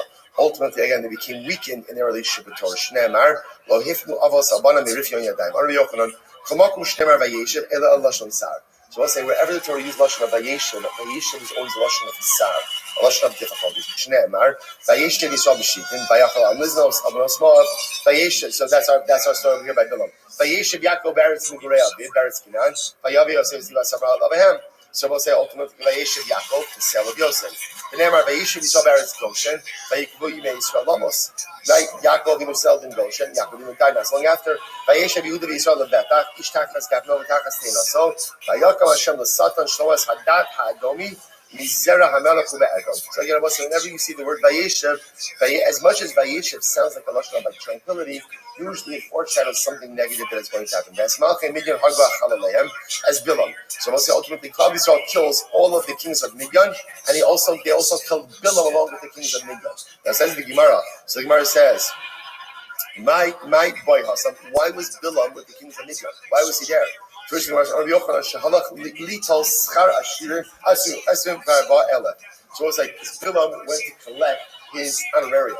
Now, why did Bilam give him an honorarium? After all, again, he didn't want to cursing people. I was going to say, he did something better than cursing. What did he do? He devised the strategy to lure us into a web of immorality, which cost the lives of 24,000 Jews. So Bilam went to the king's Zamini and said, Chevra, pay up. I delivered you dead Jews. Right? I went ahead and caused Klal Yisrael to suffer this terrible misfortune. You give me my money. And what ends up happening? He goes to collect payment. And what happens? He goes to collect payment and he ends up dead, killed by Klal Yisrael. Amar Zocher Bar Tudia Amarav Henu Dami Inshi. This is what people, the famous adage, Gamla Alzla Nimibai Karni Udmi Dahavile Gizizan Mine. So that's the famous, everybody knows this saying, right? The camel goes to get a pair of horns and ends up losing its ears. Again, I will say once again, much better than the original Aramaic, right? But you understand. In other words, the camel wants something else. Camel has big, right? What does the camel want? Camel wants. Everybody wants horns. Who doesn't want horns? No one messes with you when you have horns. And the camel, in his quest for horns, ends up losing his own ears. Right? Bilam wanted something that was beyond his reach, and he ended up losing everything, namely his life. That's Bilam ben Be'or HaKosem. And they killed Bilam ben Be'or, the sorcerer. Gemara says, Kosem, he wasn't a sorcerer, he was a Navi. Navi, why did they call him a sorcerer? Rabbi Yochanan B'tchilan Navi L'Basov Kosem. In the beginning, he was a Navi. But then I will say, sorcerer is a lesser position than a Navi. See, he was a Navi, but because of a series of bad choices, ultimately, again, he's just labeled as a sorcerer. Misagni Bishilti Havai Aizon L'Gavri Nagri. The woman, the princess, who was once married to royalty, ultimately committed adultery with a laborer. In other words, I will say, it is bad for the princess to commit adultery. It's even worse when she commits adultery with like a menial laborer. So again, Bilam was a Navi. But ultimately, again, he degraded himself so badly that he's simply known as a sorcerer.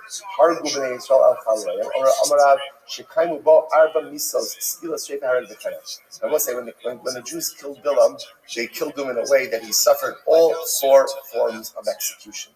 Skila, Sreifa, Hereg, Bechener. How do they do this? Rashi points out it was something amazing. They hanged him. Right? They hanged him. Right? So ultimately, I'm going to say, listen to this. So Rashi points out that they hanged him underneath the fire. So what happened? By hanging him, ultimately, again, that's chenek. Then they decapitated him. That's saif. Right? That's hereg. That's right. That's saif. That's the sword. Right? Then he falls down into the fire. That's skila. Because skila is pushing a person off a roof, and then they burnt in the fire. That's sreifa. They execute him with all 4 forms of misa. But how old was Bilam when he died? How old is he when he died? So Gemara says, because of Anshe Damim. So again, so interestingly enough, Rabbi Chanina said, I don't know, but here's what I would surmise. Since the pasuk says, Anshe Damim, deceitful people, lo yechetzu yimehem, do not even live to half of their life. So we'll say a general lifespan is 70 years. Half of that life would be 35, which means Rishon don't even live to 35. So Rabbi Chanina says, I would guess, Bar Tlushnin or Bar Tlushnin Ba'arba. He was either 33 or 34, some age right below 35. So I'm really shocked by them. Instead, Rabbi Chanina, Shkoyach, Kamet, Lili Chazli Pinkasei, I have Bilam's journal.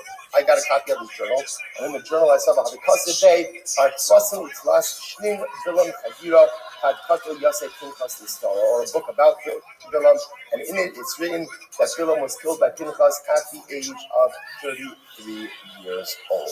So it says Bilam was 33 when he died. Ultimately, again, a little bit less, have less. All of us have to stop over here. We got Talmud days, right? Let's again. We move the goalpost every day. Right? Today we got Talmud days. Let's say, Shkoyach, everyone. Shkoyach, tremendous. Yeah. Hello, everyone. Have your attention. Again, I'm so sorry. We have to be respectful of our neighbors. And we send out.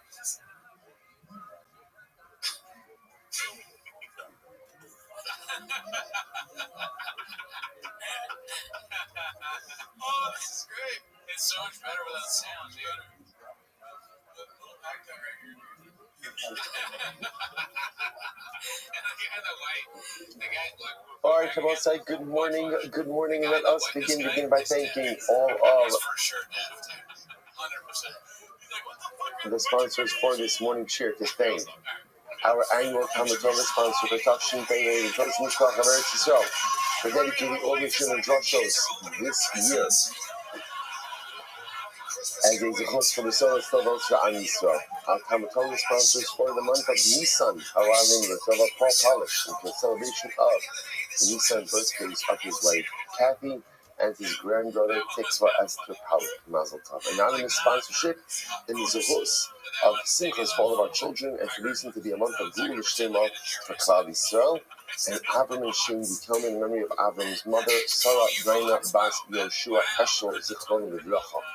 Our week of learning sponsors, Paul and Kathy Polich, in relation of the Yosef and Paul's father, Shmuel ben Zechariah, and great grandmother Cyril Bas Rabdol Zichron Livracha. We also stand in the merit of our Talmud Torah, all of the Neshama Sagin Aliyah, the families in its Mama, all of those who need a refuah Shabbat, and Kol Chol Yisrael.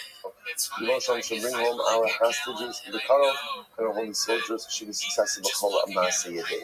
Let's read that. Let us begin with a lot. You say Baruch Hashem, today's that is Kufay 105. We are picking up a Mitzvah Hashem on Kuf Dalud Amud Beis 104b, about 15 lines down from the top. We are in a beautiful Gemara right now that tells a moving Gemara, talking about the Psukim from Eichel. So the Gemara says as follows: Bachol Tivkeh Balayla. So again, speaking about the Yo! she cries at night. Dog. The Gemara points out the idea that It's my man Prince. It's two Bechios. Prince, how you living, big so dog? Double crying. Prince, GM, baby. Yeah, GM, bro. I'm in church, but don't check your DM on X. I'm checking right now. I see GM, brr. What up, baby? I'm checking.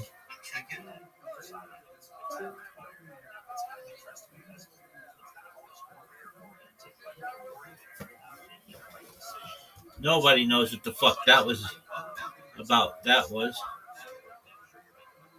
no one.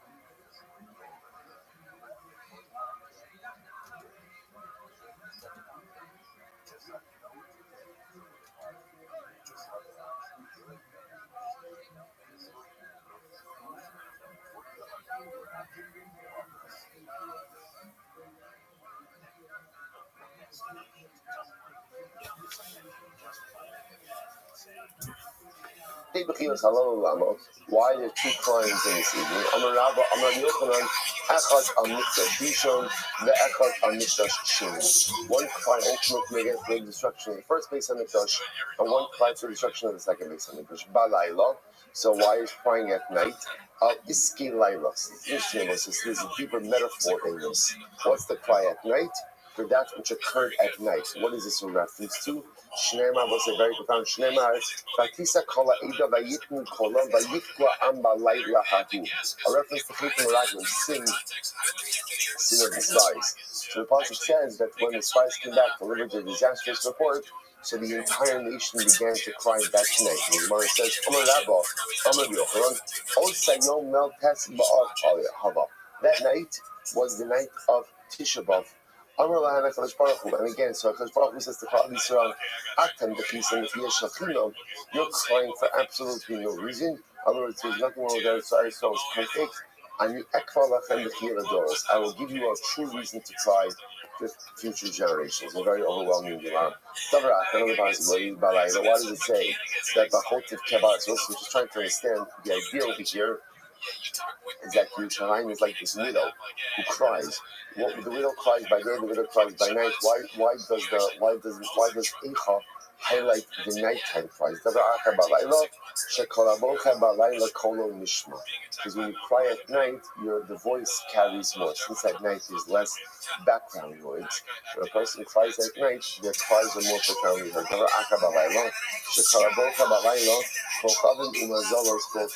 Furthermore, again, you cry at night, so to speak, that the stars and the constellations cry along with you.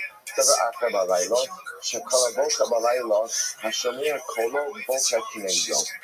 will say furthermore, that when a person cries at night, anyone else who hears those cries along with them.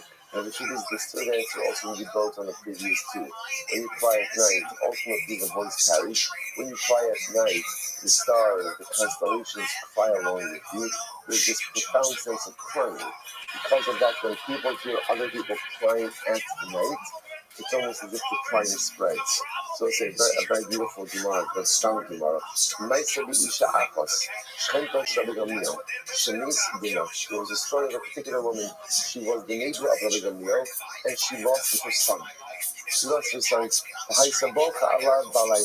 And she would cry over him every night. Rabbi Gamliel heard her crying, and he began to cry as well. I want to say now, this is such a profound Gemara about empathy. But when you hear this bereaved mother crying over her child, Gamliel himself would cry, literally again, he cried until his eyelashes fell out. To the point of like physical detriment. The next day, his students realized what was happening, how much they internalized his pain, and they moved him to a different neighborhood. Another lady, her tears on her cheek. So I said the idea over here is tear on the cheek. And this represents this idea of crying, and the crying doesn't stop. Right? The tears are always there. There are different kinds of losses in this world. There's a loss that you cry over, but then you're able to move forward.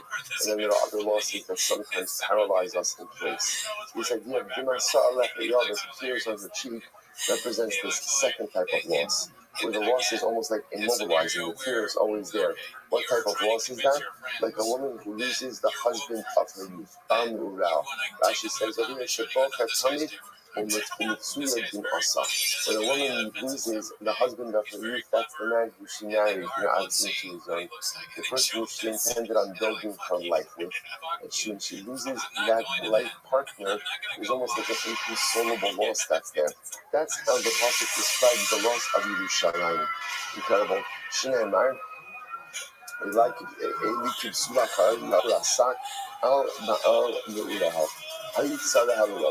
so literally the enemies become like believers. If you cause problems for Klal Yisrael, you are catapulted to greatness. This is an interesting idea. The more you oppress and the more you hate Klal Yisrael, you need a leader. You need a leader.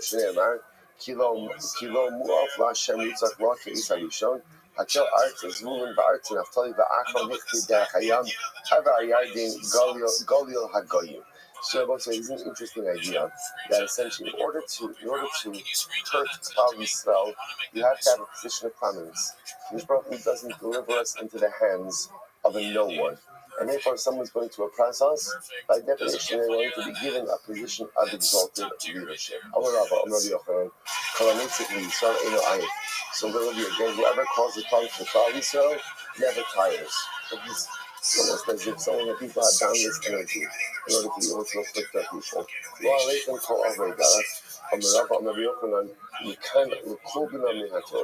So what's this? Interestingly enough, is almost like saying these klalos should not befall you.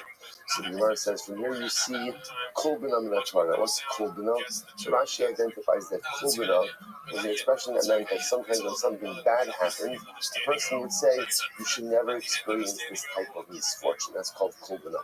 So that's the pasuk is saying, what's happened to us shouldn't happen to anyone else. We'll see first the widest lines.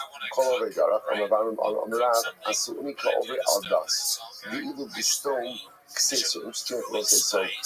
So the Torah who treated Yerushalayim, right, the Jews of Yerushalayim, Yisrael, as if we were over al-das, as if we transgressed the tenets of HaKadosh Baruch Hu's Torah. How so? The bestone ksiv, Hashem hinted al stone. Right, by stone it says Hashem caused it to rain down fire on stone. The Yerushalayim ksiv, mimalon shalach ish ba'as mosa ba'yerdena. Uksiv, vayigdal abon bas amin yuchatas stone. So ultimately, again, the pasuk says that says that the actions of Klal Yisrael surpass the actions of stone. Rabbi says,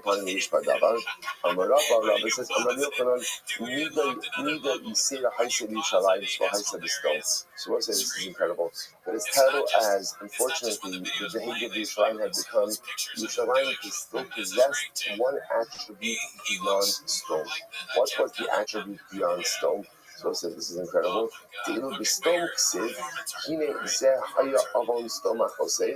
Go. Shivas lechem, the yad ani ve'ayon lo yichzika. In stone, there was no sharing. Right? In stone, whatever you had, you kept for yourself. And again, nothing was ever shared with the other. Also, listen to this Gemara. On the other hand, the Yerushalayim ksiv, Yidei noshim nachmanios, bishlu yaldorim. Yerushalayim, the hunger and starvation had become so acute that literally, again, the women ate their own children. And also, it's just like such a fascinating twist.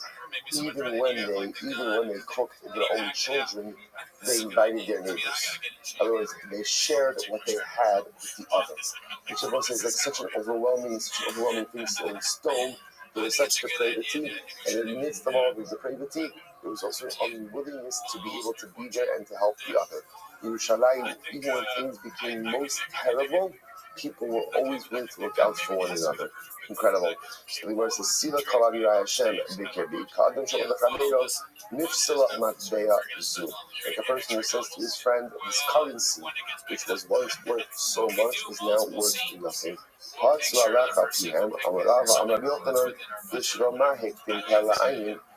is it so much? And I remember again, in Eicha goes in the order of the Aleph days. Yet, interestingly enough, if you look at this pasuk, that their mouth opened up against you, if you notice that hey is before ayin, even though normally ayin is before pay. So what's going on over here? Because the Malakim said something with their mouth, even though they did not see it with their eyes. In other words, they delivered this disastrous report about Eretz Yisrael, even though it was not truly reflective of what they saw. Whoever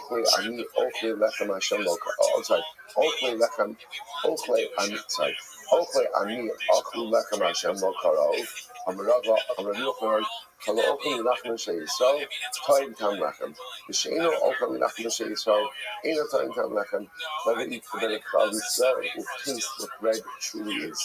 Whoever doesn't eat the bread of Klal Yisrael won't taste what bread truly is. And I'll say, what does this mean? Well, people will say, bread represents sustenance. Like bread represents the core of existence. If you want to understand what existence is, look at Klal Yisrael. If you look at anyone else, you'll find pieces of what it means to lead a meaningful life, but you won't find the entire picture. Only Klal Yisrael has the real lechem of existence. Hashem lo kara Rav Amra Eva Dayani. So this refers to the corrupt judges. Ushmuel says, this refers to the teachers of young children who shirked their responsibility and did not give a proper chinuch to the Jewish children. Me, Minyal, who appointed them, Ravashi. Sorry. Okay, so that's the end of the Eicha. That's the end of the Eicha. The other Gemara goes by to shows this. Now remember again, the primary topic that the Gemara is occupied is the list of the three kids, and before it deals with the phrase for regular people who don't have a portion in Olam Haba. So the Gemara said, by the way, who compiled the list? Who decided who's on this list and who's not on this list? So the Gemara said, Ravashi, Anshe Knesset Hagidol Aminom. Who's Anshe Knesset Hagidol? Remember the Great Assembly? Because remember again, Anshe Knesset Hagidol was the rabbinic body that was essentially constituted from the end of the first base of Mikdash to the second base of Mikdash. That's Anshe Knesset Hagidol. So they did a lot of things, like they created tefillah as we know it today. So they created this list. So the Gemara, listen to this. Rav Yudah Rav, Bikshu Old Limnos Echad. So they wanted to add another person to this list. Now this is actually pretty wild. The Gemara says they wanted to add Shlomo HaMelech to this list. They will say now, remember again, we've already seen this before. It's been mentioned a number of times throughout this parak, that by Shlomo says, Vayas hara b'nei Hashem. What Shlomo did, which was terrible in the eyes of HaKadosh Baruch Hu, and the pasuk seems to attribute the pasuk seems to indicate that he worshipped idolatry. Now, the Gemara qualified that because what ended up happening was Shlomo married a lot of women. His wives brought in a lot of idolatry, and he did nothing to stop its practice. So, in that sense, he's responsible for idolatry, even though he himself never worshipped idolatry. So they wanted to add Shlomo to the list. So the Gemara says,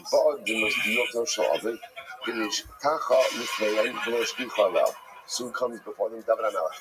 David HaMelech appears to them, and David HaMelech prostrates himself before them, saying, please don't do this, but they paid no attention to him. Ba'ish min hashamayim, v'lochka ish b'saf saleim. A fire came down from the heavens and started literally again looking at their benches.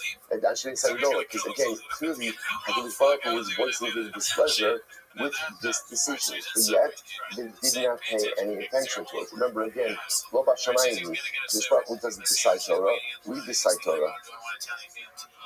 Yotza Baskol Ba'amra Lohem Chazis Ish Moher B'Malachto L'fnei Malachim Yisyativ Ba'Yisyativ L'fnei Chashuchim Mishehiktim. So again, so then the Baskol comes out, and the Baskol says ultimately again, have you seen a man who does his work quickly before kings he will be? What does this mean? So Kadosh Baruch Hu said, Baskol came out and said, Mishehiktim Beisi L'Beiso. So first of all, Shlomo built my house before his house. He built the Beis Hamikdash before he built his own house. Well, not only that, it took him 7 years to build my Beis Hamikdash and 13 years to build his own palace. The Gemara says, "Lifnei malachim yisyativ, v'az yisarsev nei chashuchim, v'lo shkiach alav." So again, this Rabbi was saying, how could such a man be consigned to a fate without Olam Haba? He should dwell amongst the rest of the kings. Once again, v'lo shkiach alav. The Anshe Knesset Hagidol paid no attention to this Baskol. They just felt that it was incorrect. So we also Yotza Baskol ba'amra hame'imcha yishamena ki ma'asta ki ata tivchar v'lo ani. Finally, once I said to the Baskol comes out and says, listen, Chazra, Olam Haba is my purview. It's not yours. You don't decide who goes to Olam Haba and who doesn't go to Olam Haba, and you don't understand the Cheshbonos. So therefore, again, it's so interesting also that you see that Cheshbonos probably trying to intervene in a more mild manner, although it's pretty stark as well. And at the end, essentially what he says is, yes, you're right, Torah belongs to you. Halacha belongs to you. Decision-making processes when it comes to the adjudication of law belongs to you. But at the end of the day, when it comes down to who goes to Olam Haba, who doesn't come to Olam Haba, that's up to you. That's up to me. And therefore, again, Shlomo was not added on the list. Darshan Yeshumos Hayu Omen. Kulan Ba'in La'olam Haba. Most of this is wild. So Darshan Yeshumos. Rashi says over here, what Darshan Yeshumos? Darshan Pesukim. Kibitzid as Harashon L'Tzav.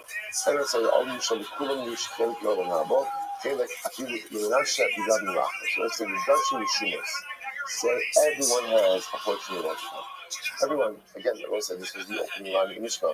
Kol Yisur. Everyone has a portion in the world to come. Even Menashe, even Miravam, and even Achav, even the three evil kings.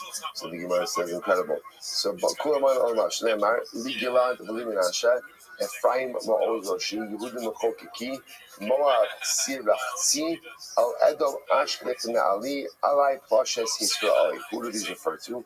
Li Gilad, Ze Achav, Shinacha Ramos Gilad. This refers to Achav, who died in the battle of Ramot Gilad.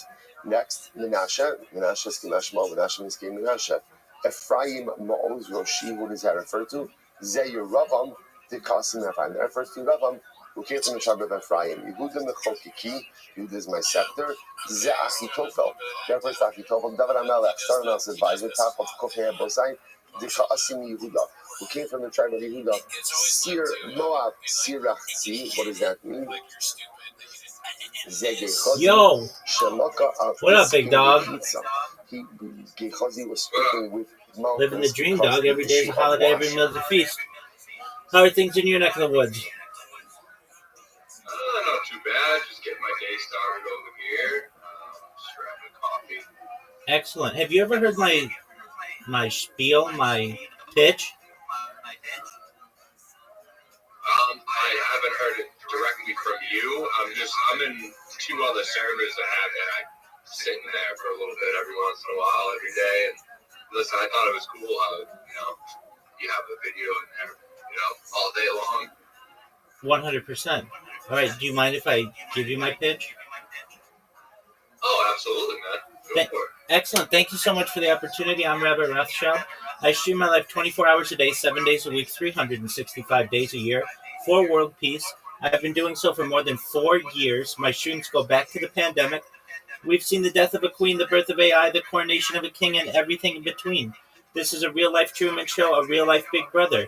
This is a timeline and a time capsule of human achievement. In the 1990s, Bill Gates coined the phrase, "Content is king," and I'm making it true today. I'm king of the internet. This is the biggest event in global history, and here's why. In 2018, The Economist magazine stated that data had overtaken petroleum as Earth's #1 resource. And I have more data archived on the internet than any person ever, which is making me a very influential person. I'm going viral, and when I do, I want to make you, your friends, your family, all financially independent if you're not already. I want to ensure that you have generational wealth if you don't already, and I want you to be able to start charities and philanthropic organizations of your own. I'm unlike any influencer you're ever going to meet. I'm not live on one YouTube stream, nor 2 YouTube streams. I'm live on over 20 simultaneous YouTube streams 24 hours a day. You can watch my life in 360 degrees. I even have a ceiling camera. You should know that you can view those links in my profile. Additionally, in my pin post on Twitter, you'll also find my link tree. I dare you to look at my link tree. Nobody dares you to look at their link tree, but I do, because I have more social media than anybody. I have more content than any person ever. You'll also find my Discord link, which you did, which is wonderful. In addition to making you rich and wanting to promote world peace, I want to help end world hunger through the use of technology, such as agricultural drones, floating greenhouses, saltwater greenhouses, hydroponics, vertical farming, cloud seeding. I want to help end world thirst. I'm sponsored by a cryptocurrency that's worth about $100 million, and one of the things that we do is we build wells and water towers in developing nations for the benefit of the less fortunate. Additionally, I'm an advocate for the Life Straw program and, most importantly, desalination technology, where we pump Earth's seawater onto land to make it drinkable. I want you to know that I'm here to support you both personally and professionally. I'm here to be a positive person in your life. I'm here to have an optimistic view on the future. And most importantly, I want to give people hope. And with that, I sincerely appreciate the opportunity to share. I love that, man. I love what you're doing. I love what you're doing in the space. You definitely do have more social media than anybody I've ever seen. I actually did go through your link tree. I did click your Discord info when I was trying to reach out to you, and I was like, wow. I mean, you really covered every single aspect of social media, and I love what your plan is. I love what you're doing, and I love the dedication to, your dream of fulfilling, what you want to do. Love it. I appreciate that. All right, so your Discord is the one in your profile, right? Correct. Excellent. Well, if you don't mind, I'll start streaming in there. We'll give it a week or so. We'll see if you like it, if the people in your Discord are receptive to it, and then if they are, we can continue, okay? Absolutely. Sounds like a plan. Excellent. Well, you know how to get a hold of me. If you want, I can have the audio on in your Discord if that's something that you want, or I could keep it muted. Which do you prefer? You can keep it muted for now, and then if people start clicking in or whatnot, we can change it to unmuted and then go from there. Excellent. Sounds like a plan, my man. All right. Well, I know what to do. Let me. If you ever have questions, just send me a DM or come in here, and we'll do whatever you need. Okay. I appreciate it, man. Thank you so much. Absolutely. Thank you for the opportunity. Take care.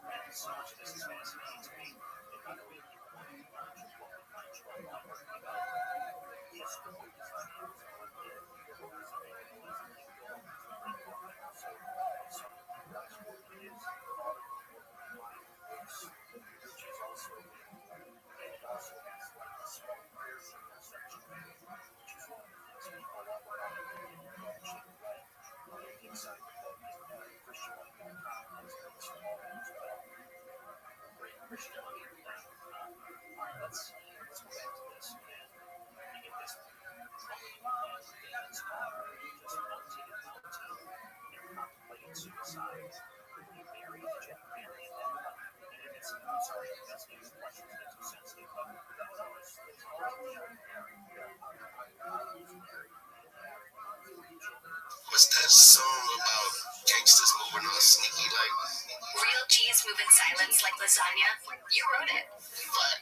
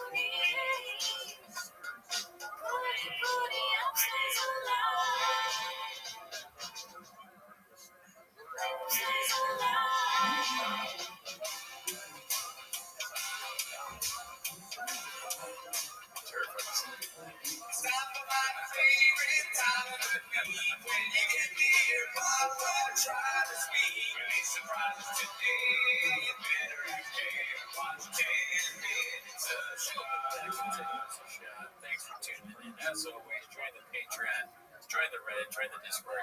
This week on Patreon, we did a bonus Your episode. multivitamin for immunity support, so you never miss a beat. One a day, right for you. It's not you made it weird. It's you made it really strange. That's right. And Leanne Morgan. I'm not sure. She was great. She was great. Anyways, that's not why they're here, right? It's been a jam-packed week. Check out Rabbi. Jeff Dye talk. A lot of Jeff Dye talk. I'm sure there's going to be some of that on Reddit. Also, subscribe to the YouTube channel if you haven't done that, dude. Yeah, you gotta sub. That's what people are doing these days. Sub. So, anyways, that's not what we're doing. We're just sub. We're not even like.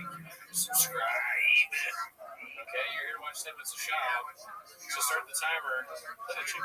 Alrighty, so my name is Gerardo. What's it called? This is gonna be. I'm still looking for them. Okay, this is 14 days. We're looking for anything above 14 days. Okay, that makes sense. We've seen that. Make it about you. Yeah, I've seen that. Okay, Ryan False God's mom.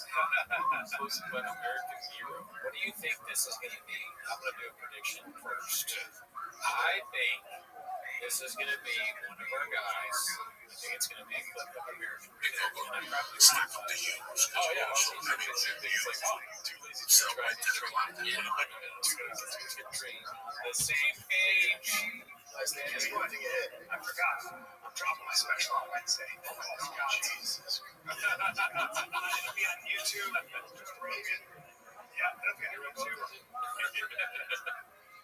You never know. Oh, God, so. Is it Monday morning? No, Wednesday. Wednesday morning. Wednesday afternoon. Wednesday afternoon. Second quarter-mile line from the factory. Motherfucker. That's what you need. That's what you need, Countdown. It's very your special. Kicks it. You start selling out giant theaters. Let's get a little. That's what looters. Once I start selling that, entertainment to do. And I thought that when I had a really good one,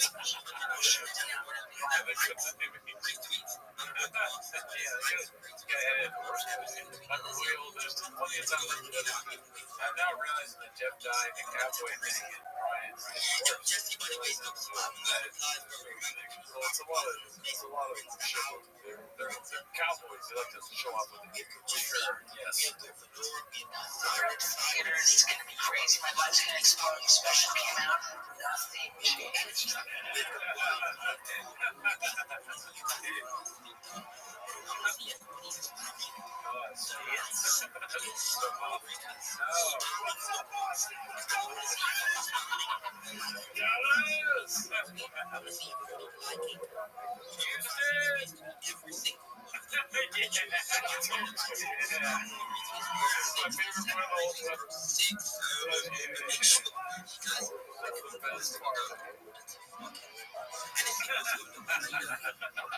Yeah, ride that horse. Walk like a rich guy.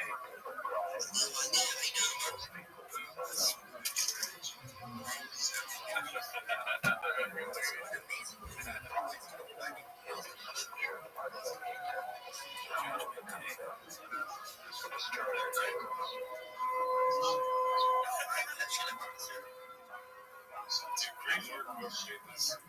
That's good. Excellent. Excellent stuff, dude. Yeah. Shut up, man. That's the kiss what? The beginning is my favorite part. Yeah. Just let the waiter talking. Brian's all, he's talking about a special, and he shut up with it. So good. His face where he's like, could you go shop the market with Jones too? Oh, yeah. You look at it.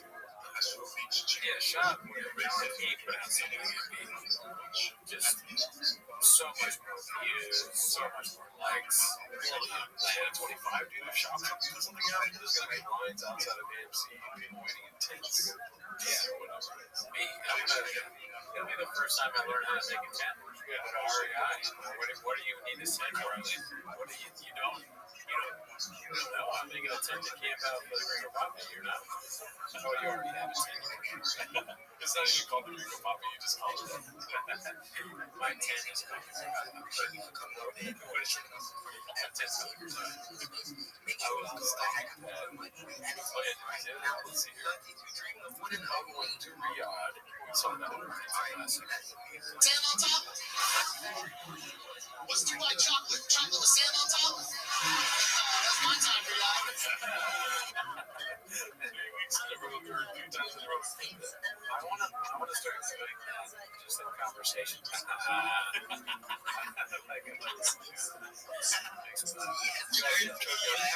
Alright, so this one's gonna be most of my Gunslinger 4.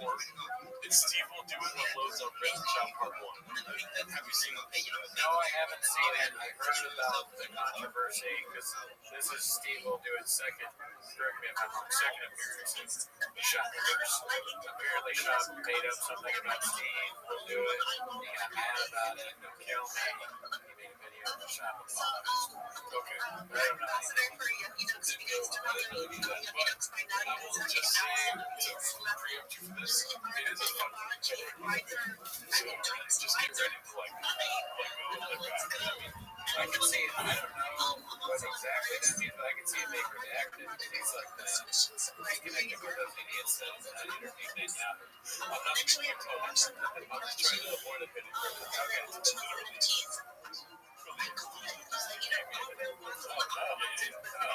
so if you just like go let the graves take over right now and then just come back with stuff. I got some pretty graves never I wish I didn't. I don't know if you see the fucking little part here, 311. Yes, yeah, right. Yeah, much. Let me know go and pause it already. Yo, Brandon Chop. He goes on a podcast and he goes, Steve has gambled that sometimes we have gambled that you guys would break out. So for example, over under on 100%. Look at the way he's watching. He's This is what you show it looks like if you want to spot it. What a gambler looks like. It's like driving a solution car. Is that gambling with relationships? So you're not a gambling addict, but you are wearing someone's inside at night. In Vegas with FanDuel. You're making a video, but you're also kind of saying I didn't insinuate I fixed the fight because I so lost my I even called Dana. I said, this is so funny. Hey, Brandon John. He didn't call Dana. He called Dana. Hey, Brandon John. I know Glenn Rockets. So 1.6, but I owe them 300 to play at all times. And it's not a problem. Because, bro, something you're not good at is relationships. Okay? Everyone go find Brandon Shaw talking about Steve Wood. And it's like, okay, you gotta roast it. You judge those things. Because he knows that. And I do somebody to show you those he thought to the next piece. And you don't use that. You're just kind of on that. You made a bunch of things. I think that but it's the most Brandon Shaw, I know you're going to do a whole meeting here. We'll fight like because I have no respect for you. Okay? So I'm not like Brandon Shaw. I have no respect for you. When I make 7 you sound like a car switching dude. Just this is making me like shots. I'm going for a bunch of shop signs. Brandon Shaw. It's hard to watch somebody do Brandon Shaw.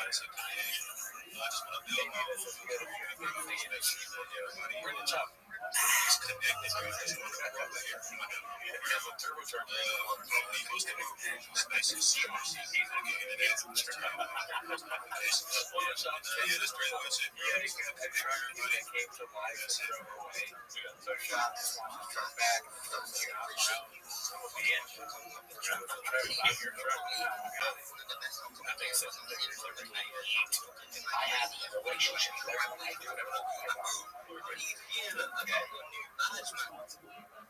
And I do something good for the UFC player. And you don't know the facts that would turn this into a bad person and you want to grind. Brandon Shaw,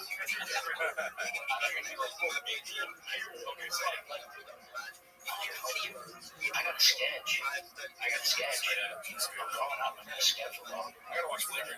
It's a lot on that schedule. Things that Ross talks about. It's not on the schedule. You have the privilege to be like me.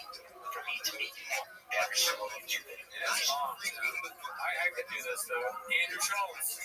I'm walking around the hotel. I'll put on sunglasses and take it off in the next cut. And put it back right now. Yeah, I gotta be in the hotel. I would have liked to take it. Steeple snorted.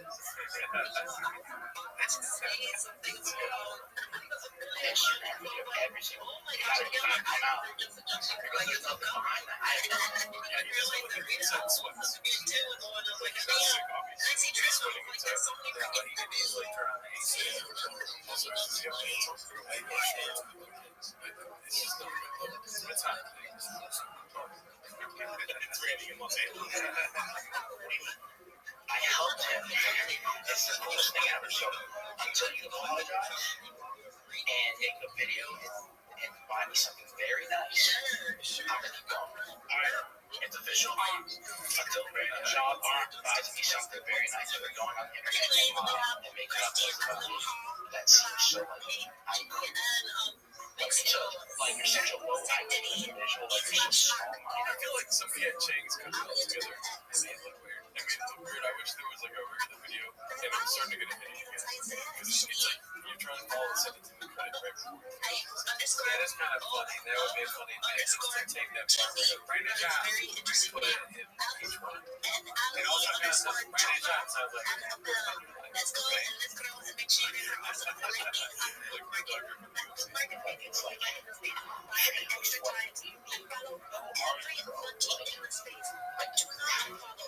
Listen, I just checked out the Trends page just simply because of the video I was talking about.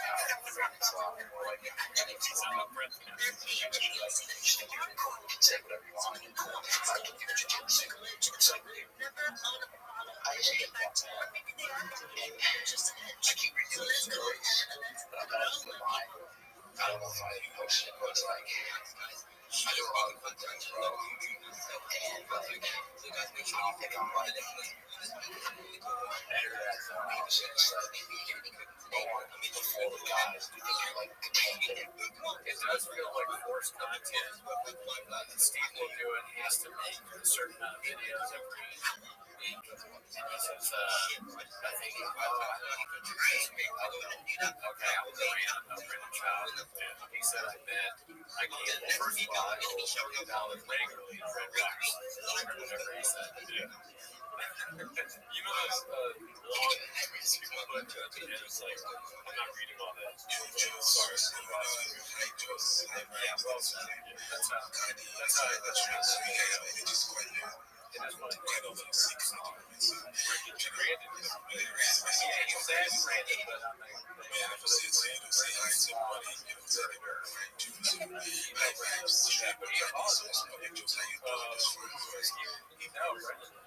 I think it was like, yeah, my bad. I was wrong. Well, let's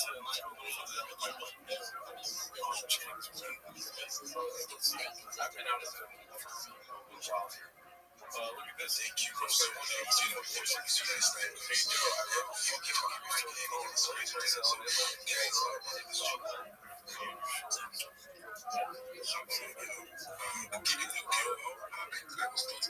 Best person to see is right. I can't say my space. Yeah, but at least you understand I know that person is in space. I understand the space is that's just they were the fat jet guys. Yeah, I got really fat after the crash. He's like so depressed. So they can just eating a lot, not eating health. They become this whale. Fat. After the diet. We have a jet diet. Being really fat. The whale just died.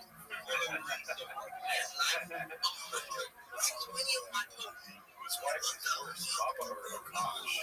Oh man, you've seen a lot of that, right? Too lazy and then constant ridiculous of making fun of her wife.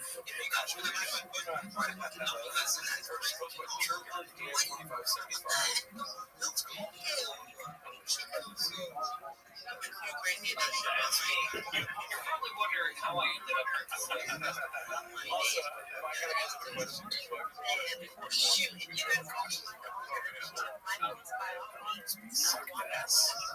no, I don't yet. She just says some things that you shouldn't say. I was talking to normally like women are kind of shitty on the show, but they will not agree. Like, well, you just think because you're sexist. And I said, listen, I'm not trying to be sexist here, but she's just saying stuff that would have won your support 10%. And what did she say? I said, well, she said she had a roster of white dudes that she would pop her pussy. And then the one was like, oh, yeah. There was really no pushback. There's just like, yeah, I don't know about that. Because that's also vernacular that she doesn't like. The people that do a little bit of something. The only person that can pop their pussy for random white guys is it could be funny if he said this. Pop their pussy. I am a pussy. I can trust like it. That's another argument. I'm like a millennial, so I don't think I'll ever not think that my wife is say, my wife is a coach. When a coach got caught, and he used that as like a defense strategy. When someone's going, hey bro, your wife is, man, that must suck.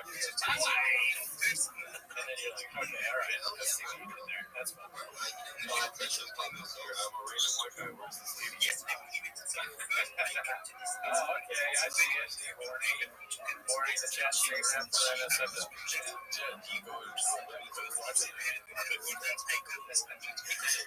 I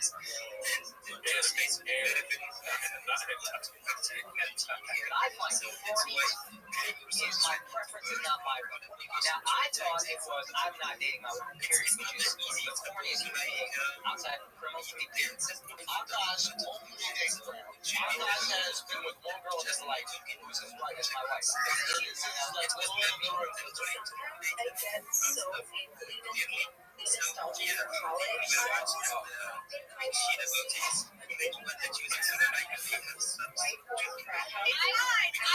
actively trying to have an orgy because, and you haven't seen Nav yet, but wait till you fucking see him.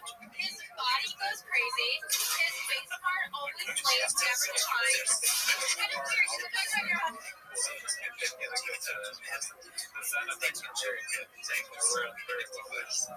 We should be like a word for them. I give this one a whatever.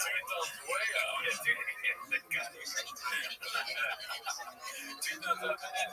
We never disagree. I do too. The gunshots I really like. Dude, pop on your pussy or whatever it is. It sucks. But she's talking about the past. You just wish she wouldn't say it out loud or the podcast or whatever it is. We're talking about another guy saying that she knows. I guess the other guy is the co-host husband, saying he's face scarred, always slaves in his body. It's crazy. These are just not okay. Shouldn't be. That's worse than that. Are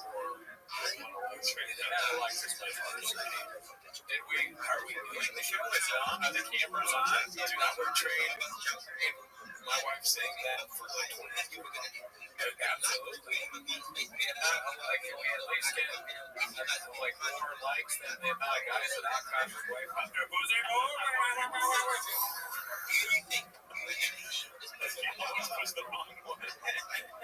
I'm sorry, I didn't mean to say her name.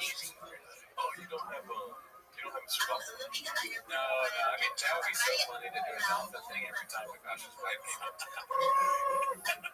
Sorry, that's a bottle next time. Oh, he wants to see Bob says, Jiller, we said that his mom's name is Earl. I was thinking his dad's name is Dinner.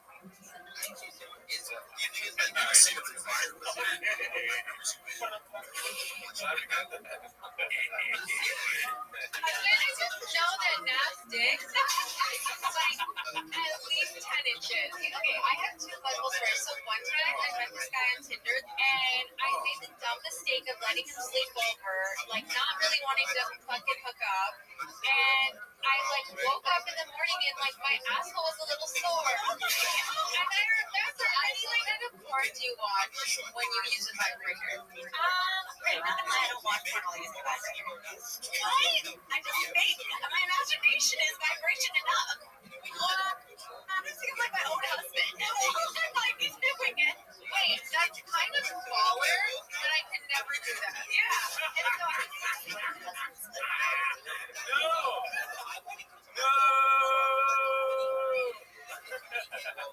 He's hilarious, bro. That was fun. Oh my god. I could never. She just said she could never think about a cop. That's some shit. If that's true, I don't want to know that. Take that to your grave. God, can you imagine the chick you're with, you're married to, and she never once masturbates thinking about you? If you thought that Akashi's going to stop saying fellas, not a chance. Now we see why part of our criticism of his stand-up special is that it was very specifically negative towards his wife. To the point where it sounded like one of the old 80s terrible things. My wife's a bitch, and I fucking but the dinner's cold.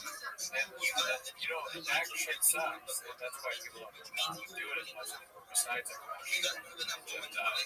But right now, I see comedy is not for his time. And if it would have came out now, we would have understood. Well, now I understand. It's a direct, he's responding. He's he's responding to trauma and being treated in a certain way. He's just trying to speak his piece. He's just not very good at it. That's sad. It's a sad thing. If only he gets better. And I'm gonna be really fucking honest. I don't. We don't. First of all, that's a fucking red flag. I'm not like, no joke. I love you girls. If you want to work, all for that, whatever. But like any man that doesn't want to have a joint bank account or isn't being transparent with his account or has separate accounts, that's a fucking red flag. This is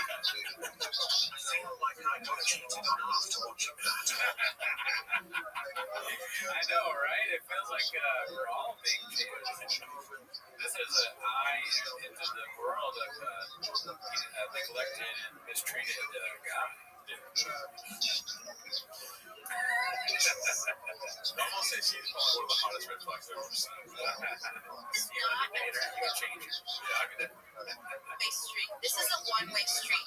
His money is our money, and my money is my money. And look, have I only made $600 with content creating? Why not charge you one? But that's my money, okay? I don't know if the play, and I love him on the board. I never watched that show, but like, he's on my Holocaust list. Oh yeah, Jason Crawford, Jacob Elordi, Stu Butler, and who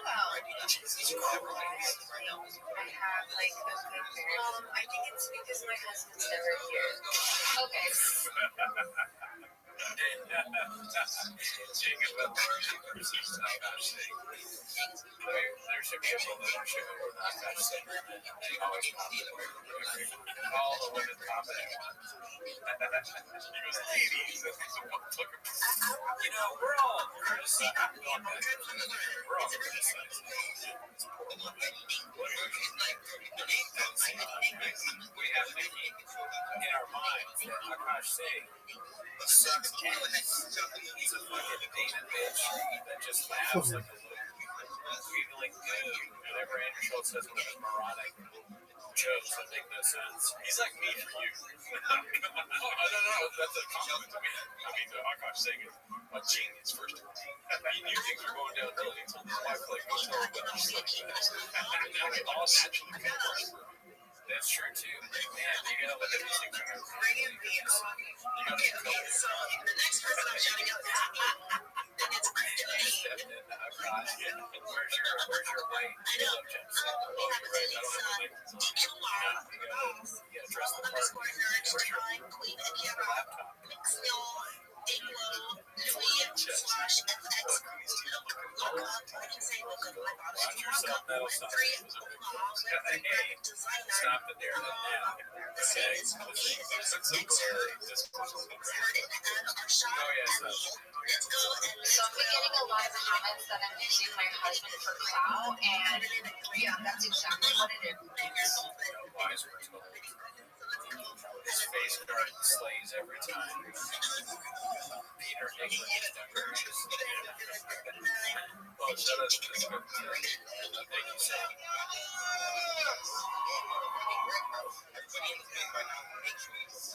Do you guys think what the idea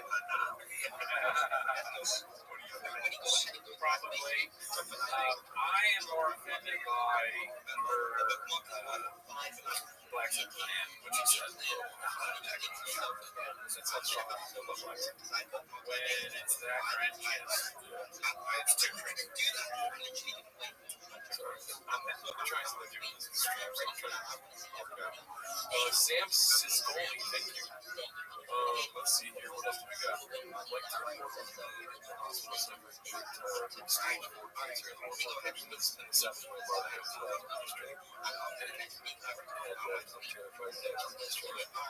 Shout out to you, dude. Yeah, keep strong, dude. At least you're not married to a conscious wife. You could be right much better. She'd be fucking so Be cool, dude. What the fuck is this? Shout out to you. Thank you for the money.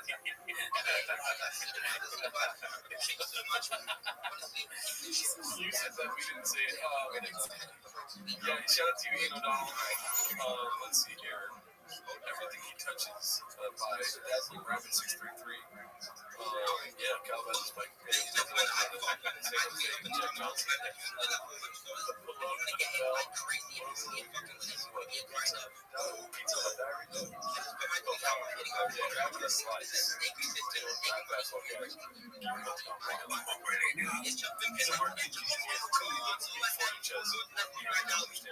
Take 6 or 7 months. Take 4 months.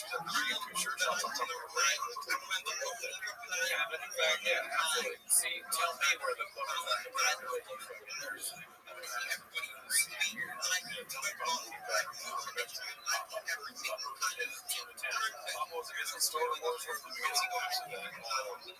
This is from 1 day ago. Let's go up today. We are making a decision to ban all political posts indefinitely after carefully consideration. Internal discussion and tons of external feedback. We have collectively decided that tell me that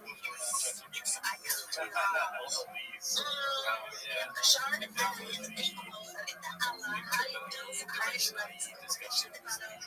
Joe Rogan is probably the boss of his brother, and he told us, I'm like, hey, look, here's a way to reach out to your team and make an announcement.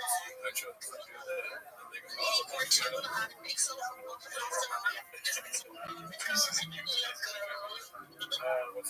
Joe Rogan is deal on. No, I'm not. No, that's what this is. Yeah, there you go. Short of you're right. What would we ban on our Reddit? We can't ban political posts, so it's still for me.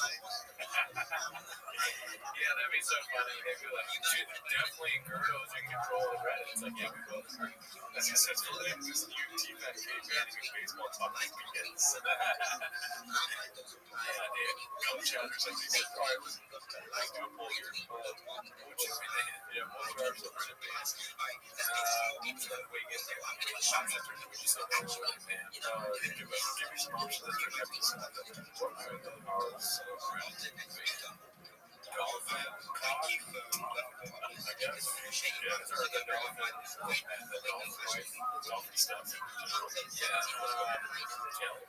Jello. Seem pretty happy about Jello. Small furniture.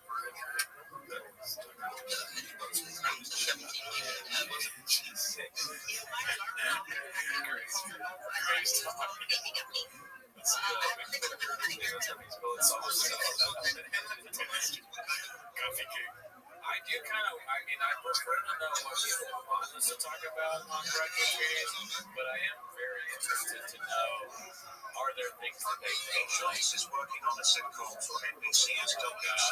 Oh, wow. That's what shout out, I saw Adam and Ellie saying what's up. You know, I still have it. I should bring it back, but I guess it's a reason to keep it coming back. You know, I'll have it next week. I'm a fucking podcast host. So, yeah, it's been close to this year. They still want to talk about your issues.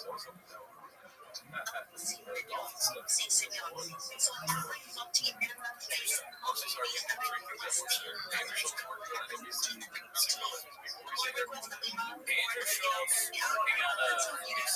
You know how they always say that more gatekeepers? Well, clearly not. They're letting Andrew Schultz have the fucking sitcom. So fuck them. Keep it up. We don't need gatekeepers today. We need Too Lazy to Try, Elephant Graveyard, Successful Egg and Bendy, and this show. And that's it. Right? Don't kill me. Thank God. Right. Because maybe the business is that. Oh, for all this gatekeepers are like, we don't need to make money. Like, you want to monetize something. I guess we need it. Yeah, well, we don't need it. But it would be good for more Andrew Schultz content to be even more famous. And then we can make that right now. Maybe great question. How the gatekeepers on the wall? The gatekeepers are probably before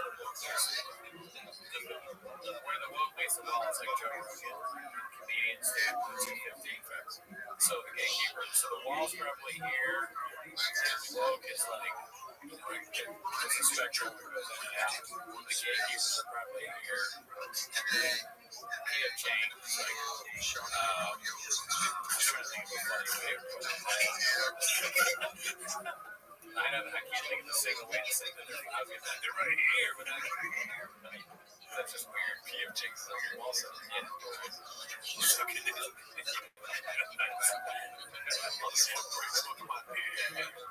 let's see here. Logan's daughter, she was by particular stable system. She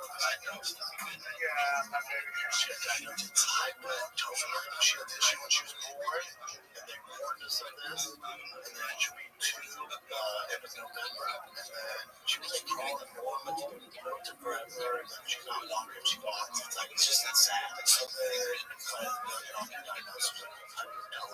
The tough thing is like some kids are born with it, and then when they do therapy and everything, they don't want it after a year, 2 years, they have to really shower crazy and stuff like that. I'm sorry for talking. My ass is just they're on the Next Frontier podcast. Oh, yeah. We're not far behind. We were 2 steps behind when we took 4 steps to the red. Exactly. But I'm not going to check. What I'm saying is, look at his positioning. I wasn't talking to him. Yeah, have fun. How is it? He's like, yeah, what? Where did you go? Everything fucking dead. It's this fucking chair. Keep traveling the chair like that. This is it's kind of like the Sebastian way. If you Sebastian, it's kind of like he's not telling you, or he's not asking you, he's forcing you. That's like fucking up and true. It's a more alpha stance than we're taking right now. We might get there someday. Yeah, except this week. I'm like short. I'm going in. He's still like up here, towering over a man against like me. So, and then also I'm like almost spilling my Diet Coke. He's got his coffee right there. He's not worried about spilling it on his equipment because that's like Janice to do.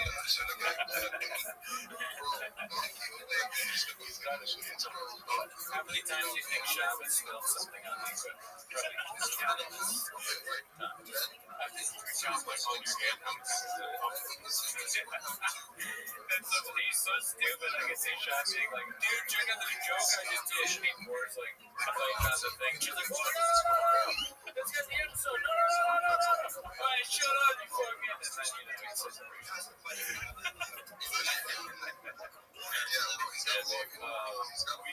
do need chairs that we can sit on. That's what I'm seeing a lot of shopping. So maybe we can do this. He does look as intimidating as regular shopping. I appreciate you saying they're regular. I'm tired of thinking things.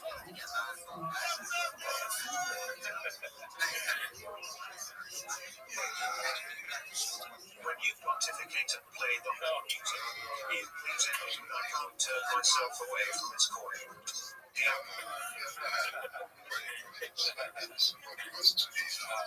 That was a great movie. That podcast that we're listening to is called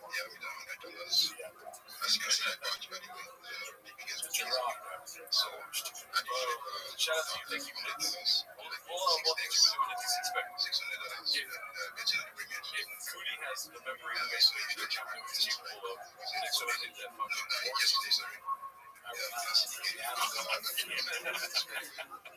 One of us was nice. That's just a memory. They walk and it's all good. It's all chairs. It's everybody walk. Braces and stuff. It's good for braces. They have been pretty good about it. They're talking to the thinkers. They're like, so now I want to routine is wake up, maybe this morning, I'll get home from this, I'll take care of this, I'll go to the pool in 20 minutes, I'll take the boys right there this fall. One thing, because I tell Joe, the mother-in-law, like, don't let her notice the big thing she I've been good. No crying on this. And then someone says, someone said, shoot, mail. But you can't win with shoes. It's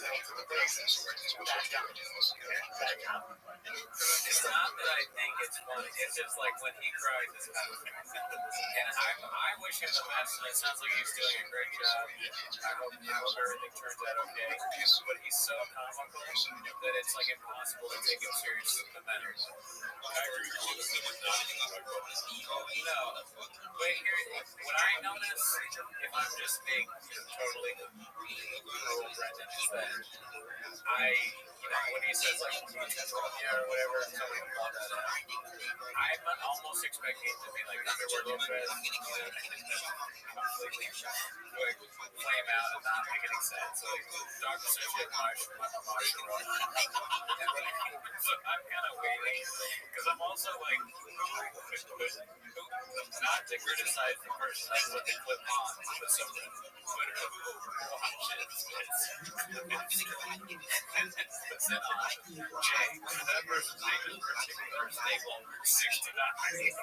Okay, I'm not judging that. Yeah, I am judging that in some way. They put it on everything about this is absolutely absurd. Why would they put it on? Why would Chop do this? So if you put it on a comedy website, people that kind of consider the subreddits and joke websites, I stumble over words. I'm expecting him to do something about it. Very funny. What I say very funny is still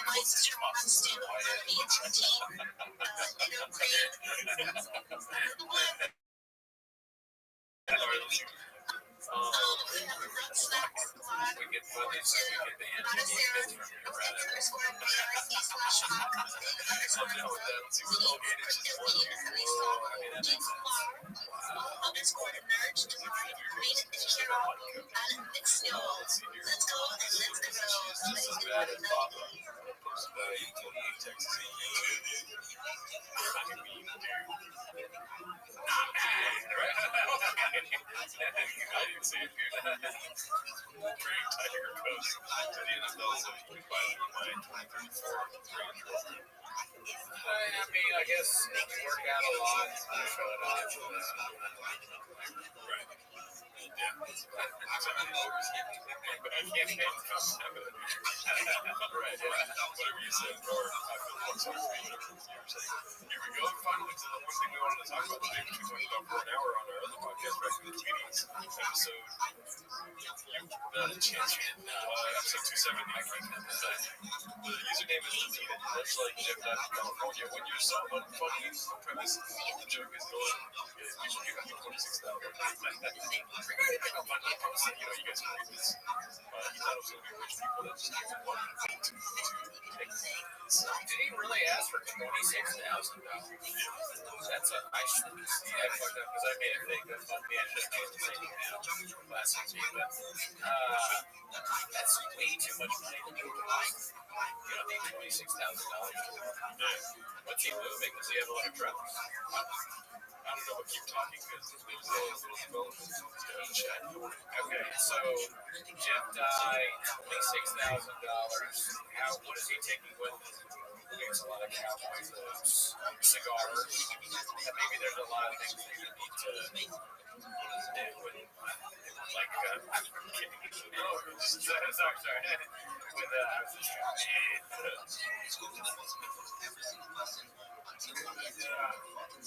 Sorry. With, cigars, you gotta have a thing that chops the cigars, but I think you really need a few of those. I imagine Jeff Dye, he does a lot of yoga, or that thing, and he's a plant-based diet, so maybe there's a lot of things that help make vegan food, or he's a meal prepper, he does yoga every day, anyways, important tweet here 3 hours ago, I think people need to put this out. Yeah, Kim Kong, you want to read that? Kim Kong, she says, let's shift the focus on Jeff Dye and on maybe the bitch that stole 101. Was one of the $10 or 10,000. There are worse people out there, and unfortunately, they have there's much worse than that. No, yeah, I just mean, I wonder how much money that is.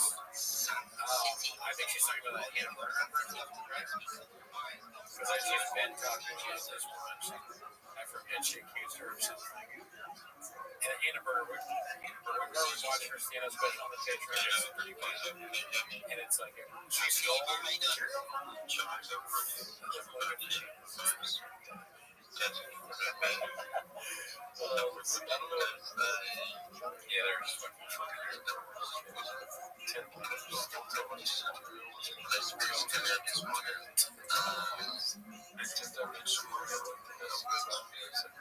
that's so creepy to me. Alright, well, not as breaking as I thought it would be. In a way, Jeff Dye is still a lot of material.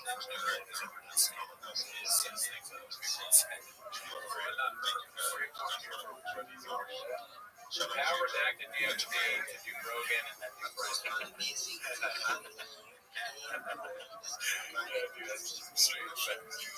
That's a killer fucking podcast right there. Yeah, that's all. Smart people and the fucking angry, crazy, I would do all of that first person. Let's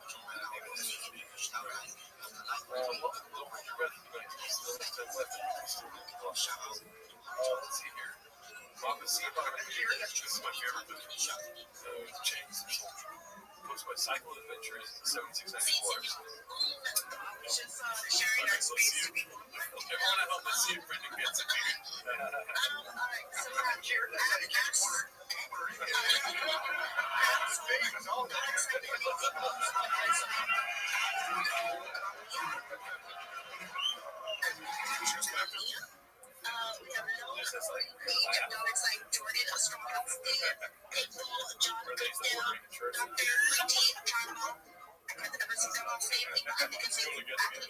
It says Jamar instead of cheers, that's how you catch a Puerto Rican.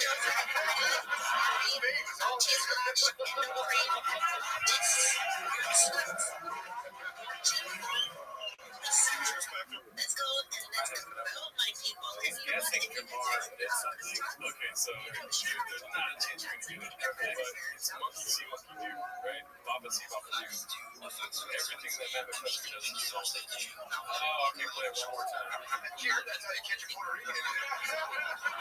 Baby's all there. So, back, way back. Head up, head up. Come back. Hand on the face. Choose back up. He's, okay, here's what I think is happening. You're right. He mimics like always, but I think, because I can relate to this, he has stopped paying attention to it, right? He's getting a little nervous because he knows he hasn't heard anything that anyone said. So now he's just going to, that is, okay, yeah, it's funny. No one knows that I'm not paying attention. I'm going to do what Matt's done. People think I'm normal because I'm laughing too. Do I know Baba too? That's my question now.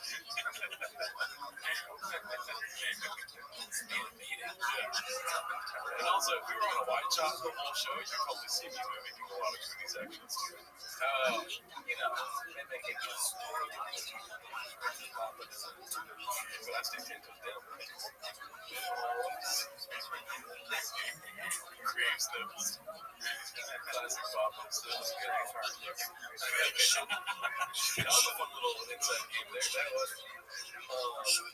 Guess what I thought of that reference? I was like, it took me a while to get it, so I was making fun of you. Oh, no. Let's see. I thought about making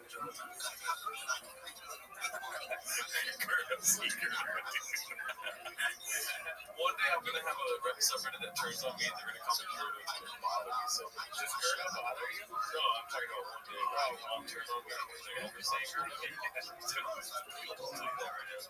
Well, before you play this one, can I just say I'm here to the person.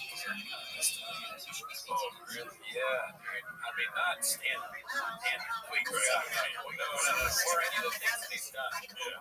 But I miss him on the clips. I like when a deleted clip is maybe it's because they're kind of pain, right?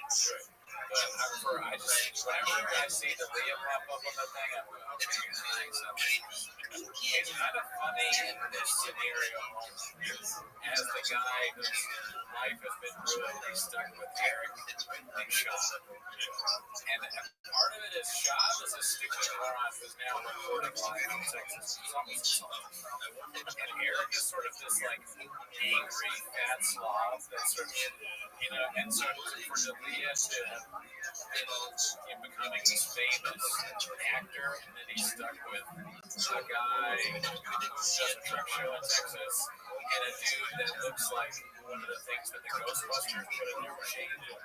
It's just, it's so funny, and Delays kind of like, I'm sorry, it is. It's kind of funny. They should, if you want to kill me, kill me. I just say what I said.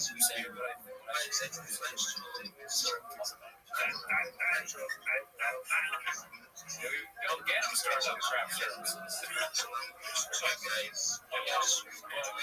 Kind of change the subject. I'm sorry for going back. I'm sorry for going something my phone. Check this out, dude. That's good. That should be the name of the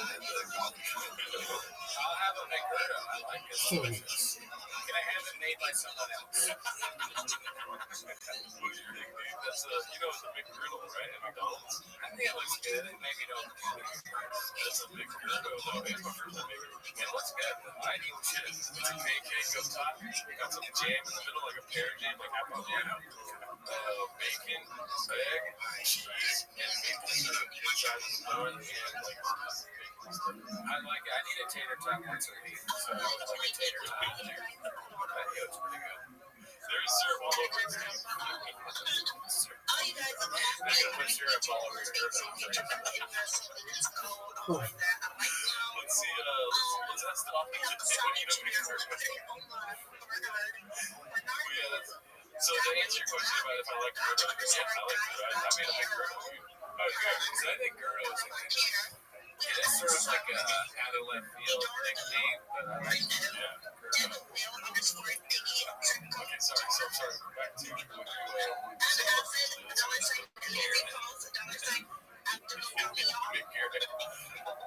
this one's called Admitting Joe Rogan said no to performing and publishing the kids still into the haters. Posted by our good friend Successful Day, 8345, which we'll talk to you later about posting other separate stuff. Let's see. With the joke. Okay. Oh, Successful Day. God, dude, I took him. You don't know the show. He's a great guy. Let's see. Yeah, that's why I love one. Funny that those bullshit headlines. Yeah, man. There was one on me that was like, Red Shot paying for other shit. Agnes. It's a person. I can't wait. Look at that alcohol. That's a lot of fun. This conversation, I'm not there yet. Like, oh, why aren't you wearing the mothership? Shout out to you for subscribing. I did a show there last week. Listen, young band, do this one. I want one thing, like maybe a headliner. Oh no, it's my time.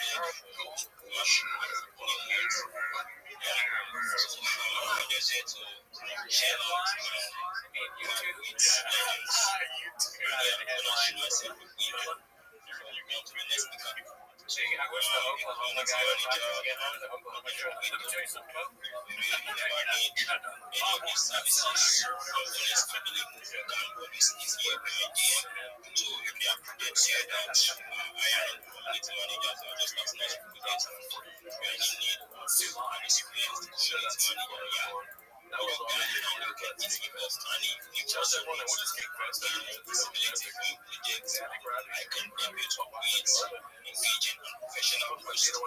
not that one, but that's the other one. How did the obstacle show that's Ryan Kelly special has 2,000 years. This one's push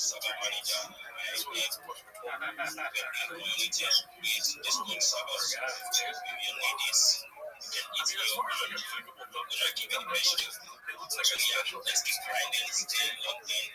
me, yes, it really, that looks like he copied Comedy Central and or Comedy Turbo has been here for a long time. He should have used this fucking thumbnail and put false gods like that. That would have been so much better. Way better. The most better. I love this one. You almost don't care.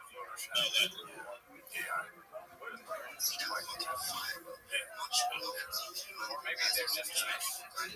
We probably that'll be awesome. I'm on the movie read actors like Photoshop our faces. Idea. Are you listening, American?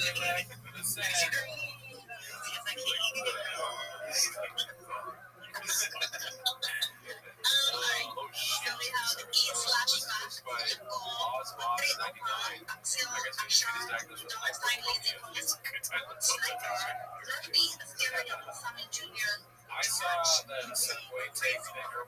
The Metro tape show. Some of the people said that their take was that Brendan Shaw's wife is sexual harassment. She said that she doesn't think people should post their kids and do the emoji thing. It's like post your kids or don't post your kids. And if I had a Metro card in my hand and I was that guy, I agree. Because I don't understand why you do this. It's weird, right? To put an emoji over your child's face. I don't know. That just, to me, that's weirder than showing your ass. Okay, that's both. I don't think they're on the same plane personally. Because I appreciate some people showing us. Oh, yeah, I don't dislike it. Yeah, no problem. Now, when you're sharing a picture of your kid while showing your ass and it's an emoji, now we got a problem. Yeah, we got a bunch of them. Yeah. Lose the kid, take off the drip. No, I got to. Post that kid's face 50 times. Oh, and if you actually post the face, it makes even less sense. Also, on Chase. Chase does it. Well, when you're taking it on but I'm still right there with you, brother. Yeah, it makes sense though. Right? Yeah. I love ass. Right? That's what you're saying. I guess with Chang's, I'm glad that I'm not at all saying right. Let me be clear. They should not add some of the Reddit. Doesn't need to see. Right? We've all seen some of the people on Reddit. Not every chef is someone you want to hang out with. We have to get it back on that exchange.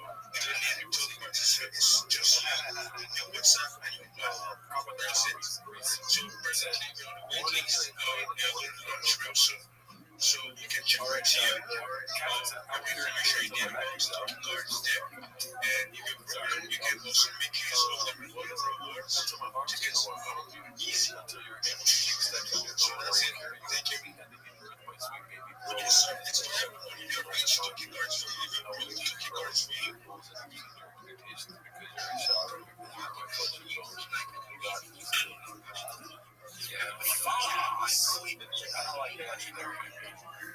You can say that to posting it online. Yeah, like I actually struggle more about this than whatever they were saying. Oh yeah. I believe in like 5-word captions. Put that in ChatGPT, whatever the fuck you just put, and then be like, give me this 5 words. Or use ChatGPT to write about your child. So they I want to start doing long posts like this for you. You're a great chef, and make sure that you're the best chef. because of you. But make sure my sweet baby boy, whatever the next step brings, will not define you. I will make sure you always do things correctly. Brandon just was her try this out really quick. Blog post, a picture of CTO. Check some social media. So,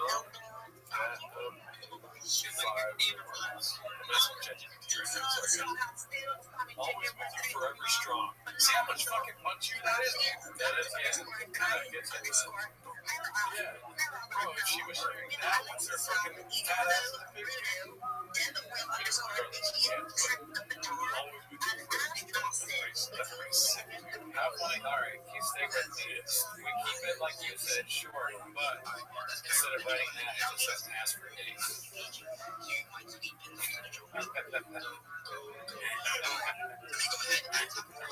Or keep the long post. Keep the long caption at the end. Okay. Yeah, I like that too. Keep the long post. Change the picture to her on the right.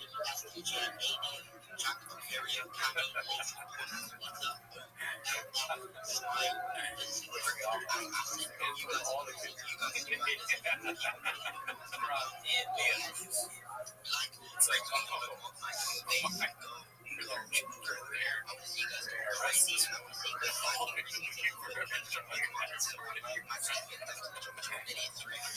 oh, that's great. Oh my god. Shout out to everyone here.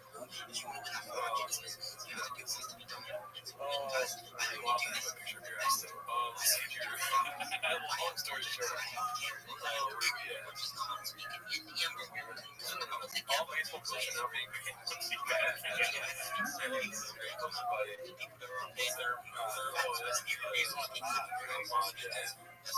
trying to get on but my data was wrong.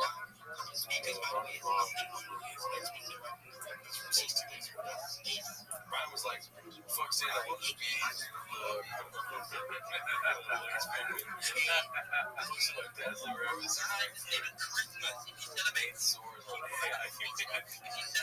wow, 15 minutes now. Under a month for that's so did you? That's a level of cringe. That's did you use ChatGPT to find that cringe? Or did you do it on your own? I wish I could come up with ideas for these guys and stuff. For ideas for their show. Like Brian Callen and we're having coffee together. And Brian's like, I'm starting a podcast. And I go, oh, yes. Dude, they say you can never have too many things. He's like, alright, I know you're good at this. What's the name? I need something new, something not new. Say last fam. Are you ready? Write this down. You might not like it at first. But listen. Are you ready? It counts like I go. It's pretty good. Yeah, I was like, well, it's been said so. No. Triggered is. Who knows more about people getting triggered? This is gonna be shit. I would be counting. I'm sending you to Idaho. It's the only place. I'm moving to see you.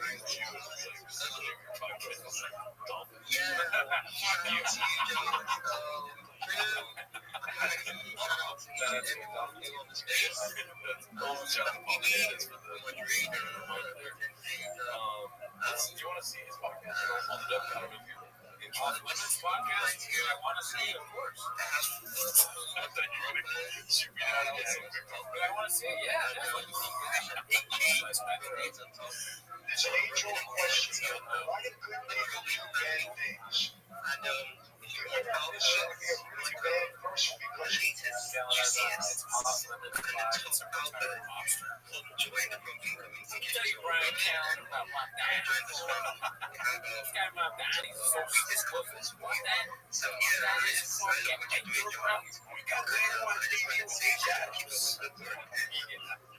I can't even see if they're on the southern shore.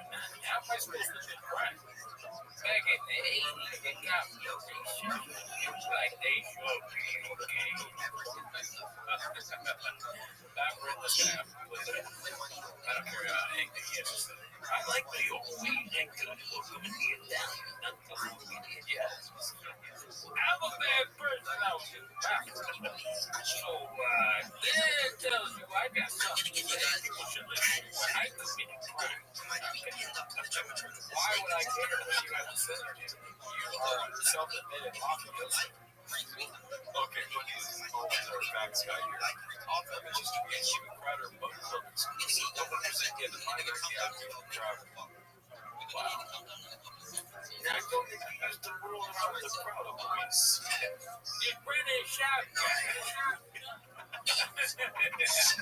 You know, you know where we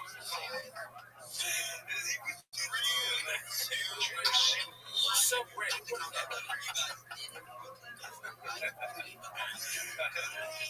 He's trying to listen to the other find something with the soldier. The fuck is a subreddit?